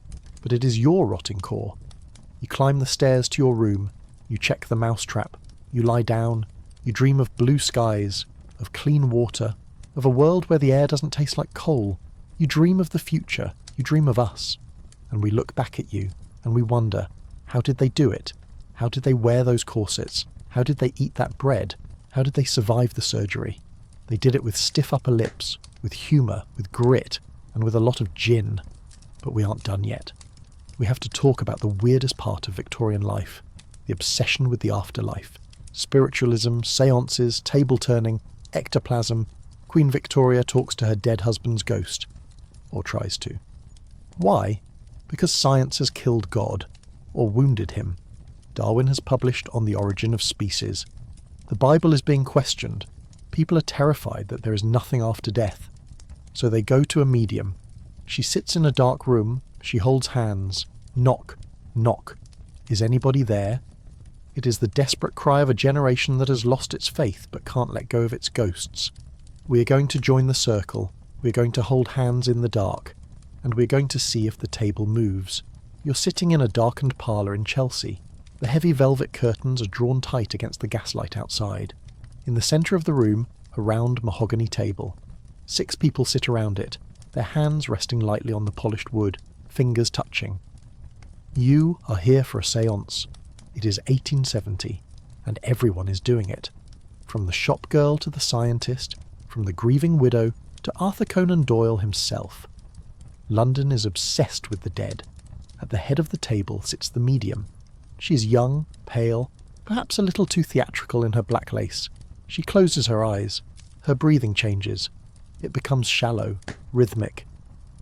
"Is there a spirit present?" she whispers. The room is silent. You can hear the clock ticking on the mantelpiece. You can hear the breathing of the man next to you, a banker who lost his son in the Zulu Wars. His hands are trembling. Knock. A sharp rap on the table. The banker gasps. "Is that you, William?" Knock, knock. Yes. The table begins to tilt. It lifts 2 legs off the ground. It defies gravity. You're sceptical. You look under the table. Is the medium using her knee? Is she using a hidden hook? But then, something else happens. A cold breeze sweeps through the room even though the windows are sealed. A faint glowing mist, ectoplasm, seems to ooze from the medium's mouth. It forms a shape, a hand, a face. Is it cheesecloth and phosphorescent paint? Probably, but in the dark, with your heart racing, it looks real. Why was this so popular? Because the Victorians were living through a crisis of faith. Charles Darwin had just told them they were descended from apes, not angels. Geology was proving the world was millions of years old, not 6,000. The Bible was cracking under the weight of science. People were terrified. If Genesis is wrong, is heaven wrong? Is death just the end? Spiritualism offered a bridge. It said, science is real, but so are ghosts. We can prove it. We can measure it. Scientists like William Crookes actually studied mediums. They used scales, cameras, and electrical cages to test them. It was ghost hunting with a PhD, but for the grieving, it wasn't science. It was comfort. Queen Victoria herself, mourning Prince Albert for 40 years, reportedly held séances to speak to him. If the Queen does it, it must be respectable. But there is a dark side. The fraud. You read the papers. Mediums are caught with spirit hands made of wax. Spirit voices made by ventriloquism. Levitating tables lifted by accomplices in black bodysuits. Harry Houdini, the great magician, spent years debunking them. He knew every trick because he used them in his act. He would go to séances in disguise and turn on the lights at the crucial moment, revealing the medium holding a megaphone with her foot. But people wanted to believe. They needed to believe. You leave the séance, you step out into the London night. The fog is waiting for you. You feel a little foolish. You paid a guinea to watch a woman shake a table, but you also feel a little haunted. Because for a second, when the cold air hit your neck, you wondered. You walk home. You pass a construction site. They are digging a tunnel, the tube, but they have stopped digging. They found something. Bones. Not a few bones. Thousands. They have hit a plague pit from 1665. The workers are spooked. They refuse to dig. The smell of centuries-old death fills the tunnel. This is the reality of London. You're always walking on the dead. Every time you dig a foundation, you disturb a ghost. You hurry past. You don't want to think about what is under the pavement. You want to think about the future, the Great Exhibition, the Crystal Palace. It is 1851, a flashback, but a necessary one to understand the mindset. You go to Hyde Park. You see it. A building made entirely of glass and iron. It looks like a soap bubble the size of a cathedral. Inside, there are wonders from all over the world. Steam engines, hydraulic presses, the Koh-i-Noor diamond, a stuffed elephant. It is the Temple of Stuff. The Victorians believed that trade would save the world. If we all buy each other's goods, we won't have wars. Spoiler, that didn't work. You walk through the machinery court. The noise is deafening. Giant pistons pumping. Wheels turning.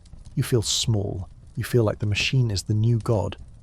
But looking closer, you see the colonial exhibits.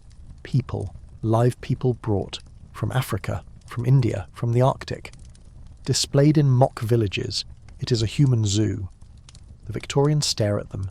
They measure their heads. They talk about evolutionary ladders. Look how primitive they are. Look how civilized we are. It is the justification for empire. We are bringing them the light and taking their diamonds. You feel a twinge of unease. Is this progress, or is it just a bigger cage? You leave the Crystal Palace. You take an omnibus, the Schillerbeer, a horse-drawn bus. It is crowded. You're sitting knee to knee with strangers. A man next to you is reading Penny Dreadful. These are the comic books of the era. Cheap, lurid stories printed on bad paper.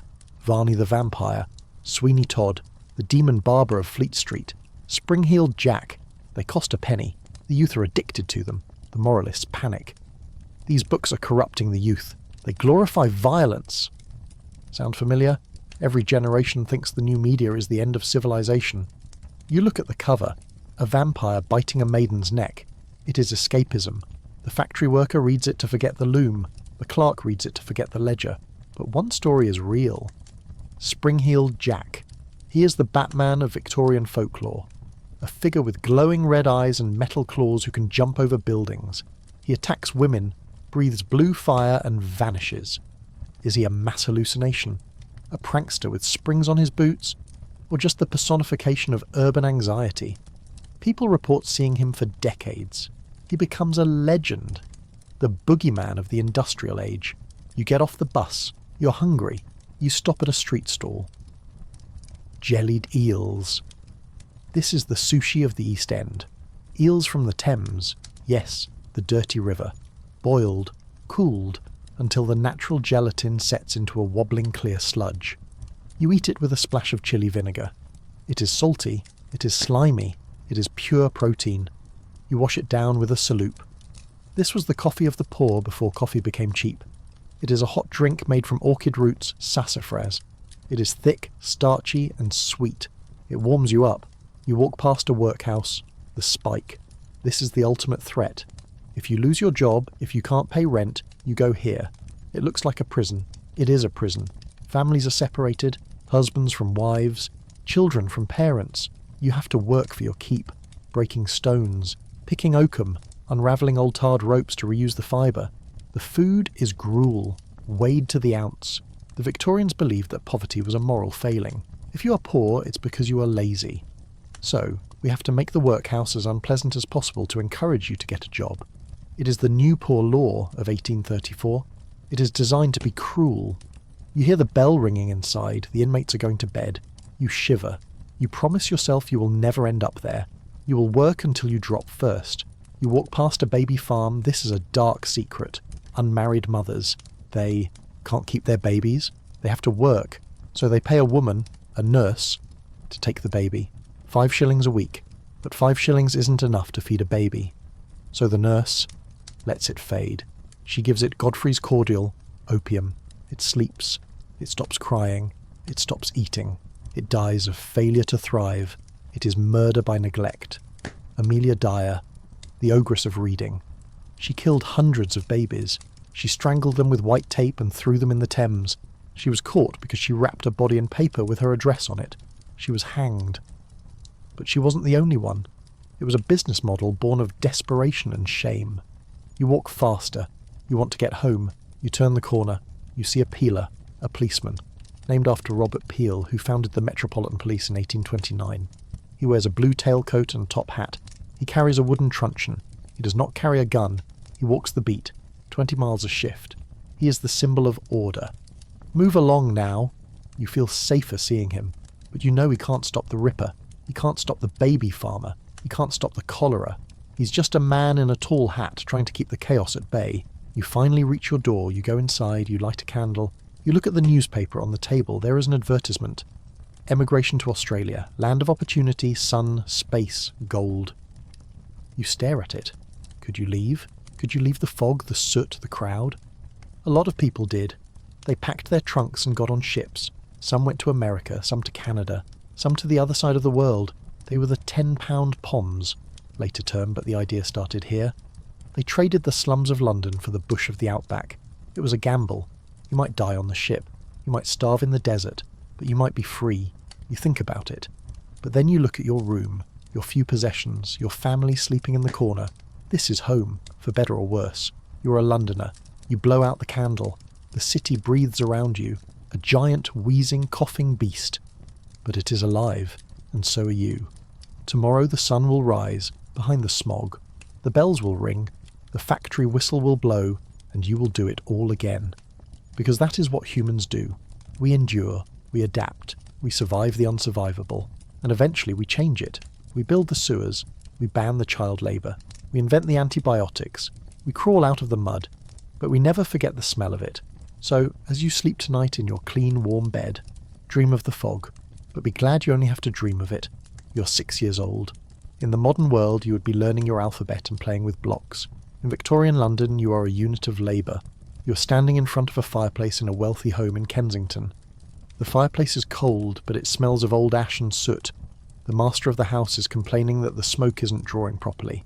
You are a climbing boy. Forget the dancing chimney sweeps of Mary Poppins with their cheerful faces and choreographed musical numbers. That is a lie so big it borders on criminal. The reality of the chimney sweep is one of the darkest chapters in human history. You are small. That is your only qualification. You were bought from your parents for a few shillings, or maybe you were an orphan sold by the parish. Your master, the master sweep, is a hard man. He holds a brush in one hand and a cane in the other. Up you go, he says. You climb into the fireplace. It is dark. It is tight. The flue is only 14 inches wide. You have to shimmy up using your elbows and knees. The soot falls into your eyes. It fills your nose. You can't breathe. You have to keep your mouth shut or you will choke. You climb higher. The chimney twists. You get stuck. Panic sets in. You are trapped in a stone coffin 40 feet above the ground in pitch blackness. You cry out. Does the master sweep call the fire brigade? No. He lights a small fire in the grate below you. Heat will make him move, he says. You scramble up, terrified of the heat, scraping your skin raw against the bricks. You reach the top. You stick your brush out of the chimney pot to prove you made it. You take a breath of the foggy London air, then you have to slide back down. Your knees are covered in calluses, your lungs are black, and there is a specific disease waiting for you. Chimney sweep's cancer. The soot collects in the folds of the skin. It causes tumours. It is a slow, painful death. And you're doing this so a rich family can have a nice fire in their drawing room without smoke getting in their eyes. Parliament tried to ban it. They passed laws, the Climbing Boys Act, but people ignored it. They liked their clean chimneys too much. It wasn't until 1875, almost the end of the era, that it truly stopped. But maybe you aren't a sweep. Maybe you work in the mill. You're in a cotton factory in Manchester or East London. The noise is deafening. The mules, giant spinning machines, move back and forth like iron monsters. You're a piecer. Your job is to lean over the spinning machine and tie broken threads together. You have to do it while the machine is moving. If you're too slow, the machine takes your finger. Or you are a scavenger. You're tiny. You have to crawl under the machine while it is working to sweep up the cotton dust. The heavy iron carriage rolls over your head.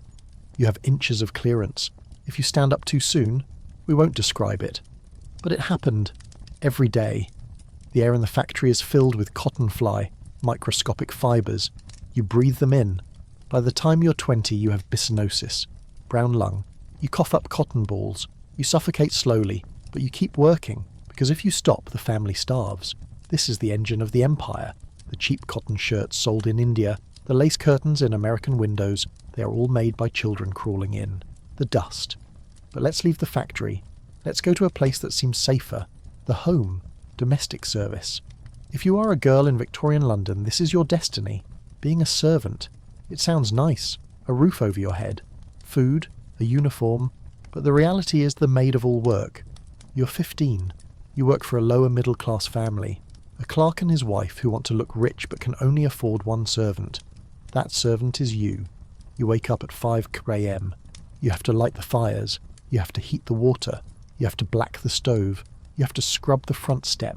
The donkey stone. This is a soft stone used to scrub the front doorstep until it is blindingly white. It is a status symbol. If your step is dirty, the neighbours gossip, so you spend hours on your knees in the freezing cold scrubbing stone. Your hands are red and cracked from soda, washing soda. Your knees are swollen, housemaid's knee. You cook the breakfast, you serve it, you wait while they eat, you eat the leftovers standing up in the kitchen, then you do the laundry, then the shopping, then the cleaning. You go to bed at 11 or a PM, you sleep in the attic or under the stairs, and you are lonely. You're not allowed to have followers, boyfriends. You get 1 half day off a month. You're a prisoner in someone else's house. And if the master takes a liking to you. This is the silent tragedy of the Victorian home. The upstairs-downstairs dynamic wasn't always a romance. It was often predation. If you get pregnant, you're fired without a reference. You end up on the street. You end up on the bridge. But let's look at the masters, the middle class. They seem comfortable. They have a piano. They have a servant. But they are terrified. Keeping up appearances. The Victorians were obsessed with respectability. But respectability is expensive. You are a clerk. You make $100 a year. You have to dress like a gentleman. You have to go to church. You have to have a nice house. But you are drowning in debt. You buy things on tick, credit. You pawn your pocket watch on Monday to buy food and buy it back on Friday when you get paid. It is a high-wire act.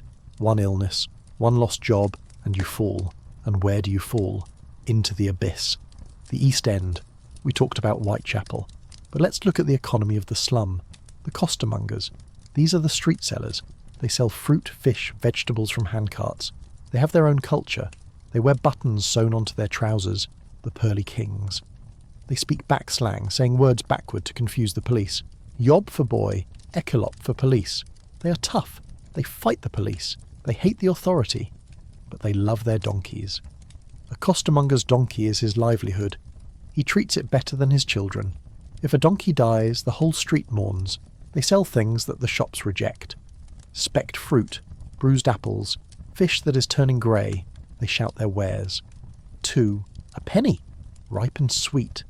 It is a hustle, but it is freedom. They answer to no boss, but below them are the pure finders. We mentioned this in the medieval section, but it is still happening in 1880. Dog poop collectors. The tanneries still need it. So, old women walk the streets with buckets picking up dog waste. They sell it by the bucketful. They know the difference between dry and oily. Oily pays more.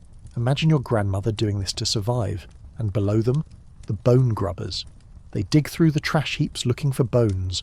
Bones are sold to make glue, or toothbrush handles, or fertilizer. They fight the rats for the bones. This is the recycling economy of the poor.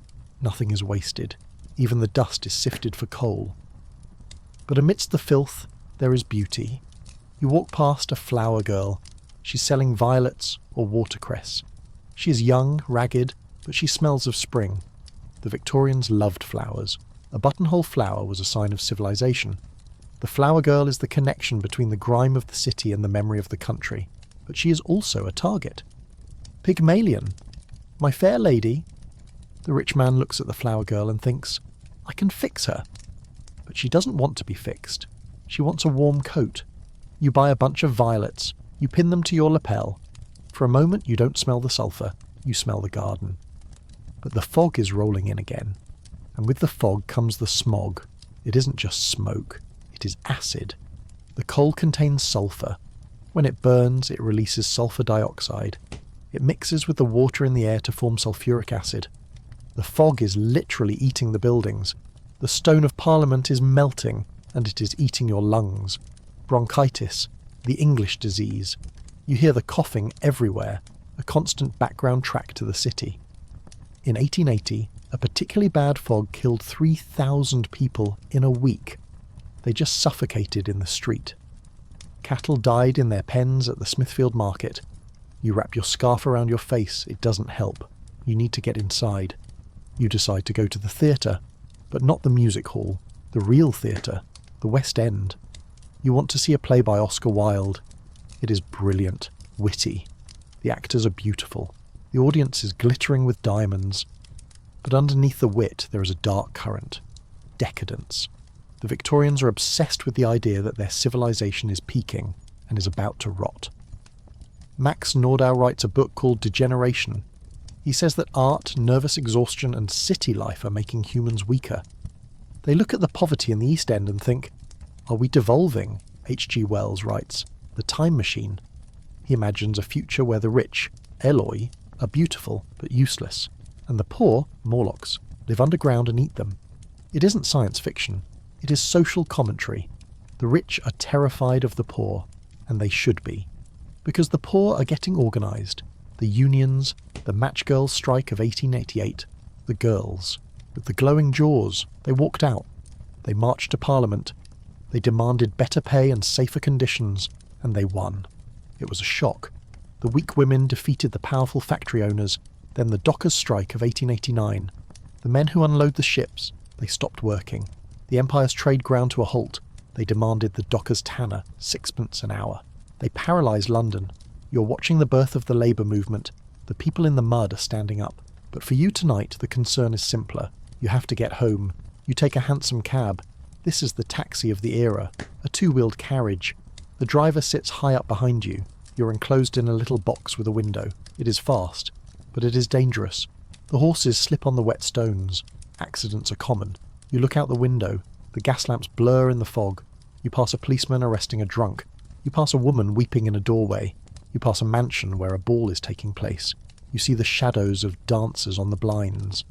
London is a city of contrasts, light and dark, gold and mud, life and death. You reach your street. You pay the driver. You walk up the stairs. You're tired. Your bones ache from the damp. But you are part of the greatest city on earth. And tomorrow the Queen might drive by. Or Jack might strike again. Or the fog might lift. You never know. That is the thrill. And the terror. You take off your boots. You check them for holes. You put a piece of fresh cardboard in, ready for tomorrow. Because in Victorian London, you don't live. You persist. You're standing in a cathedral. But there is no altar, no incense, and no choir. Instead, there is the scream of metal on metal and a cloud of steam so thick it creates its own weather system inside the building. You're at St Pancras Station, or maybe King's Cross. The Victorians didn't build great churches anymore. They built great railway stations. These are the temples of the industrial age. Red brick Gothic arches soaring hundreds of feet into the air. Iron ribs holding up acres of glass. It is majestic. It is terrifying. You have a ticket, a third-class ticket. In the early days of the railway, third class meant an open wagon. No roof. You sat on a wooden bench, exposed to the rain, the wind and the sparks flying from the engine. If the train went through a tunnel, you had to crouch down and hold your breath or be suffocated by the smoke. But by 1880 things have improved. You have a roof, but you don't have upholstery. You're jammed onto a wooden bench with 20 other people. It smells of wet wool, livestock. Farmers often brought chickens or geese in baskets, and tobacco. The whistle blows, a sound that didn't exist 100 years ago. A shriek that signals the conquest of nature. The train jerks forward.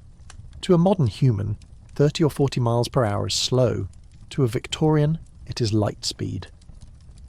People were genuinely afraid that the human body couldn't handle the speed. Doctors warned that travelling at 50 mep would cause your uterus to fly out, or your eyes to be pressed into your skull, or your brain to liquefy. They called it railway madness. You look out the window, the city blurs, the telegraph poles flick past like the ticking of a metronome. This is the annihilation of space, a journey that used to take 3 days by stagecoach. Sleeping in questionable inns, getting robbed by highwaymen, now takes 3 hours. But the train has its own dangers. There are no corridors. You are locked in your compartment. If a fire starts, you are trapped. If a fellow passenger goes mad and attacks you, you are trapped. The railway murder. It becomes a genre of fear. 2 strangers in a locked box. One of them has a knife. The train is too loud for anyone to hear you scream, and then there is the railway spine. After a crash, and crashes were common, spectacular and bloody, survivors would walk away without a scratch but would later develop tremors, anxiety and paralysis. Doctors argued about it. Was it physical damage to the spine from the shaking, or was it psychological shock? It was the first time medicine had to deal with the trauma of high-speed mechanical violence. It was the ancestor of PTSD. But you survive the journey. You get off the train, the air changes, the coal smoke fades, you smell manure. You're in the countryside. Hollywood tells us that the Victorian countryside was a paradise. Rolling green hills, happy milkmaids, rustic cottages with roses around the door, a place of health and purity compared to the grime of London. Reality would like to hand you a shovel. Rural poverty in the 19th century is a different kind of hell. It is a quiet, isolated, starving hell. You walk to a village. The cottages look charming from a distance. Up close they are hovels. The floors are dirt. The roofs are rotting thatch. The walls are damp. But the biggest difference, the silence. In London, you are never alone. In the country, you can scream and no one will hear you. You are a farm labourer, an ag lab. Your life is governed by the sun and the harvest. You wake up at 4 a.m. You walk 3 miles to the field. You work until dark. Your tools? A scythe. A hoe. Your hands. But the work is changing. You see a machine in the field. A threshing machine. It is a steam engine on wheels. It does the work of 20 men. You hate it. This machine is taking the bread out of your children's mouths. A few decades earlier, this anger exploded. The swing riots. Farm workers marched through the night with torches. They smashed the machines. They burned the barns. They wrote threatening letters signed by a mythical Captain Swing. Break the machines, or we will break your necks. The government responded with brutality. They hanged the ringleaders. They transported thousands to Australia. By 1880, the rebellion is over. The machines won. Now you just compete with them. You work harder for less money. And the food? You think country people eat fresh vegetables and meat? No, they sell the vegetables, they sell the meat. That is how they pay the rent. You eat bread, lard, cheese, and tea. But there is one thing you have plenty of: cider, or beer. In some parts of England, farm labourers are paid partly in alcohol. It is called truck. You get a jug of cider with your lunch. It dulls the pain of the back-breaking work, but it keeps you poor. It keeps you drunk. You look at the rural idyll. You see a woman picking hops. Her hands are stained green. She's sleeping in a barn with 50 other pickers. Sanitation is non-existent. Cholera outbreaks happen in the hop fields just as often as in the city slums. But let's go up the hill, to the big house, the manor. This is the world of Downton Abbey. But strip away the violin music and the soft lighting. You're a guest at a country house party. It looks glamorous. The house is huge, stone columns, a park with deer. But inside, it is freezing. Central heating hasn't reached the countryside. The rooms are massive and drafty. You have to wear your coat to dinner, and the boredom. In London, there are theatres, museums, shops. In the country, there is the weather. You spend your day shooting birds, thousands of them, pheasants, partridges. The men stand in a line. The beaters, local peasants paid pennies, walk through the woods hitting the trees with sticks to scare the birds into the air. The men shoot, the birds fall. It isn't hunting, it is a firing squad. They pile the dead birds in a heap. They count them. We killed 400 today. Good sport. Then they go inside to change clothes. You change your clothes 4 times a day. Morning suit, shooting suit, tea gown, dinner jacket. It is a full-time job just getting dressed. And the hierarchy. If you think the royal court was rigid, the country house is worse. The servants are invisible. They live in the attic or the basement. They have to turn their faces to the wall if they see you in the hallway. They are not allowed to speak to you. You are the master, but you are trapped too. You are trapped by the done thing. You cannot work. A gentleman does not work for money. If you do, you are middle class. You are vulgar, so you live off your rents. But agricultural prices are crashing because of cheap grain coming from America on those steamships we talked about. Your estate is bleeding money. The roof is leaking. You can't afford to fix it. So what do? You marry an heiress, an American heiress, the dollar princesses. You sail to New York. You find a girl whose father is a railroad tycoon or a steel baron. She has money. You have a title. It is a business transaction. She gets to be a duchess. You get a new roof. But she is miserable. She arrives at your cold, drafty English castle. The plumbing doesn't work. The neighbours are snobs who make fun of her accent. Her husband ignores her and goes hunting. She is trapped in a gilded ruin. But let's leave. The unhappy marriage and look at something darker in the countryside. The isolation. In the city, if you get sick, there is a hospital, even if it is dangerous. In the country, there is nothing. You rely on the wise woman, if she hasn't been chased off, or the local vicar. The vicar is the centre of the village. He is the judge, the social worker, and the moral police. He visits the poor. He gives them blankets and coal, but he also judges them. Why is your cottage dirty? Why didn't you come to church? Charity comes with strings attached. You have to be the deserving poor. If you drink, no soup.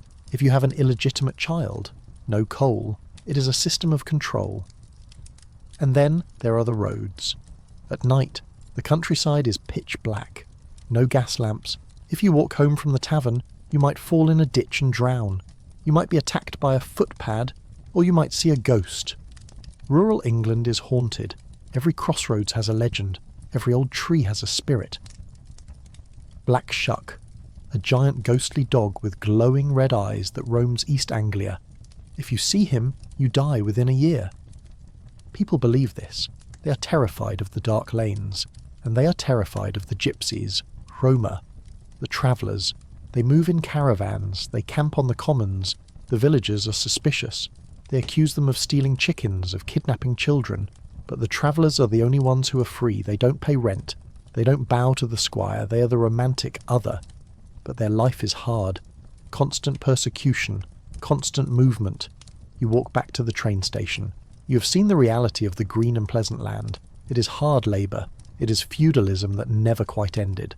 It is cold, damp cottages and arrogant lords shooting birds. You get back on the train. You head back to the smoke. Because at least in the smoke you are anonymous. In the city you can disappear. In the village everyone knows your sins. You arrive at King's Cross. The noise hits you again. You feel a strange relief. But you are hungry, and you don't want a pie. You want something new, something that has just arrived in London, something fried. Fish and chips. It is the fusion food of the Victorian age. The fried fish comes from Jewish immigrants, fried in the Jewish fashion. The chips come from, well, nobody's quite sure, maybe France or Belgium. But putting them together, that is London. You go to a shop. It smells of hot oil and vinegar. You buy a portion wrapped in yesterday's newspaper.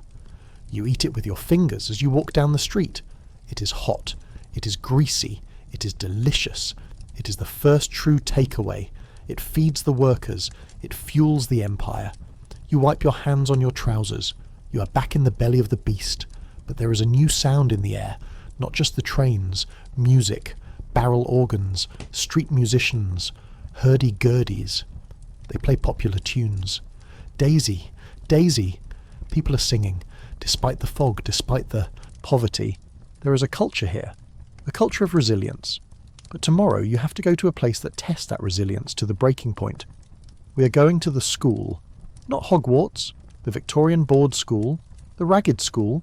We are going to see what it was like to be a child who wasn't a chimney sweep, but who had to sit in a room with 60 other kids and learn the 3 R's under the threat of the cane. We are going to talk about the discipline, the ink stains, the dunce cap, and why education was seen not as a right, but as a way to keep you from stealing. You are 10 years old. It is 1885.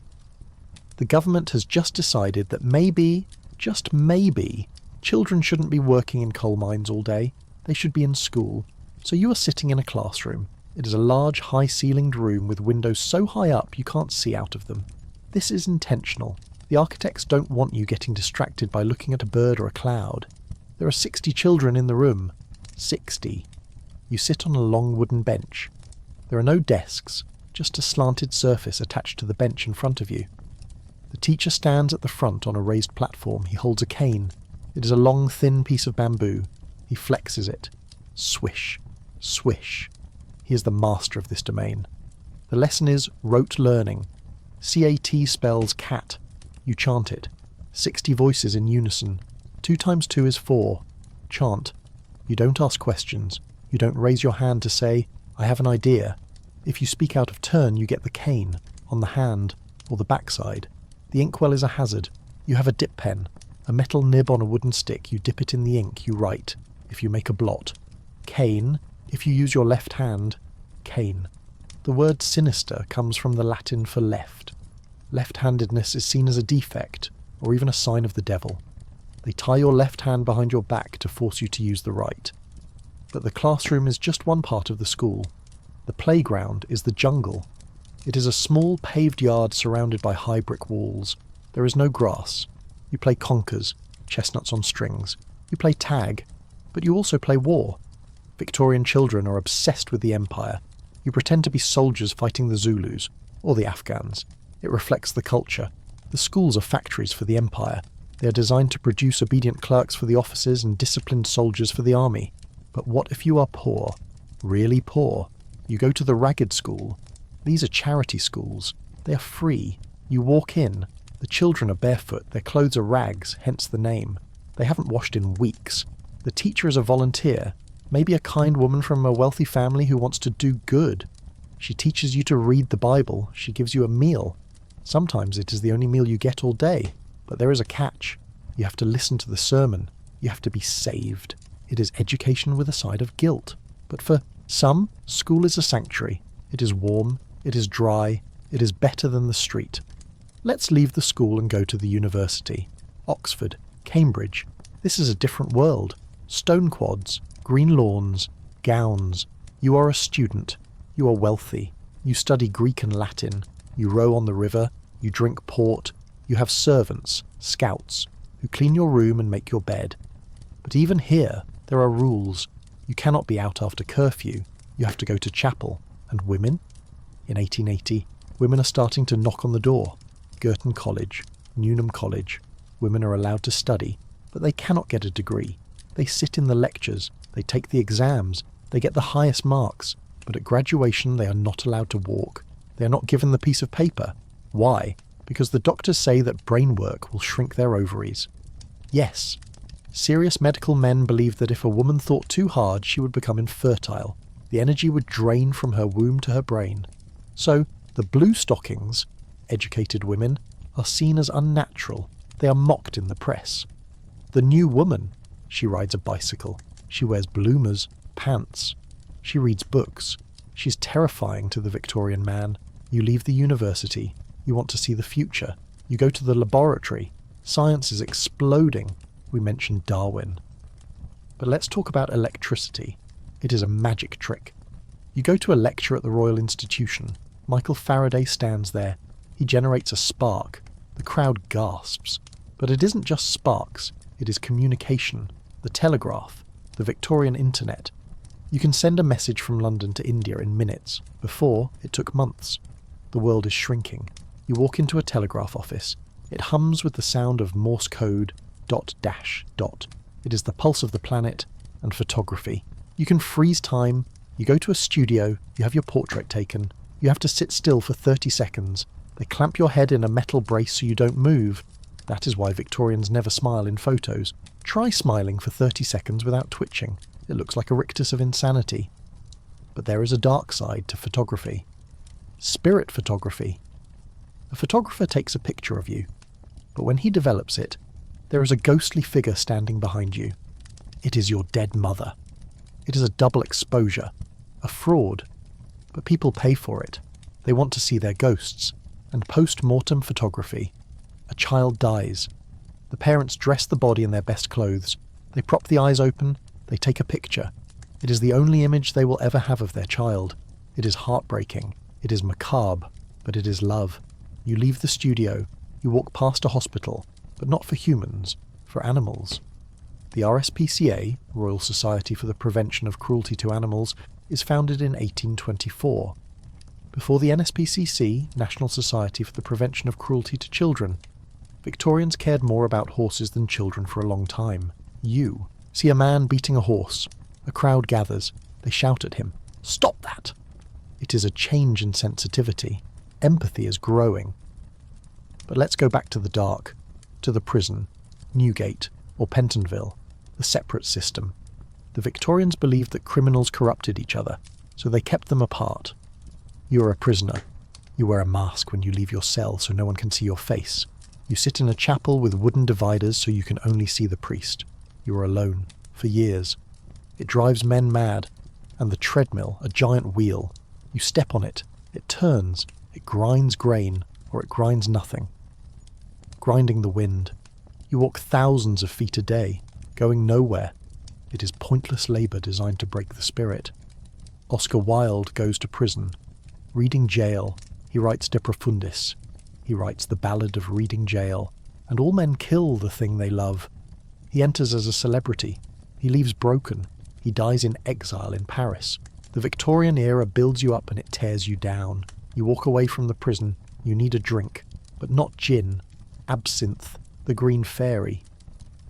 It is illegal in some places, but you can find it. It tastes of aniseed.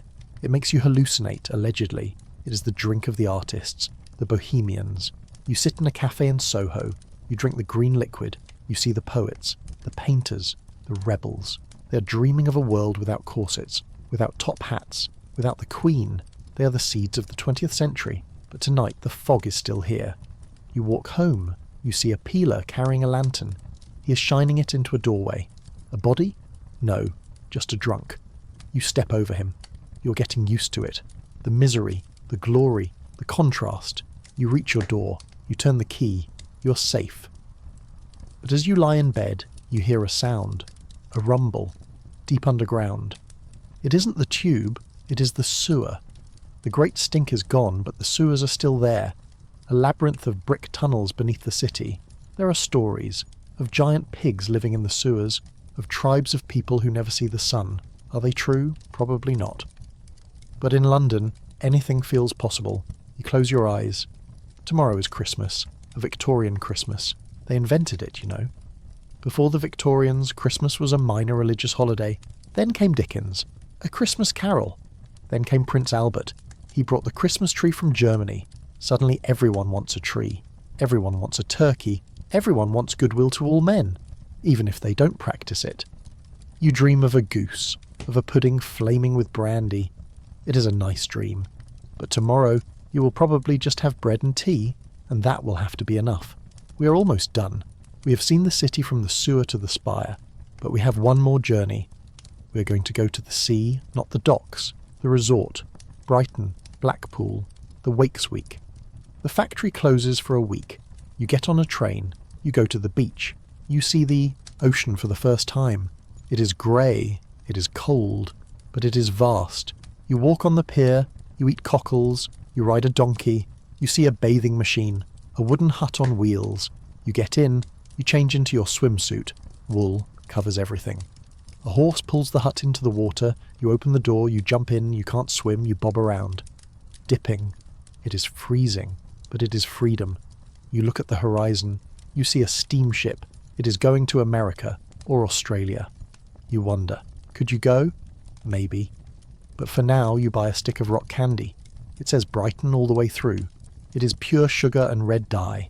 It tastes like holiday. You get back on the train. You go back to the smoke. But you have a memory of salt air, of open space. It keeps you going through the winter. You're a Victorian. You're tough.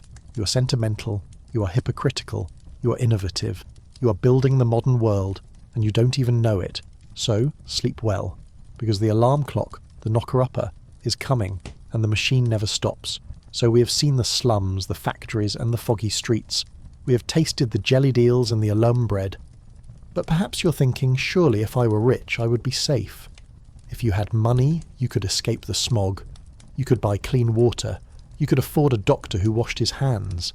Let's test that theory. Congratulations. You've just been promoted. You're no longer a factory worker, you're a debutante, or a young gentleman of the upper class. It is the season. This is the few months of the year when the aristocracy descends on London to arrange marriages, hold balls and judge each other. You're dressing for a ball. If you are a woman, you're putting on the crinoline. This is the defining fashion silhouette of the mid-Victorian era. It is a cage, literally. A framework of steel hoops and tape that hangs from your waist. It creates a skirt that can be 6 feet wide.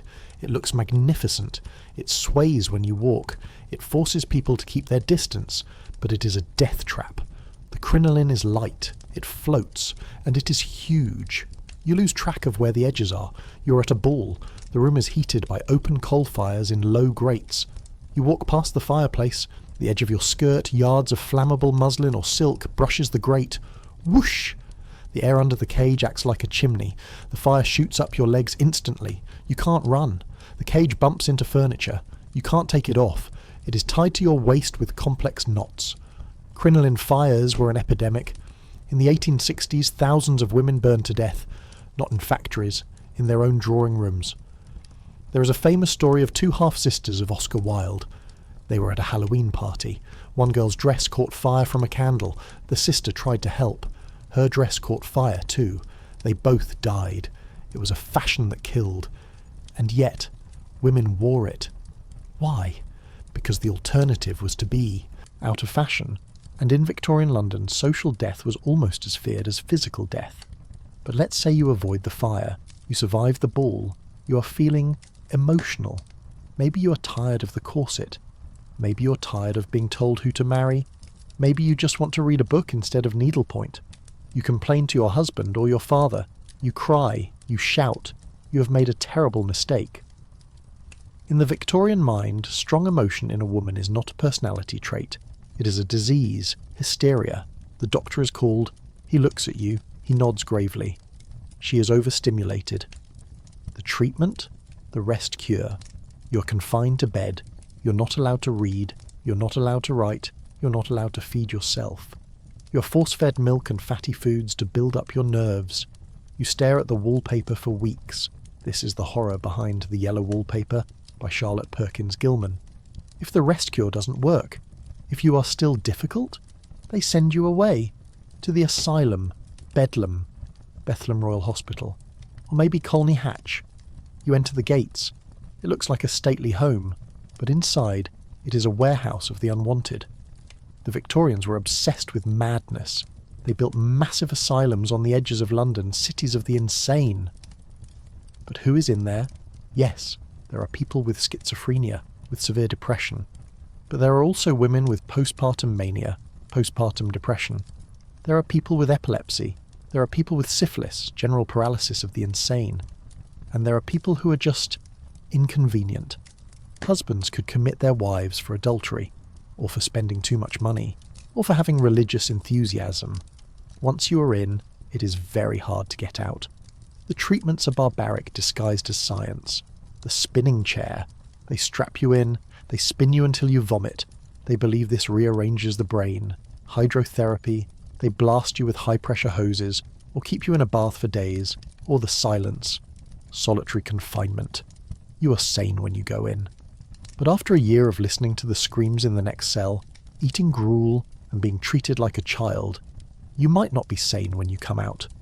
But there is one specific treatment that has become a legend. The treatment for hysteria. Doctors believed hysteria was caused by the uterus wandering around the body, or by sexual frustration. So the doctor would perform a pelvic massage. Yes, the doctor would manually stimulate the woman until she reached hysterical paroxysm, orgasm. It was considered a medical procedure. It was tedious for the doctors.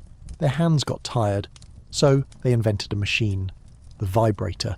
It was one of the first home electrical appliances invented. Before the vacuum cleaner, before the electric iron, it was sold in catalogues as a health aid. To soothe the nerves.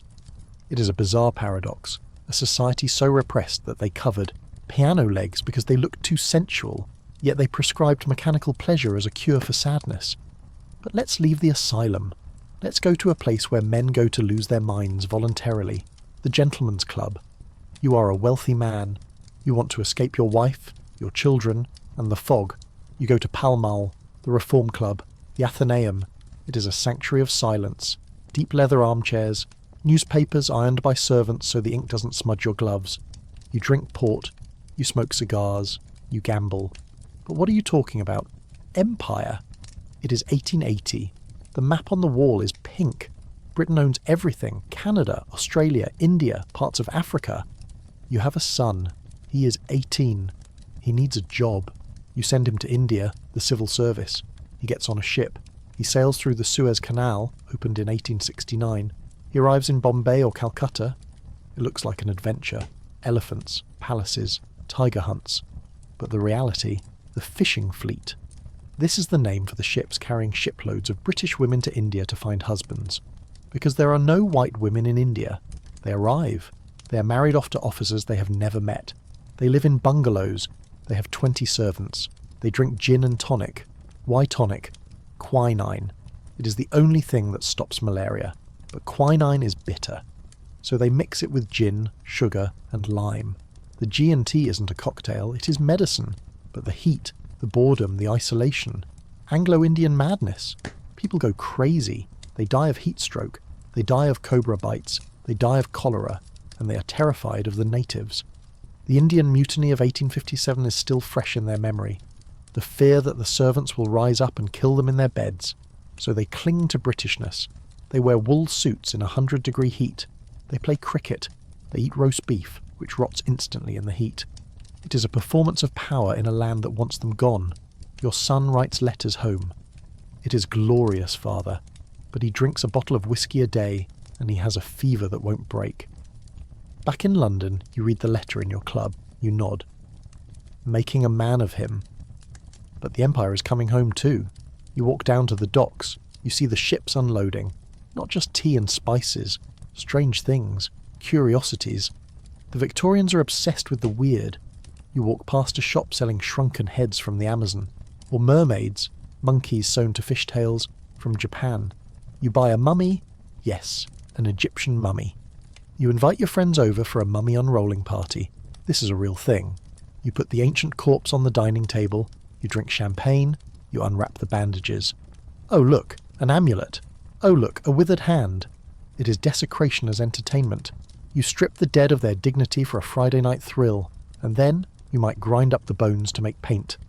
Mummy brown, a popular pigment for artists, or you might use the linen bandages to make paper.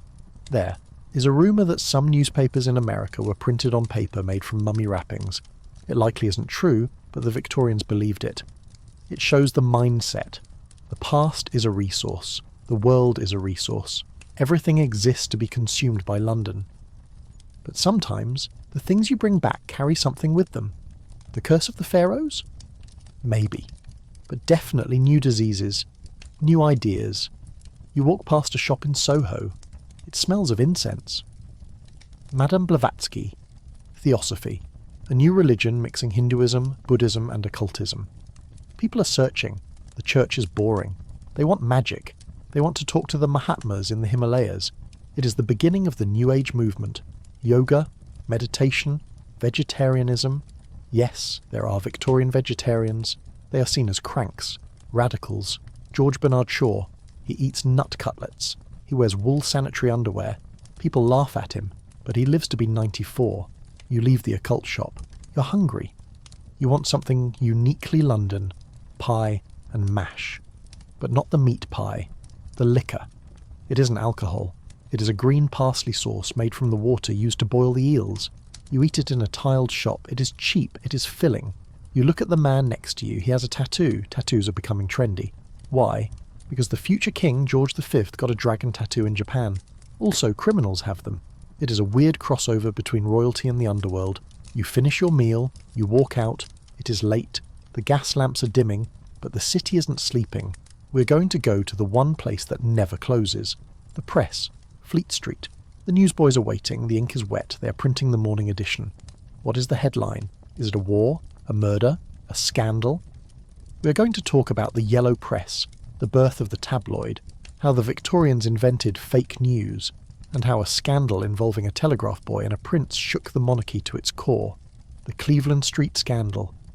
Because in Victorian London, the only thing more dangerous than being poor is being found out. You're standing on Fleet Street at 2 a.m. The air smells of ink, hot lead, and urgency. The printing presses are thundering in the basements below, shaking the pavement under your feet.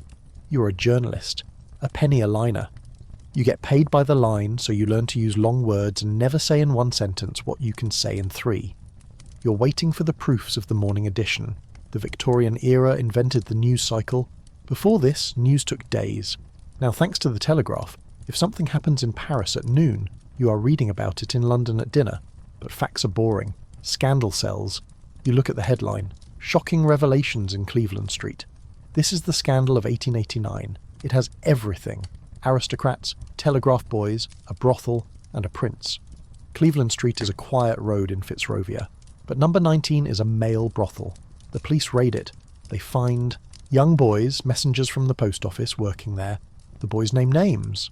Lord Arthur Somerset, the Earl of Euston, and Prince Albert Victor, the grandson of the Queen, second in line to the throne. The establishment panics. If this gets out, the monarchy could fall. So the cover-up begins. The boys are given money to go to America. Lord Somerset is tipped off by the police and flees to France. The prince is sent on a tour of India. The newspapers hint at it. They use code words. Unspeakable vice. Gross indecency. The public reads between the lines, they whisper, "This is the power of the press. It can destroy a reputation in a day." Oscar Wilde learns this the hard way. In 1895, he sues the Marquess of Queensberry for libel. It is a fatal mistake. The trial becomes a spectacle.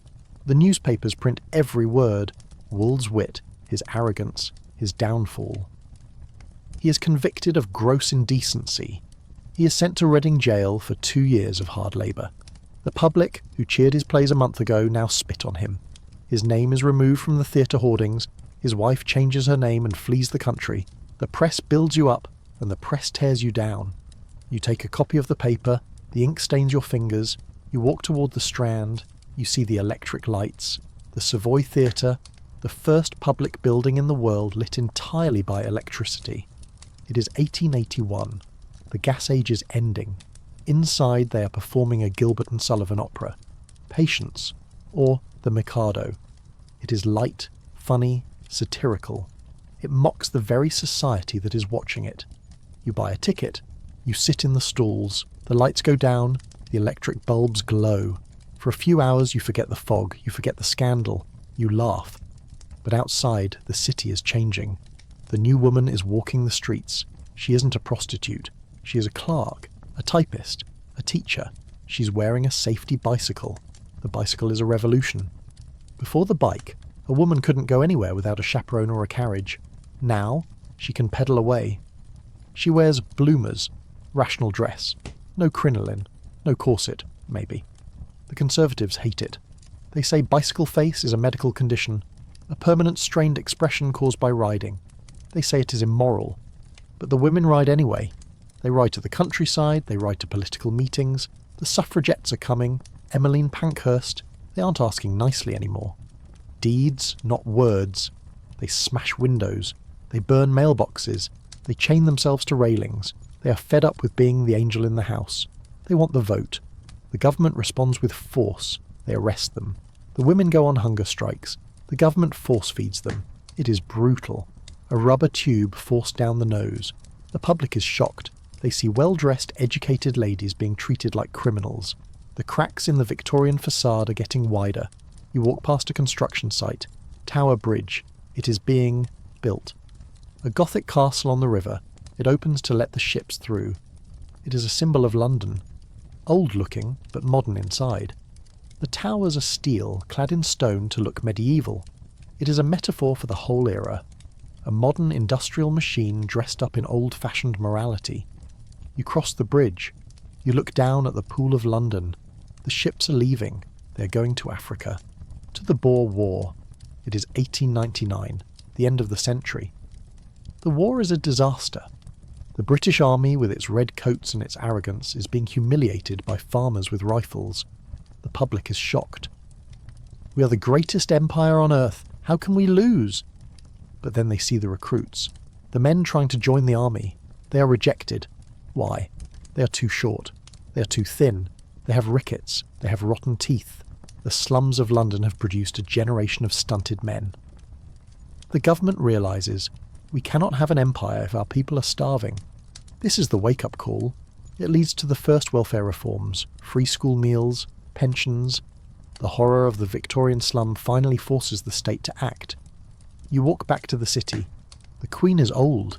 She's tiny. She's dressed in black. She's the grandmother of Europe. The Kaiser of Germany is her grandson. The Tsar of Russia is married to her granddaughter. They are all related. They all write letters to each other. Dearest Nicky, dearest Willie. They think their family ties will stop a war. They are wrong. The 20th century is coming, and it is bringing machine guns, airplanes, mustard gas. But you don't know that yet. You're just a Londoner in 1900. You have survived the cholera. You have survived the fog. You take a deep breath. The air is still dirty, but it smells of petrol. The first cars are appearing. Horseless carriages. They are loud. They smell. People hate them. They will never replace the horse. You watch one rattle down the street. It scares the pigeons. You realise the world is speeding up. You go to a new kind of shop, a department store, Selfridges, or Harrods. You can buy anything. You can just walk in and look. You don't have to buy. Shopping becomes a leisure activity. You ride the moving staircase, the escalator. There is a man at the top with brandy and smelling salts in case you faint from the excitement. You buy a ready-made suit, off the rack. You don't need a tailor anymore.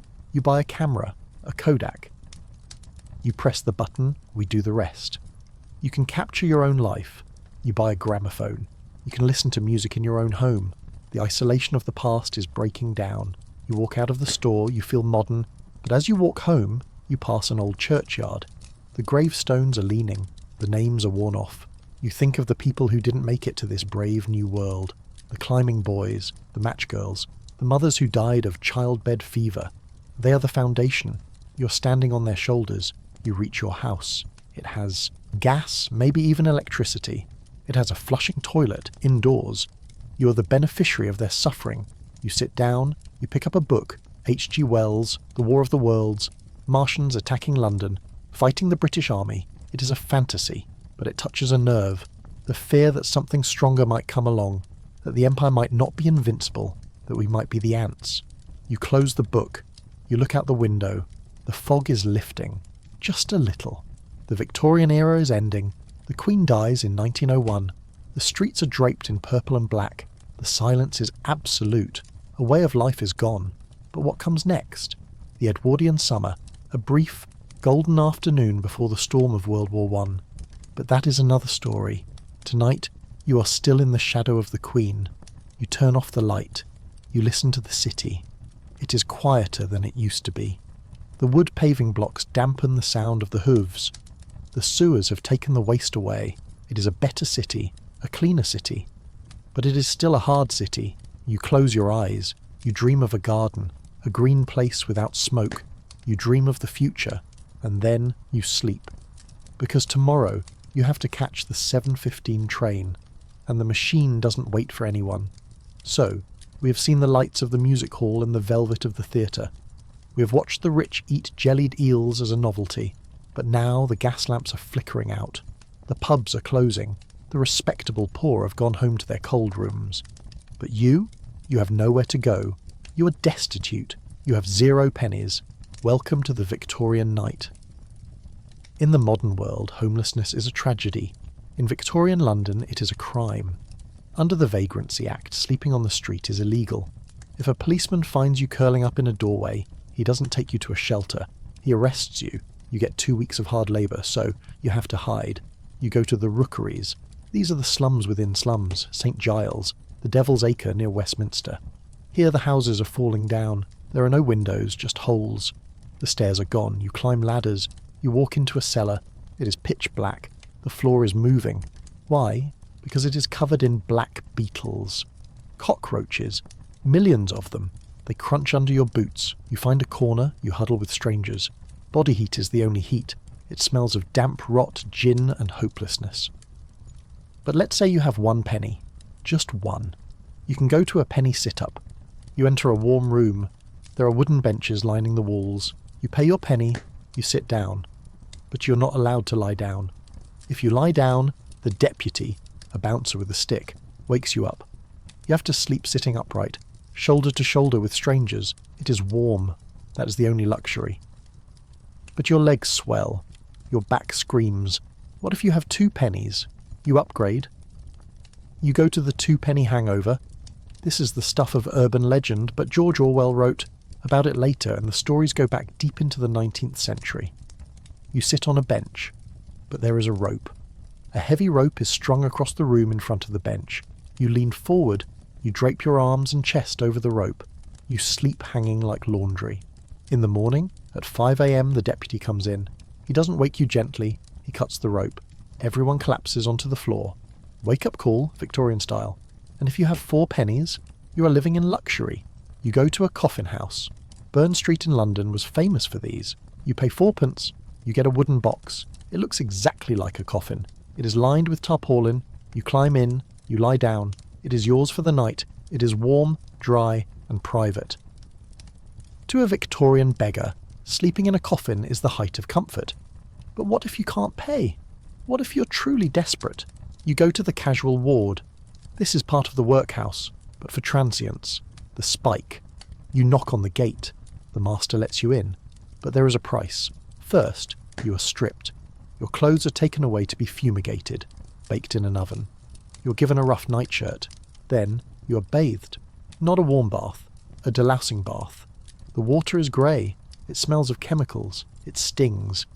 You're given a piece of bread and a bowl of skilly, watery oatmeal. You sleep in a cell. In the morning, before you can leave, you have to pay for your stay. Not with money, with sweat. You have to break stones. You're given a hammer and a pile of granite. You have to break it into pieces small enough to pass through a metal grill. Or you have to pick oakum. We mentioned this before, but let's look at the reality. You are given a piece of old rope from a ship. It is thick, covered in tar and hard as wood. You have to unpick it. Strand by strand, fibre by fibre. You have to do this until you have a pile of fluff. It hurts. The tar gets under your fingernails. Your fingers bleed. Your fingerprints are rubbed off. If you don't finish your quota, you don't leave. You are trapped. The workhouse was designed to be a deterrent. The government wanted you to be terrified of it. They wanted you to accept any job, no matter how dangerous or low paid, just to avoid the spike. And it worked. People starve to death in their rooms rather than go there. But sometimes the workhouse isn't the end of the line. Sometimes you break the law, you steal a handkerchief, or a loaf of bread, you're arrested. You go to Newgate Prison or Millbank. Millbank is a panopticon, a maze of silent corridors. But if the crime is serious enough, or if the judge is in a bad mood, you get transported to the other side of the world, Australia, or Van Diemen's Land, Tasmania. You're put on a hulk. This is a decommissioned warship. It has no masts. It is a floating, rotting tub anchored in the Thames or the Medway. It is a holding pen. You're chained in the dark below the waterline. The water drips on you. The rats are bold. Diseases like typhus, jail fever sweep through the ship. You wait for the transport ship, then the voyage. Months at sea, you're in a cage in the hold. If you survive the scurvy and the dysentery, you land in a strange new world. The sun is blinding, the animals are weird, kangaroos. The trees shed their bark instead of their leaves. You're a convict labourer, you build roads, you clear forests. But here is the twist. If you survive your sentence, you are free. And in Australia there is land. There is sun. There is meat. A convict in Australia often ate better than a free labourer in London. Many transported criminals wrote letters home. "Dear Mother, I am eating beef every day. Come and get arrested." It was the ultimate irony. The punishment became the prize. But let's go back to London, to the river. Because the river isn't just for transport ships, it is for the dead. We talked about the suicides, but we didn't talk about the dead houses, morgues. There is one near the river, a small cold building. When a body is pulled from the Thames, it goes here. It is laid on a slab. A jet of water plays over it to keep it cool and wash away the mud. The walls are glass. Why? So the public can look. It is a spectator attraction. People go on Sunday afternoons to view the bodies, to see if they recognise anyone, maybe, but mostly just to look. Oh, look at that one. He's bloated. Look at her dress. Silk. Must have been a lady. It is the Victorian obsession with death again. Macabre, detached, voyeuristic. But amidst the death there is a pulse of strange life. The flash houses. These are the pubs for the criminal underworld, the headquarters of the gangs. The Peaky Blinders were real, though mostly in Birmingham. In London, you had the hooligans. The word comes from an Irish family name, the Hoolahans, notorious for fighting. You walk into a flash house in Seven Dials. It is loud. There is a fiddler playing. The air is thick with smoke. The men are wearing silk scarves tied in Kingsman knots. They have caps pulled down over their eyes. They have bulldogs at their feet. They are the aristocracy of the slums, the cracksmen, safecrackers, the fences, receivers of stolen goods. They speak flash cant, the secret language. Stow your wids, shut up. Bone the swag, steal the goods. You sit in the corner, you order a porter, a dark beer, you listen to them planning a job. They are not ashamed, they are proud. They see themselves as rebels against a system that wants to crush them. The beak, magistrate, gave me 6 months on the mill, one laughs, but I nicked his watch before I left the dock. It is a world of bravado, but it is also a world of violence, if you cross them. The Glasgow kiss, a headbutt, or a razor stitched into the peak of a cap. You leave the pub before trouble starts. You walk through the fog. You see a light in a window. It is a ragged school again. But this one is open late. A teacher is reading to a group of boys. They are listening, rapt. He is reading Treasure Island. 15 men on the dead man's chest. The boys' eyes are wide. They are imagining pirates, gold, adventure. For a moment they aren't starving orphans in a slum. They are swashbucklers. This is the power of stories. The Victorians loved stories because stories gave them an exit. Dickens, Stevenson, Conan Doyle. They wrote the maps for people to escape their own lives. You keep walking. You pass a hospital, St. Thomas's, across from Parliament. It is new. It has pavilions, separate wings to stop infection spreading. Florence Nightingale helped design it. She is old now, a recluse. But her shadow is long. She changed nursing from a job for drunk women into a profession. The lady with the lamp. Because of her, the hospital smells of carbolic acid, not gangrene. Because of her, the nurses wash their hands. It is getting better. Slowly. Painfully. But tonight you are still cold. You find a spot under a bridge. It is dry. You curl up. You pull your coat tight. You hear the rumble of a train crossing the bridge above you. The night mail. It is carrying letters to Scotland, to the world. You think about the world outside London. Is it better? Maybe. But you are here, in the heart of the beast. And as you drift off to sleep, listening to the water lap against the stones, you realise something. You are tough. You are a Londoner. And if you can survive this, you can survive anything. But tomorrow, you might see something truly strange. A car without horses, a light without a flame. The future is leaking in, and it is going to be loud. You're standing on a street corner on a Monday morning. It is raining. A cold, grey drizzle that turns the soot on the pavement into a black paste. You are holding a bundle wrapped in a stained cloth. Inside is your Sunday best, your only suit, or perhaps your wife's good shawl. You're waiting for Uncle. This is the pawn shop. The 3 golden balls hanging above the door are the most important symbol in your life. More important than the cross. More important than the crown.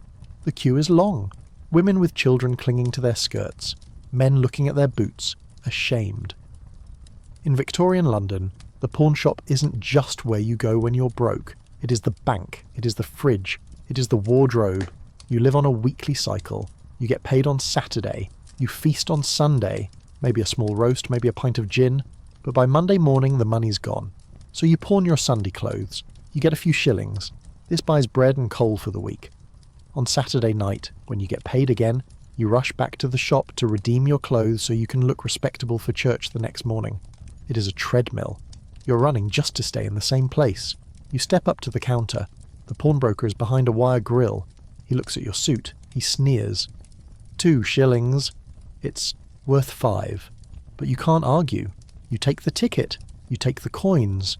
You have survived another week. But now you have money. And in Victorian London, money burns a hole in your pocket. You want distraction. You want to see something exciting. Something violent. You head to the rat pit. This is the underground sport of the city. You walk into a cellar behind a pub. The air is thick with tobacco smoke and the smell of wet dog. In the centre of the room is a wooden pit with steep sides. A man walks in carrying a sack. He dumps it out. Rats. Hundreds of them. Sewer rats. Big, hissing, angry. Then, the dog is released. A terrier. The crowd roars. They are betting. How many rats can he kill in a minute? Billy, a famous dog, once killed 100 rats in 5 minutes and 30 seconds. The dog is a machine. Snap, shake, drop, snap, shake, drop. It is a frenzy of fur and blood. The noise is deafening. You cheer. You bet a penny on the dog. Why do you watch this? Because it is a release.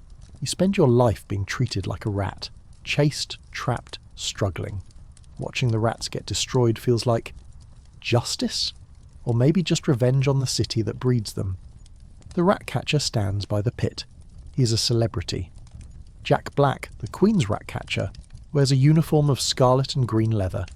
He catches rats for the Queen, who hates them, and keeps the pretty ones to breed as pets. Yes, Victorians kept fancy rats. Little white rats with ribbons around their necks. The daughters of the same men who bet on the rat slaughter keep them in gilded cages. It is the Victorian paradox again. Cruelty and sentimentality side by side. You leave the pub. You didn't win your bet. You are hungry. You see a man on a soapbox. He's wearing a top hat and a coat with many pockets. He is shouting, "Step right up. The elixir of life. The balm of Gilead." The street doctor, the quack. He holds up a bottle of brown liquid.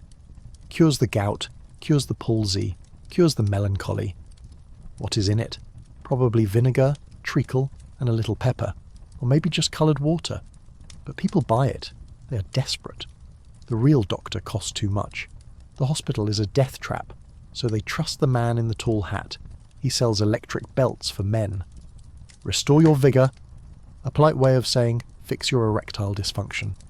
It is a strip of metal you wear around your waist. It gives you a mild electric shock, or it just chafes.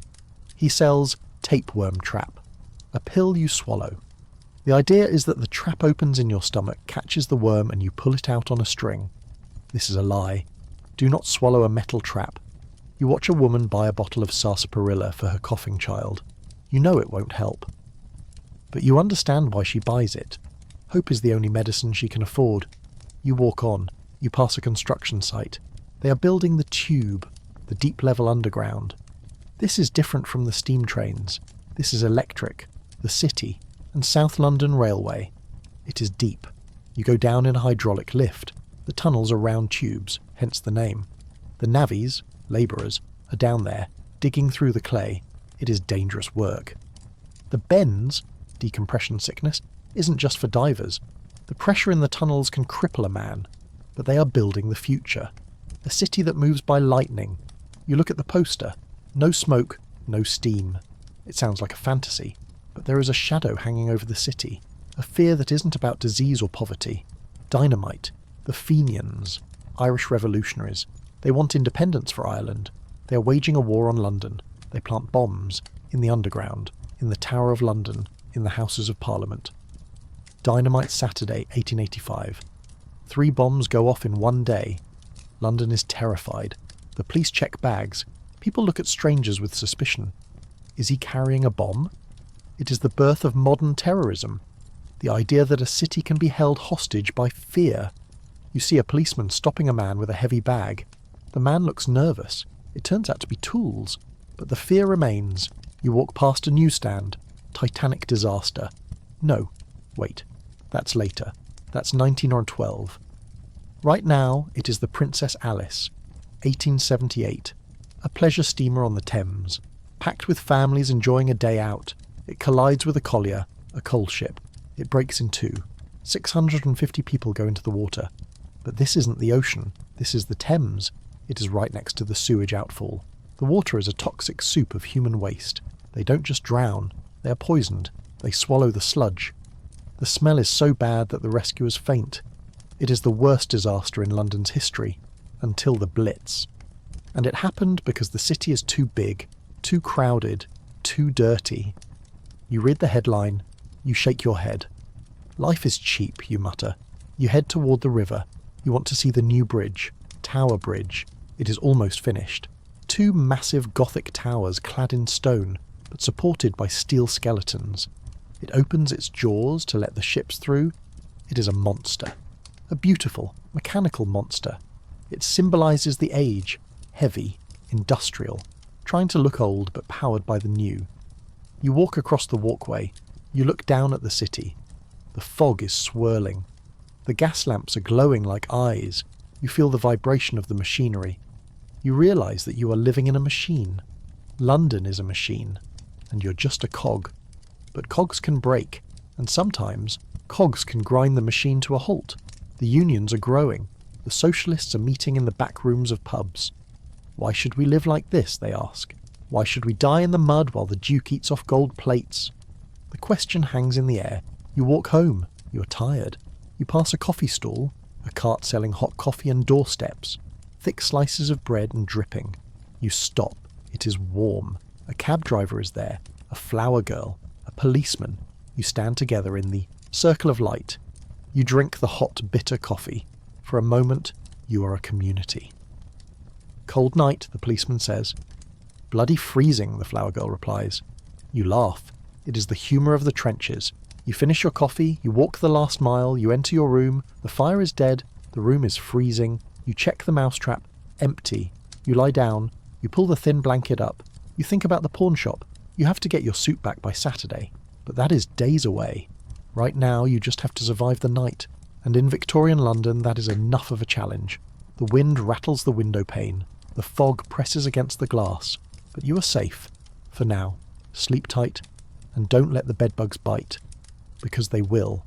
They definitely will. You wake up. It is Sunday. In the modern world, Sunday is brunch. It is sleeping in. It is Netflix. In Victorian London, Sunday is a prison sentence. The Victorian Sabbath. The laws are strict. Everything is closed. The shops, the theatres, the museums. Even the pubs have limited hours. The city, usually a roaring engine of noise, falls silent. A heavy, judgmental silence. You're not allowed to play games. You're not allowed to sing unless it is a hymn. You're not allowed to work. If you're a servant, this is your half day. But you have nowhere to go. It is raining. The park is muddy. You can't go to the library, it's closed. So you walk. You walk the grey streets in your Sunday best, which smells of damp wool and mothballs. You see the rich going to church. They ride in carriages. They wear black silk. They look miserable. Religion in the Victorian era isn't about joy. It is about duty. It is about being seen. You sit in a cold pew for 3 hours. The sermon is about hell. The vicar shouts about the sins of the flesh. You look around. The man next to you is the local slum landlord. He kicks his tenants out into the snow on Monday, but on Sunday he sings the loudest. The hypocrisy hangs in the air thicker than the fog. But let's rewind 12 hours. Let's go back to Saturday night. This is the explosion, the release valve. You have been paid. You have a pocket full of shillings. You have survived the week. You go to the market. On Saturday night, the street markets stay open until midnight. Flaring gas jets illuminate the stalls. It is a carnival. You buy a saveloy, a bright red boiled sausage. It tastes of salt and mystery meat. You buy a pint of porter. You watch the busker. A man swallowing swords. A woman with a dancing bear.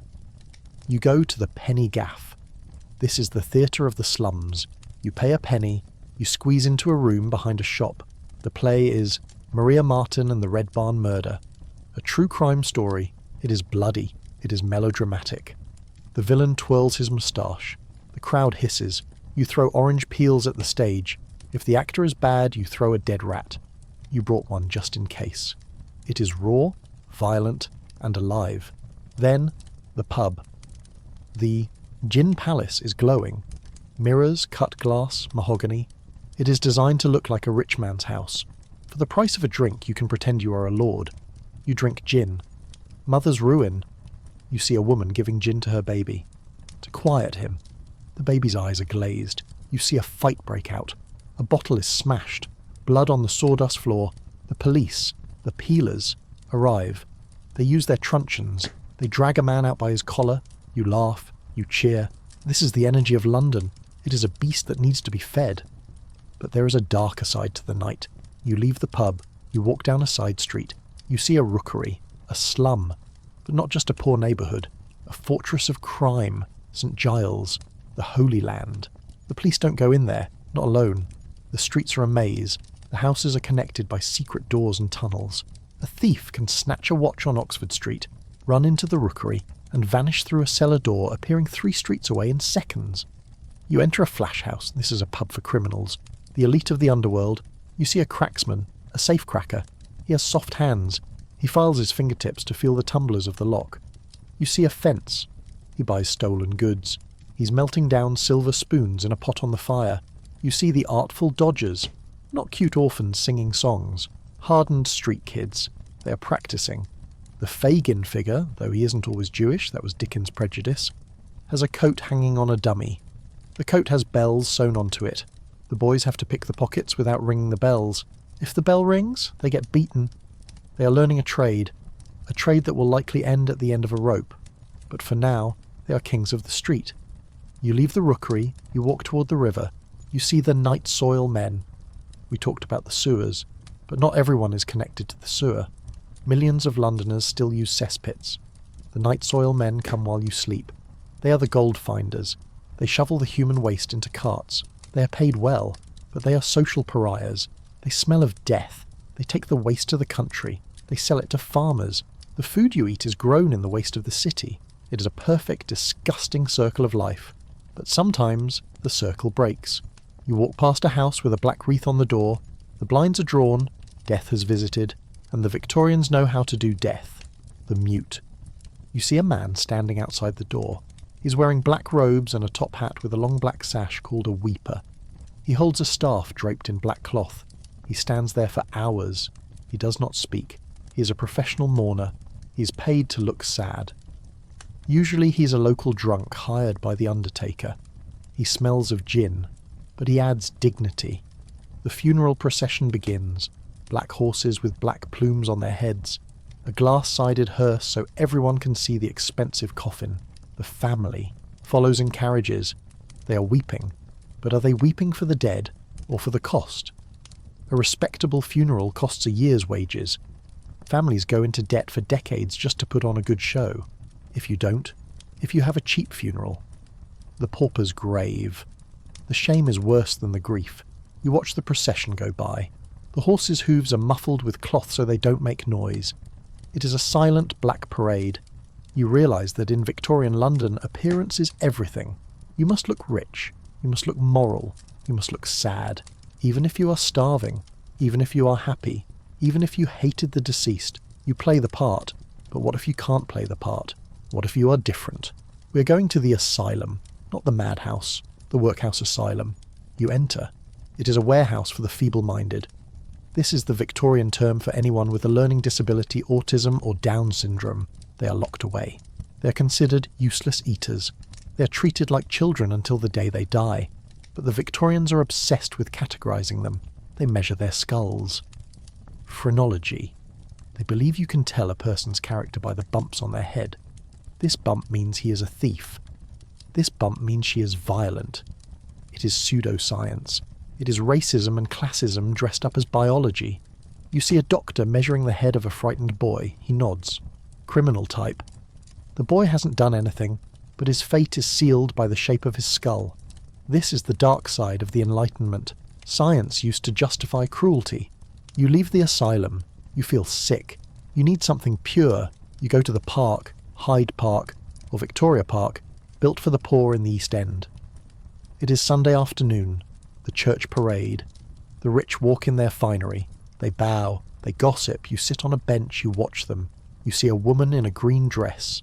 You know it is arsenic. You see a man with a red nose. You know it is gin. You see a child with bowed legs. Rickets. You see the cracks in the porcelain. But then you see something else. A speaker on a soapbox. Speaker's corner. He's shouting about socialism, about votes for women, about the rights of the worker. The police watch him, but they don't arrest him. This is the safety valve. Free speech. You listen. He talks about a world where there are no workhouses, no child labour, no kings. It sounds like a fantasy. But you look at the crowd. They are listening. They are nodding. The seeds are being planted. The Victorian era is a pressure cooker, but the steam is starting to escape. You walk home as the sun sets, the fog rolls in again, the week begins, Monday morning, the whistle blows, you put on your boots, you drink your watery tea, you're a cog in the machine. But cogs can think, and you're starting to wonder, is there another way? We're almost at the end of our journey. We have seen the worst of the city, but we haven't seen the legacy. What did the Victorians leave us, besides the sewers and the subway? They left us the Christmas card. They left us soccer, the football association founded in 1863. They left us the weekend, eventually. They invented the modern world. It was born in coal smoke and child labour. It was baptised in gin, but it survived, and so did you. You close your door, you lock it, you're safe, for now. But tomorrow Jack might be back, or the Queen might die, or the world might change. Sleep tight. You're standing on the platform of a train station, but this isn't a station for commuters. There are no briefcases. There are no newspapers. Every passenger here is wearing black. The women are veiled in heavy crepe. The men wear black armbands. And the ticket collector doesn't ask for a return ticket. You're at Waterloo Station, but at a private entrance. The sign above the door reads, "The London Necropolis Railway." This is the train for the dead. London is full. We talked about the overcrowding of the living, but the overcrowding of the dead is a crisis. The churchyards are bursting. Bones are literally poking out of the ground in the city centre. The smell, the miasma, is making people sick. So the Victorians came up with a solution that is equal parts genius and grotesque. They built a railway line specifically to carry corpses out of the city to a massive new cemetery in Surrey called Brookwood. You watch as the coffins are loaded. First-class coffins get their own private compartment. Second class gets stacked. Third class, they are piled in the back like luggage. Even in death, the British class system survives. You can't have a lord rotting next to a labourer. The train whistle blows. It is a mournful sound. The procession of steam. You board the train. You sit on a velvet seat. The curtains are drawn. You're sipping tea served by a waiter who speaks in a whisper. The train moves through the suburbs. You pass the factories, the slums, the smog, and then the green fields. The Necropolis Railway is the ultimate expression of the Victorian way of death. Efficient, industrial, segregated. When you arrive at Brookwood, there are 2 stations. One for Anglicans, one for nonconformists, everyone else. You can't even be buried near someone who went to a different church. You watch the funeral. It is quick. The train has a schedule to keep. The body is lowered. The earth is shoveled. Then you get back on the train. But the mood changes. On the return journey, the bar opens. The mourners drink gin. They laugh. They have done their duty. The dead are gone. The living remain. It is a funeral party on wheels. You realise that for the Victorians, death was a business. It was managed, packaged, and transported by steam. But let's leave the train and go back to the river. Because there is another engineering marvel you need to see, the Thames Tunnel. You walk down a spiral staircase in Rotherhithe. You go deep underground. The air gets cold and damp. You're walking under the river. This is the first tunnel ever built under a navigable river. It was designed by Mark Brunel and his son, Isambard Kingdom Brunel, the man in the tall hat with the cigar. It took 18 years to build. Men died. The river broke in and flooded the tunnel 6 times. The water was full of sewage and methane. The workers got tunnel sickness, blindness and headaches from the bad air. But they finished it. And what did they use it for? A shopping mall. Yes. You walk through the arches. There are stalls selling souvenirs. I bought this in the Thames Tunnel. Pincushions, gin flasks, peep shows. It is the 8th wonder of the world. People promenade here. They walk under the ships floating above their heads. It is a triumph of man over nature, but it is also seedy. At night, the gas lamps flicker. Pickpockets work the shadows. Unfortunates use the dark corners. It becomes a haunt for the desperate. A place where you can be under the world, hidden from the sky. Eventually they sell it to the railway. It becomes part of the London Underground. You can still ride through it today on the overground line. But for a brief moment it was a carnival beneath the waves. You leave the tunnel. You need fresh air. You go to the zoo. London Zoo in Regent's Park. It opened in 1828. It is the first scientific zoo in the world, but the Victorians don't understand animal psychology. You see a thylacine, Tasmanian tiger. It is pacing in a small cage. It will be extinct soon. The Victorians ate them, or shot them. You see Jumbo the elephant. He is huge. He is famous. Children ride on his back. He looks gentle. But at night Jumbo goes into must, a hormonal rage. He smashes his cage. He grinds his tusks down until they are nubs. He is in agony. To calm him down, his keeper gives him whiskey, gallons of it. Jumbo's a raging alcoholic. Eventually they sell him to P.T. Barnum in America. He dies getting hit by a train. It is a tragedy. But the Victorians see it as entertainment. Look at the beast. We have tamed him. It reflects their view of the world. The empire is a zoo. They have captured India, Africa, Australia. They have put them in cages, borders, and taught them tricks, cricket. But the animals are unhappy, and the cage is rattling. You leave the zoo. You walk past a curiosity shop. The window is full of clutter. Old swords, taxidermy, ivory. You see a skull. The missing link. Darwin again. The Victorians are obsessed with where they came from. Are we apes? Are we angels? They measure skulls.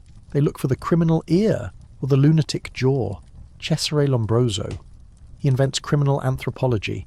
He says you can tell if someone is a murderer just by looking at their face. A heavy brow, a large jaw, asymmetrical eyes. It is nonsense. But the police use it. They arrest people for looking like a criminal. It is the birth of profiling, and it ruins lives. You look at your own reflection in the shop window. Do you look like a criminal? Do you look degenerate? You straighten your collar. You try to look respectable. Because in London, if you look like a victim, you become one. You keep walking. You pass a music hall again. Marie Lloyd is singing. A little of what you fancy does you good. It is a song about sex, about food, about indulgence. The Victorians are famous for being prudes. We think they covered piano legs, but that is a myth. In reality, they were obsessed with sex. They just didn't talk about it in the drawing room. They had a guide. The Pearl, a secret magazine, pornography. They had Holywell Street, pornographer's alley. You could buy anything there. Erotic prints, rubber goods, condoms made of sheep intestine or vulcanized rubber. The French letter. Birth control was illegal to advertise, but everyone knew where to get it. The Malthusian League handed out pamphlets. Don't have more children than you can feed. They were arrested for obscenity, for trying to stop starvation. It is the battle for the body. The church says, go forth and multiply. The slum says, we are starving. You see a woman buying a sponge, a contraceptive sponge soaked in vinegar. She hides it in her basket. She looks terrified. If she gets pregnant again, she loses her job. She loses her room. It is a secret war fought in the bedroom. You walk on. The sun is setting. The lamplighter is doing his rounds. He carries a long pole with a flame at the end. He touches the gas jet. Pop. Hiss. The light blooms. He is bringing the city to life. Leary light the lamps. Robert Louis Stevenson wrote a poem about him. You watch him go down the street, leaving a trail of yellow stars in the fog. It is beautiful. And then you hear a siren. Not a police siren, a factory siren, a fire. In the distance, the sky glows orange. The Tooley Street fire, 1861. It burned for 2 weeks. The river caught fire because of the melting tallow and oil. Or maybe it is a match factory fire. Fire is the constant companion of the Londoner. You watch the sparks fly up into the smog. They look like fireflies. You realise that London is a phoenix. It burns. It dies. It rises. The Great Fire of 1666 wiped it clean. The Blitz of 1940 will try again. But the city is stubborn. It is made of brick and spite. You turn away from the fire. You head to your lodgings, but you stop. You see a child, sitting on a step. He is reading, by the light of the street lamp. He's reading a penny dreadful, but look closer. It isn't a story about vampires. It is a story about the future. The Steam Man of the Prairies, an early robot story. Or Jules Verne, 20,000 Leagues Under the Sea. The Victorians are dreaming of us. They are dreaming of submarines, of airships, of flying to the moon. They believe that science will solve everything. If we just build a big enough machine, we can fix the hunger. If we just invent a new pill, we can fix the pain. They are optimists, even in the mud. You look at the boy. He is dirty, he is thin, but his eyes are shining. He is the grandfather of the 20th century. You leave him to his book. You climb the stairs to your room. You are tired. Your feet hurt. Your lungs ache from the smoke. But you have seen the world. You have seen the train of the dead, the tunnel under the river, the alcoholic elephant, the glowing jaw of the match girl. You have seen the horror and the wonder, and you realise that the Victorian era wasn't black and white. It wasn't just stiff upper lip. It was a riot of colour. Poisonous green wallpaper, red soldiers' coats, yellow fog, purple morning dress. It was a loud, messy, dangerous explosion of humanity. You lie down on your bed. You close your eyes. Tomorrow is the turn of the century, 1900. Everything is going to change. Queen Victoria will die. The Edwardian summer will begin. And then the Great War. The machine guns are waiting. The trenches are waiting. The boy reading the book under the lamplight. He will die in the Somme. You feel a wave of sadness, but you also feel respect. Because they didn't know. They marched forward anyway. They built the bridges. They dug the tunnels. They wrote the books. They lived. And because they lived, you are here. You drift off to sleep. The fog presses against the window. The city hums. London is watching. And it never forgets. Sleep tight. So, here we are. Standing at the end of the century. The gas lamps are flickering for the last time. The fog is thinning, blown away by the winds of a new era. We have walked the streets of Whitechapel with the unfortunates. We have crawled through the sewers with the toshers. We have sat in the velvet boxes of the opera and the wooden benches of the workhouse. We have seen a world that was cruel, dirty, loud, and dangerous. A world where a glass of water could kill you, and a green wallpaper could poison you in your sleep. But as the clock strikes midnight on the 19th century, we have to ask the final question. What is left? Look around London today, or New York, or Sydney. The brick walls you walk past? Victorian. The pipes that carry your water? Victorian. The subway system you ride to work? Victorian. They built the skeleton of the modern world. They were the first to deal with the shock of the new, the first to live in cities of millions, the first to work under electric light, the first to travel faster than a horse. They made all the mistakes so we didn't have to. They poisoned themselves with lead so we would learn to test our food. They died in factory fires so we would write safety laws. They suffocated in the smog so we would pass Clean Air Acts. We are the beneficiaries of their suffering. You are living in the utopia they dreamed of. Think about it. You have a fridge. A Victorian would look at a refrigerator as a miracle box. Winter in a cupboard, all year round. You have a dentist who uses anaesthesia. To a Victorian, that is magic. Pure, merciful magic. You have a weekend, 2 days off. A concept they had to fight for with strikes and riots. You are the destination of their journey. But they left us something else too. Ghosts, not the spectral kind. The cultural kind. Our obsession with true crime. That started with Jack the Ripper. The way we consume news, the way we panic about new technology, the way we fear the degeneration of society. It is all Victorian DNA. We are still living in their shadow. But it is time to step out of it. I want you to leave the cobblestones, leave the hansom cab, leave the top hat and the bonnet, come back to the present, step into your room, feel the floor under your feet. It isn't cold stone. It isn't covered in rushes or sawdust. It is clean. Look at the window. The glass is clear. There is no soot. The air outside might be busy, but it isn't pea soup. You can breathe deep. Listen to the silence. The roar of the steam engine is gone. The clatter of the iron wheels is gone. The shouting of the costermonger is gone. There is just the hum of the world working. You are safe. The cholera isn't coming for you tonight. The press gang isn't waiting at the docks. The workhouse isn't looming at the end of your street. You have the luxury of rest. The Victorians believed that sleep was a waste of time. Sleep is for the weak, they said. They worked until they dropped. But you know better. Sleep is healing. Sleep is the reward. So take a moment to honour them. The little climbing boys, the match girls with their phosphorescent smiles, the navvies who dug the tunnels, the mothers who held their breath while the fever raged. They endured the night so you could see the dawn. They carried the weight so you could put it down. So, put it down. Let the tension leave your shoulders. Unclench your jaw. No lead poisoning there. Relax your hands. No oakum picking scars. You are the survivor. You are the heir to the empire of industry. But you don't have to build anything tonight. You just have to drift. The fog has lifted. The gaslight is out. The city is yours. The night is yours. And the silence is the most beautiful sound in the world. Good night. Hey guys, tonight we're moving into a castle. But before you pack your crown and your sense of entitlement, I have some bad news. The castle you're imagining, the one with the warm fireplaces, the clean tapestries, and the romantic stone balconies, does not exist. The real medieval castle wasn't a palace. It was a military bunker designed by people who were terrified of dying and who apparently didn't believe in comfort, privacy, or fresh air. So before you get comfortable, take a moment to like the video and subscribe, but only if you genuinely enjoy what I do here. And let me know in the comments where you're tuning in from and what time it is for you. It's always fascinating to see who's joining us from around the world. Now dim the lights, maybe turn on a fan for that soft background hum, and let's ease into tonight's journey together. Congratulations. You have just woken up in the year 1250.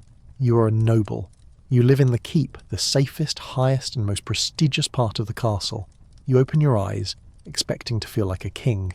Instead, you feel like a popsicle. The first thing you notice is the cold. It is not just chilly, it is a damp, bone-deep cold that feels like it is actively trying to kill you. You are sleeping in a bed surrounded by heavy wool curtains, not for privacy, but to create a tiny pocket of air that your body heat can actually warm. The moment you stick your hand out of those curtains, the temperature drops 20 degrees. Why? Because you are living in a giant pile of rocks. Stone is a terrible insulator. In the summer, the castle stays cool, which is nice for about 3 weeks. But for the other 49 weeks of the year, the stone walls absorb the cold from the outside and radiate it inward. The walls are sweating, literally. Condensation runs down the stone in little rivulets, feeding the patches of green mould that are growing in the corners of your bedroom. You decide to get up. You're wearing a linen shift and a nightcap, because sleeping without a hat in a castle is a great way to get near infection. Or just never wake up. You step onto the floor. Hollywood shows you fur rugs. Reality gives you rushes. These are dried grasses and reeds scattered across the stone floor to provide insulation. They start out green and sweet-smelling, but they are rarely changed. As the weeks go by, those rushes collect everything that falls on them. Bits of food, spilled wine, grease, mud from your boots, droppings from the dogs that sleep in your room. Erasmus, a scholar from a later era, once described the floor of a wealthy home as harbouring spittle, vomit, leakage of dogs and men, ale droppings, scraps of fish, and other abominations not to be mentioned. So as you walk across your bedroom, you aren't walking on a carpet. You're walking on a compost heap. You crave heat. You look toward the fireplace. It is massive, large enough to roast a pig. But there is a problem. The chimney technology hasn't quite been perfected yet. The draft is bad, so while the fire is roaring, half the smoke is rolling out into the room instead of going up the stack. Your eyes sting, your throat itches, you smell like a smoked ham, and you haven't even had breakfast yet. You walk to the window to get some fresh air. This is a mistake. The window is a slit in the wall called an arrow loop. It is designed to let an archer shoot out, not to let sunlight in. It has no glass. Glass is rare and expensive, so you have wooden shutters. If you open them, the freezing wind blasts in. If you close them, you're sitting in the dark at noon. Most of the time, the castle is in a state of permanent twilight. You live by candlelight, straining your eyes, bumping into furniture, and trying not to trip over the dogs. And the silence? There is no silence. A castle is not a quiet home. It is a garrison. Imagine living in a house with 300 other people, most of whom are soldiers, servants, or livestock. Right below your bedroom window is the bailey, the courtyard. At dawn, the blacksmith starts hammering. The armourers are grinding swords, the horses are being shoed, the pigs are squealing, the soldiers are drilling, shouting commands and clashing wooden practice swords. The walls of the castle amplify the sound, trapping it in the courtyard and bouncing it straight into your window. You try to find a moment of peace. You sit on the edge of your bed. But you're not alone. Privacy is a modern invention. In a castle, you are never, ever alone. You sleep in the solar, the Lord's private room. But private is a relative term. Your personal servants sleep on the floor at the foot of your bed. Your bodyguards are outside the door. If you are high-ranking enough, you might have a groom of the stool, a man whose entire job is to help you go to the bathroom. Speaking of which, you need to go. You head to the guardrobe. This is the castle toilet. It is a small alcove built into the thickness of the wall. There is a stone bench with a hole in it. The hole opens directly into the open air, dropping your waist down the side of the castle wall and into the moat or a cesspit below. In the winter, the wind shoots up that hole like a frosty geyser. It is the coldest seat on earth. And in the summer, the smell from the pile below wafts up, filling your private chamber with the scent of raw sewage. People used to hang their clothes in the garderobe because they believed the ammonia fumes from the waste would kill the fleas in the fabric. Think about that. The smell was so bad it was used as a pesticide. You finish your business, wipe with a handful of hay or a rag if you're rich, and head back into the gloom. You're hungry. You want breakfast. But there is no kitchen in your apartment. The kitchen is a separate building far away to prevent the whole castle from burning down. So, by the time the servants bring your food to you, winding through the drafty corridors and up the spiral staircases, it is lukewarm. You sit down to eat. Bread. Ale. Maybe some cold meat left over from last night. The bread is gritty because the millstone grinds dust into the flour. The ale is weak. The meat is heavily salted to keep it from rotting. As you chew, you look around your luxurious home. The tapestries on the walls are moving, not because of ghosts, but because of the rats running behind them. The dampness is making your joints ache. The smoke is making you cough. And you realise something terrifying. This is the best life available. You are the 1%. You are the envy of the entire countryside. The peasants in the mud huts look up at your stone walls and dream of trading places with you, if only they knew. Living in a castle isn't about luxury. It is about survival. It is about enduring the cold, the smell and the noise, because the alternative is being unprotected in a world full of Vikings, bandits, and rival lords who want to burn your house down. But the day is just beginning, and if you think the morning routine was rough, wait until you have to deal with the castle's most dangerous feature. Not the dungeon, not the enemy army, the stairs. You leave your freezing bedroom and head for the stairs. In a modern house, stairs are just a way to get from the first floor to the second. In a castle, the stairs are a weapon.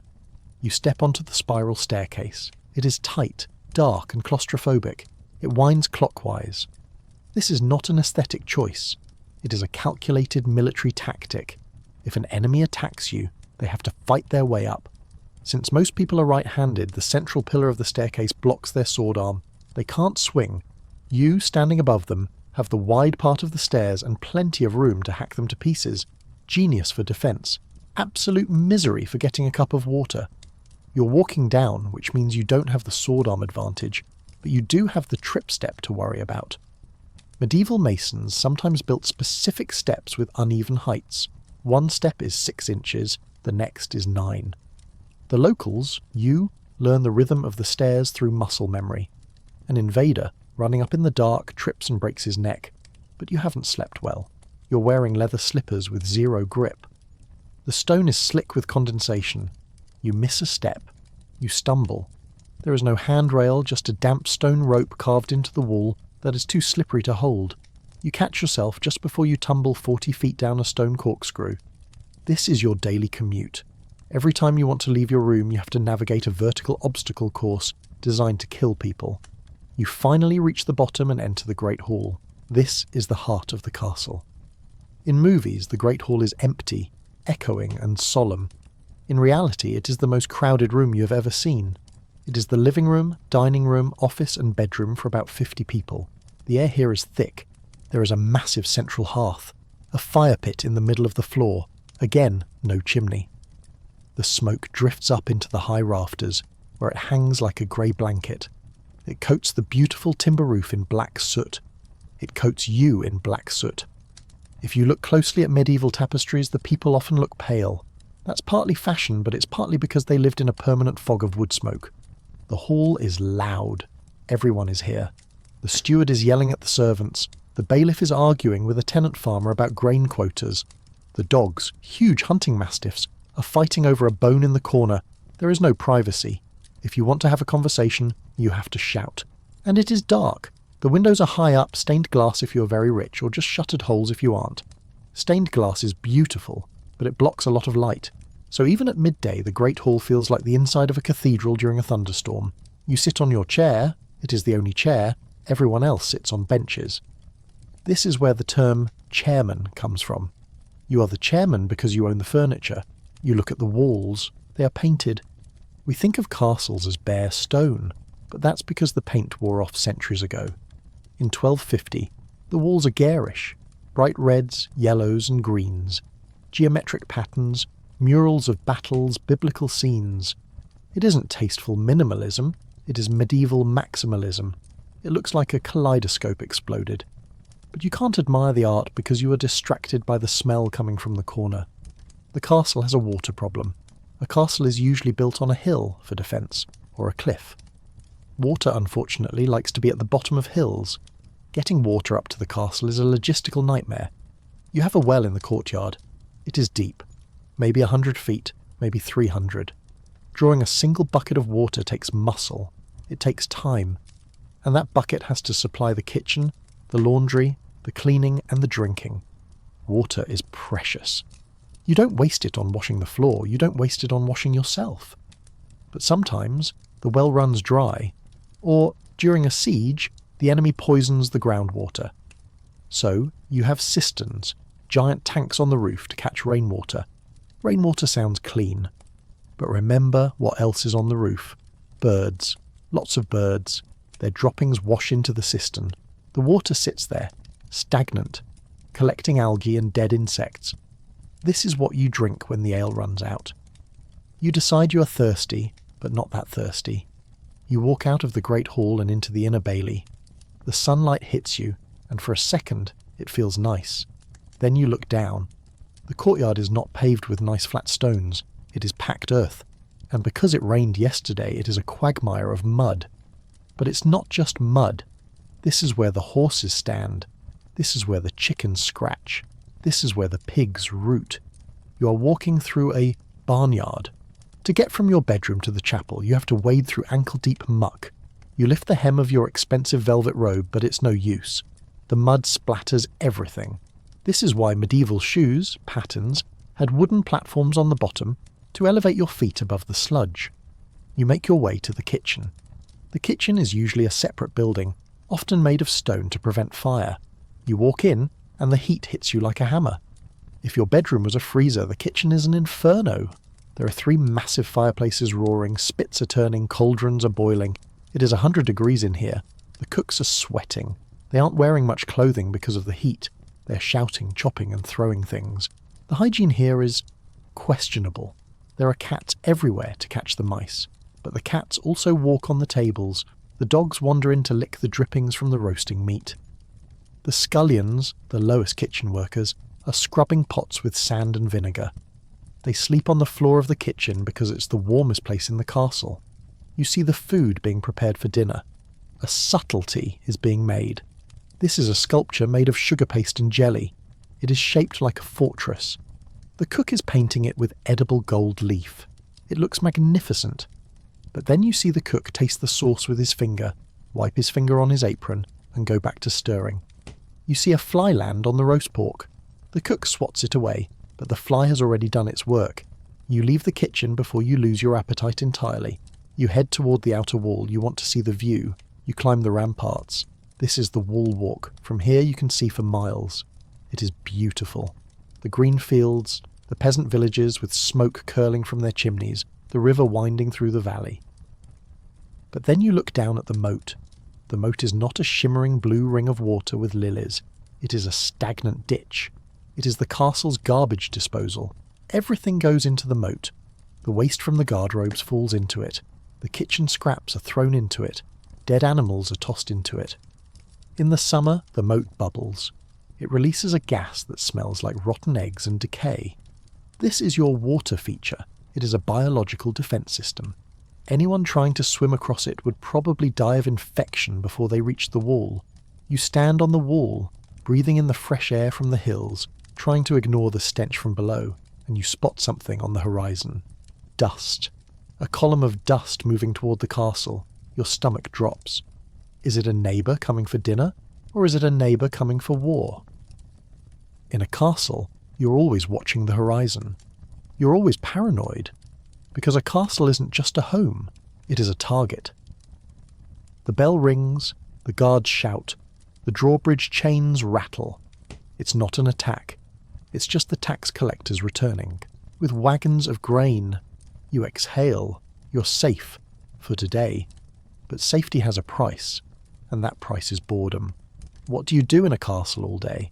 You can't watch TV, you can't browse the internet, you can't even read a book because you own maybe 3 books and you've read them all 10 times. We are going to talk about the crushing boredom of the nobility, and the violent, bizarre and dangerous ways they try to entertain themselves. Because when you are locked in a stone box for the winter, you will do anything to feel alive. You are bored. It is a profound, aching boredom that settles into your bones like the damp chill of the stone walls. It is winter. The roads are turned to mud slush. The wind is howling around the towers like a banshee with a migraine. You cannot leave the castle. You are trapped in a fortress designed to keep enemies out. But right now, it is doing a fantastic job of keeping you in. So, what do? You hunt. Hunting isn't a hobby in the Middle Ages. It is an obsession. It is the only way a nobleman can practice for war without actually starting one. You and your retinue ride out into the sleet. You are wrapped in furs, but the wet cold finds its way in. Your horse slips in the mud. The dogs are barking, a chaotic chorus of yelps and growls. This isn't a peaceful nature walk, it is a blood sport. You are chasing a boar. A wild boar is not a cute pig. It is 300 pounds of muscle and rage with razor-sharp tusks. If you miss with your spear, the boar will kill the dogs, kill your horse, and then kill you. It happens all the time. Kings have died hunting. But the adrenaline is the only thing that makes you feel alive after weeks of sitting in a drafty room. You return to the castle soaked, smelling of wet dog and horse sweat. You are freezing. You head to the great hall for the evening meal. Here is where the Hollywood image of the banquet falls apart. You picture a festive, raucous party. In reality, dinner is a minefield of social anxiety and rigid rules. You sit according to rank. The high table is raised on a dais. This is where the lord and his family sit. If you are a guest, where your place tells everyone exactly how much you are worth. Sit too close to the lord, you are arrogant. Sit too far away, you are insulted. And then there is the salt. A massive, ornate salt cellar sits in the middle of the table. If you are above the salt, you get the good food and the fresh wine. If you are below the salt, you get the dregs. You get the bread that was baked 3 days ago. You get the ale that tastes like vinegar.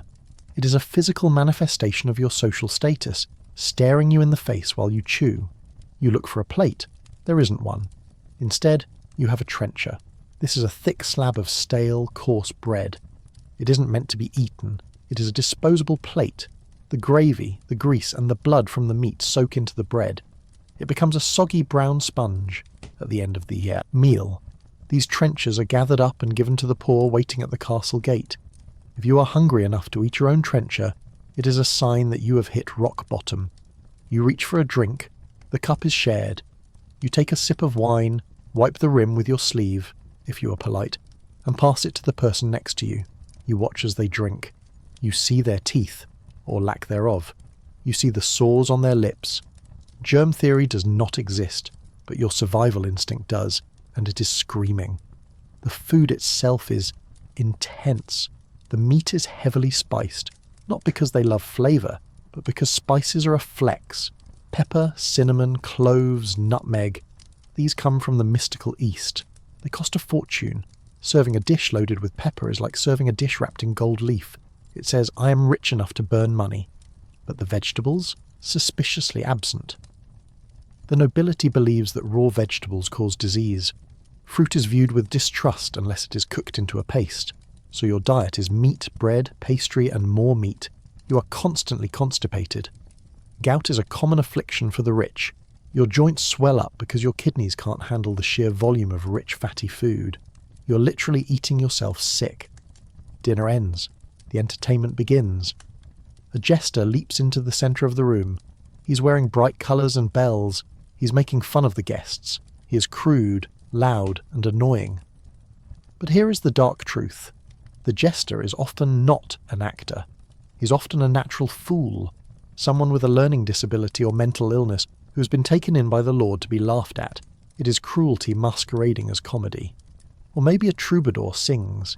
He sings about courtly love, knights dying for ladies they can't have. It is romantic and tragic. It is also the medieval equivalent of a pop song that gets stuck in your head for 3 weeks, because you have heard it every night since October. Finally, it is time for bed. But first, you might want to bathe. Bathing in a castle is a production. It is not something you do every day. It takes hours. The servants have to haul water from the well bucket by bucket. They have to heat it over the fire in the kitchen. Then they have to carry the steaming buckets up the stairs to your chamber. They fill a wooden tub, but wood gives you splinters, so they line the tub with a linen sheet. You get in.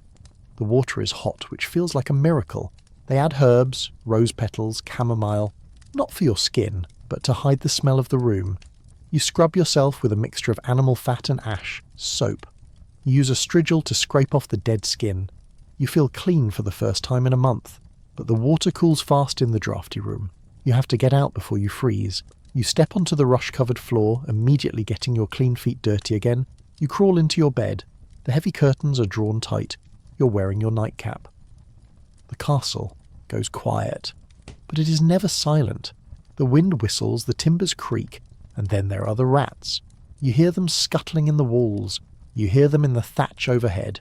Rats are a constant presence. They eat your grain, they eat your candles, they chew on your clothes, and they carry the fleas that carry the plague. You don't know about the plague connection yet, but you hate them anyway. You lie in the dark, listening to the night watchman call out the hour. 10 o'clock and all is well. But is it? Because tomorrow the horizon might change. The dust cloud might appear. We have talked about the cold, the food, and the boredom. But we haven't talked about the castle's true purpose. It is a machine for war. And when war comes, the castle stops being a home. It becomes a meat grinder, siege. The word itself sounds heavy. When an army surrounds your walls, the game changes. The luxury, what little there was, vanishes. You are cut off. No food comes in. No waste goes out. We are going to talk about what happens when the food runs out, when the water turns green, when the enemy starts throwing things over the walls that are definitely not party favours. We are going to talk about dead horses, Greek fire, and the psychological horror of waiting to die while trapped in a stone box. Because if you thought living in a castle was hard, try dying in one. The siege has begun.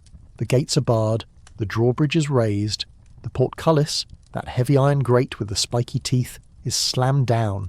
You are locked in. At first, it feels safe. You look out from the high walls at the enemy army encamped below. Their tents look like little mushrooms. Their fires look like fireflies. You have stone walls 10 feet thick. You have towers. You have a well. You feel invincible. This feeling lasts about a week. Then, the reality sets in. A siege isn't a battle. It's a slow-motion suffocation. The first problem is the noise. The enemy doesn't just sit there. They build machines, trebuchets, mangonels, ballistae. Day and night, you hear the thump whoosh of a trebuchet launching a projectile. Then, seconds later, the crash as a massive stone slams into the wall. The whole castle shakes. Dust falls from the ceiling into your soup. It is a rhythmic, psychological torture. You can't sleep because you're waiting for the next impact. And then, they stop throwing stones. They start throwing other things. Dead cows, dead horses. You watch a bloated, rotting cow carcass sail over the wall and explode in the courtyard. It isn't just gross, it's biological warfare. The enemy knows that if they can fill your castle with rotting flesh, disease will follow. The flies arrive, millions of them. The smell of decomposition mixes with the smell of the unwashed garrison. And sometimes it's not animals, it's people, the heads of your messengers, or prisoners they captured. It is a message. This is what happens to people who leave. But the real enemy isn't the trebuchet, it's the water. Your well is deep, but is it infinite? With hundreds of soldiers, horses and refugees drinking from it every day, the water level drops. The water gets muddy, then it gets silty. Then people start getting sick. Dysentery, the bloody flux. You're running to the guardrobe 10 times a day, but so is everyone else. The cesspit at the bottom of the wall is overflowing. The smell is thick enough to chew. And the food? The fresh meat ran out weeks ago. The salted meat is running low. The grain is getting mouldy. You're down to pottage, that grey, gloopy stew, but now it's mostly water and hope. You start looking at the castle rats differently. They aren't pests anymore, they are lunch. While you're starving, the enemy's getting creative. They're digging. You're sitting in the great hall trying to ignore the hunger pangs when you hear it. A faint tap, tap, tap coming from beneath the floor. Sappers. They are digging a tunnel under the castle walls. They prop up the tunnel with wooden beams. Once they are under the corner tower, they will fill the tunnel with pig fat and firewood and set it on fire. The beams will burn. The tunnel will collapse. The tower will fall into the hole. You have to stop them. But how? You dig a countermine. You guess where they are and dig your own tunnel to intercept them. Imagine the horror. You're crawling on your belly in a dark, narrow tunnel, holding a candle and a dagger. Suddenly the earth in front of you crumbles. You're face to face with an enemy sapper. It is a knife fight in a coffin. No room to swing a sword. You stab, you claw, you scream in the dark while the earth shakes above you. If the tunnel collapses, you are buried alive. It is the most claustrophobic, terrifying combat imaginable. But let's say you stop the mine. The walls hold. The enemy gets frustrated. They bring up the siege tower. This is a wooden skyscraper on wheels, covered in wet animal hides to stop your fire arrows.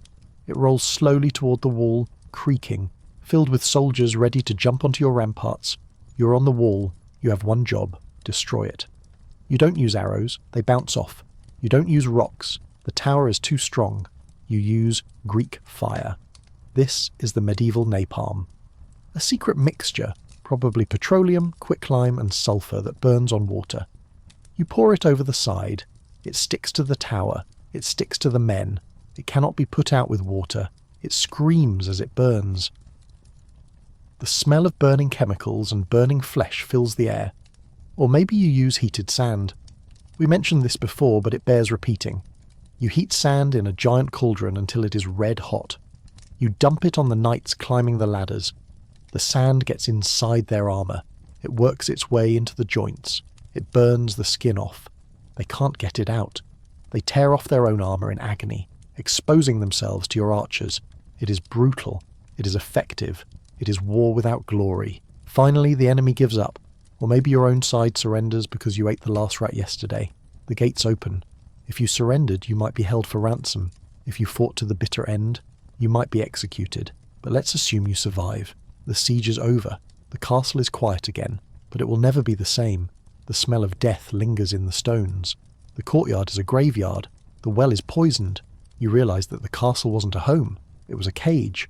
A very expensive, very strong cage, but a cage nonetheless. You leave the castle.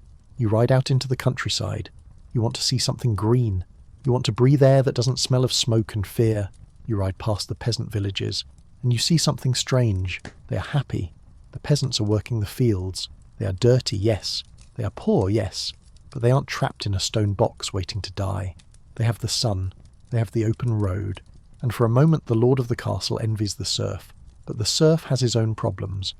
Because while the lord was fighting knights, the serf was fighting something much older. Something that lives in the woods. We're going to talk about the medieval forest. It isn't a park. It isn't a hiking trail. It is the wilderness. The place where the laws of man stop and the laws of nature and the supernatural begin. Wolves, outlaws, fairies, and trust me, you do not want to meet any of them. You step under the canopy of the trees. The light vanishes instantly. The temperature drops. The smell changes from the sewage of the castle to something earthy, damp, and ancient. Welcome to the forest. In the modern world, the forest is a place of recreation. You go hiking, you take photos of moss, you feel at one with nature. In the Middle Ages, the forest is not a park. It is the enemy. It is the wilderness, a word that literally means place of wild beasts. It is the psychological border where civilization ends and chaos begins. First, let's talk about the law. You see a deer grazing in a clearing. Your stomach rumbles because you're hungry. You have a bow. You could shoot it. Do not shoot it. If you shoot that deer, you aren't just a hunter. You are a criminal. This is the king's forest. It doesn't mean the king visits it. It means he owns the wildlife. The deer, the boars, the rabbits, they are his property. If the foresters catch you poaching, the punishment is medieval math at its finest. Kill a deer, lose a hand, or be blinded. Or, if the king is feeling particularly strict, execution. The life of a deer is legally worth more than your life. You aren't even allowed to cut down a tree for firewood without paying a tax. If you own a dog, you have to law it, which means cutting off its claws so it can't chase the king's deer. So the forest isn't a resource for you, it is a trap. But the foresters are the least of your worries. You hear a twig snap. You freeze. Outlaws. We have a romantic image of Robin Hood, a dashing hero stealing from the rich and giving to the poor. Reality check. Outlaws are not heroes. They are desperate, violent men who have been outlawed. This is a specific legal term. It means they are outside the protection of the law. They are caput lupinum, wolf's head. This means they are legally considered wolves. Anyone can kill them. You don't need a trial. You don't need a reason. If you see an outlaw, you can cut him down like an animal, and the sheriff will probably pay you a bounty. Knowing this, the outlaws have nothing to lose. They aren't going to rob you and let you go. They are going to rob you, strip you naked, because clothes are valuable, and likely slit your throat so you can't tell the sheriff where they are. They are men with PTSD from wars, starving peasants who lost their land, and criminals fleeing the gallows. They are living in the woods, eating squirrels, and sleeping in the mud. They are not singing merry songs. They are surviving. But as terrifying as the outlaws are, they are human. You can bleed them. You can kill them. The real terror of the forest is what you can't kill. Night falls. The darkness in the woods is absolute. You can't see the path. You hear rustling. Is it a wolf? Wolves in the Middle Ages aren't shy. They hunt in packs. In deep winter, they enter villages and snatch children. The big bad wolf wasn't a fairy tale, it was a public safety warning. But maybe it's not a wolf. Maybe it's the fair folk. Forget Tinkerbell. Forget the cute little wings. The medieval fairy is a sociopath. They are the good neighbours, a name used to flatter them so they don't hurt you. They live in the hollow hills. If you step into a fairy ring, a circle of mushrooms, you might be trapped dancing until you die of exhaustion. Or you might think you've been gone for an hour, but when you step out, 100 years have passed and everyone you love is dead. They steal babies. The changeling myth terrified mothers. If your baby suddenly became sick, or quiet, or strange, people believed the fairies had stolen the real baby and replaced it with a block of wood that looked like a child, or an old fairy in disguise. Imagine the horror of looking at your sick child and wondering if it is a monster. You see a light bobbing in the distance, a lantern, a cottage. No, it is will-o'-the-wisp. Ignis fatuus, fool's fire. It is swamp gas igniting. But you don't know that. You think it is a spirit leading you to safety. You follow it. It leads you off the path deeper into the marsh until you step into a bog and sink. You drown in the dark, lured by a ghost. You run. You scramble through the brambles, tearing your clothes, bleeding. You just want to see a light. A real light. And then you see it. Smoke. A chimney. A village. You stumble out of the tree line. You're safe. You're back in civilization. But are you? Because the village has its own dangers, and the biggest one is right there, next to the barber shop. We're going to talk about the village doctor. Or, more accurately, the guy who owns a knife and a book he can't read. You have a toothache from all that gritty bread. Or maybe you have a fever from sleeping in a damp castle. You need help. You walk into the barber surgeon's shop. The red and white pole outside symbolises blood and bandages. It isn't a candy cane, it is a warning. Inside it smells of old blood, unwashed bodies, and herbs that are trying and failing to cover the stench. The doctor sits you down. He doesn't wash his hands. Why would he? Germs haven't been invented yet. He wipes his knife on his apron, which is stiff with the dried fluids of the last 50 patients. You have demons in your teeth, he says. This is the tooth worm.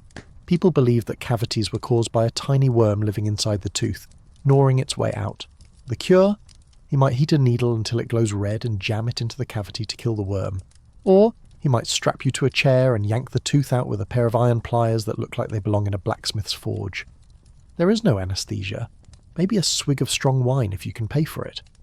Otherwise he just says, hold still, and 4 strong men hold you down. The sound of the tooth cracking, the taste of iron, the pain that blinds you. But that's minor surgery. What if you have something internal? Kidney stones, the cutting for stone. It is one of the oldest surgeries in history, and it is horrific. The doctor inserts a metal tool. Well, let's just say he inserts it. He finds the stone. Then, he cuts into you from the outside, through the perineum to dig the stone out. You are awake for this. If you don't die of shock, you will almost certainly die of infection. And if you survive the surgery, you have to survive the cure. Medieval medicine is based on the 4 humours: blood, phlegm, yellow bile, black bile. If you're sick, you are out of balance. Too much blood, leeches, or bloodletting. He cuts a vein and drains a pint of your life force into a bowl. You feel dizzy. He says, "It's working." Too much bile? He gives you an emetic, a poison that makes you vomit violently until you're empty. Or maybe he prescribes mummy powder. Yes, ground up ancient Egyptians. Or usnia, moss scraped from the skull of a hanged man. You're literally eating the dead to stay alive. You realise that in the medieval world, the cure is often worse than the disease. You stumble out of the doctor's shop, missing a tooth, bleeding from the arm, and holding a packet of moss. You need a drink. You head to the tavern. But the tavern isn't just a bar. It is the news network. It is the courthouse. It is the wrestling ring. And tonight there is a stranger in the corner. He is telling a story about a new invention, something that is going to change the world, something loud. We are going to talk about gunpowder, and how a black powder from the east turned the invincible knight in shining armour into a tin can filled with holes. The era of the sword is ending. The era of the boom is beginning. You're sitting in the tavern, nursing your aching jaw, when a loud bang shakes the dust from the rafters. The room goes silent. Outside, in the muddy courtyard, a group of mercenaries is testing a new toy. It looks like a metal pot attached to a stick. It is called a hand-gonze. It is the grandfather of the gun. It is crude. It is heavy. It takes a full minute to reload. You have to light it with a match, a slow-burning cord. Half the time it doesn't fire. The other half, it explodes in your hand, taking your fingers with it. But when it works, it changes everything. For 1,000 years the knight ruled the battlefield. He was a tank. He spent a fortune on armour, a fortune on a warhorse, and 20 years training to use a lance. He was unstoppable. A peasant with a pitchfork didn't stand a chance. But now, you watch a scrawny mercenary aim the handguns at an old breastplate propped up on a fence. Boom! Smoke fills the air. It smells of sulphur, the smell of hell. When the smoke clears, there is a hole in the breastplate. The knight is obsolete. A peasant with 2 weeks of training and a cheap metal tube can kill a lord who spent his whole life preparing for war. It is the democratization of violence. The aristocracy hates it. They call it cowardly. They call it unchristian. But they can't stop it. The castle, too, is doomed. Those high stone walls were designed to stop arrows and ladders. But now cannons are arriving. Massive bronze beasts like the Monsmeg or the Dardanelles gun. They fire stone balls weighing hundreds of pounds. You hit a castle wall with a cannonball, and the stone doesn't just crack, it shatters. The walls that protected you for centuries are now just expensive rubble waiting to happen. The world is getting louder. The clash of swords is being replaced by the thunder of powder. But while the soldiers are playing with fire, the monks are playing with time. You leave the tavern and walk toward the monastery. You hear a sound, clang, clang, clang. It isn't a bell ringing randomly. It is steady, rhythmic, mechanical. It is the clock.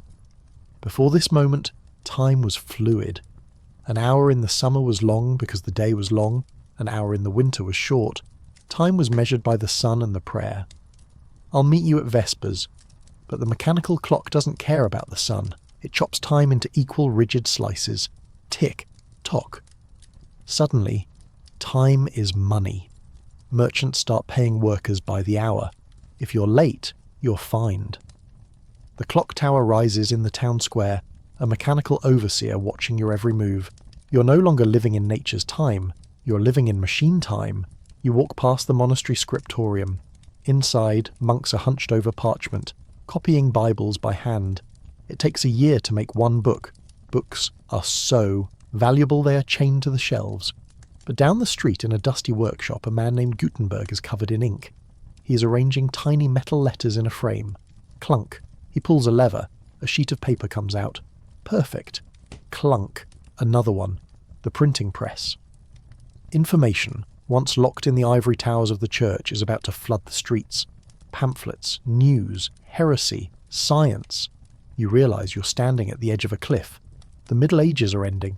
The modern world is rushing toward you like a train, though you don't know what a train is yet. But before we jump into the future, let's go back to the most intimate, dangerous place in the medieval world. The bedroom. Not for sleep, for birth. If war is the realm of men, childbirth is the battlefield of women, and the casualty rate is higher than any crusade. You are a queen, you are pregnant. This should be happy news. Instead, it is a national crisis. You enter your confinement. A month before the due date, you're locked in a room. The windows are sealed with heavy tapestries to block out light and fresh air, which might carry demons. The room is lit only by candles. It is hot, stuffy, and crowded with female relatives, midwives, and ladies in waiting. You will not leave this room until the baby is born, or until you are dead. The pressure is crushing. The king needs an heir, a boy. If you have a girl, you have failed. If the baby dies, you have failed. If you die, well, the king will just marry again. Labour begins. There is no epidural. There is no sterile equipment. The midwife has herbs, amulets, and prayer. She might tie a birth girdle, a strip of parchment with holy words written on it, around your belly. If things go wrong, the options are grim. There are no C-sections that survive the mother. If the baby is stuck, the surgeons are called. They bring hooks. It is a horror show that we won't describe in detail, but it haunts the nightmares of every woman in the kingdom. But let's say you survive. You have a son. The bells ring. The fountains run with wine. You are a hero, for now, until the next pregnancy. You look at your baby. He's swaddled tight like a little mummy so his limbs grow straight. He's handed to a wet nurse because a queen does not breastfeed. And you wonder, what kind of world will he grow up in? Will he die of the plague before he is 5? Will he be killed by a cannonball?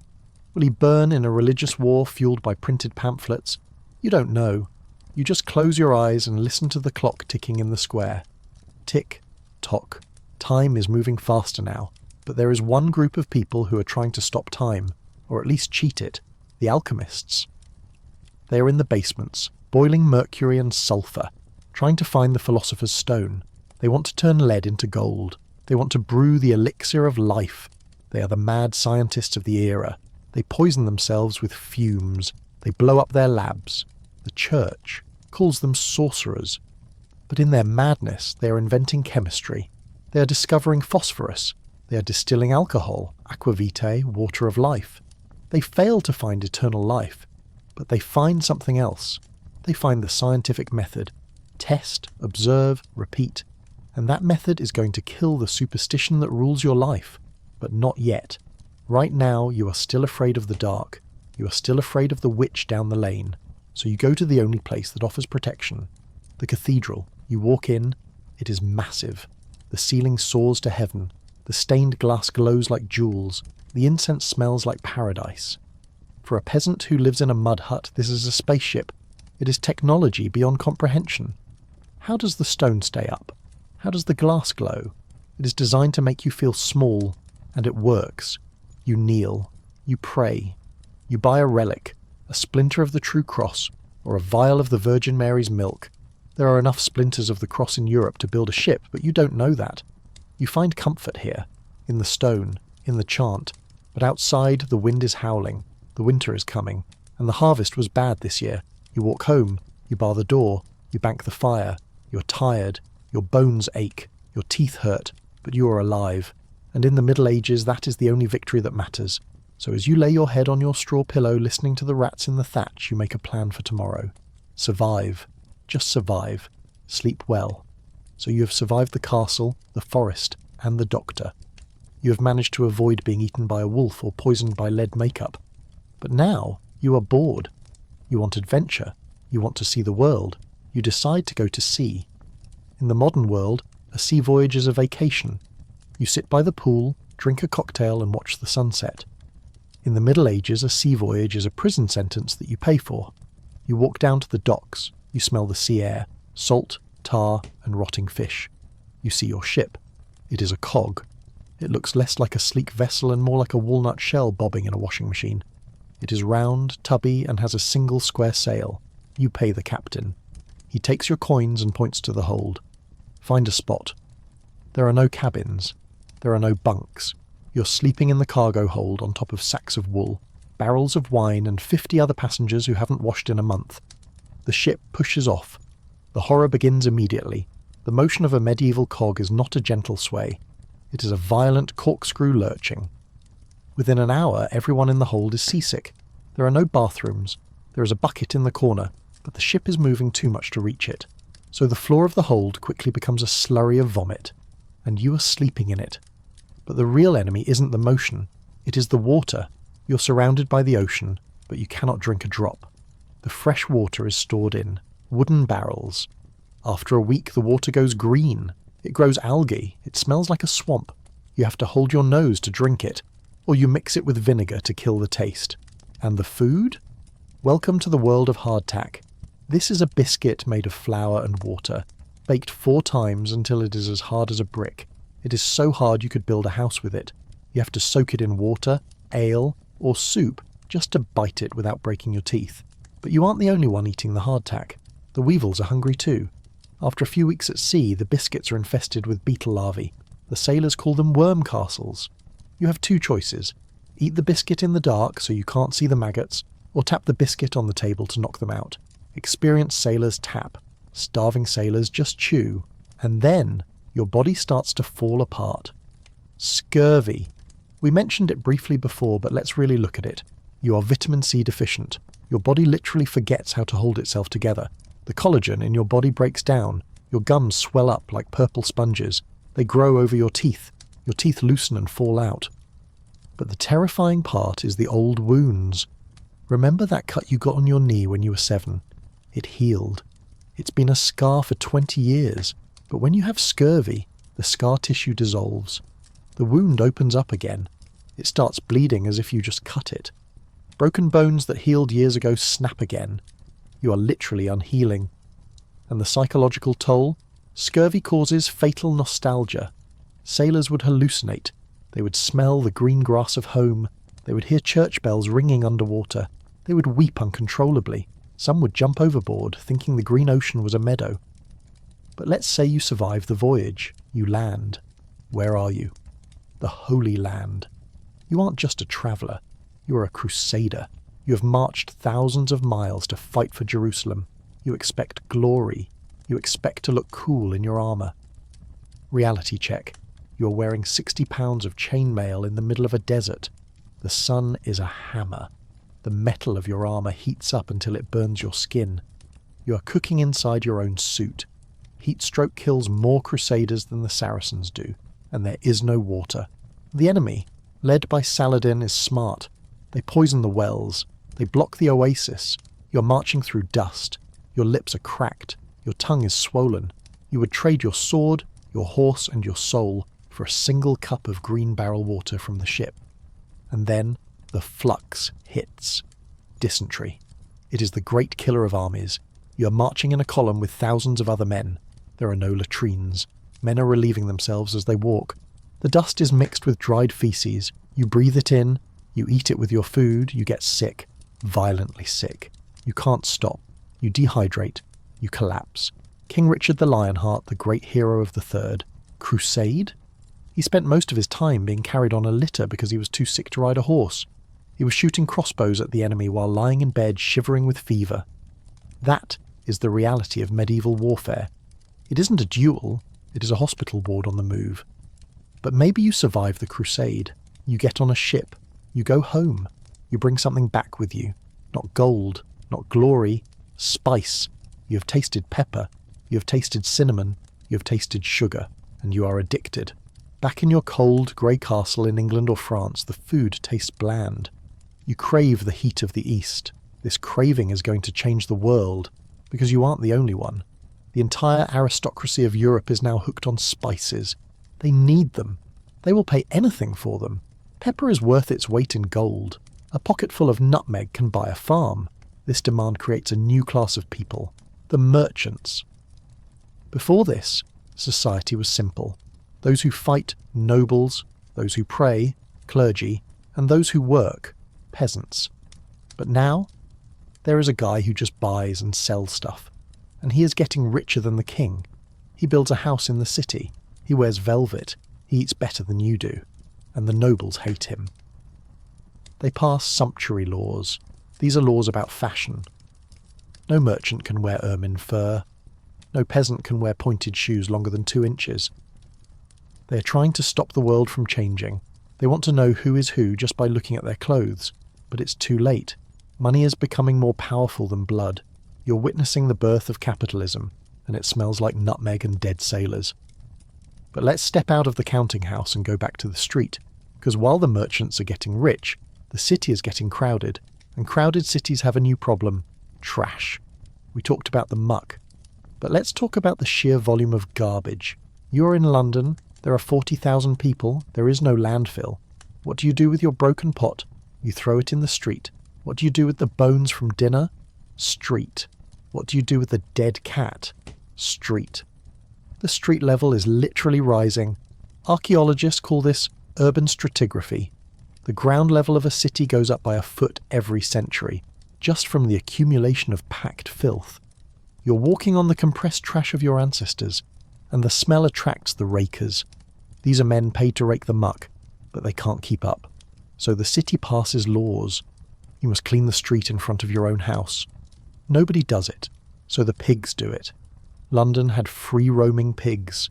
They were the garbage trucks. But pigs are dangerous. They bite children. They trip horses. There is a record of a man in France who was killed by a pig. The pig was arrested. Yes, arrested. We're going to talk about animal trials. This is not a joke. In the Middle Ages, if an animal committed a crime, it was put on trial, with a lawyer and a judge. A pig eats a child. The pig is taken to jail. It is charged with murder. A lawyer is appointed to defend the pig. He argues, "My client is a pig. He did not know it was wrong." The prosecutor argues, "The pig was possessed by the devil." The judge listens. He sentences the pig to death. The pig is dressed in human clothes, a shirt and breeches, and hanged in the town square. Why? Because medieval people believed in order. Everything had a place in God's universe. If a pig kills a human, it has broken the natural order. It must be punished to restore balance. They put weevils on trial for eating the crops. The bishop would excommunicate a swarm of locusts. He would stand in the field and shout, "I command you to leave." If the locusts left, miracle. If they stayed, the people are too sinful. The locusts are God's punishment. It was a legal system trying to make sense of a chaotic world, but the chaos wasn't just coming from nature, it was coming from the sky. Let's talk about the weather. We worry about climate change today, but the medieval world had its own climate disaster. The Little Ice Age. Around 1300 the world got cold.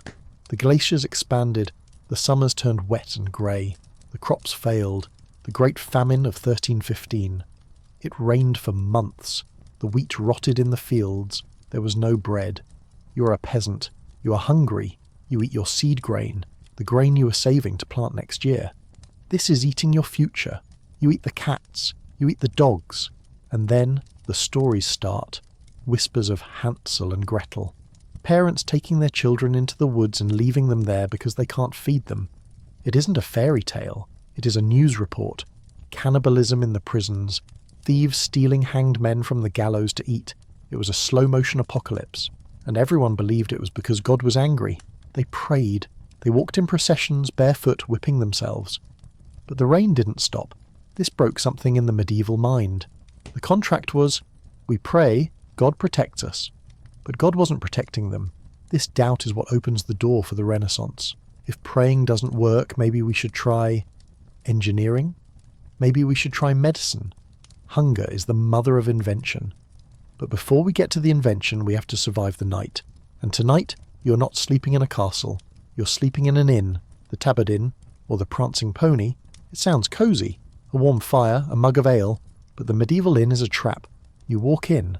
The landlord looks at your boots. He's calculating how much money you have. He gives you a bed.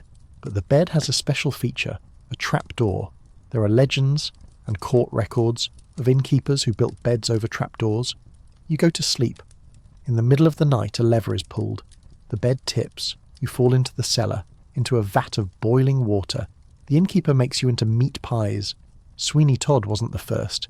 This fear, the fear of this demon barber or the murderous innkeeper, is deep in the medieval psyche. It is the fear of the stranger, the fear of travel. So, you don't sleep. You push the dresser in front of the door, you keep your dagger under your pillow, and you listen. You hear footsteps in the hall. Is it the landlord? Is it a thief? Or is it something worse? Is it the sin-eater? This is a person, usually a beggar, who is paid to eat a meal over a dead body. By eating the bread and drinking the wine, he eats the sins of the dead person, allowing them to go to heaven. He takes the sins into his own soul. He's a spiritual garbage disposal. The village hates him. They throw rocks at him, but they need him. Because everyone has sins, and everyone is afraid of the dark. So as you lie in your barricaded room, listening to the creaking floorboards, you realise that the medieval world is a place where everything has a price. Bread cost a penny. Silk cost a fortune. But salvation cost a meal eaten over a corpse. And survival cost everything you have. So, you have survived the siege, the rats, and the monotony of castle life. You have eaten the stale trencher bread and drank the watery ale. Now you have a very important job to do. You have to look the part. You are a noble, after all. And in the Middle Ages, fashion isn't just about looking good. It is a legal requirement. We are going to talk about the torture of getting dressed. You wake up shivering as usual. Your servants arrive to dress you. You don't just slip on a t-shirt. You are constructed. If you are a man, you start with the braise, baggy linen underwear that bunch up and chafe. Then come the hose. These aren't pants. They are two separate woolen tubes, one for each leg, that you have to tie to your belt. If the knot comes loose, your pants literally fall off one leg at a time. This happens more often than knights like to admit. Then comes the tunic. Wool. Always wool. Heavy, scratchy, and hot. Over that, a surcoat. Maybe lined with fur if it's winter. But the real nightmare is the shoes. It is the 14th century and the trend is Krakows or poulaines. These are shoes with impossibly long pointed toes. Some are so long, 6 inches, 10 inches, even 20 inches, that they have to be stuffed with moss to keep their shape. Or worse, tied back to your knees with a little chain so you don't trip over your own feet. Walking in them is an ordeal. You have to high step like a heron. Running is impossible. If you are attacked while wearing your fancy shoes, you're dead. But you wear them because the king wears them, and because the church hates them. The church called them claws of demons, and said they prevented men from kneeling in prayer. This only made them more popular. If you are a woman, the situation is tighter. Literally. You are laced into a bodice. It isn't a corset yet, but it is stiff and unyielding. You wear layers of linen and wool that weigh 20 pounds. You can barely lift your arms. And then, the headdress, the hennin, a giant cone that sticks up from your head, sometimes 2 feet high, with a veil draping down. You have to duck to get through doorways. If a gust of wind catches it, it snaps your neck back. You are balancing a tower on your skull all day long. But fashion isn't just uncomfortable, it is policed. These are the sumptuary laws. The king decides who can wear what. Only a duke can wear ermine fur. Only a knight can wear velvet. No peasant may wear the colour purple. Why? Because the nobles are terrified of the merchants. The merchants are getting rich. They can afford velvet, but the nobles want to know at a glance who is better than whom. If you are a wealthy merchant and you wear a coat that is too short, showing off your legs was considered very racy, or too purple, the sheriff will arrest you. He will strip the clothes off your back in the middle of the street and fine you. Fashion police were real, and they carried swords. But let's say you are dressed. You look magnificent and ridiculous. What do you do now? You go to the tournament. In movies, the tournament is a romantic sporting event. Knights jousting for a lady's favour, flags waving. In reality, a tournament is a riot with horses. You are a spectator. You sit in a wooden stand that was built yesterday. It creaks. Sometimes it collapses, killing hundreds of people. This happened in London in 1331. Queen Philippa fell but survived. The carpenters were almost executed. You watch the joust. 2 men riding at each other at 30 miles per hour holding wooden poles tipped with iron. When the lance hits, it doesn't just break, it explodes. Splinters fly into the crowd. Splinters fly into the knight's eyes. King Henry II of France died this way. A splinter went through his visor and into his brain. It is violent. It is loud. The ground shakes. But the joust is the tame part. The real event is the melee. This is where they split the knights into two teams and say, "Go!" It is a mock battle, but the weapons are real. The swords are blunted, but a blunted iron bar hitting your head still cracks your skull. The horses bite. Men get trampled. There are no referees. Knights gang up on each other. They aim for the ransom. If you knock a knight down, you capture him. He has to pay you to get his horse and armour back. It is organised mugging. Knights died in tournaments all the time, but it was the only way to get rich and famous. It was the NFL, the UFC, and the stock market rolled into one bloody afternoon. And while the men are bashing each other's brains out, the ladies are engaging in their own dangerous game, courtly love. We talked about this before, but in the castle, it is a pressure cooker. You are a queen. A young knight wears your favour, a sleeve ripped from your dress. He fights for you. He writes you poems. It seems romantic, but it is a trap. Your husband, the king, is watching. The bishop is watching. The spies are watching. If you smile too much at the knight, treason. If you don't smile enough, you're cold and uncourtly. You're walking a tightrope. One slip and you end up in a convent, or the tower. But the tournament ends. The feast is over. The night falls. And now the castle gets quiet. And when it gets quiet, the lord gets paranoid. He goes to his treasury. This isn't a bank. It is a heavy oak chest at the foot of his bed. It has 3 locks. He keeps the keys on his belt. He never takes the belt off. Inside the chest is his life. Gold coins, silver plates, and documents. In the Middle Ages, a piece of paper is worth more than a castle, a charter, a deed, a will. If the castle burns down, he can rebuild. If he loses the piece of parchment that says, "I own this land," he is nothing. Forgery is rampant. Monks are the best forgers. They have the ink, the parchment, and the handwriting skills. A monastery might discover an old document that says, "Actually, this village belongs to us, not the Lord." So the Lord lives in fear of ink. But there is one person in the castle who isn't afraid of ink, or fire, or gold: the alchemist. Every ambitious lord has one tucked away in a tower basement. You walk down the spiral stairs, past the dungeon, into a room that smells of sulphur, mercury, and desperation. The alchemist is a man with burned eyebrows and stained fingers. He is surrounded by glass alembics, retorts, and bubbling crucibles. He is trying to do the impossible. He is trying to transmute base metals into gold. He tells the Lord, "I just need a little more funding. I am so close." He is lying, or he is deluded, probably both. He mixes quicksilver, mercury, with salt and vinegar. He heats it. The fumes are toxic. He is slowly poisoning himself. He goes mad from mercury poisoning, the origin of the Mad Hatter. But in his madness he discovers things. He discovers aqua regia, an acid that can dissolve gold. He discovers phosphorus, which glows in the dark. Imagine being a medieval peasant and seeing a man holding a glowing green rock. You would think he was a wizard. The alchemist walks a fine line.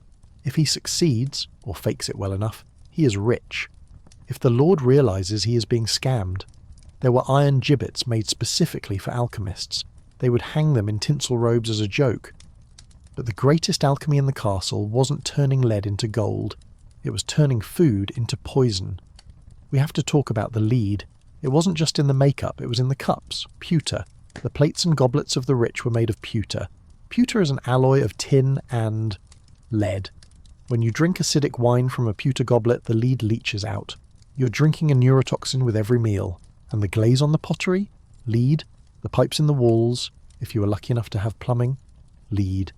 The aristocracy was slowly, systematically lowering their own IQ and destroying their nervous systems. This might explain some of the erratic behaviour of medieval kings. They weren't just tyrants, they were heavily metal-poisoned tyrants. But let's leave the poison and go to the one place in the castle that was supposed to be safe, the chapel. Every castle has one. It is beautiful. Stained glass. Incense. You go there to pray, but you also go there to see the relics. The Lord has bought a finger bone of St. George, or a splinter of the True Cross, or a vial of the Virgin Mary's milk. He paid a fortune for these. He keeps them in a golden box encrusted with jewels. Why? Because they are spiritual insurance. In the medieval mind, God is a feudal lord. If you want a favour, salvation, you need a connection. The saint is the connection. The relic is the phone line. You kneel before the bone. You kiss the glass case. You believe with absolute certainty that this dead body part can cure your gout, save your soul, or stop the Vikings from attacking. It is a world where the physical and the spiritual are mashed together. Magic is real, miracles are expected, but there is a dark side to the chapel, sanctuary. If a criminal, a murderer, a thief, can run into the chapel and touch the altar, the sheriff cannot arrest him. He is under God's protection. He can stay there for 40 days. The sheriff has to surround the church and wait. It is a standoff. The criminal sits inside, eating food brought by sympathetic priests. The sheriff sits outside, sharpening his sword. After 40 days, the criminal has a choice: surrender and stand trial, or abjure the realm. This means he confesses his crime, dresses in a white tunic, carries a wooden cross, and walks barefoot to the nearest port. He has to leave England forever. If he strays from the road, anyone can kill him. It is a grim parade. A murderer walking alone to the sea, carrying his own exile. You watch him go from the castle wall, you're glad it isn't you. But as you turn back to the courtyard, you hear a rumble. Not thunder, not a siege engine, the wall itself. Castles are heavy. They are built on dirt. Sometimes the architects didn't dig deep enough. You see a crack appear in the masonry. It widens, dust falls. A castle doesn't always die in war. Sometimes it just falls down. You realise that even the stone is temporary, and as the sun sets on another day of survival, you retreat to your freezing room, crawl into your curtained bed, and pray that the rats don't bite your toes tonight. Because tomorrow is laundry day. And in the Middle Ages, laundry day is dangerous. So you've survived the night in your freezing bed. Now you need clean clothes. In the modern world, this means pressing a button on a machine. In a medieval castle, laundry day is not a chore. It is a chemical hazard event that happens maybe twice a year. We're going to talk about the Great Wash. You don't wash your outer clothes, the wool and velvet.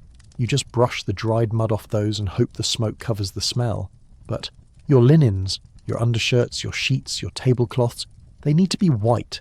And to get them white, you need chemistry. The washwomen take over the courtyard. They set up massive wooden tubs. They boil water over open fires. The steam mixes with the cold air, creating a fog bank that smells sharp. Why sharp? Because of the soap. They use lye. This is made by soaking wood ash in water. It is caustic. If you get it in your eyes, you're blind. If you leave it on your hands too long, your skin dissolves. The washerwomen have hands that are red, raw, and scarred. But lye isn't enough for the tough stains. For that, you need, once again, urine. We keep coming back to this fluid, but it was the Windex of the Middle Ages. The ammonia in stale urine acts as a bleach. The washerwomen soak the fine linen sheets in vats of pee. Then they stomp on them with their bare feet. So, when you slip into your fresh bedsheets that night, remember, they're clean because someone stomped on them in a bucket of waste. The smell of lavender they scatter in the chest isn't just perfume. It is a desperate attempt to mask the smell of the cleaning process. But the laundry isn't the only thing smelling up the courtyard. Let's talk about your pets. In a modern home, a pet is a companion. In a castle, an animal is a tool that eats. You have dogs. But these aren't golden retrievers. These are alaunts, or mastiffs. They are bred for war and hunting. They are massive, aggressive, and semi-feral. They sleep in the Great Hall, gnawing on bones, fighting each other, and occasionally biting a servant. They are not house-trained. The floor of the hall is their toilet. And then there are the cats. You don't name them, you don't cuddle them. They are pest control. They are lean, scarred killers that live in the rafters hunting rats. If a cat survives to old age in a castle, it is because it is tougher than the knights. But the ultimate status symbol isn't a dog or a cat. It is a bird. The falcon. You love your falcon. You paid more for it than you pay your cook. You keep it on a perch in your bedroom. This sounds cool until you realise that birds go to the bathroom. A lot. And they project it. Your expensive tapestries? Streaked with white. Your bedspread? A target. The room smells of raw meat, falcon food, and guano. But you put up with it because walking around with a peregrine falcon on your fist tells everyone, I have time to train a bird that hates me. But the most dangerous animal in the castle isn't the falcon or the dog. It is the horse, specifically the destrier, the warhorse. This isn't a pony. It is a 7,500-pound stallion bred for aggression. A destrier is trained to bite, kick, and trample. In battle, it is a weapon. In the stable, it is a liability. Grooms are killed by destriers all the time. You have to be careful when you walk past the stalls. If the horse is in a bad mood, it will take a chunk out of your shoulder. And the sound? The stables are right next to the living quarters. The stamping, the snorting, the kicking of wood. It is like living next to a 24-hour gym for angry bodybuilders. But the noise of the horses is nothing compared to the noise of the industry. A castle is a factory. It has to make everything it needs. You walk past the smithy. The blacksmith is the most important man in the castle after the lord. He makes the horseshoes, the nails, the hinges, the arrowheads. He is deaf. Almost certainly. He has been hammering red-hot iron since he was 12. Clang, clang, clang. All day, every day. The sound reverberates off the stone walls. If you have a headache, too bad. The smithy never stops. The air around his shop tastes of sulphur and coal dust. He is breathing metal filings. His lungs are black. But he is a magician. He turns rock into swords. And then there is the Fletcher. He makes arrows, thousands of them. He boils glue made from animal hooves. The smell of boiling glue is a unique kind of awful, like burning hair and rotting meat combined. He sits in a shed, attaching goose feathers to ashwood shafts. Every arrow is a piece of craftsmanship designed to end a life. But what if you want to end a life slowly? We have avoided it long enough. We have to go down, to the dungeon. Hollywood shows us a dungeon full of iron maidens, racks, and thumbscrews. Reality is much simpler and much crueler. Most castles don't have elaborate torture chambers. Torture is a specialised legal procedure usually done in the big cities. In a local castle, the dungeon is just a holding cell, but it is a specific kind of cell, the oubliette. The word comes from the French oublier, to forget. It is a hole in the ground, a bottle-shaped pit dug into the foundation of the tower. The only entrance is a trapdoor in the ceiling. You are a prisoner.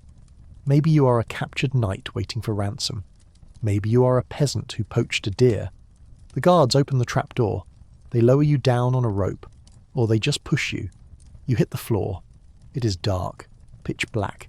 The air is stale. You feel around. The floor is wet. Why is it wet? Because the castle is built on the water table, or because the oubliette is next to the cesspit and it leaks. You crawl. You touch something. Bones. The prisoner before you died here. They didn't pull him out. Why bother? There is no toilet. You live in your own waste. There is no light. You go blind. There is no food service. They might lower a basket of bread once a day. Or they might forget. Hence the name. The horror of the oubliette isn't pain. It is sensory deprivation. It is the slow erasure of your humanity. You sit in the dark, listening to the muffled sounds of the feast happening 3 floors above you, knowing that no one is coming.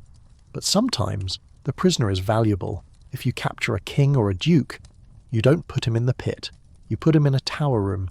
You treat him well. You give him wine. You play chess with him. Why? Because he is a walking bag of gold. The ransom economy is the driving force of medieval warfare. You don't want to kill the enemy elite. You want to bankrupt them.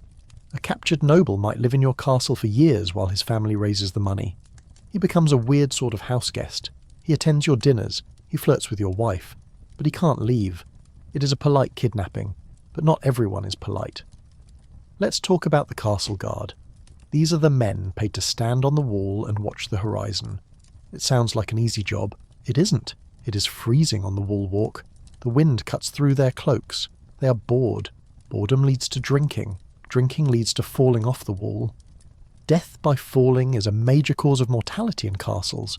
No safety rails, slippery stones, heavy armour. Gravity is the ultimate enemy.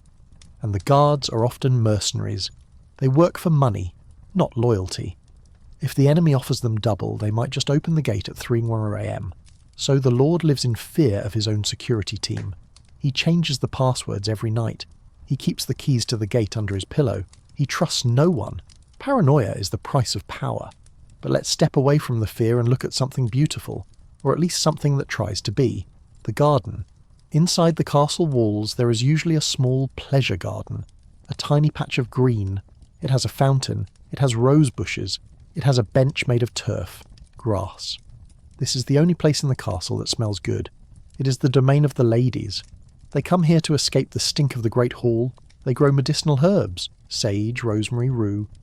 But they also grow flowers. The medievals loved flowers, but not just for looking at, they wore them. Garlands, crowns of flowers, chaplets. Why? To mask the smell of themselves. If you can't bathe, you wear a necklace of dried lavender. If your breath smells, you chew on a fennel seed. The garden is a perfumery, but the garden is also a pharmacy, and some of the plants are dangerous. We talked about the wise woman, but the castle lady knows her herbs too. She knows that pennyroyal can make a tea that helps with digestion, but if you drink too much, it causes a miscarriage, or death.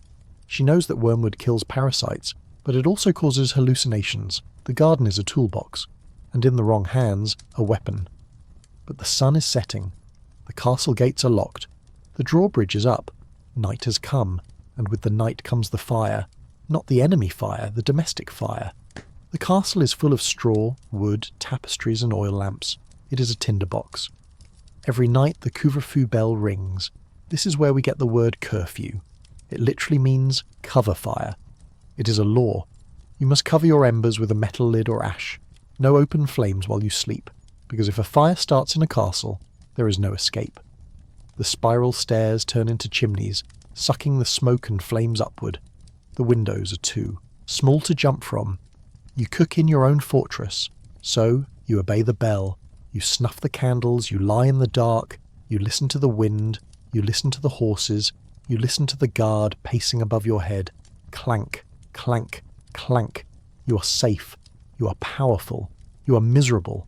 But tomorrow is a special day. Tomorrow the bishop is visiting, and when the church comes to the castle, everything changes. The food gets better, the manners get stiffer, and the hypocrisy gets louder. We are going to talk about the clash between the sword and the cross, and why the castle chapel is the most political room in the building. The gates open, the trumpets sound. But this isn't a military invasion. It is something far more expensive. The bishop is here. In the modern world, a visit from a religious leader is a spiritual event. In the Middle Ages, it is a logistical catastrophe. The bishop doesn't travel alone. He travels with a retinue. Priests, deacons, clerks, servants, cooks, and armed guards. He brings 50 horses. You are the lord of the castle. You are powerful, but you are terrified of this man. Why? Because he eats better than you do. You have to feed his entire entourage. You have to break out the good wine, the stuff you were saving for your daughter's wedding. You have to slaughter the best oxen. You have to pretend that you enjoy listening to hours of Latin sermons while your treasury drains away.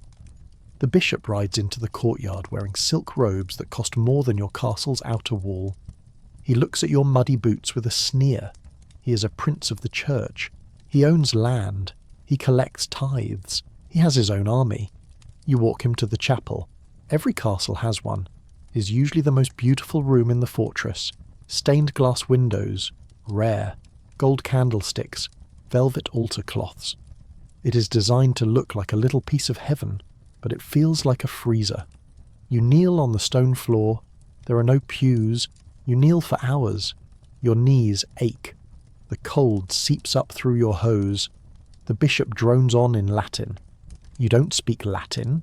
You speak French, if you are a noble, or English, if you're a commoner. You have no idea what he's saying, but you know you have to nod at the right times.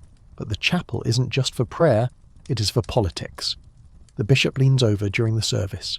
He whispers. He doesn't talk about God. He talks about land. The church needs that meadow by the river, he says. You hesitate. That meadow is your best grazing land. It would be a shame, the bishop continues, if we had to look into your grandfather's marriage contract. I heard rumours it wasn't valid, which would make you illegitimate. This is the weapon of the church, the pen. They keep the records, they write the history. If you anger the church, they can erase your legitimacy. They can declare your marriage void. They can turn your children into bastards. And the ultimate weapon? Excommunication. This is the nuclear bomb of the Middle Ages. If the bishop excommunicates you, you are spiritually dead. No one can talk to you. No one can feed you. Your vassals are released from their oaths of loyalty. They can kill you without sin. If you die while excommunicated, you go straight to hell. Do not pass go. Do not collect 200 gold pieces. So you give him the meadow. To seal the deal, the bishop gives you a gift. A relic. He pulls a small ornate box from his robes. He opens it. Inside, resting on a cushion of velvet, is a small grey shriveled object. The finger bone of St. Peter, he says reverently. You kiss it. You weep. You put it on the altar. Is it St. Peter's finger? Almost certainly not. There were enough fingers of St. Peter circulating in Europe to give the apostle 12 hands. It is probably the finger of a pig farmer named Ralph, who died 50 years ago. But it doesn't matter. You believe. And because you believe, you feel safer. You think this bone will stop the arrows. You think it will cure the plague. The relic economy is massive. Monasteries steal relics from each other. Furtum sacrum. Holy theft. Monks would break into a rival church, steal the bones of a saint, and bring them back to their own abbey. They would claim, the saint wanted to move. He told us in a dream. It brings pilgrims. Pilgrims bring money. The bone pays for itself in a week. But there is a darker drama playing out in the chapel. You hear a commotion at the castle gate. Shouting, the clang of weapons. A man bursts into the courtyard. He is ragged, bloody, and terrified. The sheriff's men are right behind him. He runs. He isn't running to the keep. He is running to the chapel. He bursts through the doors, breathless, and grabs hold of the altar ring, a large iron ring attached to the stone. "Sanctuary!" he screams. The sheriff stops at the door. He is furious. He has his sword drawn. But he cannot cross the threshold. If he arrests the man inside the church, he commits a mortal sin. He will be excommunicated. This is the law of sanctuary. For 40 days the criminal is safe. The castle staff has to feed him. You, the Lord, are now hosting a murderer in your chapel. He is sleeping on the altar steps. He is eating your bread. The sheriff sets up a camp outside the door. He waits. It is a standoff. The bishop watches this with a smug smile. It is a reminder of who is really in charge. The king's law stops at the church door. After 40 days, the criminal has a choice: surrender and be hanged, or abjure the realm. This is a ritual of exile. The criminal strips down to a white tunic. He carries a wooden cross. He confesses his crime to the coroner. Then he has to walk, barefoot, to the nearest port city. He must stay on the main road. If he steps off the road, anyone can kill him. Once he reaches the sea, he has to catch the first ship leaving England. He is banished forever. It is a grim parade. You watch from the battlements as the murderer walks away, holding his cross, a ghost leaving the living world. The bishop leaves the next day. The wagons are loaded with your grain, your wine, and the deed to your meadow. You breathe a sigh of relief. You survived the church. But as you look out over the ramparts, you see something new, something that makes the bishop's threats look quaint. Down in the valley, a new army is gathering. They aren't carrying ladders. They aren't building trebuchets. They're dragging heavy iron tubes on wooden carriages. Cannons. You've heard rumours of these bombards. They say they spit thunder. They say they can knock down a stone wall from a mile away. You look at your castle, your high, beautiful, thick stone walls. They were built to stop arrows. They were built to stop battering rams. They were not built to stop a 300-pound iron ball moving at the speed of sound. The Middle Ages are ending.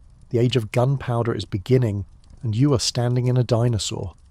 We're going to talk about the death of the castle, how a black powder from China turned the greatest fortresses in Europe into expensive piles of gravel, and how the knights, who spent centuries being the masters of war, suddenly found themselves getting shot by peasants with hand cannons. The romance is over. The industrial slaughter begins. You're standing on the ramparts. The enemy is a mile away. In the old days, you would be laughing. You would be drinking wine, waiting for them to starve. But today, you are sweating. You see a puff of white smoke in the distance. It looks small, harmless, like a cloud. Then you hear the sound. A crack like the sky splitting open. It is a sound your ears have never heard before. It isn't natural, it is chemical. And then the wall beneath your feet screams. A 300-pound stone ball has just slammed into the base of your tower. It didn't bounce off. It didn't chip the paint. It smashed the limestone into powder. The vibration travels up your legs and rattles your teeth. This is the bombard. It is a crude, ugly metal tube held together with iron hoops. It takes 20 minutes to reload. It explodes and kills its own crew half the time. But it doesn't matter, because it turns your expensive, impregnable fortress into a pile of very expensive gravel. You realise, with a sinking feeling in your gut, that the age of the castle is over. For 500 years, the stone wall was the ultimate power. If you had a wall, you were a king. Now, a wall is just a target. The enemy fires again. Boom! Another chunk of masonry falls away. You can't fight back, your archers can't shoot a mile. You're a sitting duck in a stone cage. But the horror isn't just the cannon, it is the man holding the stick. Down on the battlefield you see a line of soldiers. They aren't wearing armour. They aren't riding horses. They are peasants. They are holding handgun, primitive muskets. They light a match. Bang. Smoke. A knight next to you falls.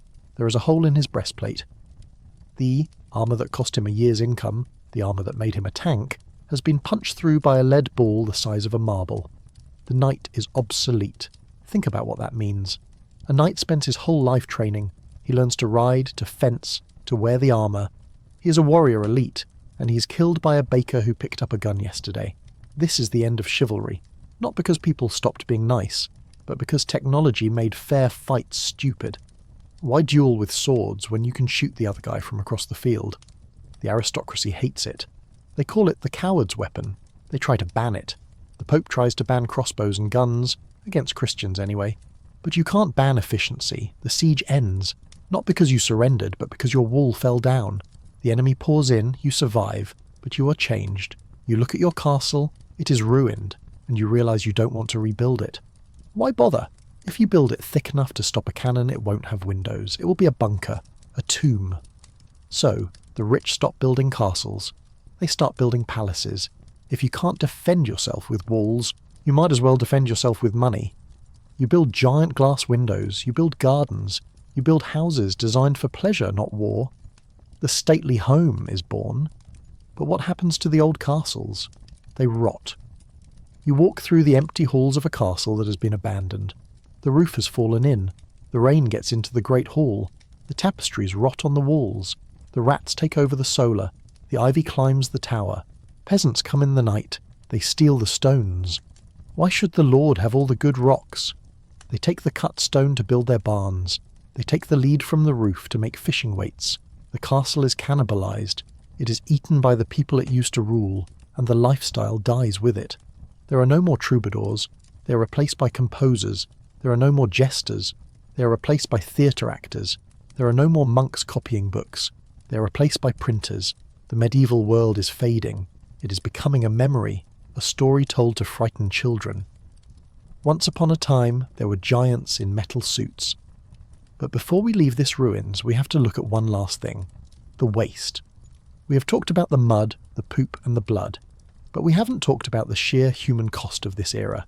You walk past the village graveyard. It is overflowing. The poor hole. A mass grave. You think about the people in there. The mother who died in childbirth at 16. The father who died of an infected tooth at 25. The child who died of the flux at 3. They didn't build castles. They didn't write history books. They just tried to stay warm. You realise that the romance of the Middle Ages is a lie painted over a mountain of skulls. We love the stories of King Arthur. We love the stories of Robin Hood. But if you could actually go back, if you could smell the open sewer and feel the lice biting your scalp, you wouldn't see romance. You would see a humanitarian disaster. But you would also see something else. Resilience. These people survived. They had no antibiotics, no electricity, no rights. The world was trying to kill them every single day. The water, the air, the king, the church, everything was a threat. And yet they fell in love. They made jokes. They brewed beer. They carved gargoyles on the cathedrals just to make God laugh. They were tougher than us. They had to be. You stand in the ruins of the castle. The wind whistles through the arrow loop. It's time to go. The sun is setting on the Middle Ages. The Renaissance is rising. The modern world is waking up, but you have one last stop. You have to go back to where you started, to your own bed, to your own time. But the journey back isn't instant. You have to carry the memory with you, because once you know what the past really smelled like, you can never look at a castle the same way again. We are going to wrap this up. We are going to take off the armour, wash off the mud, and step back into the light. And we are going to ask the final question. If the past was so terrible, why do we dream about it? So, here we are, standing in the ruins of the fantasy. We have peeled back the velvet curtains and found the mould growing underneath. We have looked at the knight in shining armour and seen a man suffocating in a tin can, terrified of a peasant with a hand cannon. We have smelled the fresh air of the countryside and realised it was mostly pig manure and wood smoke. And yet, if you go to a bookstore tomorrow, you will see rows of romance novels with castles on the cover. You will see movies about King Arthur. You will see video games where you build your own fortress. Why? If the reality was so horrific, if it was a world of toothaches, frozen toes, and constant fear, why do we keep going back? Why do we dream of the castle? Because we filter the history. We keep the stained glass and throw away the cesspit. We keep the sword fight and edit out the dysentery. We keep the feast and forget the starvation. We romanticize the Middle Ages not because we want to live there, but because it represents something we think we have lost. Clarity. In the modern world, life is complicated. Taxes, emails, traffic, anxiety about the future. It is a low-level hum of stress. But in the castle, life was binary. You survive, or you don't. You eat, or you starve. You're safe behind the wall, or the wall falls down. It was brutal, yes, but it was simple. There is a strange comfort in that simplicity. The idea that if you just have a strong enough wall and a sharp enough sword, you can keep the bad things out. But you know the truth now. You know that the bad things are already inside. The rat in the wall, the bacteria in the water, the ambition in the heart of your brother. The castle couldn't save them. But look at you. You are lying in a bed that is softer than any king ever knew. You have a pillow that isn't a bag of straw. You have a blanket that isn't infested with fleas. You're breathing air that is temperature controlled. If you're thirsty, you can drink water that won't kill you. If you have a headache, you can take a pill that actually works instead of drilling a hole in your skull. You are living in a world that the medieval alchemists tried to create with magic, but we built with science. You are the sorcerer. You have the light in your hand, your phone. You have the world knowledge in your pocket. You have the luxury of time. So, as you let go of the day, I want you to feel that gratitude. Feel the warmth of your room. It is a miracle. Feel the safety of your locked door. It is a luxury. Feel the silence. It is a gift. The drawbridge is up, the portcullis is down, but not to keep the world out, to let you rest. The medieval world is gone. The fires have burned down to ash. The shouts of the watchmen have faded into history. The castles are empty shells, home only to tourists and crows. But the people, they are still here. They are in your DNA. You have the resilience of the peasant who survived the winter. You have the cleverness of the merchant who navigated the market. You have the endurance of the sailor who crossed the dark sea. You are the result of thousands of years of survival. You made it. So now you can do the one thing they couldn't. You can sleep, truly sleep, without one ear open for the wolf, without worrying if the fire will go out, without fear of the morning. The past is a story. The future is a dream. But the present is soft and warm and safe. Good night. Hey guys, tonight we begin with the smell. If you've ever watched a fantasy movie where the hero strolls through a medieval city, you probably noticed the clean cobblestones, the happy merchant selling apples, and the general lack of manure. History is here to tell you that is a lie. Real medieval cities were crowded, dark, dangerous, and smelled like a barnyard that had given up on life. So before you get comfortable, take a moment to like the video and subscribe, but only if you genuinely enjoy what I do here. And let me know in the comments where you're tuning in from and what time it is for you. It's always fascinating to see who's joining us from around the world. Now, dim the lights, maybe turn on a fan for that soft background hum, and let's ease into tonight's journey together. Congratulations. You have just walked through the gates of London, or maybe Paris, in the year 1350. The first thing that hits you isn't the majesty of the cathedral or the bustle of commerce. It is a wall of odour so dense you could almost lean against it. You might think you know what bad smells like. Maybe you've walked past a dumpster on a hot day, or sat near the bathroom on a long flight. But medieval urban stench is a different beast entirely. It is a biological weapon. There is no plumbing, there is no garbage collection. There is only the street. And the street is not a road. It is a repository for everything the city doesn't want. You look down at your feet. You're wearing thin leather shoes because you are an average city dweller, and you're standing in mud. Except it's not mud. It is a slurry of animal dung, rotting vegetable scraps, butcher's offal, and the contents of thousands of chamber pots dumped out of windows that morning. The locals call this muck, which is a polite word for toxic sludge. You try to step carefully, but the streets are narrow, terrifyingly narrow. In some places, you can touch the buildings on both sides with your arms outstretched. The houses loom over you, built with jetties, upper floors that stick out further than the ground floor to maximise space. This means that as you look up, the sky is just a thin, grey sliver. The buildings almost touch at the top, blocking out the sun and trapping the air and the smell down at street level with you. It is a permanent twilight tunnel of noise and filth, and the noise. Movies make medieval cities sound like lute music and gentle chatter. The reality is a sonic assault. There are no rubber tyres, no asphalt to dampen the sound. Just iron-rimmed cartwheels crashing over uneven stones, metal hammers ringing from the smithy, animals squealing and people shouting. Everyone shouts. The hawkers shout to sell their fish before it rots. The beggars shout for alms. The priest shouts about hellfire. If you are looking for peace and quiet, you have come to the wrong century. You keep walking, trying to find your bearings. You pass a butcher shop. In the modern world, meat is wrapped in plastic and hidden in a refrigerated aisle. Here, the animal is slaughtered right in front of you. The blood flows out of the shop and into a gutter in the middle of the street, where it mixes with everything else.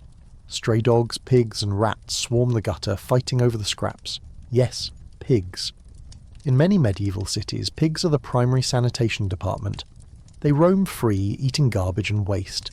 They are large, aggressive, and not afraid to bite you if you get between them and a rotting cabbage.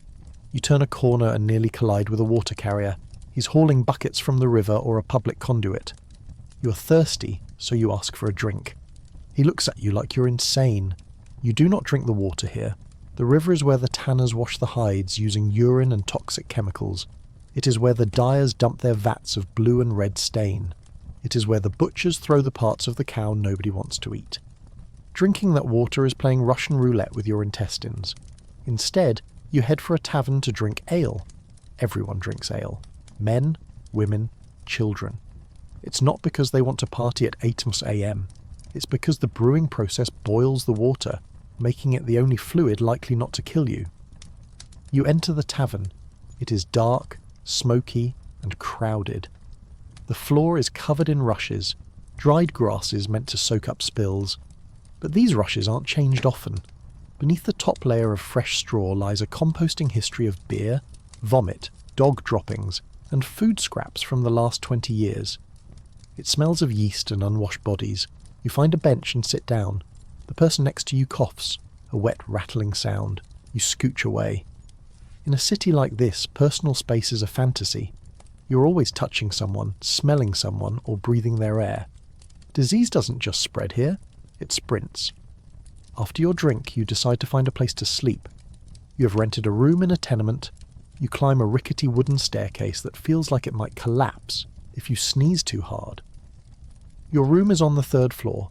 It is tiny, drafty, and you are not alone. You share this room with a family of 5 who are currently weaving cloth in the corner. The loom takes up half the space. The noise is constant. The dust from the wool fills your lungs. You look out the window hoping for fresh air. Bad idea. Down below, a gong farmer is working. This is the brave soul whose job it is to shovel out the cesspits, the holes in the ground where waste collects. He works at night because the smell is too offensive for the daylight hours. He is covered in filth, shoveling the city's waste into a cart to be sold to farmers as fertilizer. It is a necessary job, but watching him makes you reconsider ever eating again. Night falls over the city, and the dynamic changes instantly. In the modern world, the city never sleeps. In the medieval world, the city goes into lockdown. There are no streetlights. When the sun goes down, it is pitch black. The only light comes from the moon or the occasional torch carried by the night watch. And you do not want to be out there. The streets at night belong to the desperate and the dangerous. Thieves, cutthroats, and gangs roam the darkness. If you're caught out after curfew without a light and a good excuse, the watchmen might arrest you, or rob you themselves. Law enforcement is flexible. But the biggest danger at night isn't crime, it's fire. You're living in a city made of wood, straw, and tar. The houses are packed together like matches in a box. Inside, everyone is using candles and open hearths for light and heat. One tipped candle, one stray spark, and the whole neighbourhood goes up. There are no fire trucks. There are just buckets and panic. If a fire starts, the standard procedure is to pull down the houses around the burning one to create a firebreak. Imagine waking up to find your neighbours tearing your house apart with hooks because the guy next door fell asleep with a lit pipe. You lie down on your straw mattress. It rustles. Something inside it moves. A mouse? A rat? Bugs? Probably all three. You pull your wool blanket up to your chin. It scratches. The church bells ring the curfew hour, a mournful, heavy sound that echoes through the wooden canyons of the city. You close your eyes, listening to the shouts of the watchman, the squeal of the pigs, and the low hum of thousands of people crammed into a square mile of filth and ambition. This is the city. It is the centre of civilization. It is where money is made, where cathedrals are built, where the future is being forged. But right now, lying in the dark, smelling the cesspit and the smoke, it feels less like civilization and more like a survival test that you are currently failing. But let's step back for a moment. Why did anyone live here? Why leave the fresh air of the countryside for this claustrophobic nightmare? Because of town air makes you free. That was the legal principle. If a serf, a peasant bound to the land, could escape to a city and live there for a year and a day without being caught, he was a free man. No more lord, no more forced labour. The city, for all its grime and danger, was the only place where you could reinvent yourself. It was a lottery ticket. You might die of plague, you might burn in a fire, or you might become a wealthy merchant wearing silk and drinking wine from a silver goblet. That was the gamble, and millions of people took it.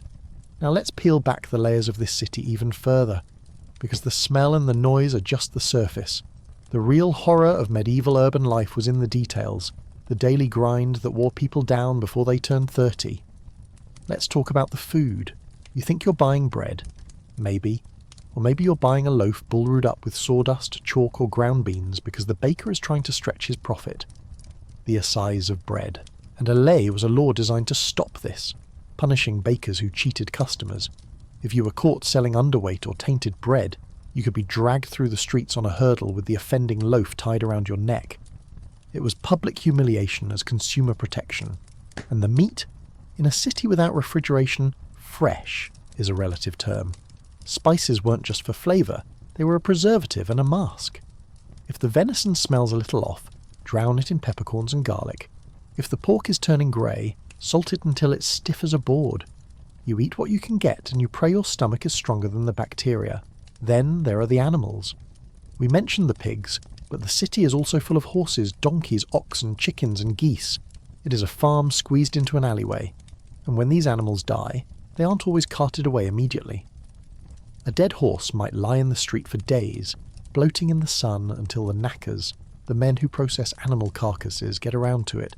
The smell of decomposition is just another note in the city's perfume. But the most terrifying thing about the medieval city isn't the filth or the fire, it's the crowd. In a time before germ theory, a crowd is a death trap. When the plague arrives, and it always arrives, the city becomes a tomb. There is no escape. The walls that keep invaders out also keep the infection in. You watch your neighbours fall ill, their doors marked with a cross. The carts rumble through the streets at night, the drivers calling, "Bring out your dead," and you realise that this bustling, vibrant, money-making machine is also a grinder of human lives. Yet despite it all, the city endures. It grows. It rebuilds after every fire, every plague. Because humans are social creatures, and apparently we prefer the stench of opportunity to the silence of the fields. Now let's pivot. Let's leave the muddy streets of London and travel south, back in time, to a place that makes medieval London look like a quaint village. A place where the engineering was genius, the ambition was limitless, and the daily life was absolutely insane. We're going to the Colosseum, but not the one you see on postcards. We're going to the hidden underbelly, the machine beneath the blood. Because while the medieval peasant was worrying about mud, the Romans were worrying about how to lift a live tiger 20 feet into the air while an orchestra played. If you think the Colosseum was just a pile of stone where people fought, you are missing the point. The Colosseum wasn't a building, it was a machine, a massive industrial slaughter factory designed to turn death into theatre. And you aren't sitting in the Emperor's box eating grapes. You're down in the Hypogeum, the underground labyrinth beneath the arena floor. Welcome to Hell's basement. It is hot down here, suffocatingly hot. The air is thick with the smell of unwashed bodies, sawdust, oil torches, and the musk of wild animals that are very confused and very angry. Above your head is a wooden floor covered in sand. On top of that floor are 50,000 screaming Romans stomping their feet. Dust and sand constantly drift down through the cracks in the ceiling, coating your skin, your hair, and your lungs. It is loud, dark, and terrifying. Your job is the elevator.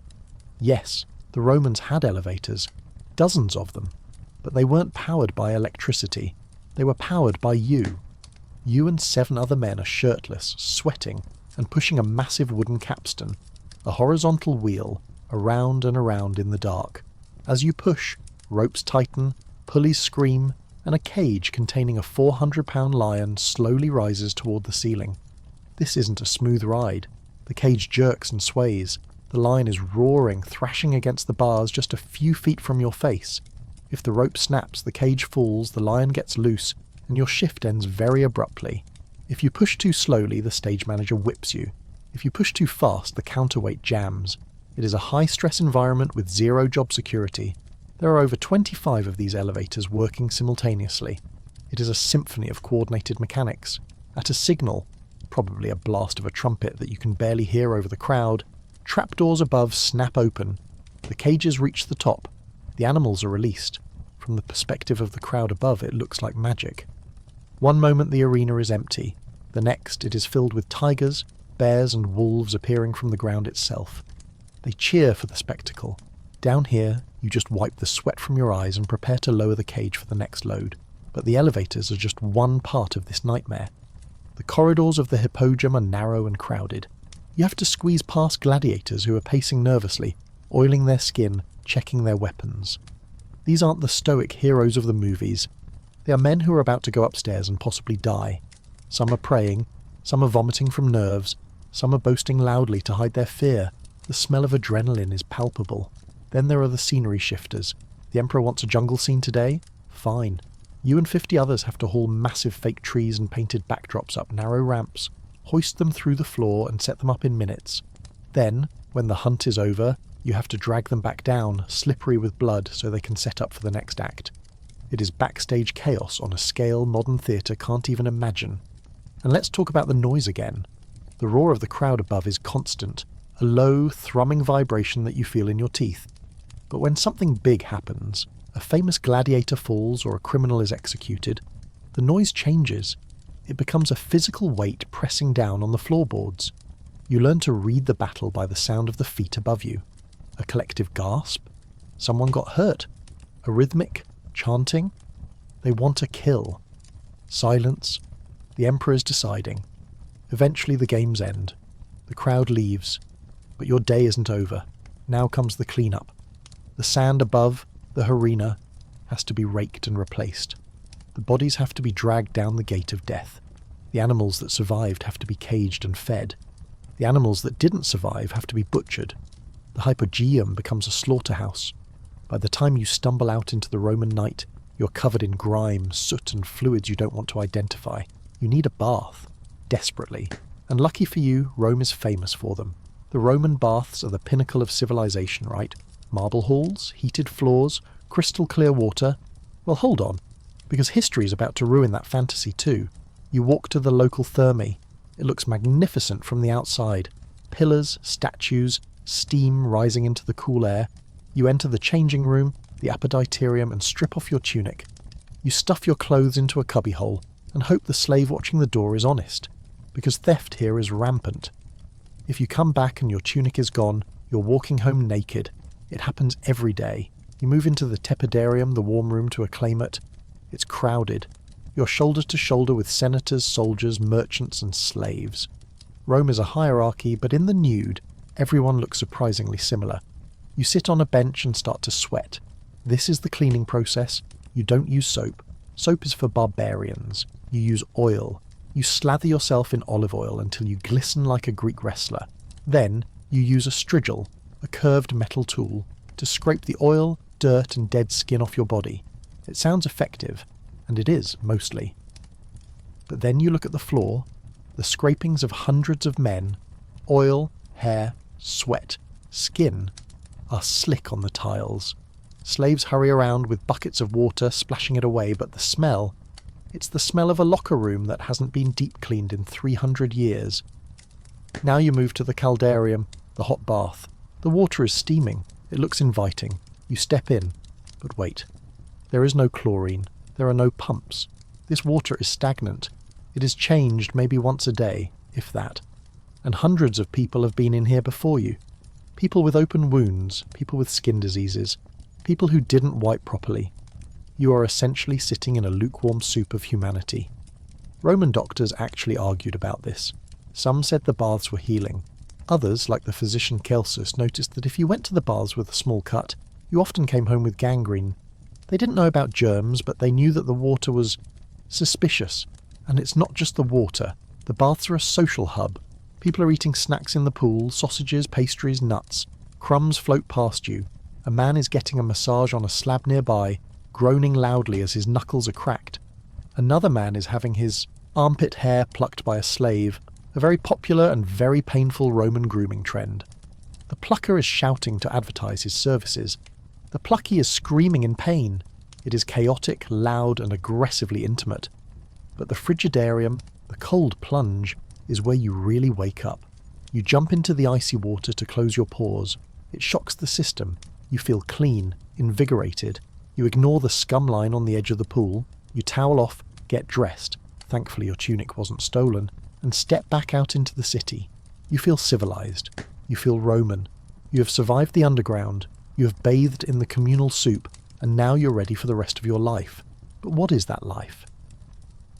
If you are a teenager in Rome, your life is about to get very complicated. Because being young in the ancient world wasn't about finding yourself. It was about surviving expectations that would crush a modern adult.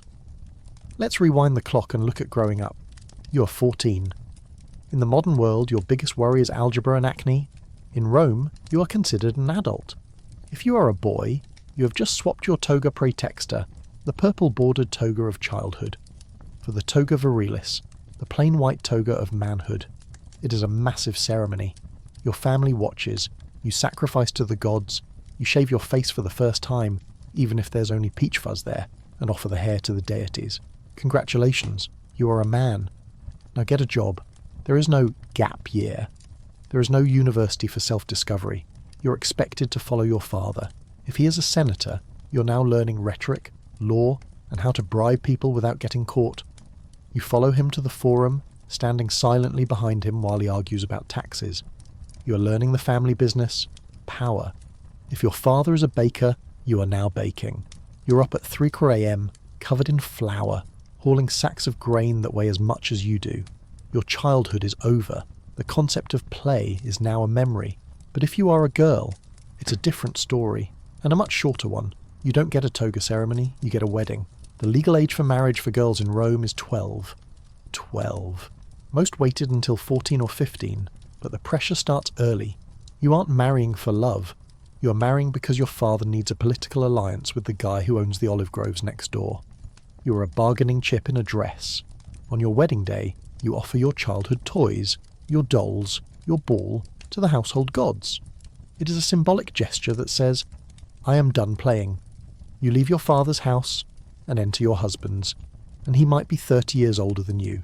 He might be a stranger. Your job is simple. Run the household and produce heirs. If you are wealthy, you're managing slaves, accounts, and dinner parties.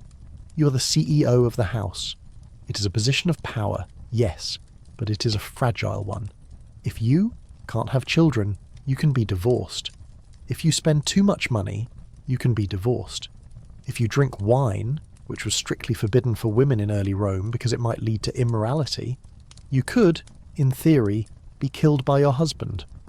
Though by the Empire days, most women drank wine and nobody cared, as long as they didn't do it in the Senate. But let's look at the rebellion. Did Roman teenagers rebel? Did they sneak out?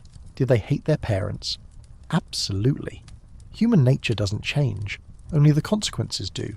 We have graffiti from Pompeii that proves teenagers have always been teenagers. Messages scratched into walls like Secundus was here, or I love Claudia, or crude drawings of, well, anatomy. They hung out at the baths, they gambled with dice in the back alleys, they formed gangs. There were the chariot hooligans, young men who obsessed over chariot racing teams, the greens, the blues, the reds, the whites. They dressed in their team's colours, got into fistfights with rival fans, and generally acted like modern soccer hooligans but with more daggers. And then there were the skinheads of Rome, wealthy young aristocrats who roamed the streets at night, beating up people for fun. Even the Emperor Nero, when he was young, used to put on a disguise and go out attacking people in the streets. Imagine the President of the United States putting on a hoodie and mugging people. That was Rome. So you navigate the minefield of Roman adolescence. You survive the baths, the expectations, the street violence, but there is one thing you cannot escape: the superstition. The Romans were obsessed with luck, not just fingers-crossed luck. We are talking about a civilization that wouldn't walk out the door without checking if the chickens were eating. Every aspect of daily life was governed by invisible rules. You wake up, you must put your right sandal on first. Left is unlucky. The word sinister comes from the Latin word for left. If you trip over the threshold leaving your house, go back inside. The day is ruined. Start over. You walk down the street. You see a black dog. Is it a good omen or a bad one? Depends on where it's looking. You hear an owl hoot. Terrifying. Owls were symbols of impending death.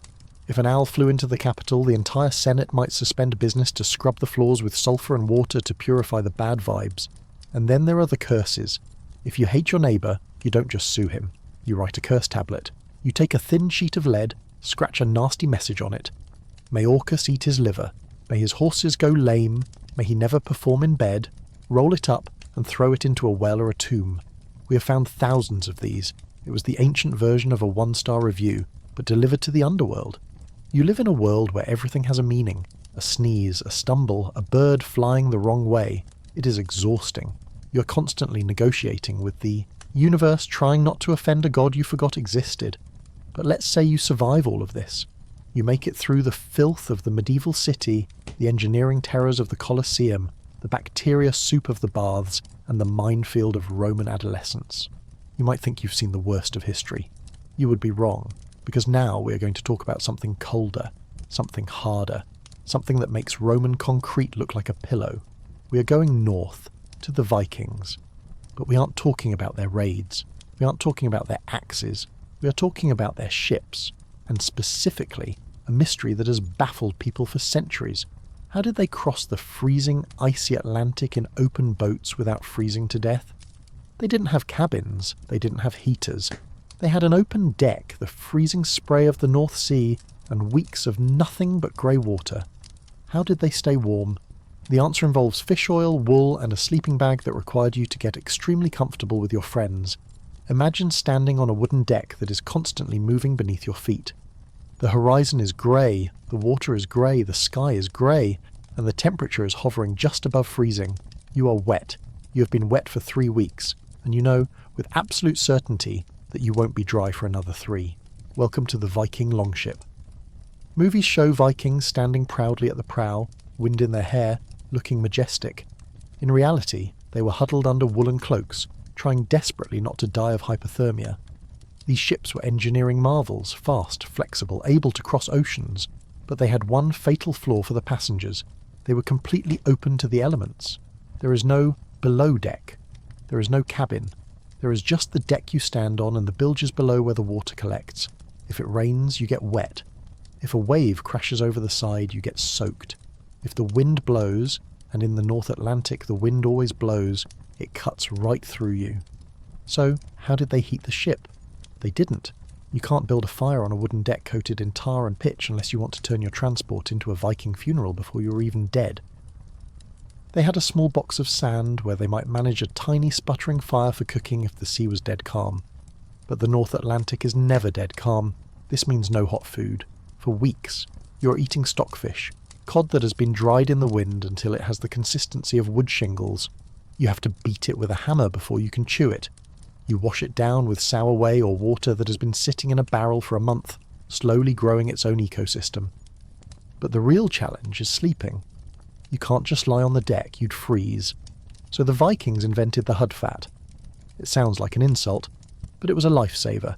It was a large sleeping bag made of leather, treated with fish oil to make it waterproof. But here is the catch. It wasn't a single sleeping bag. It was a communal one. You and 2 or 3 other burly, unwashed, wet Vikings crawl into this leather sack together. You share body heat.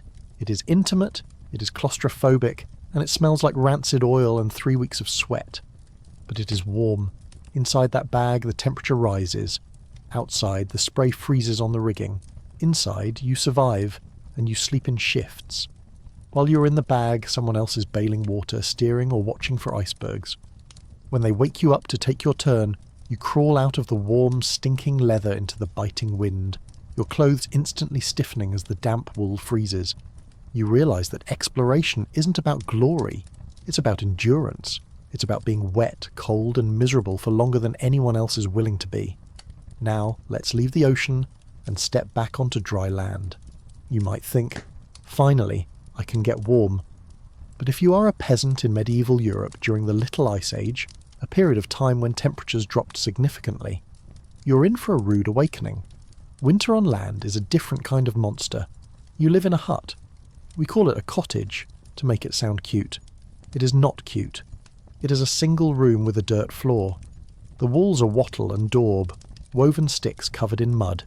As winter sets in, the mud cracks. The wind whistles through your walls. You spend your days stuffing moss and old rags into the gaps, fighting a losing battle against the draft. But the real enemy is the night. The sun goes down at 4 p.m. It won't come up until 8 a.m. That is 16 hours of darkness and cold. You have a central hearth, a fire pit in the middle of the room. But remember, there is no chimney. The smoke rises and hangs in the rafters. If you stand up, you choke. If you sit down, you freeze. You learn to live in the smoke zone, crouching low, your eyes constantly stinging, your lungs slowly turning black. This smoke has a purpose, though. It hardens the thatched roof from the inside, killing bugs and preventing rot. It also coats your meat hanging from the rafters. Everything you eat tastes like smoke. You smell like smoke. Your clothes smell like smoke. If you travelled to the modern world, people would think you were on fire. To survive the night, you employ the ultimate medieval heating system, biology. You bring the animals inside. Yes, the cow comes in. The pigs come in. The chickens roost in the corner. You might think this is disgusting, and from a modern hygienic perspective, it is a nightmare. The floor becomes a mix of mud and manure. The smell of ammonia is sharp enough to make your eyes water, but a cow is a 1,000-pound radiator. It breathes out warm, moist air. Its body radiates heat. A pig is a fuzzy space heater. The temperature in the hut rises by 10, maybe 15 degrees just because the barnyard moved into the living room. You sleep to the sound of chewing cud and the occasional snort. You learn to ignore the smell because the smell means life. And then there is the bed. You don't have a private room. The whole family, parents, children, grandparents, sleeps in one massive bed. It's usually a wooden frame with ropes woven across it. Hence the phrase sleep tight. You had to tighten the ropes when they sagged. On top is a mattress stuffed with straw. You all pile in. It's called bundling. You wear your wool clothes because taking them off means freezing. You wear a nightcap because heat escapes through your head. You pack together like sardines. The body heat creates a microclimate under the heavy wool blankets, but sleep isn't a continuous 8-hour block. In the medieval world, sleep happened in 2 shifts. You go to bed when it gets dark. You sleep for about 4 hours. This is the first sleep. Then, around midnight, you wake up. The whole world wakes up. The family stirs. You might tend the fire. You might check on the animals. You might pray. Neighbours might visit. It is a quiet, magical hour in the middle of the night where the world belongs to the awake. Philosophers write, lovers, well, do what lovers do. Then, after an hour or so, you go back to sleep for the second sleep until dawn. This broken sleep pattern was normal for centuries. It wasn't insomnia, it was just life. But let's talk about the morning. You wake up. It is freezing. There is ice on the inside of the water bucket. You have to break it to get a drink. You don't wash. Why would you? Washing removes the oils from your skin. Those oils, combined with a layer of dirt, actually help insulate you. Being clean in the winter is a death sentence. You want that layer of grime. It's your armour. You eat your pottage, that eternal stew that has been simmering for days. It's warm, it's thick, and it coats your stomach. Then you go out to work. If you are a peasant, winter isn't a break. You're fixing fences, threshing grain in the barn, or cutting wood. Cutting wood is an obsession. You need wood to cook, wood to heat, wood to fix the house. If you run out of wood in February, you die. It is that simple. You look at the forest not as nature but as fuel, and while you are freezing in the field hacking at a frozen log, you might look up at the castle on the hill and think, I bet the Lord is warm. He is. But he has his own problems, because while you're fighting the cold, he is fighting the siege. Castles are designed to keep people out, but that also means they keep people in, and when an army surrounds you, the castle stops being a home and starts being a prison. Let's debunk the Hollywood siege. In movies, a siege is 5 minutes of catapults, a cool ladder scene, and then sword fighting. In reality, a siege is months of boredom, starvation and disease, punctuated by moments of sheer technological horror. You're inside the castle. The enemy has surrounded the walls. They aren't attacking. They are just sitting there, waiting.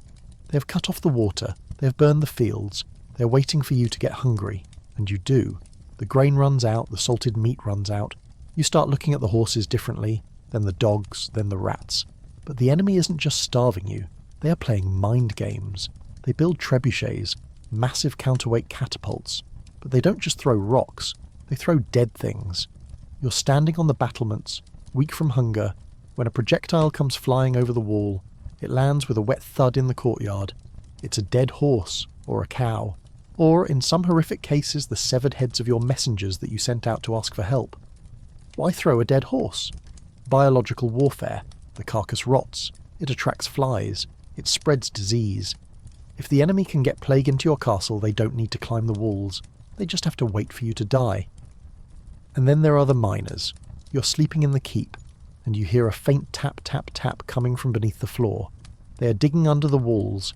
They are digging a tunnel supported by wooden beams. Once they get under the tower, they will fill the tunnel with pig fat and set it on fire. The beams burn, the tunnel collapses, and the tower falls into the hole. This is the mine. To stop it, you have to dig a countermine. You dig your own tunnel, hoping to break into theirs. And when you do, it is a nightmare. Fighting in a dark, cramping tunnel, underground with pickaxes and daggers, screaming in the dark while the earth shakes above you. It is claustrophobic, brutal combat where no one can hear you scream. But let's assume the walls hold. The enemy gets impatient. They bring up the siege tower, a massive wooden skyscraper on wheels covered in wet animal hides to stop fire arrows. It rolls toward the wall, creaking, filled with soldiers. You are on the wall. You have one job: stop it. You don't use a sword, you use gravity. You drop rocks. You drop boiling water. But the most terrifying weapon: heated sand. Hollywood loves boiling oil, but oil is expensive.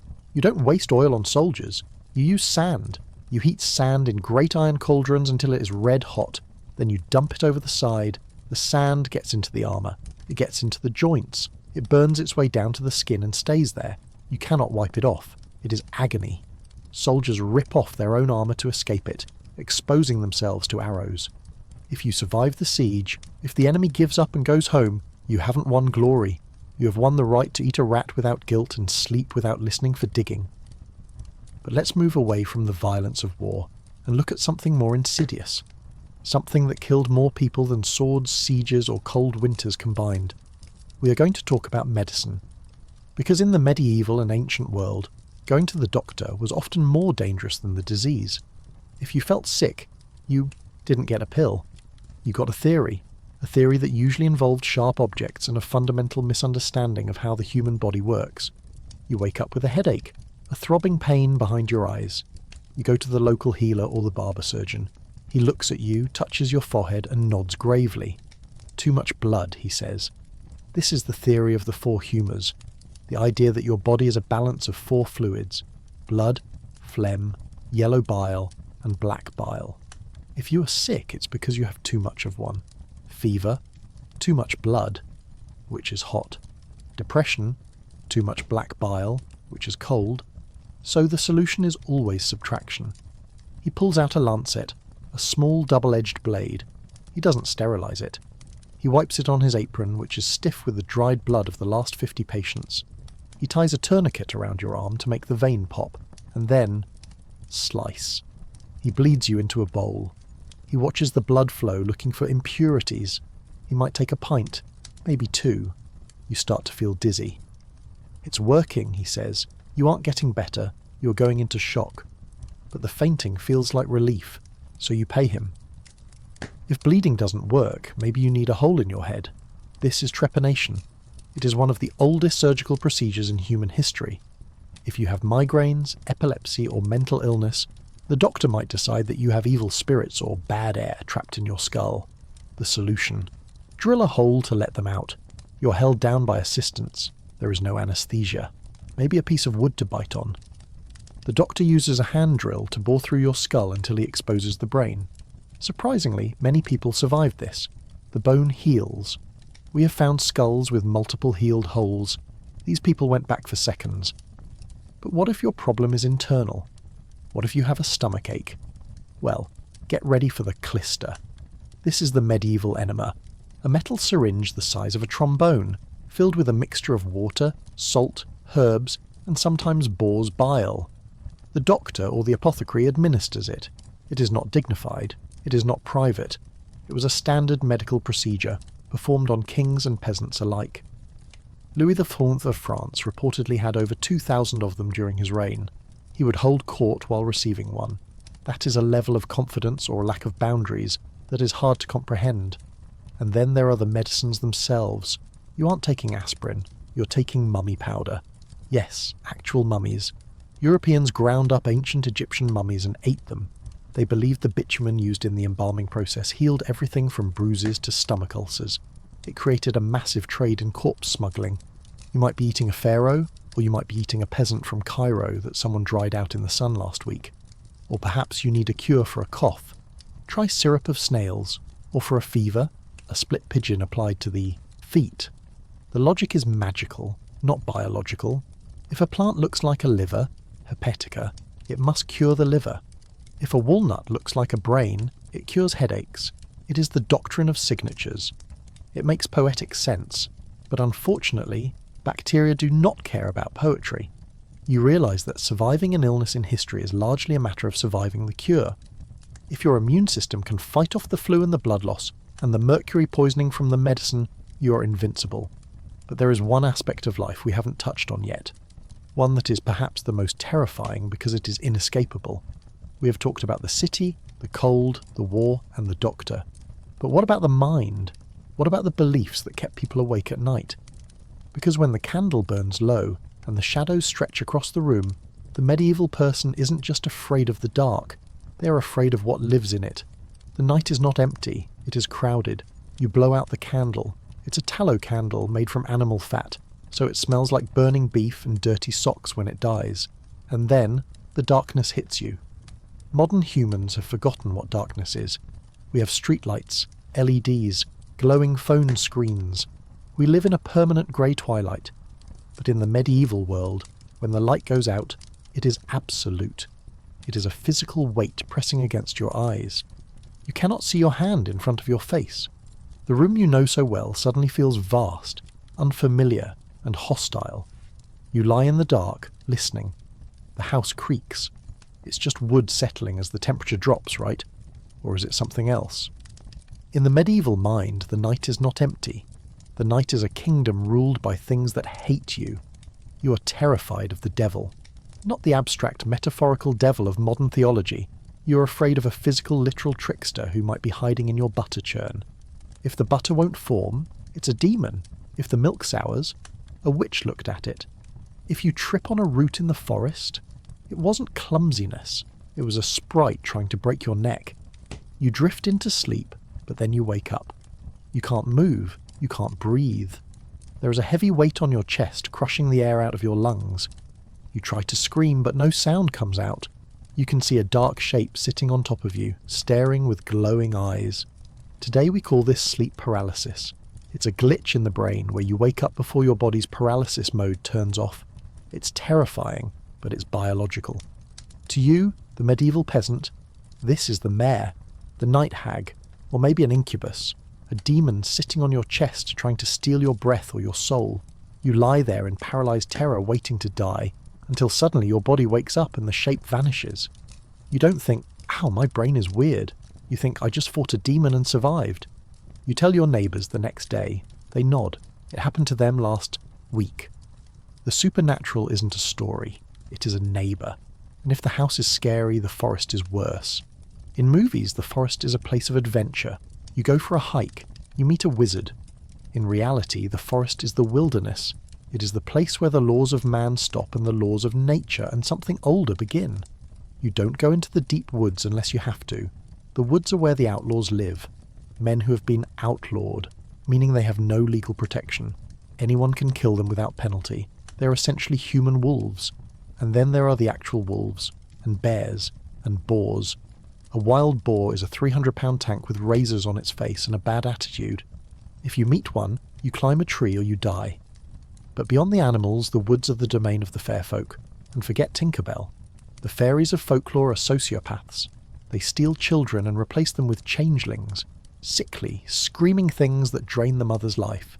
They dance in circles that, if you step into them, will trap you for 100 years. You don't walk past a mushroom ring without making the sign of the cross. You don't whistle in the woods at night. You keep your head down, your knife loose, and you walk fast. But let's say you survive the demons, the night hag, and the fairies. You make it to morning. You head into town. But today isn't a work day.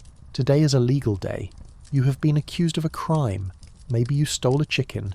Maybe you owe money. Or maybe your neighbour just doesn't like you. Welcome to the medieval justice system. It makes the DMV look like a spa day. There is no innocent until proven guilty. There is no DNA evidence. There is no CCTV. There is just, he said, she said. And when the judge can't decide who is lying, they turn to the ultimate authority, God. This is the trial by ordeal. The logic is simple. God protects the innocent. So, if we torture you, and you don't get hurt, or you heal nicely, God loves you, and you didn't do it. If you get hurt or infected, guilty, hang him.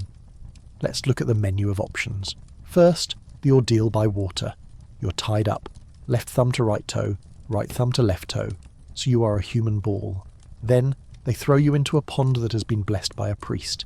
If you sink, the water, which is pure, has accepted you. You're innocent. Hooray! Now they just have to fish you out before you drown. If you float, the water has rejected you.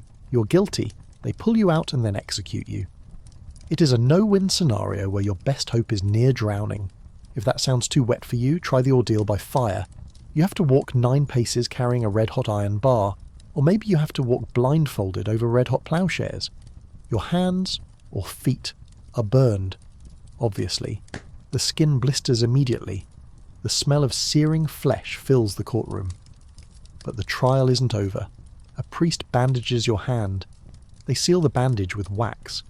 Then you go to a cell for 3 days. After 3 days, they unwrap the hand. If the wound is healing cleanly, it's a miracle. Innocent. If the wound is festering, pus-filled, or infected, God has judged you. Guilty. Think about that. Your legal standing depends on your immune system and the cleanliness of the priest's bandages. Given that germs are everywhere, you are almost certainly going to get an infection. So, you burn your hand, suffer for 3 days in a dirty cell, find out your hand is rotting, and then they hang you. Justice served. And finally, there is the ordeal by combat. This is the one Hollywood loves. 2 knights fighting for honour. But usually it's not knights, it's regular people, and it's messy. If a woman accuses a man, there are special rules to make it fair. The man is put in a waist-deep hole. He's given a club. The woman is free to move around the hole. She's given a rock wrapped in a cloth, basically a flail. He tries to hit her. She tries to bash his head in. It is brutal, undignified, and usually ends with someone dead or maimed. But let's say you are convicted. You failed the ordeal. Now comes the punishment. Medieval people did not believe in rehabilitation. They believed in deterrence. They wanted to make sure that everyone who saw you remembered not to do what you did. If you are a gossip, usually a woman who speaks out of turn, you get the scold's bridle. This is a metal cage that goes over your head. Inside the mouth there is a metal plate, sometimes with spikes, that presses down on your tongue. You cannot speak. You're led through the town on a chain like a dog, while people jeer and throw things at you. If you are a baker who sold small loaves, you get the pillory. Your head and hands are locked in a wooden frame in the market square. You have to stand there for hours.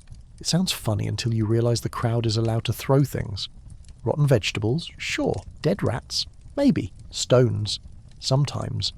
People died in the pillory because the crowd got too enthusiastic. But if you commit a serious crime, treason, murder, heresy, you meet the executioner. The executioner is a fascinating figure. He is a professional. He is paid by the city. but he is also a social outcast. No one will touch him. No one will eat with him. He often has to live outside the city walls. He is unclean because he deals in death. But he is also a healer. This is the dark irony of history. The executioner knows anatomy better than the doctor. He knows exactly where the vertebrae are for beheading. He knows how much force breaks a bone for the wheel. So people secretly go to the executioner for medical advice. He sets bones. He treats skin diseases with, well, let's just say human byproducts. Crowds gather to watch him work. Executions are the Super Bowl of the Middle Ages. Families bring picnics. Vendors sell pastries. People bet on how long the victim will last. If you are a noble, you get the sword. You kneel. You pray. Whack. It's over. Dignified. If you're a commoner, you get the rope. Hanging. But not the long drop that breaks your neck instantly. That was invented much later. This is the short drop. You just strangle. It takes minutes. You dance on the air. The crowd cheers. And if you are a traitor, the worst of the worst, you get hanged, drawn and quartered. I won't go into the full graphic detail, but let's just say it involves being half strangled, taken down while still alive, and then watching the executioner remove parts of you that you really, really need, before finally, mercifully, being chopped into 4 pieces. It was theatre of cruelty. It was the state saying, we own your body, even in death. You watch this spectacle. You smell the blood. You hear the cheers. And you realise something profound about the past. Life is cheap. Suffering is public. And empathy is a luxury that most people cannot afford. But as you walk away from the scaffold, shaking the image from your head, you hear a sound that is even more terrifying than the executioner's axe. A cough, not a throat-clearing cough. A deep, wet, rattling cough coming from a beggar sitting against the wall. He looks up. His eyes are red. There is a dark, swollen lump on his neck the size of an egg. You freeze. The crowd freezes. The execution is forgotten. Because this isn't just a sick man. This is the end of the world. This is the plague. And unlike the executioner who kills one man at a time, the plague is coming for everyone. The city gates are locked. But it's too late. The rat is already inside the granary. The flea is already in the straw. You go home. You lock your door. You light your fire. But you know it doesn't matter. The invisible enemy is here. Let's talk about the Black Death. Not the statistics. Not the 1/3 of Europe died textbook line. Let's talk about what it felt like to watch your world dissolve into pus and panic. It starts with a fever. You feel tired. Your joints ache. You think, maybe I just worked too hard in the fields. Then the swelling starts. The buboes, groin, armpits, neck. Black painful swellings that ooze blood and pus. The smell is horrific. It is the smell of the body decomposing while the person is still alive.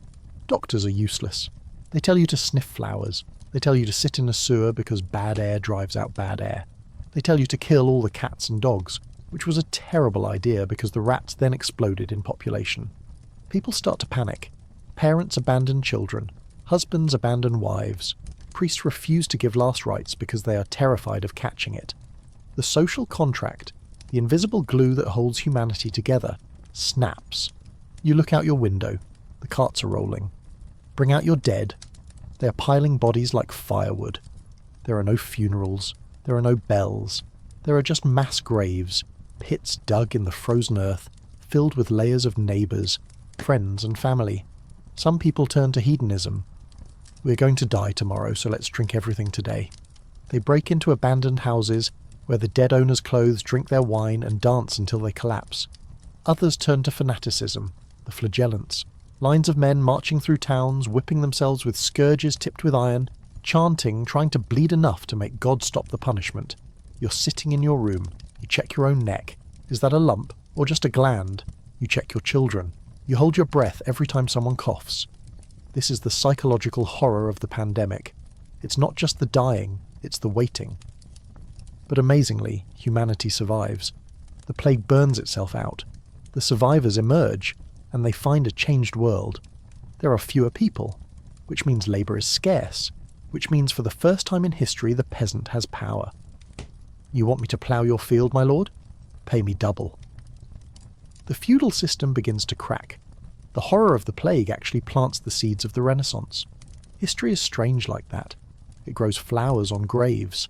So you survived the plague, you survived the executioner, you even survived the doctor, you deserve a reward. And what is the ultimate medieval reward? The feast. In movies, the medieval banquet is a glamorous affair. Long tables groaning with fresh fruit, roasted boars with apples in their mouths and goblets of wine, all lit by the soft glow of chandeliers. Everyone is clean, everyone is laughing, and the music is delightful. Reality would like to have a word, and that word is Greece. You enter the great hall. It is impressive, high-ceilinged and hung with tapestries. But the tapestries aren't just for decoration. They are there to stop the freezing draughts coming through the stone walls. Even with them, the hall is draughty. The massive fireplace roasts the people sitting next to it and leaves everyone else shivering. If you are sitting in the middle of the table, your front is sweating while your back is slowly turning into ice. You sit on a bench. There are no chairs. Chairs are for important people. You are not important. You are below the salt. This is a crucial piece of medieval social geography. A massive, ornate salt cellar sits in the middle of the head table. If you are seated above the salt, near the Lord, you get the good food, the good wine, and the salt. If you are below the salt, you get the dregs. You get the wine that tastes like vinegar. You get the meat that is mostly gristle. And you definitely do not get flavour. You look for your cutlery, you find a knife. That's it. There are no forks. The fork is a suspicious Italian invention that won't become popular for centuries. God gave you fingers. Use them. You do have a spoon, but you probably brought it with you. Most people carried their own spoon in a belt pouch because trusting a host to provide a clean one was naive. And you don't have a plate. You have a trencher. This is a thick, stale slab of bread cut from a loaf that was baked specifically to be hard. It acts as an edible plate. The sauces, the grease, and the blood from the meat soak into the bread. You do not eat the trencher. Not yet. That is for the poor. After the meal, the soggy, gravy-soaked bread will be gathered up and given to the beggars at the gate. If you eat your trencher during the meal, you are signalling that you are starving and have zero manners. Now the food arrives, and it is theatrical. Medieval lords didn't care about taste as much as they cared about awe. They wanted food that looked impossible. They served peacocks that had been skinned, roasted, and then dressed back up in their own feathers, so they looked alive on the platter. It looked amazing. It tasted like dry, stringy turkey. They served the cockentrice. This is a culinary Frankenstein monster, where the front half of a pig is sewn onto the back half of a turkey, or capon, and the whole thing is roasted. It is a crime against nature served with a side of mustard. But the real issue is freshness. There are no refrigerators. There is no ice. The meat has been salted, smoked, or dried. If it's fresh, it means the animal was slaughtered this morning in the courtyard, and the kitchen staff has been rushing to cook it before it turns, to mask the taste of meat that is slightly past its prime. The cooks use spices, heavy spices. Ginger, cinnamon, cloves, nutmeg, pepper. They use them in quantities that would blow your head off today. Everything is sweet and spicy. Savoury wasn't really a category. They put sugar on fish. They put cinnamon on beef. It is a flavour profile that can best be described as confused gingerbread house. And vegetables. Peasants eat vegetables. Nobles eat meat. If you are rich, you believe that raw vegetables cause disease. Fruit is only safe if it is cooked into a paste. So, you're eating a diet of 90% protein and starch. The result? Gout, kidney stones, and constipation so severe it was a common cause of death among the aristocracy.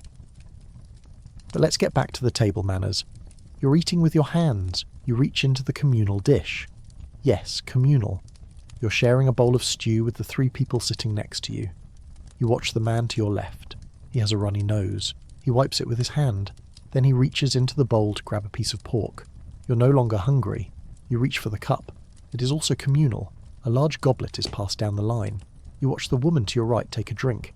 She has sores on her lip. Maybe herpes. Maybe something worse. She takes a long swig, backwashing slightly, and hands the cup to you. You drink. Because refusing the cup is an insult that could start a feud. Hygiene at the table is a suggestion, not a rule. You wipe your greasy fingers on the tablecloth. Or, if you are in a fancy house, you wipe them on a dog. Yes, dogs roam the hall, fighting for scraps under the table. Using a dog as a napkin is considered acceptable behaviour. And the noise. It's not polite conversation. It is a roar. People are drunk.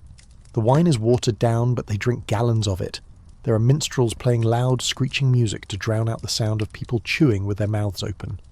There are jesters, who are often people with mental or physical disabilities exploited for laughs, jumping around, hitting people with bladders on sticks. And then the subtleties arrive. These are sculptures made of sugar and almond paste, marzipan. They are shaped like castles, ships, or biblical scenes. They are beautiful. They are also hard as rock. You admire them, maybe chip a piece off. This sugar is the reason Queen Elizabeth's teeth turned black. Sugar was the ultimate status symbol. If you had black teeth, it meant you were rich enough to rot them. Some people even blacken their teeth artificially just to look wealthy. The feast ends. You are bloated, drunk, and covered in grease. You stumble out of the hall. But the night isn't over. You have to get home. And in the medieval world, the commute is the most dangerous part of the day. Travel in the Middle Ages is not like travel today. Today, the road is a public utility. In 1350, the road is a no-man's land. You leave the safety of the city walls. The gates are locked at sundown, so if you're late, you are sleeping in the ditch. But you made it out. The road is dirt. If it rained recently, it is mud. Deep, sucking mud that can pull a shoe off a horse. If it's dry, it's a dust cloud that coats your lungs. There are no signs. You navigate by landmarks. Turn left at the hanging tree. Go straight past the rock that looks like a demon. If you get lost, you don't ask for directions. You panic, because the woods are watching. The forest alongside the road is the king's forest. This doesn't mean it's a park, it means the king owns the deer. If you kill a deer, you lose a hand. But the king doesn't police the woods for safety. He polices them for profit. The real danger comes from the highwaymen. These aren't the dashing romantic bandits of poetry.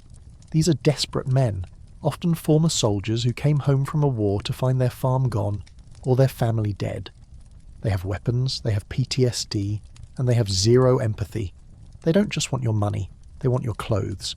Cloth is expensive. A good wool tunic is worth months of wages, so they will strip you naked and leave you in the snow. If you resist, they kill you. There is no forensic science. A body in the woods is just another meal for the wolves. But let's say you have a horse. You are rich. You are safe, right? Wrong. A horse is a liability. It needs food. It needs water. It can go lame, and it makes you a target. And bridges? Bridges are extortion points. A local lord might build a bridge and charge a toll, or a hermit might live on the bridge. Yes, bridge hermits were a thing. And demand alms. If the bridge is broken, you have to ford the river. Fording a river in armour or heavy clothes is the leading cause of accidental death for travellers. You slip, you sink, you drown in 3 feet of water because wool weighs 50 pounds when wet. You decide to stay at an inn, the medieval inn, a place of warmth and welcome. No, it is a barn with ale. You pay for a bed. This means a spot on a large mattress shared by 3 strangers. You don't know them. One of them is snoring, the other is scratching lice. You sleep with your money pouch tied around your groin because it's the only place a thief might hesitate to touch. Or not. Thieves were bold. The innkeeper is not your friend. He might be working with the bandits. He tells them when a rich merchant leaves in the morning. He waters down the ale. He serves mystery pie. This is why hospitality laws were so sacred in ancient cultures, because travel was so terrifying that turning away a stranger was basically sentencing them to death. But maybe you aren't travelling by road. Maybe you're travelling by sea. If you thought the Viking ship was bad, welcome to the medieval cog, a round, tubby merchant ship that bobbed like a cork. You are a pilgrim. You're going to Jerusalem or Santiago de Compostela to save your soul.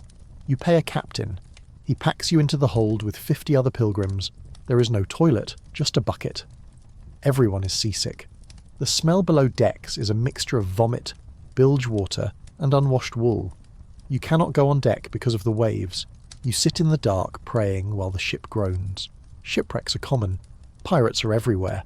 Barbary corsairs from North Africa hunt in the Mediterranean looking for slaves. If they catch you, you aren't killed. You're taken to the slave markets of Algiers or Tunis. You will spend the rest of your life rowing a galley. Travel is not leisure. Travel is a trauma. The word travel comes from the French word travail, which means work or suffering. It was literally torture. But let's pause the suffering for a moment. Let's look at the people who chose a different kind of suffering. The people who looked at the filth, the war, and the noise of the world and said, "No thanks, I'm going to sit in a room and never speak again." We're going to the monastery. Hollywood paints monks as chubby, happy guys who brew beer and copy books, or as mysterious ninjas in robes. The reality of monastic life was a psychological endurance test that would break a modern Navy SEAL. Imagine waking up at midnight, every night, for the rest of your life. This is matins, the night prayer. The bell rings. You get up from your straw mat in the freezing dormitory. You're not allowed to speak. You walk in silence to the icy stone church. You chant for an hour. Then you go back to bed. Then you wake up at dawn for lauds, then prime, then terce, then sext, then nun, then vespers, then compline. Your entire life is sliced into small blocks of time governed by a bell. You have no autonomy. You own nothing. The clothes on your back belong to the order. Even your body is not your own. You take a vow of silence. You develop a sign language to ask for things at dinner. Pass the salt becomes a complex hand gesture. You're surrounded by people, but you are utterly alone inside your head. And the diet. In some orders, like the Carthusians, you never eat meat. You fast constantly. You wear a hair shirt, a rough undergarment made of goat hair that scratches your skin raw, to remind you of Christ's suffering. But here is the twist. For many people, this was the best option available. Why? Job security. You get fed every day. You aren't going to get drafted into a war. You aren't going to die in childbirth. You have access to books. You are literate in a world of illiterates. The monastery was the only place where a peasant boy could become powerful. If you were smart, you could rise. You could become an abbot. You could advise kings. You could become pope. It was the corporate ladder of the Middle Ages, but the price of entry was your freedom. And sometimes the monastery wasn't a sanctuary, it was a pressure cooker. Put 50 men in a confined space, deprive them of sleep, food and women, and watch what happens. Arguments, factions, madness.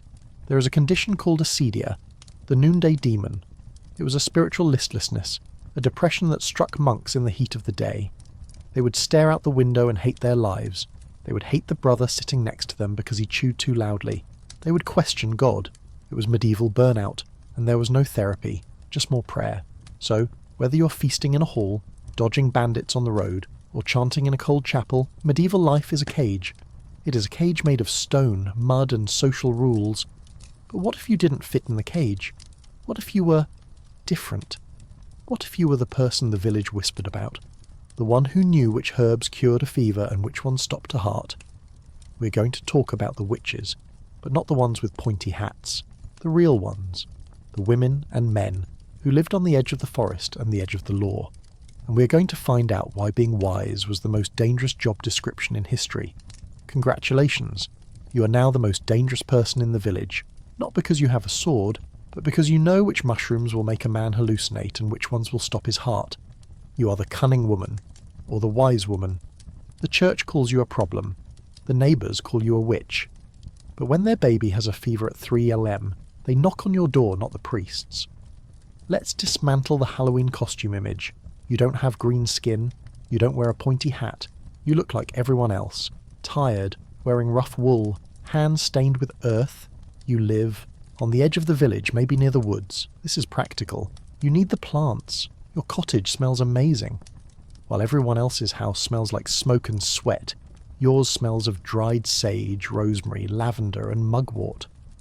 Bunches of herbs hang from the rafters like a fragrant ceiling. You are the medieval pharmacist, but your prescriptions are a mix of botany and psychology. A neighbour comes to you with a toothache. You give him clove oil, which actually works. But you also tell him to walk around a church 3 times at midnight and spit. Does the walking help?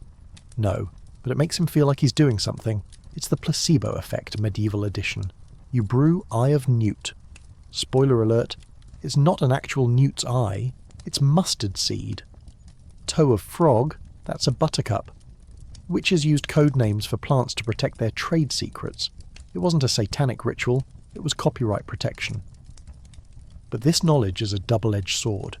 If you give the village elder a potion for his heart, maybe foxglove, which contains digitalis, and he gets better, you are a hero.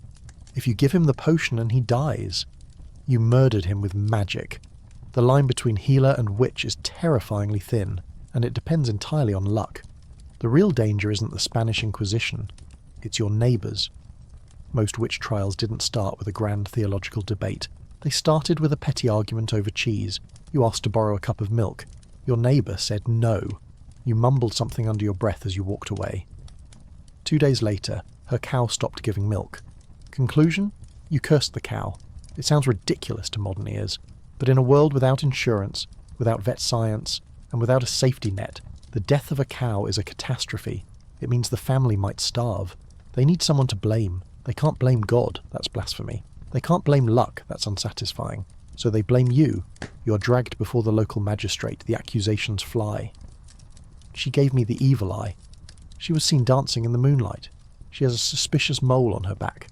Ah yes, the witch's mark. This is a mole, a skin tag, or a birthmark. The belief is that the devil needs a place to feed, or a place to mark his property. The witch pricker, a professional sadist paid by the town, will strip you naked in front of the crowd and poke every inch of your body with a long needle. If they find a spot that doesn't bleed or doesn't hurt, maybe a scar tissue or a callus, that's proof. You are a witch. And then comes the swimming. This is the logic that makes your brain hurt. They tie your thumbs to your toes. They throw you in the river. If you float, the water, which is pure and used for baptism, rejects you. You are a witch. They fish you out and hang you. If you sink, the water accepts you. You are innocent. You drown. But hey, at least your reputation is clear. It was a system, designed to kill eccentric women, independent widows, and anyone the town just didn't like. It was the ultimate weaponization of gossip. But there was one specific role that the wise woman played that was even more dangerous than mixing herbs: midwifery. If you think medieval war was dangerous, try medieval childbirth. It was the leading cause of death for women. Every pregnancy was a roll of the dice with your life. The birthing room is a female fortress. Men are banned. The windows are sealed tight to keep out drafts and demons. The fire is roared up to make it hot. It is dark, airless, and crowded with female relatives. You, the midwife, are in charge. You don't have sterile gloves. You have your hands, maybe rubbed with oil or fat. You have herbs to help with pain, hemlock or opium if you can get it. But the church frowns on pain relief. They believe the pain of childbirth is Eve's punishment for eating the apple. If you take away the pain, you are cheating God. So you work in secret. You use girdles, belts inscribed with prayers, wrapped around the mother's belly. You open all the doors and drawers in the house to symbolically open the path for the baby. If things go wrong, it is a horror show. If the baby is stuck, there are no C-sections. The mother wouldn't survive. You have hooks, you have knives. It is brutal, bloody work. And if the baby is born with a deformity, or a birthmark, or simply stillborn, the finger points at you. The midwife is a witch. She sacrificed the baby to the devil. Midwives were required by the church to be licensed, not for medical reasons, but to ensure they baptized the baby if it was dying. If a baby died unbaptized, it couldn't go to heaven. It went to limbo, eternal nothingness. The spiritual weight on your shoulders is crushing, but let's step away from the edge of life and death for a moment. Let's go somewhere where the only thing being butchered is dinner. We're going to the castle kitchen. If the great hall is the theatre, the kitchen is the engine room, and like any engine room, it is hot, loud, and dangerous. You walk in, the heat hits you like a physical blow. There are 3 massive fireplaces, each large enough to roast a whole ox. The fire never goes out. It burns 24 hours a day, consuming entire forests of wood. The noise is deafening, choppers chopping, pots clanging, cooks shouting orders. It is a military operation. You see the scullions. These are the lowest of the low, usually young boys, often naked or wearing rags because it's too hot for clothes. Their job is to scrub the pots, carry the garbage, and do the tasks nobody else wants. They sleep on the kitchen floor in the ashes for warmth. They are covered in soot and grease.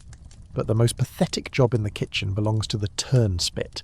The meat, the boars, the deer, the chickens, has to be turned constantly over the fire so it cooks evenly. If you stop, the meat burns and the head cook beats you with a ladle. Sometimes the turnspit is a boy. He sits by the fire, shielding his face from the blistering heat, turning the handle for hours. His skin is red and blistered. He is dehydrated. But sometimes the turnspit is a dog.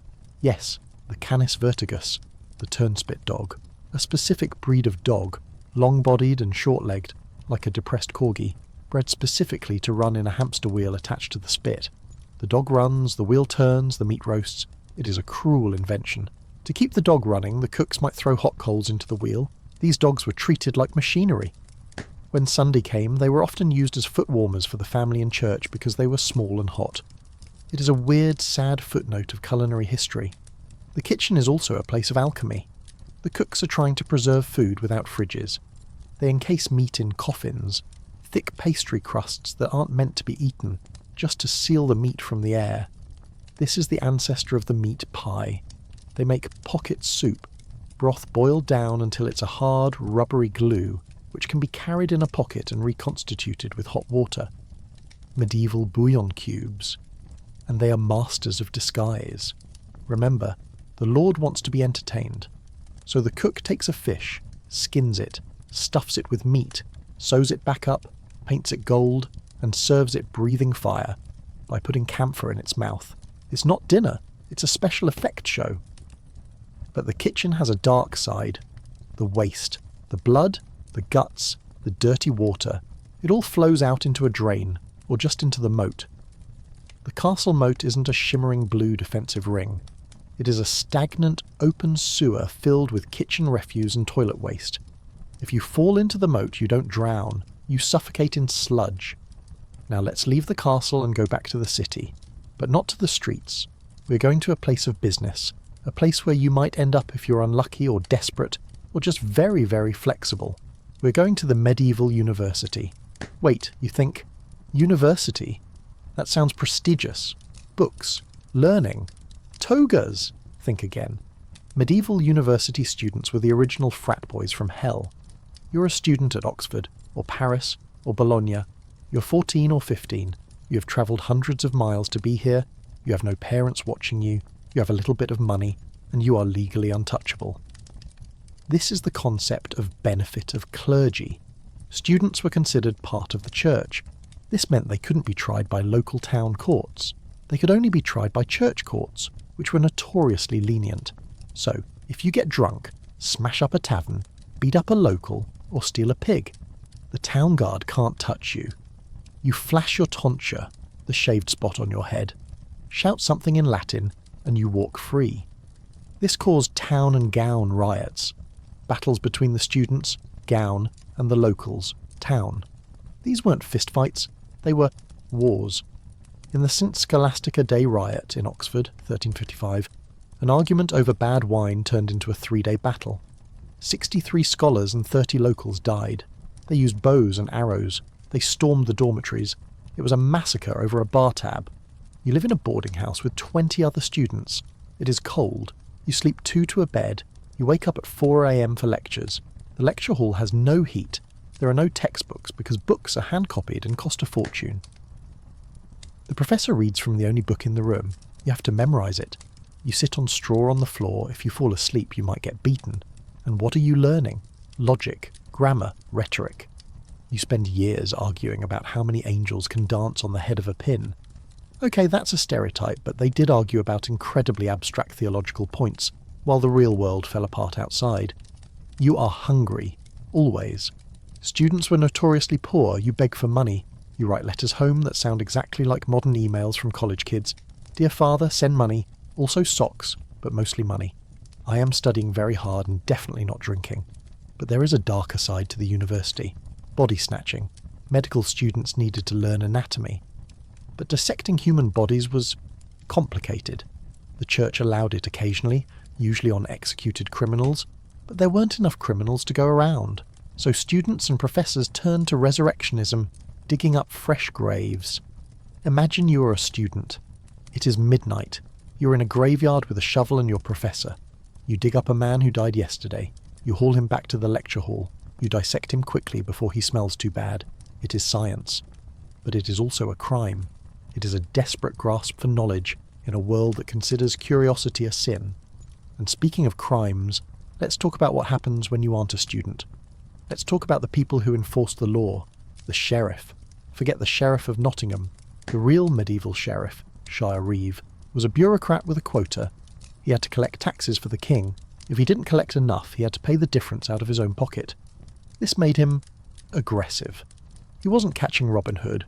He was seizing your cow because you couldn't pay the land tax, or the hearth tax, or the brewing tax, and if you ran, he would raise the hue and cry. This is a legal requirement. If a crime is committed, the sheriff or the victim shouts. Everyone who hears the shout must drop what they are doing and chase the criminal. If you don't join the chase, you get fined. Imagine trying to rob a house, and suddenly the entire neighbourhood is sprinting after you with pitchforks and rolling pins because they don't want to pay a fine. It was the original community policing. But let's say you escape the sheriff. You escape the town. You want to go somewhere where no one can find you, somewhere off the map. You become a pilgrim, but not a tourist. Being a pilgrim was the medieval witness protection program. If you committed a crime, you could be sentenced to go on a pilgrimage. Walk to Rome and back barefoot, begging for food. It was a punishment. It got you out of town for a year. It was exhausting, dangerous, and humiliating. But for some, it was freedom. Women, who were usually confined to the house, could go on pilgrimage. It was the only time they were allowed to travel without a husband. They could see the world. They could meet people. They could buy souvenir badges made of lead to pin on their hats. The road to Santiago de Compostela was the medieval I-95. It was packed with people. There were guidebooks. There were souvenir shops. There were scammers selling the finger bone of St. Peter, which was usually a chicken bone. It was a travelling circus of faith and fraud. But as you walk the road, dodging bandits and buying fake relics, you notice something. The landscape is changing. The forests are getting smaller. The towns are getting bigger. The silence of the ancient world is being filled with the noise of industry. Because while the knights were fighting and the monks were praying, someone else was inventing the future. The engineers. They weren't building castles. They were building mills, watermills, windmills. This sounds boring. It isn't. It is the medieval industrial revolution. Before the mill, if you wanted flour, you had to grind grain by hand with a rock. It took hours. It broke your back. Then someone figured out how to use the river. A watermill has gears. It has cams. It translates the flow of water into mechanical power. And once you have power, you can do anything. They used mills to grind grain, to saw wood, to crush ore, to full cloth, pounding wool to make it thick. The mill was a machine that did the work of 100 men. It was loud. It was dangerous. If you got your clothes caught in the gears, you were dead. But it freed up labour. Suddenly you didn't need everyone grinding grain. You could have people doing other things, like building cathedrals, or inventing spectacles, or making paper. You are standing in the mill, watching the giant stone wheel turn, feeling the floor shake, and you realise this is the end of the Middle Ages. This machine is going to change everything. But progress has a price. The mill belongs to the Lord. You are forced to use it. You have to pay a multure, the tax of grain, to use the machine. If you're caught grinding your own grain at home with a hand quern, the Lord will confiscate your quern and break it. They monopolise technology. So you stand there, holding your sack of grain, listening to the roar of the water and the grind of the stone.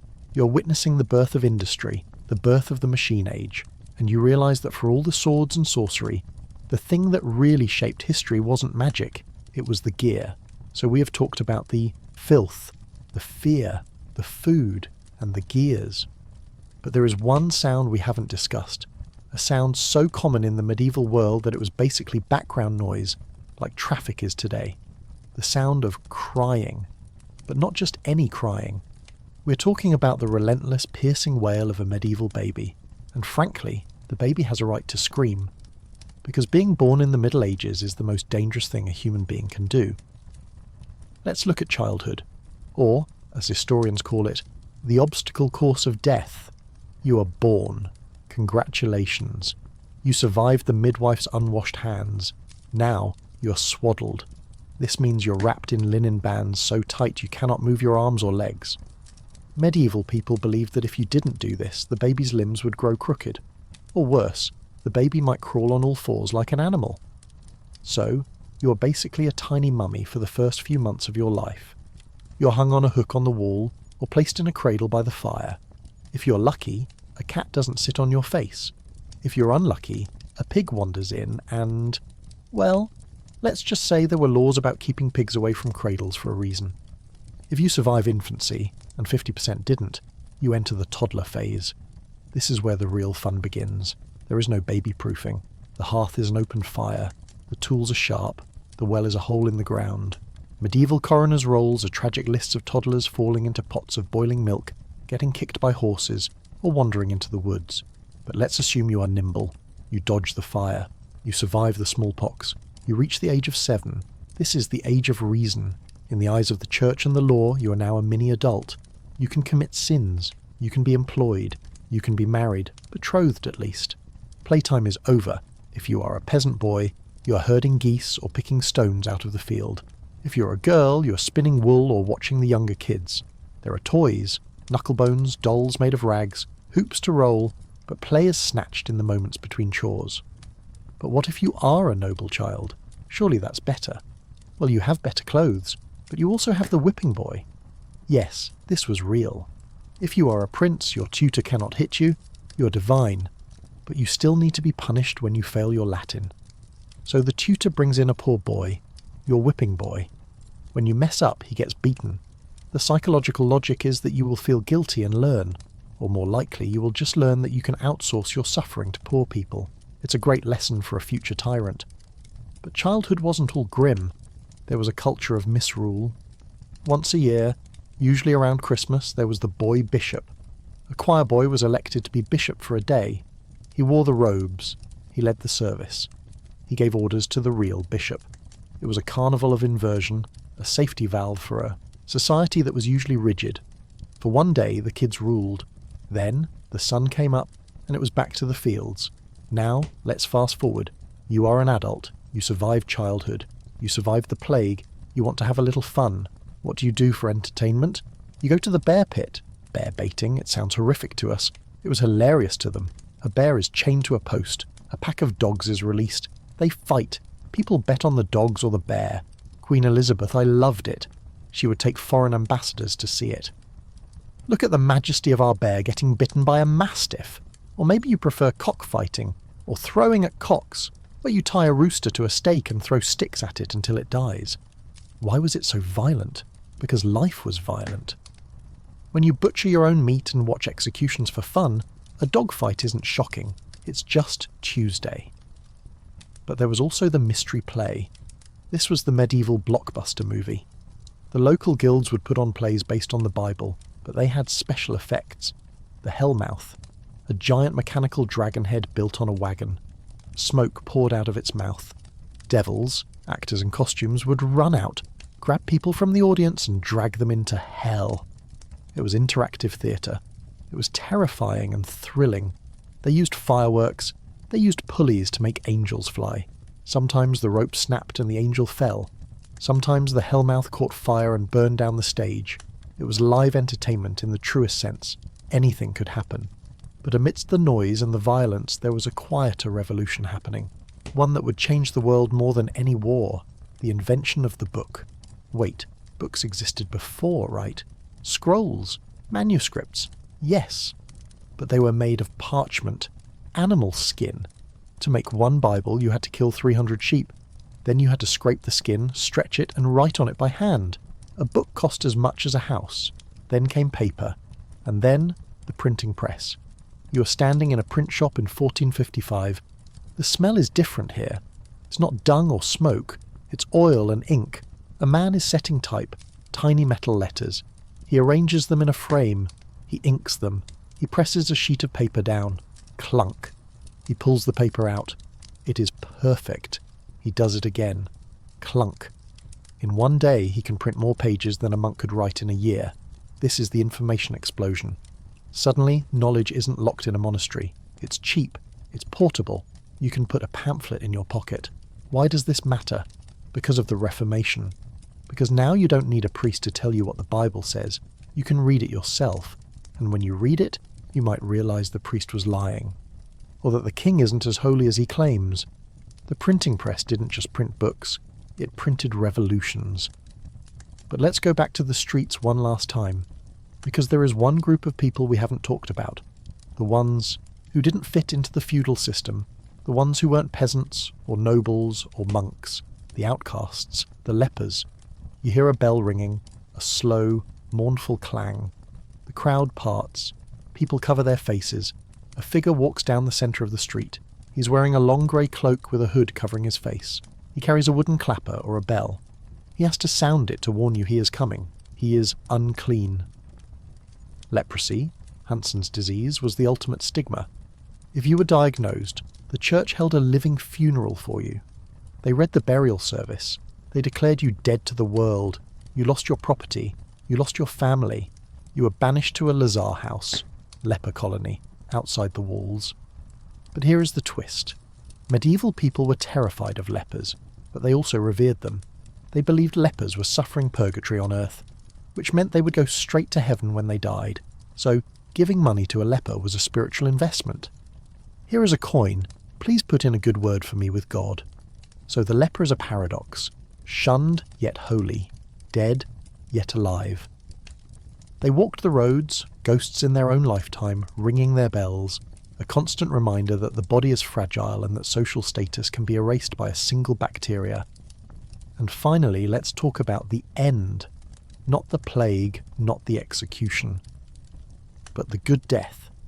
In the modern world, we want to die in our sleep, quickly, without pain. In the Middle Ages, sudden death was a nightmare. From sudden and unprepared death, good Lord deliver us. Why? Because you need time to confess. You need time to pay your debts. You need time to say goodbye. You want to die in your bed, surrounded by your family, holding a candle. You want to make a good end. There were books called Ars Moriendi, The Art of Dying. They were self-help books for death. They told you how to resist the devil's final temptations, despair, impatience, pride, as you lay dying. Imagine a world where death is so common, so present, that you have to practice for it. You lie in your bed. The priest is there. Your family is there. The room is crowded. It isn't private. Death is a public event. You take your last breath. The candle is blown out. The window is open to let your soul fly out. And then the bell rings. The passing bell. It rings a specific number of times. 3 times for a man, 2 for a woman, then 1 ring for every year of your life. The whole village stops.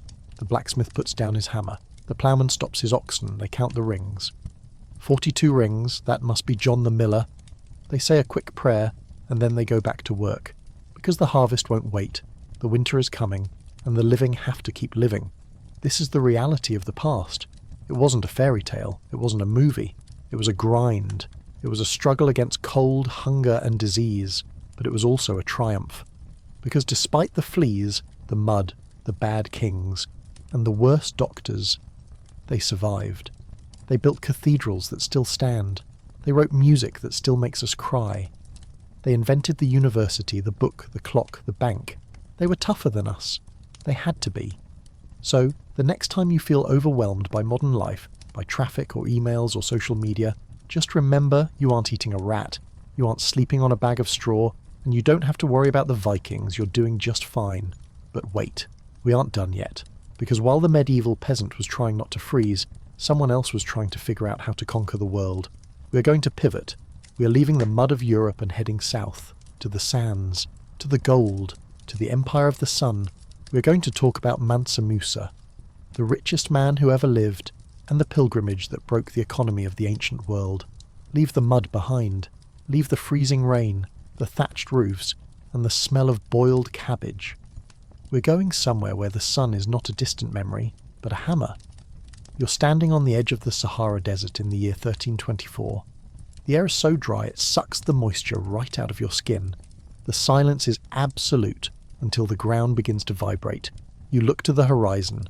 A cloud of dust is rising, stretching for miles. Is it a storm? Is it an army? No, it is a bank account. This is the Hajj of Mansa Musa, the Emperor of Mali, and you're about to witness the greatest flex in human history. While Europe is shivering in the Dark Ages, scratching lice and dying of dysentery, West Africa is paving the streets with gold. Literally. Mansa Musa is the richest human being to ever walk the earth. Not Jeff Bezos rich. Not Elon Musk rich. We are talking about wealth so vast it cannot be calculated by modern economists.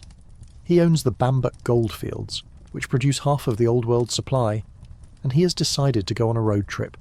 He brings 60,000 people with him. Imagine the entire population of a medieval city deciding to walk across the desert. Soldiers, heralds, servants, scholars, and 12,000 slaves, and every single one of them is wearing Persian silk and carrying gold. You watch them pass. It takes days. There are 80 camels carrying 300 pounds of gold dust each. The soldiers carry staffs made of solid gold. The king himself sits under a canopy, indifferent to the heat, handing out gold nuggets to beggars like they are candy. But this isn't just a parade. It is a logistical miracle and a nightmare. Think about the water. You're in the desert. You have 60,000 humans and thousands of animals. A camel can drink 30 gallons in 10 minutes. A horse needs 10. A human needs a gallon just to stay alive. You aren't just moving an army. You're moving an ocean. They have to dig wells at every stop. They have to carry water skins that sweat and leak. If the caravan moves too slow, people die of thirst. If it moves too fast, the animals collapse. The trail behind them is littered with the bones of camels that couldn't keep up. It is a river of gold flowing over a bed of death. But the real chaos happens when they reach Cairo. You are a merchant in the Cairo market. You sell gold. It is a stable currency. It holds its value. You feel safe. Then Mansa Musa arrives. He is feeling generous. He gives gold to the Sultan. He gives gold to the poor. He buys souvenirs at prices that are laughable. You want 10 dinars for that rug? Here, take 100. He floods the market. Suddenly gold is everywhere. It is as common as sand.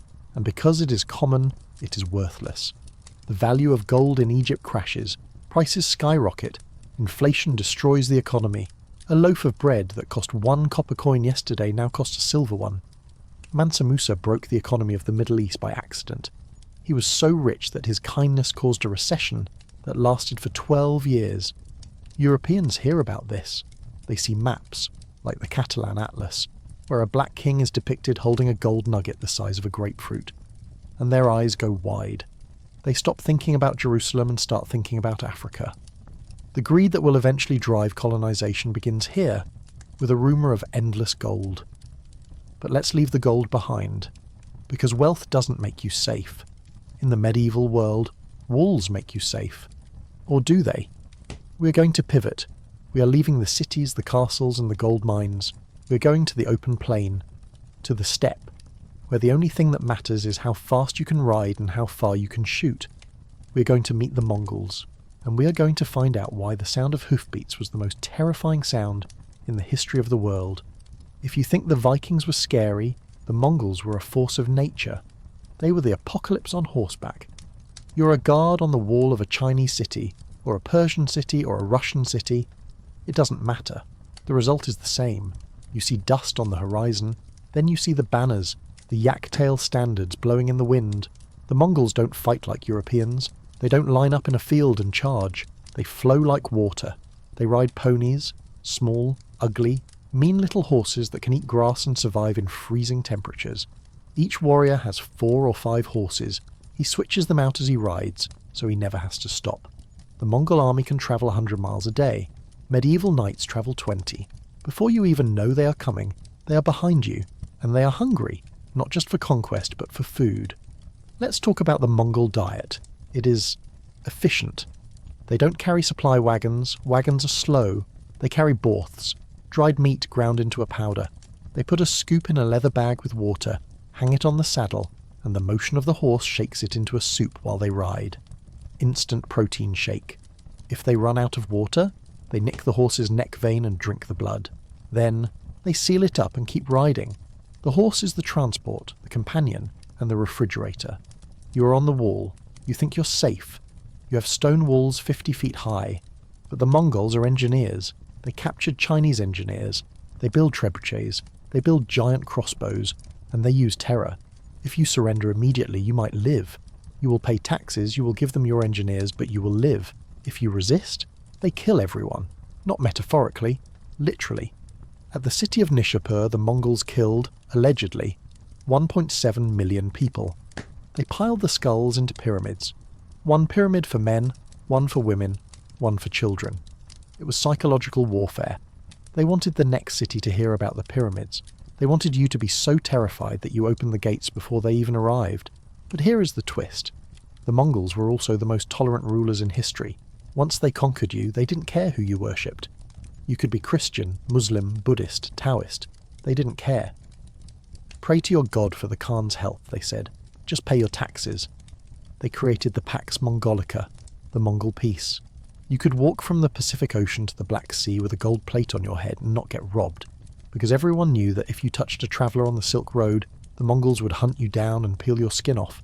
It was safety through absolute brutality. But let's zoom in on the warrior himself. You are a Mongol warrior.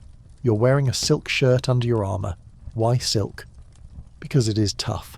If an arrow hits you, it doesn't break the silk. It pushes the fabric into the wound. When you need to get the arrow out, you don't have to cut it. You just pull the silk, and the arrowhead pops out. It is ballistic technology. You sleep in the saddle. You can shoot a bird out of the sky while riding at full gallop. You don't have a home. Your home is the ger, yurt, a felt tent that can be taken down in 15 minutes. You smell like mutton fat and horses. You wash your hands in urine because water is sacred and shouldn't be dirtied. Yes, really. And you are part of a machine that conquered more land in 25 years than the Romans did in 400. But even the Mongols had a weakness. They couldn't conquer the ocean. When Kublai Khan tried to invade Japan, he built a massive fleet. The divine wind, the kamikaze, a typhoon, smashed the fleet. The Mongols drowned in their armour. It was the only time nature beat them. So, we have seen the gold of Mali and the iron of the Mongols. We have seen the mud of London. But there is one place we haven't looked. A place that was hidden for centuries. A place that was building skyscrapers in the jungle while Europe was building huts. We're going to the Americas, to the Maya, and the Aztecs. And we aren't talking about human sacrifice. Well, maybe a little. We're talking about their daily life, which was surprisingly cleaner, healthier, and more advanced than anything in Europe. While Londoners were throwing poop in the street, the Aztecs had public toilets. They had street cleaners. They washed every day. So, let's cross the ocean. Let's enter the city of Tenochtitlan. You're standing on a causeway, a road built on top of a lake. The city floats. It is an island of white stone in the middle of a sparkling blue lake. It is bigger than London, bigger than Paris. You walk into the market. It is organised. There are judges who check the quality of the goods. If you sell bad corn, they beat you. The smell? It smells of flowers, of burning copal incense, of chocolate. Yes, chocolate, but not the sweet stuff. This is zocolatl, bitter water. It is a spicy, frothy drink made from cacao beans, chili peppers, and vanilla. It is an energy drink for warriors. You are a warrior here, but you don't fight to kill. You fight to capture. In Aztec warfare, killing is a waste. You want to tackle your enemy, tie him up, and bring him home. Why? Because the sun needs to recede. This is the dark heart of the Aztec world. They believed that the sun died every night. To give it the strength to rise in the morning, it needed precious water, blood. So the sacrifice wasn't cruelty. In their minds, it was public service. I am saving the universe by cutting out this heart. Imagine the pressure.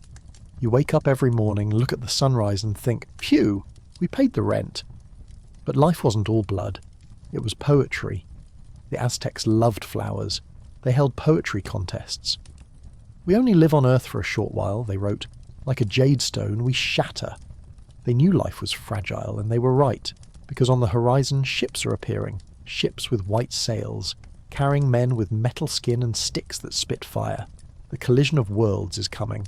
But before we get to the conquest, let's look at something specific, something weird. Let's talk about teeth. We talked about medieval teeth rotting. But the Maya, they had grills, literally. They drilled holes in their teeth and inserted jade, turquoise, and gold gems.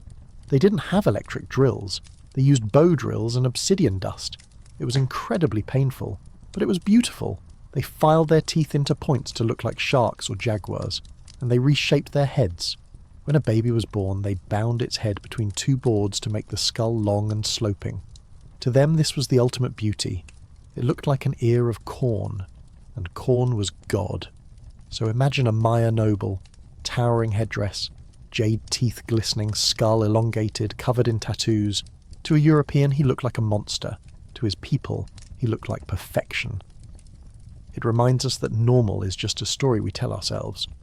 We have travelled from the smoke of London to the gold of Mali, to the steppes of Mongolia, to the floating gardens of Mexico. We have seen how people slept, how they ate, how they fought, and how they died. But there is one more layer to peel back, the layer of the unseen, the microscopic. Because while humans were building empires, something else was evolving, something that didn't care about borders or kings. We're going to talk about the parasites, the worms, the lice, the things that lived inside us. Because you can't understand history until you understand that for most of human existence, we were never alone. We were walking ecosystems, and the things living in our guts shaped history just as much as the things living in our castles. Ready to get a little gross? Good. If you could take a microscope back to the Middle Ages, or Rome, or ancient Egypt, you wouldn't see a human being. You would see a crowded bus. Every person you met in history was a host, not in the polite dinner party sense, but in the biological sense. They were walking zoos. Let's start with the outside, the head lice. In the modern world, lice are a panic-inducing letter sent home from school. In the past, they were just hair texture. Everyone had them. Kings had them. Popes had them. If you see a painting of a medieval saint looking up to heaven with a pained expression, he isn't having a vision. He's probably just itchy. The solution? Shaving. That is why so many ancient cultures, like the Egyptians, shaved their entire bodies and wore wigs. It wasn't just fashion, it was pest control. If you have no hair, the lice have nowhere to live. You can take your wig off, boil it, and put it back on. But the real party was on the inside. Archaeologists have dug up ancient latrines. They analyse the fossilised poop, coprolites, and what they find is horrifying. Almost everyone had worms, roundworms, whipworms, tapeworms. Imagine a tapeworm. It lives in your intestine. It can grow to be 20 feet long. It eats your food before you do. You're always hungry, but you're always losing weight. In a time of famine, having a tapeworm was like having a thief living in your stomach. And how did you get them? From the meat. Remember those feasts? The half-cooked pork, the beef that was smoked but not really cooked. That is how the worm gets in. Or, if you were really unlucky, you got the guinea worm. This is a parasite you get from drinking bad water. It grows inside your leg. It can be 3 feet long. When it is ready to lay eggs, it burns. It creates a blister on your skin that feels like fire. You want to put your leg in cool water to stop the pain. But that is exactly what the worm wants. When you put your leg in the water, the blister bursts, the worm comes out, and it releases millions of larvae into the water to infect the next person. The treatment? You have to pull it out. But you can't just yank it, or it will break and rot inside you. You have to wrap the end of the worm around a small stick. Every day you wind the stick a few turns, pulling the worm out inch by inch. It takes weeks. Some historians believe this is the origin of the rod of Asclepius, the symbol of medicine. A snake, or worm, wrapped around a stick. But parasites weren't just annoying, they change behaviour. There is a parasite called Toxoplasma gondii. It lives in cats, but it can infect humans. In mice, it makes them unafraid of cats. It rewires their brain so they get eaten, which completes the parasite's life cycle. In humans, some scientists think it makes us more reckless, more aggressive, slower reaction times. Did Toxoplasma influence history? Did a general make a risky charge because a parasite in his brain told him to? Did a king start a war because he was infected by his favourite hunting cat? We will never know. But it is a disturbing thought. But let's leave the microscopic world and look at something bigger. Something louder. We're going to talk about the sound of history. Movies make the past sound like an orchestra. Violins swelling as the hero rides over the hill. In reality, the past was noisy. But the noises were different. There was no hum of electricity. No distant roar of the highway, no airplanes. Instead, there were bells. In a medieval city, the bells never stopped. They rang for prayer. They rang for the market opening. They rang for curfew. They rang for fire. They rang for death. The bells were the internet. They told you the news. A fast panicked ringing, invasion or fire. A slow tolling ring. The king is dead. And then there were the town criers. Men with lungs of leather who stood in the square and shouted the news. Oyez, oyez, Maria ye. They were the Twitter feed. If you wanted to know if a law had changed, you had to listen to the man screaming next to the fish stall, but the loudest sound. The blacksmith. Every village had one. The clang, clang, clang of metal on metal was the heartbeat of the pre-industrial world. It started at dawn and ended at dusk. It was the sound of civilization being made. And silence. Silence was terrifying. If the bell stopped, if the smith stopped, it meant something was wrong. It meant the plague had come, or the enemy was at the gate. Silence was the sound of death. But let's pivot again. We have talked about the noise, the smell, the worms. Let's talk about the one thing everyone in history wanted but almost no one had. Light. We take light for granted. We flip a switch. The sun comes on. In the past, light was a luxury. It was expensive. If you were a peasant, your light was the fire. When the fire died, your day was over. If you needed to move around, you used a rushlight. This is a dried reed dipped in animal fat. It burns for about 20 minutes. It sputters. It smells like burning bacon grease. It gives off about as much light as a very weak glow stick. Candles? Beeswax candles were for the church and the rich. They smelled like honey and burned clean. Tallow candles, animal fat, were for everyone else. They dripped, they smoked, they smelled. And oil lamps? Only in the south, where olive oil was cheap. In the north, oil was too precious to burn. This lack of light changed how people thought. The night was long. In winter, you spent 14 hours in the dark. What do? You tell stories. This is why oral tradition was so strong. You memorized your family history. You memorized the Bible. You memorized epic poems like Beowulf, because you couldn't read in the dark. The darkness also made the stars more important. Without light pollution, the Milky Way was a blinding white stripe across the sky. Everyone knew the constellations. They were the clock, the calendar, and the map. When a comet appeared, it was terrifying. A hairy star. It meant a king was going to die. It meant God was angry, because the sky was perfect, and a comet was a scratch on the face of perfection. But let's move from the sky to the ground, to the road. We talked about travel being dangerous, but we didn't talk about why people travelled. We assumed people stayed in their villages. Most did, but some were restless. The vagabonds, the wanderers. There was an entire subculture of people who lived on the road. Jugglers, minstrels, pardoner, men who sold fake forgiveness from the Pope. They had their own language. Canting, a secret slang so they could talk about their scams without the locals understanding. They had their own signs. A mark scratched on a gatepost meant good food here. A different mark meant dangerous dog. The hobo code isn't new. It's ancient. They were the news carriers. If you wanted to know what was happening in the next kingdom, you asked the juggler. He might lie, but he would make it entertaining. And then there were the spies. Every king had spies, but they weren't James Bond. They were merchants. They were monks. A monk could travel anywhere. No one stopped a monk. So if you wanted to send a secret message to a rebel lord, you didn't send a soldier. You sent a brother in a rough robe with a message sewn into the hem of his garment. But the best spies, the women, washerwomen, servants. Who listens when the king is arguing with his mistress? The woman scrubbing the floor. Who knows who is visiting the queen at night? The lady in waiting. History books focus on the battles. They forget the whispers in the laundry room. But that is where the real information lived. Now let's look at something else that is often overlooked. The smell of sanctity. We talked about bad smells. But what about good smells? In the medieval mind, smell was spiritual. Heaven smelled like roses. Hell smelled like sulphur, rotten eggs. So if a person died and their body didn't smell, they were a saint. This is the odour of sanctity. When they dug up a saint's body years later, if it smelled sweet, or just didn't smell like rot, it was proof of holiness. Monks would actually boil bones in wine and spices before putting them in reliquaries to make sure they smelled good. It was holy perfume. Incense in church wasn't just for atmosphere. It was to cover the smell of the unwashed congregation, but it was also to create a cloud of unknowing, a barrier between the earth and the divine. You walk into a cathedral, it smells of frankincense and myrrh. The light comes through stained glass, turning the dust motes red and blue. The chant echoes. For a peasant who lives in a mud hut, this is the closest thing to alien contact they will ever experience. It is a sensory overload designed to make you fall to your knees.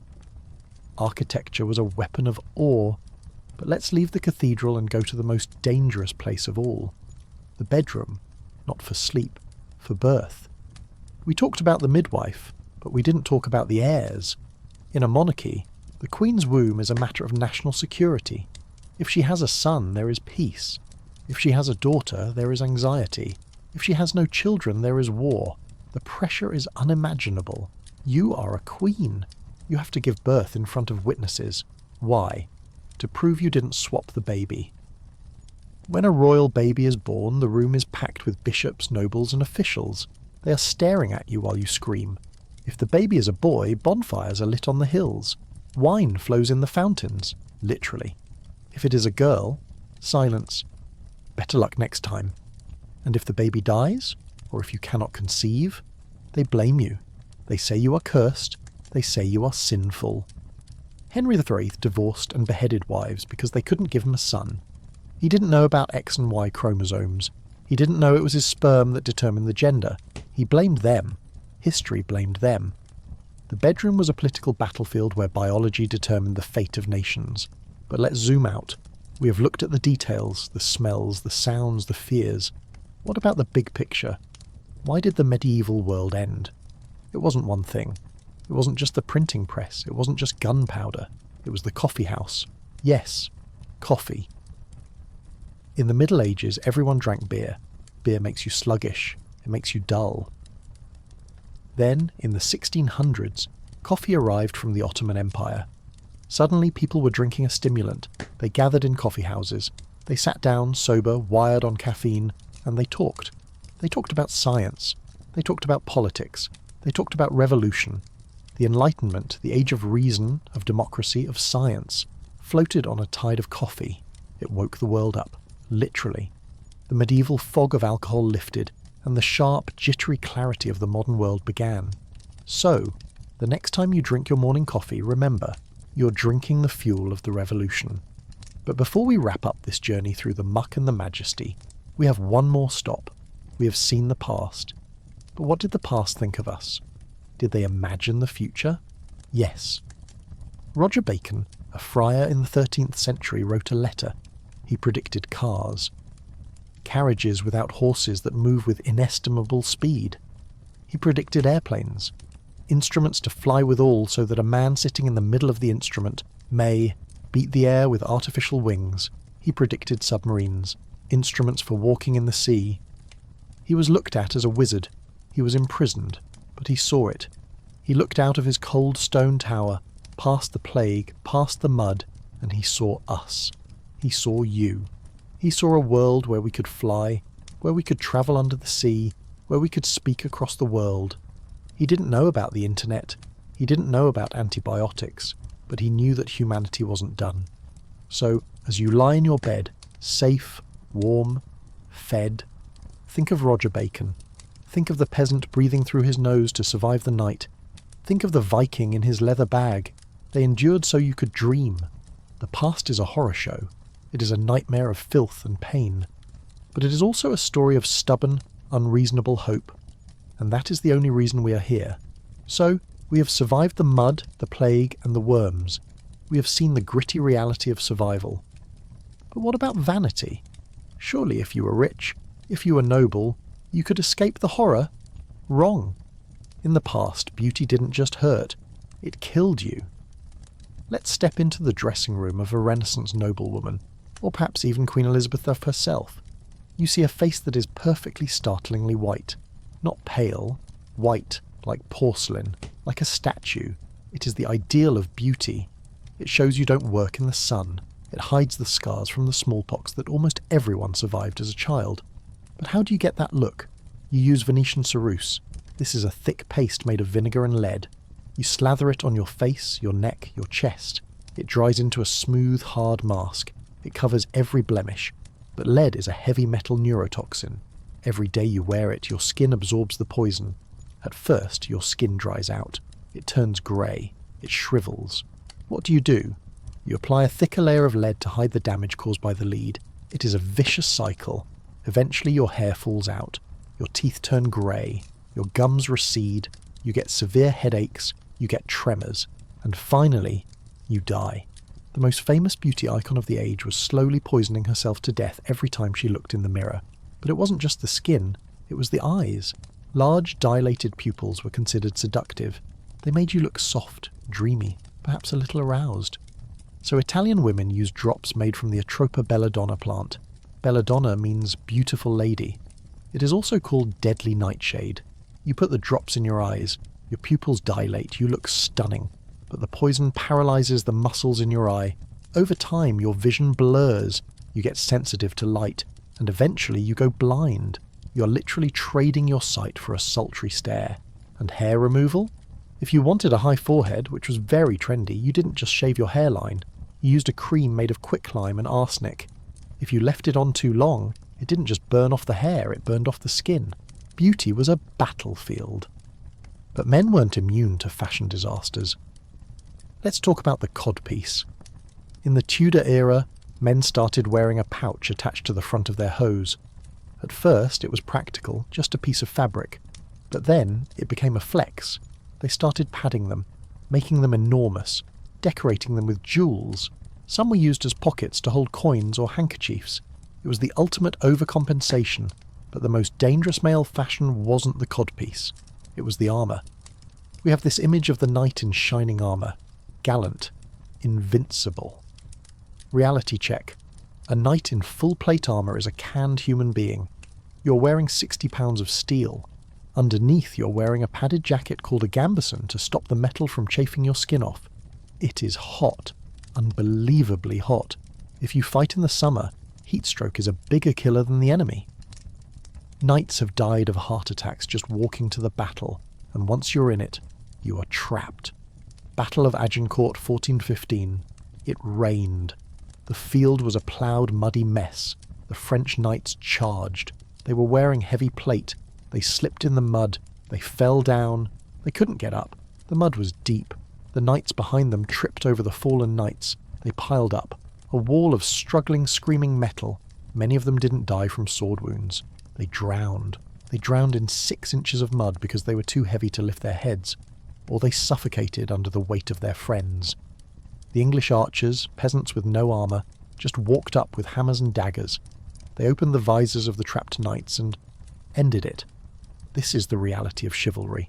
It wasn't noble duels, it was men suffocating in their own expensive suits. And speaking of chivalry, let's debunk that word. You hear chivalry is dead, and you think of holding doors open. The code of chivalry was not about being nice. It was a professional code of conduct for killers. It was about how to kill other knights without getting killed yourself. Rule 1. Don't kill a noble if you can capture him. Why? Because you can ransom him. A live knight is a winning lottery ticket. A dead knight is just scrap metal. Rule 2. You can do whatever you want to the peasants. Chivalry did not apply to the poor. A knight could burn a village, steal the crops and kill the farmers, and he was still considered chivalrous as long as he bowed to the opposing duke. Knights were essentially tanks with titles. They were the premier violence workers of the age, and they were terrified of one thing: the crossbow. The church tried to ban the crossbow. Why? Because it was unfair. A knight trains for 20 years. He buys a horse that costs as much as a village. He buys armour that cost a fortune. And then a peasant with a crossbow, who has trained for 2 weeks, can pull a trigger and punch a bolt straight through that armour from 200 yards away. It was the great equaliser. It broke the monopoly on violence. The aristocracy hated it because it meant they weren't gods anymore. They were targets. But let's leave the battlefield and go to the one place even a knight was afraid to go: the open ocean. We talked about the Vikings, but let's fast forward to the Age of Discovery. Columbus, Magellan, the great voyages. History books call it exploration. Sailors called it the floating hell. You sign up for a voyage. You're going to the Spice Islands. You will be rich. But first you have to survive the food. There is no refrigeration.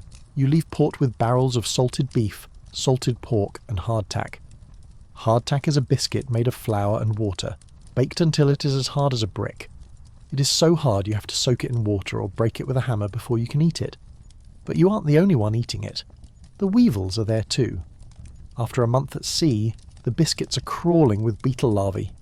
The sailors had a choice: eat the biscuit in the dark so you couldn't see the worms, or boil the biscuit and skim the dead worms off the top. The sailors called the biscuits worm castles. And the water?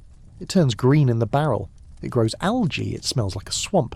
You have to hold your nose to drink it. But the real horror isn't hunger. It's scurvy. We know today that scurvy is vitamin C deficiency. They didn't. They just knew that after 3 months at sea, your body started to fall apart. It starts with lethargy. You feel tired. Then your gums swell. They turn black. They grow over your teeth get loose and fall out. Old wounds, cuts you got 10 years ago that healed, suddenly open up again. Your skin literally unheals itself. Your legs turn black. And the psychological effects? Nostalgia. Fatal nostalgia. Sailors would start hallucinating the smell of grass or the sound of church bells from their village. They would weep uncontrollably. And then, they died. Magellan lost 80% of his crew. Vasco da Gama lost 2/3. Imagine being on a ship where every day you throw another friend overboard, and you check your own gums in the reflection of a knife waiting for the black spots. Why did they do it? Spices, pepper, cloves, nutmeg. Nutmeg only grew on a tiny group of islands in Indonesia, the Banda Islands. In Europe, a pocketful of nutmeg was worth enough to buy a house. People believed nutmeg cured the plague. It didn't. But the belief was enough to drive men to sail off the edge of the map, eat worms and die of scurvy just to bring back a wrinkled little nut. It is the ultimate example of the disconnect between luxury and labour. The rich man sprinkles nutmeg on his wine, oblivious to the fact that a sailor's teeth fell out to get it there. But there is one job on the ship that is worse than the sailor: the galley slave. In the Mediterranean, ships weren't always powered by wind. They were powered by muscle. You are a prisoner. Or maybe you were captured by pirates. You are chained to a bench. You row. That is your life. You row for 10 hours, 12 hours, sometimes 20 hours if the captain is chasing someone. You eat at the bench. You sleep at the bench. You relieve yourself at the bench. The smell of a galley ship could be detected miles away downwind. If you stop rowing, the boatswain whips you. If you collapse, they throw you overboard. It was a human engine fueled by misery. And yet, these ships built empires. Venice, the Ottoman Empire, Spain, they floated on a sea of sweat. But let's step off the boat. Let's get back to dry land. And let's look at something that seems harmless: the garden. We think of gardens as peaceful, flowers, birds. But in the past, the garden was a pharmacy and a supermarket, and it was full of poisons.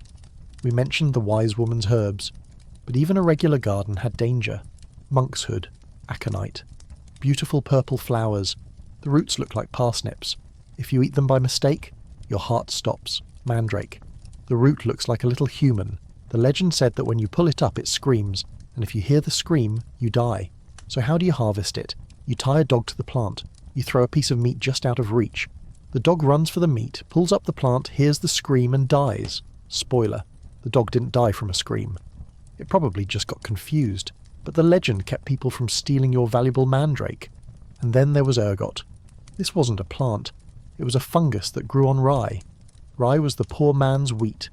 If the summer was damp, the rye got infected with purple spurs. The peasant grinds the rye, makes bread, eats it. A few days later, the whole village goes mad. St. Anthony's fire, that's what they called it. Your limbs feel like they are burning. You hallucinate. You see demons. You convulse. Your fingers and toes turn black and fall off, gangrene. Entire villages would be struck by mass hysteria. They would dance in the streets until they collapsed. They would accuse each other of witchcraft. Historians think the Salem witch trials might have been caused by a bad batch of rye bread. The girls who had fits, they might have just been tripping on mouldy fungus. History is often just biology in disguise. But amidst the poison and the plague, there were moments of incredible ingenuity. Let's talk about ice. Before the refrigerator, how did a king have ice cream in the summer? Ice houses. In the winter, you cut giant blocks of ice from a frozen lake. You drag them to a deep pit lined with straw and brick. You pack the ice in, you cover it. If you build it right, that ice will last until August. The Emperor Nero famously made runners sprint from the mountains with snow so he could have a cold drink. But the Persians, they built yakhchals, giant cone-shaped structures in the desert. Through brilliant engineering of wind catchers and evaporation, they could make ice in the middle of the desert. It is a reminder that people, in the past, weren't stupid. They were just working with different tools. They built cathedrals without calculators. They navigated oceans without GPS. They performed cataract surgery with needles. Yes, really, they pushed the cloudy lens into the eye. It worked about 40% of the time, which is better than 0%. But as we near the end of our journey, we have to look at the one thing that connects us all. The one thing that hasn't changed. The fear of being forgotten. Walk through a medieval graveyard. You won't see many headstones. Headstones cost money. Most people were buried in the earth, wrapped in a shroud. After a few years, when the graveyard was full, the sexton would dig up the bones. He would take the skull and the long bones and stack them in the charnel house or ossuary to make room for new bodies.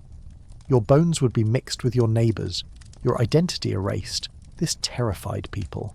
The idea of the anonymous dead, so they paid for chantry chapels. They paid priests to pray for their souls forever. Pray for the soul of John Smith, every day, until the end of the world. They left money in their wills. Here is 100 gold coins, say my name. But then came the Reformation. The chantry chapels were closed, the prayers stopped. John Smith was forgotten. It is a sobering thought. We build statues, we write books, we make videos, all to say, I was here. But history is a grinder. It turns kings into dust and castles into ruins. Yet there is something beautiful in it. Because even if we don't know their names, we're here because of them. You are alive because a peasant survived the winter. You're alive because a sailor survived the scurvy. You're alive because a midwife washed her hands. You are the victory of their survival. So, tonight, as you drift off to sleep, listen to the wind. It's the same wind that howled through the Wattle and Daub. It's the same wind that filled the Viking sail. You are part of the chain, and you are the lucky one. You are the one who gets to be warm.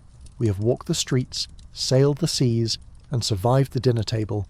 But now we need to talk about work, real work, not the noble profession of a knight or the holy calling of a monk. We are going to talk about the jobs that made the medieval world function, but which destroyed the people doing them. You're looking for a job, you have no land, you have no trade, so you end up in the district of the city that everyone else avoids.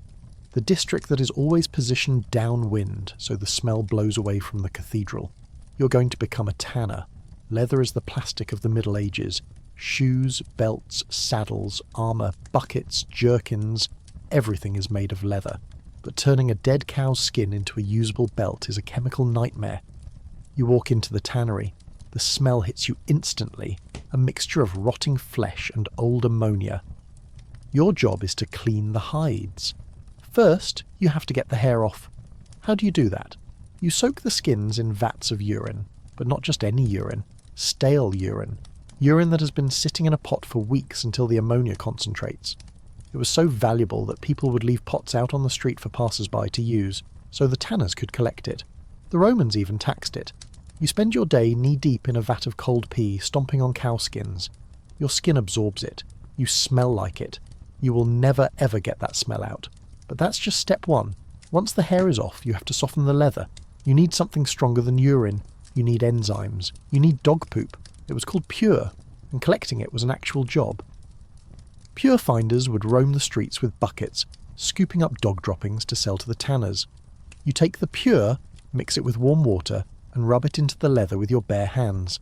This is called baiting. It makes the leather soft and supple. It also means your hands are constantly covered in bacterial sludge. If you have a cut on your finger, gangrene. You're the backbone of the economy. The knight cannot ride without his saddle. The scholar cannot bind his book without leather. But if you walk into a tavern, people move away. You are necessary, but you are untouchable. But perhaps you want a cleaner job. You decide to work in the cloth trade. You become a fuller. Wool is greasy. It comes off the sheep filled with lanolin and dirt. Before it can be dyed, it has to be cleaned. How do you clean it? You put the wool in a vat of, you guessed it, stale urine and fuller's earth, a type of clay. And then you get in. You walk all day long. You march in place in a tub of pea and clay, trampling the wool to clean it. It's called walking the cloth. Your legs swell, your feet rot. The ammonia burns your lungs. But the cloth comes out white and soft, ready for the king's robes. The luxury of the rich is built on the biological waste of the poor. But let's leave the smell behind. Let's talk about pain. You have a toothache. We discussed that. But what if you have something worse? What if you have a shattered leg or a gangrenous arm? You need a surgeon. But in the Middle Ages, surgeon is not a prestigious title. Physicians went to university. They looked at your urine and quoted Aristotle. Surgeons were manual labourers. They were butchers who worked on people. You go to the barber surgeon. The red and white pole outside his shop symbolises blood and bandages. He sits you down. There is no anaesthesia. Maybe a sponge soaked in opium and mandrake if you're rich. The soporific sponge. But usually it's just a stick to bite on and 4 strong men to hold you down. He has to be fast. Speed is the only metric that matters. A good surgeon can amputate a leg in under a minute. He takes a curved knife. He cuts through the flesh in one sweep. He takes a saw. He cuts the bone. The sound of the saw grating against your own femur is something you will never forget. And then, the bleeding. He can't stitch the arteries fast enough, so he uses the cautery iron. A piece of iron, heated until it is glowing red. He presses it against the raw stump. Sizzle. The smell of your own cooking flesh fills the room. The pain is absolute. It overrides your brain. You pass out. If you wake up, you face the next danger. Laudable pus. Doctors believed that pus was a sign of healing. They wanted the wound to get infected, but only with specific creamy white pus. If it didn't get infected, they thought something was wrong. They might actually put irritating substances into the wound to cause pus. They were literally inviting the infection in. If you survived an amputation in the Middle Ages, you were practically immortal. But physical pain is one thing, psychological terror is another. Let's talk about the Inquisition. We have a cartoon image of the Inquisition. Racks, iron maidens, men in red robes laughing. The reality was a bureaucracy of fear. You're a regular person. Maybe you live in southern France during the Cathar heresy, or Spain in the 15th century. You don't have to do anything. You just have to be accused. The Inquisitor arrives in town. He preaches a sermon. He announces the period of grace. If you confess now, you will be treated leniently. Neighbours start looking at neighbours. Did John say something weird about the Trinity last week? Does Mary light candles on Saturday? People confess to save themselves, but to show they are truly repentant, they have to name names. I am a heretic, but so is John. Fear spreads like a virus. If you are arrested, you're put in a dungeon. You're not told who accused you. You're not told the specific evidence. You're just told to confess the truth. They wait. Isolation is the first torture. Then they bring you to the torture chamber, but they don't start immediately. They show you the instruments, the strappado, a rope that pulls your arms out of their sockets, the rack. They explain, in calm, clinical detail, what each one does. This is the torture of the imagination. Many people broke just looking at the tools. If you confess, you might be burned at the stake. This is the auto da fe, the act of faith. It is a public spectacle. You are dressed in a San Benito, a yellow sack painted with flames and demons. You walk through the city. The crowd jeers. Being burned alive is not quick. If the wood is dry and the wind is high, you die of smoke inhalation. If the wood is green, you cook. But the Inquisition wasn't just about killing. It was about control. It was about making sure that no one, anywhere, dared to think a thought that wasn't approved. It was the thought police, 500 years before Orwell. But let's step back from the edge of the fire. Let's look at something mundane. Something we check 100 times a day. Time. You don't have a watch. You don't have a phone. How do you know what time it is? You don't. You live in church time. The bells ring every 3 hours, but the length of an hour changes. In the summer, the days are long, so a daytime hour might be 80 minutes long. In the winter, the days are short, so an hour might be 40 minutes. Time is elastic. It stretches and shrinks with the sun. You don't say, "I'll meet you at 4:15. You say, "I'll meet you around Vespers." This makes people patient. If you wait 3 hours for a friend, you don't get angry. You just wait. What else is there to do? But then, in the 14th century, something clicks. The mechanical clock. Suddenly, time is rigid. Tick-tock. It doesn't care about the sun. It doesn't care about the season. An hour is an hour is an hour. Merchants love it. Time is money. Now they can pay you by the hour. Now they can fine you for being late. The clock tower rises in the town square. It is a machine that rules your life. You stop looking at the sky. You start looking at the dial. We are still living in that trap. We are the children of the mechanical clock. But what about money? You think you know money. Coins, bills, credit cards. In the Middle Ages, money was a mess. There were hundreds of currencies. Every duke, every bishop, every city could mint their own coins. You go to the market, you have a handful of silver pennies. But are they real silver? The king needs money for a war, so he debases the currency. He mixes copper into the silver. The coins look the same, but they are worth less. This is inflation. Suddenly your bread costs 2 pennies instead of 1. You don't understand economics. You just know you are starving. And there are clippers. People who take a pair of shears and clip the tiny edges off silver coins. They save the clippings, melt them down and sell the silver. The coins in your pocket get smaller and smaller. They look like jagged little shrapnel. If you're caught clipping, they boil you in oil. It is considered treason against the king's face on the coin, but the most dangerous money wasn't the coin. It was the tally stick. This was a piece of wood. You make notches in it to represent a debt. John owes me £10. Then you split the stick down the middle. John keeps half, the foil. You keep half, the stock. Hence the term stockholder. When John pays, you put the sticks together. If the notches match, the debt is real. It was a credit card made of willow wood. The British government used these until 1826. When they finally decided to burn the old sticks, they put them in the furnace of the Houses of Parliament. They burned so hot that they accidentally burned down the entire Palace of Westminster. The British government literally burned down its own Capitol building trying to get rid of medieval paperwork. History is often hilarious, provided it isn't happening to you. But let's end this chapter with a look at the social ladder. We assume that if you were a peasant, you were stuck. But there was one escape hatch. One way to get rich, quick. War. If you were a strong peasant boy with a bow, you could join the army as a mercenary. You go to France. You fight in the 100 Years' War. If you capture a French knight, you win the lottery. You don't kill him. You take his armour. You take his horse. And you demand a ransom. A French noble might be worth 10,000 crowns. That's enough to buy a manor house. Enough to become a gentleman. There are stories of butchers and tanners who went to war, captured a count, and came home richer than their own lord. It was the American dream, but with more stabbing. However, if you lost, if you were a peasant archer and the French caught you, they didn't ransom you. You were worthless to them. They cut off your fingers, specifically the 2 fingers you used to draw the bowstring. This is allegedly the origin of the V sign insult, showing the enemy you still have your fingers. So, the gamble was high. Win a fortune or lose your hands. Life was a casino where the house always had a sword. You lie in your bed at the end of the day.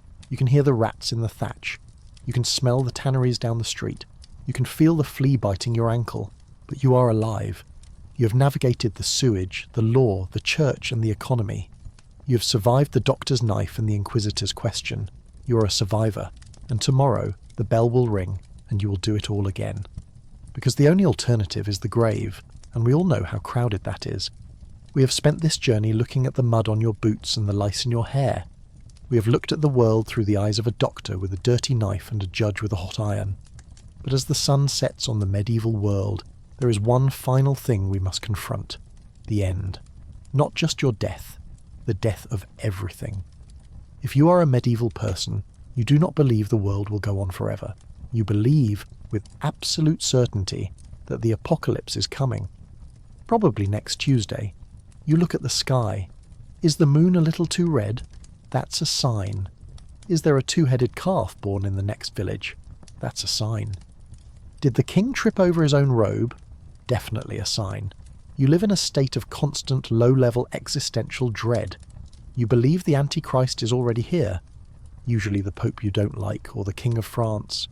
You see it on the walls of the church, the doom paintings. You walk into your local parish.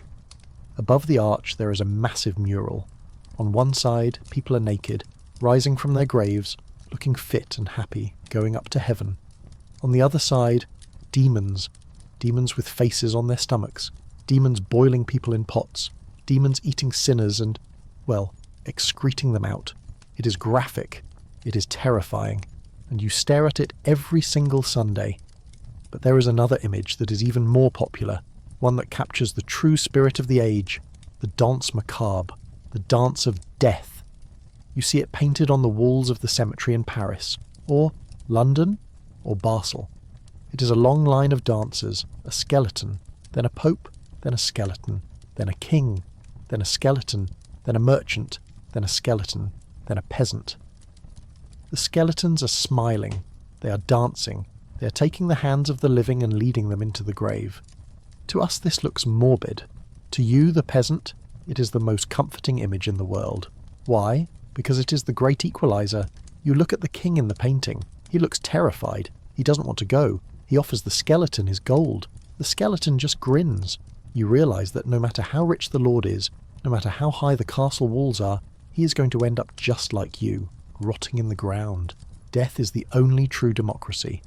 In a world of rigid hierarchy where you are born a serf and die a serf, the dance of death is a promise of justice. You may rule me in life, my lord, but in the grave, we are the same. It gives you a strange sense of peace. You don't fear the skeleton. You almost welcome him. He's the only one who doesn't care about your taxes, and as you stand there, looking at the painted bones, the sun finally dips below the horizon. The curfew bell rings one last time. Clang, clang. Cover your fires. You walk back to your hut. You step over the gutter. You ignore the smell. You're used to it now. You open the door. The animals look up. The fire is banking down to a soft red glow. You take off your shoes. You lie down on the straw. And now I want you to do something. I want you to leave the hut. Open your eyes, or keep them closed. But leave 1350 behind. Feel the bed you're lying in right now. It isn't straw. It isn't full of bugs. It is soft. It is clean. Feel the air in the room. It isn't freezing. It isn't smoky. It is controlled. You are the master of your climate. Listen to the silence. No wolves, no screaming watchmen, no coughing neighbours through the wall. Just the quiet hum of a world that has solved the problems of the past. You don't have to wake up in 4 hours to stoke the fire. You don't have to worry that a Viking is going to kick down your door. You don't have to worry that your water is poisoned or your bread is full of chalk. You are the heir to all of their suffering. They walked through the mud so you could walk on pavement. They ate the rot so you could eat the fresh. They endured the pain so you could have the pill. Every comfort you have, the light, the heat, the safety, was paid for by them. By the millions of nameless people who lived, worked and died in the dark. They are gone. Their cities are ruins, their castles are museums. But you are here. You are the victory. So as you drift off to sleep, let the weight of history fall away. You have survived the tour. You have seen the worst of it. Now you get to enjoy the best of it. Sleep. Sleep without fear. Sleep without cold. Sleep knowing that the fire is out, the door is locked, and the night belongs to you. Good night.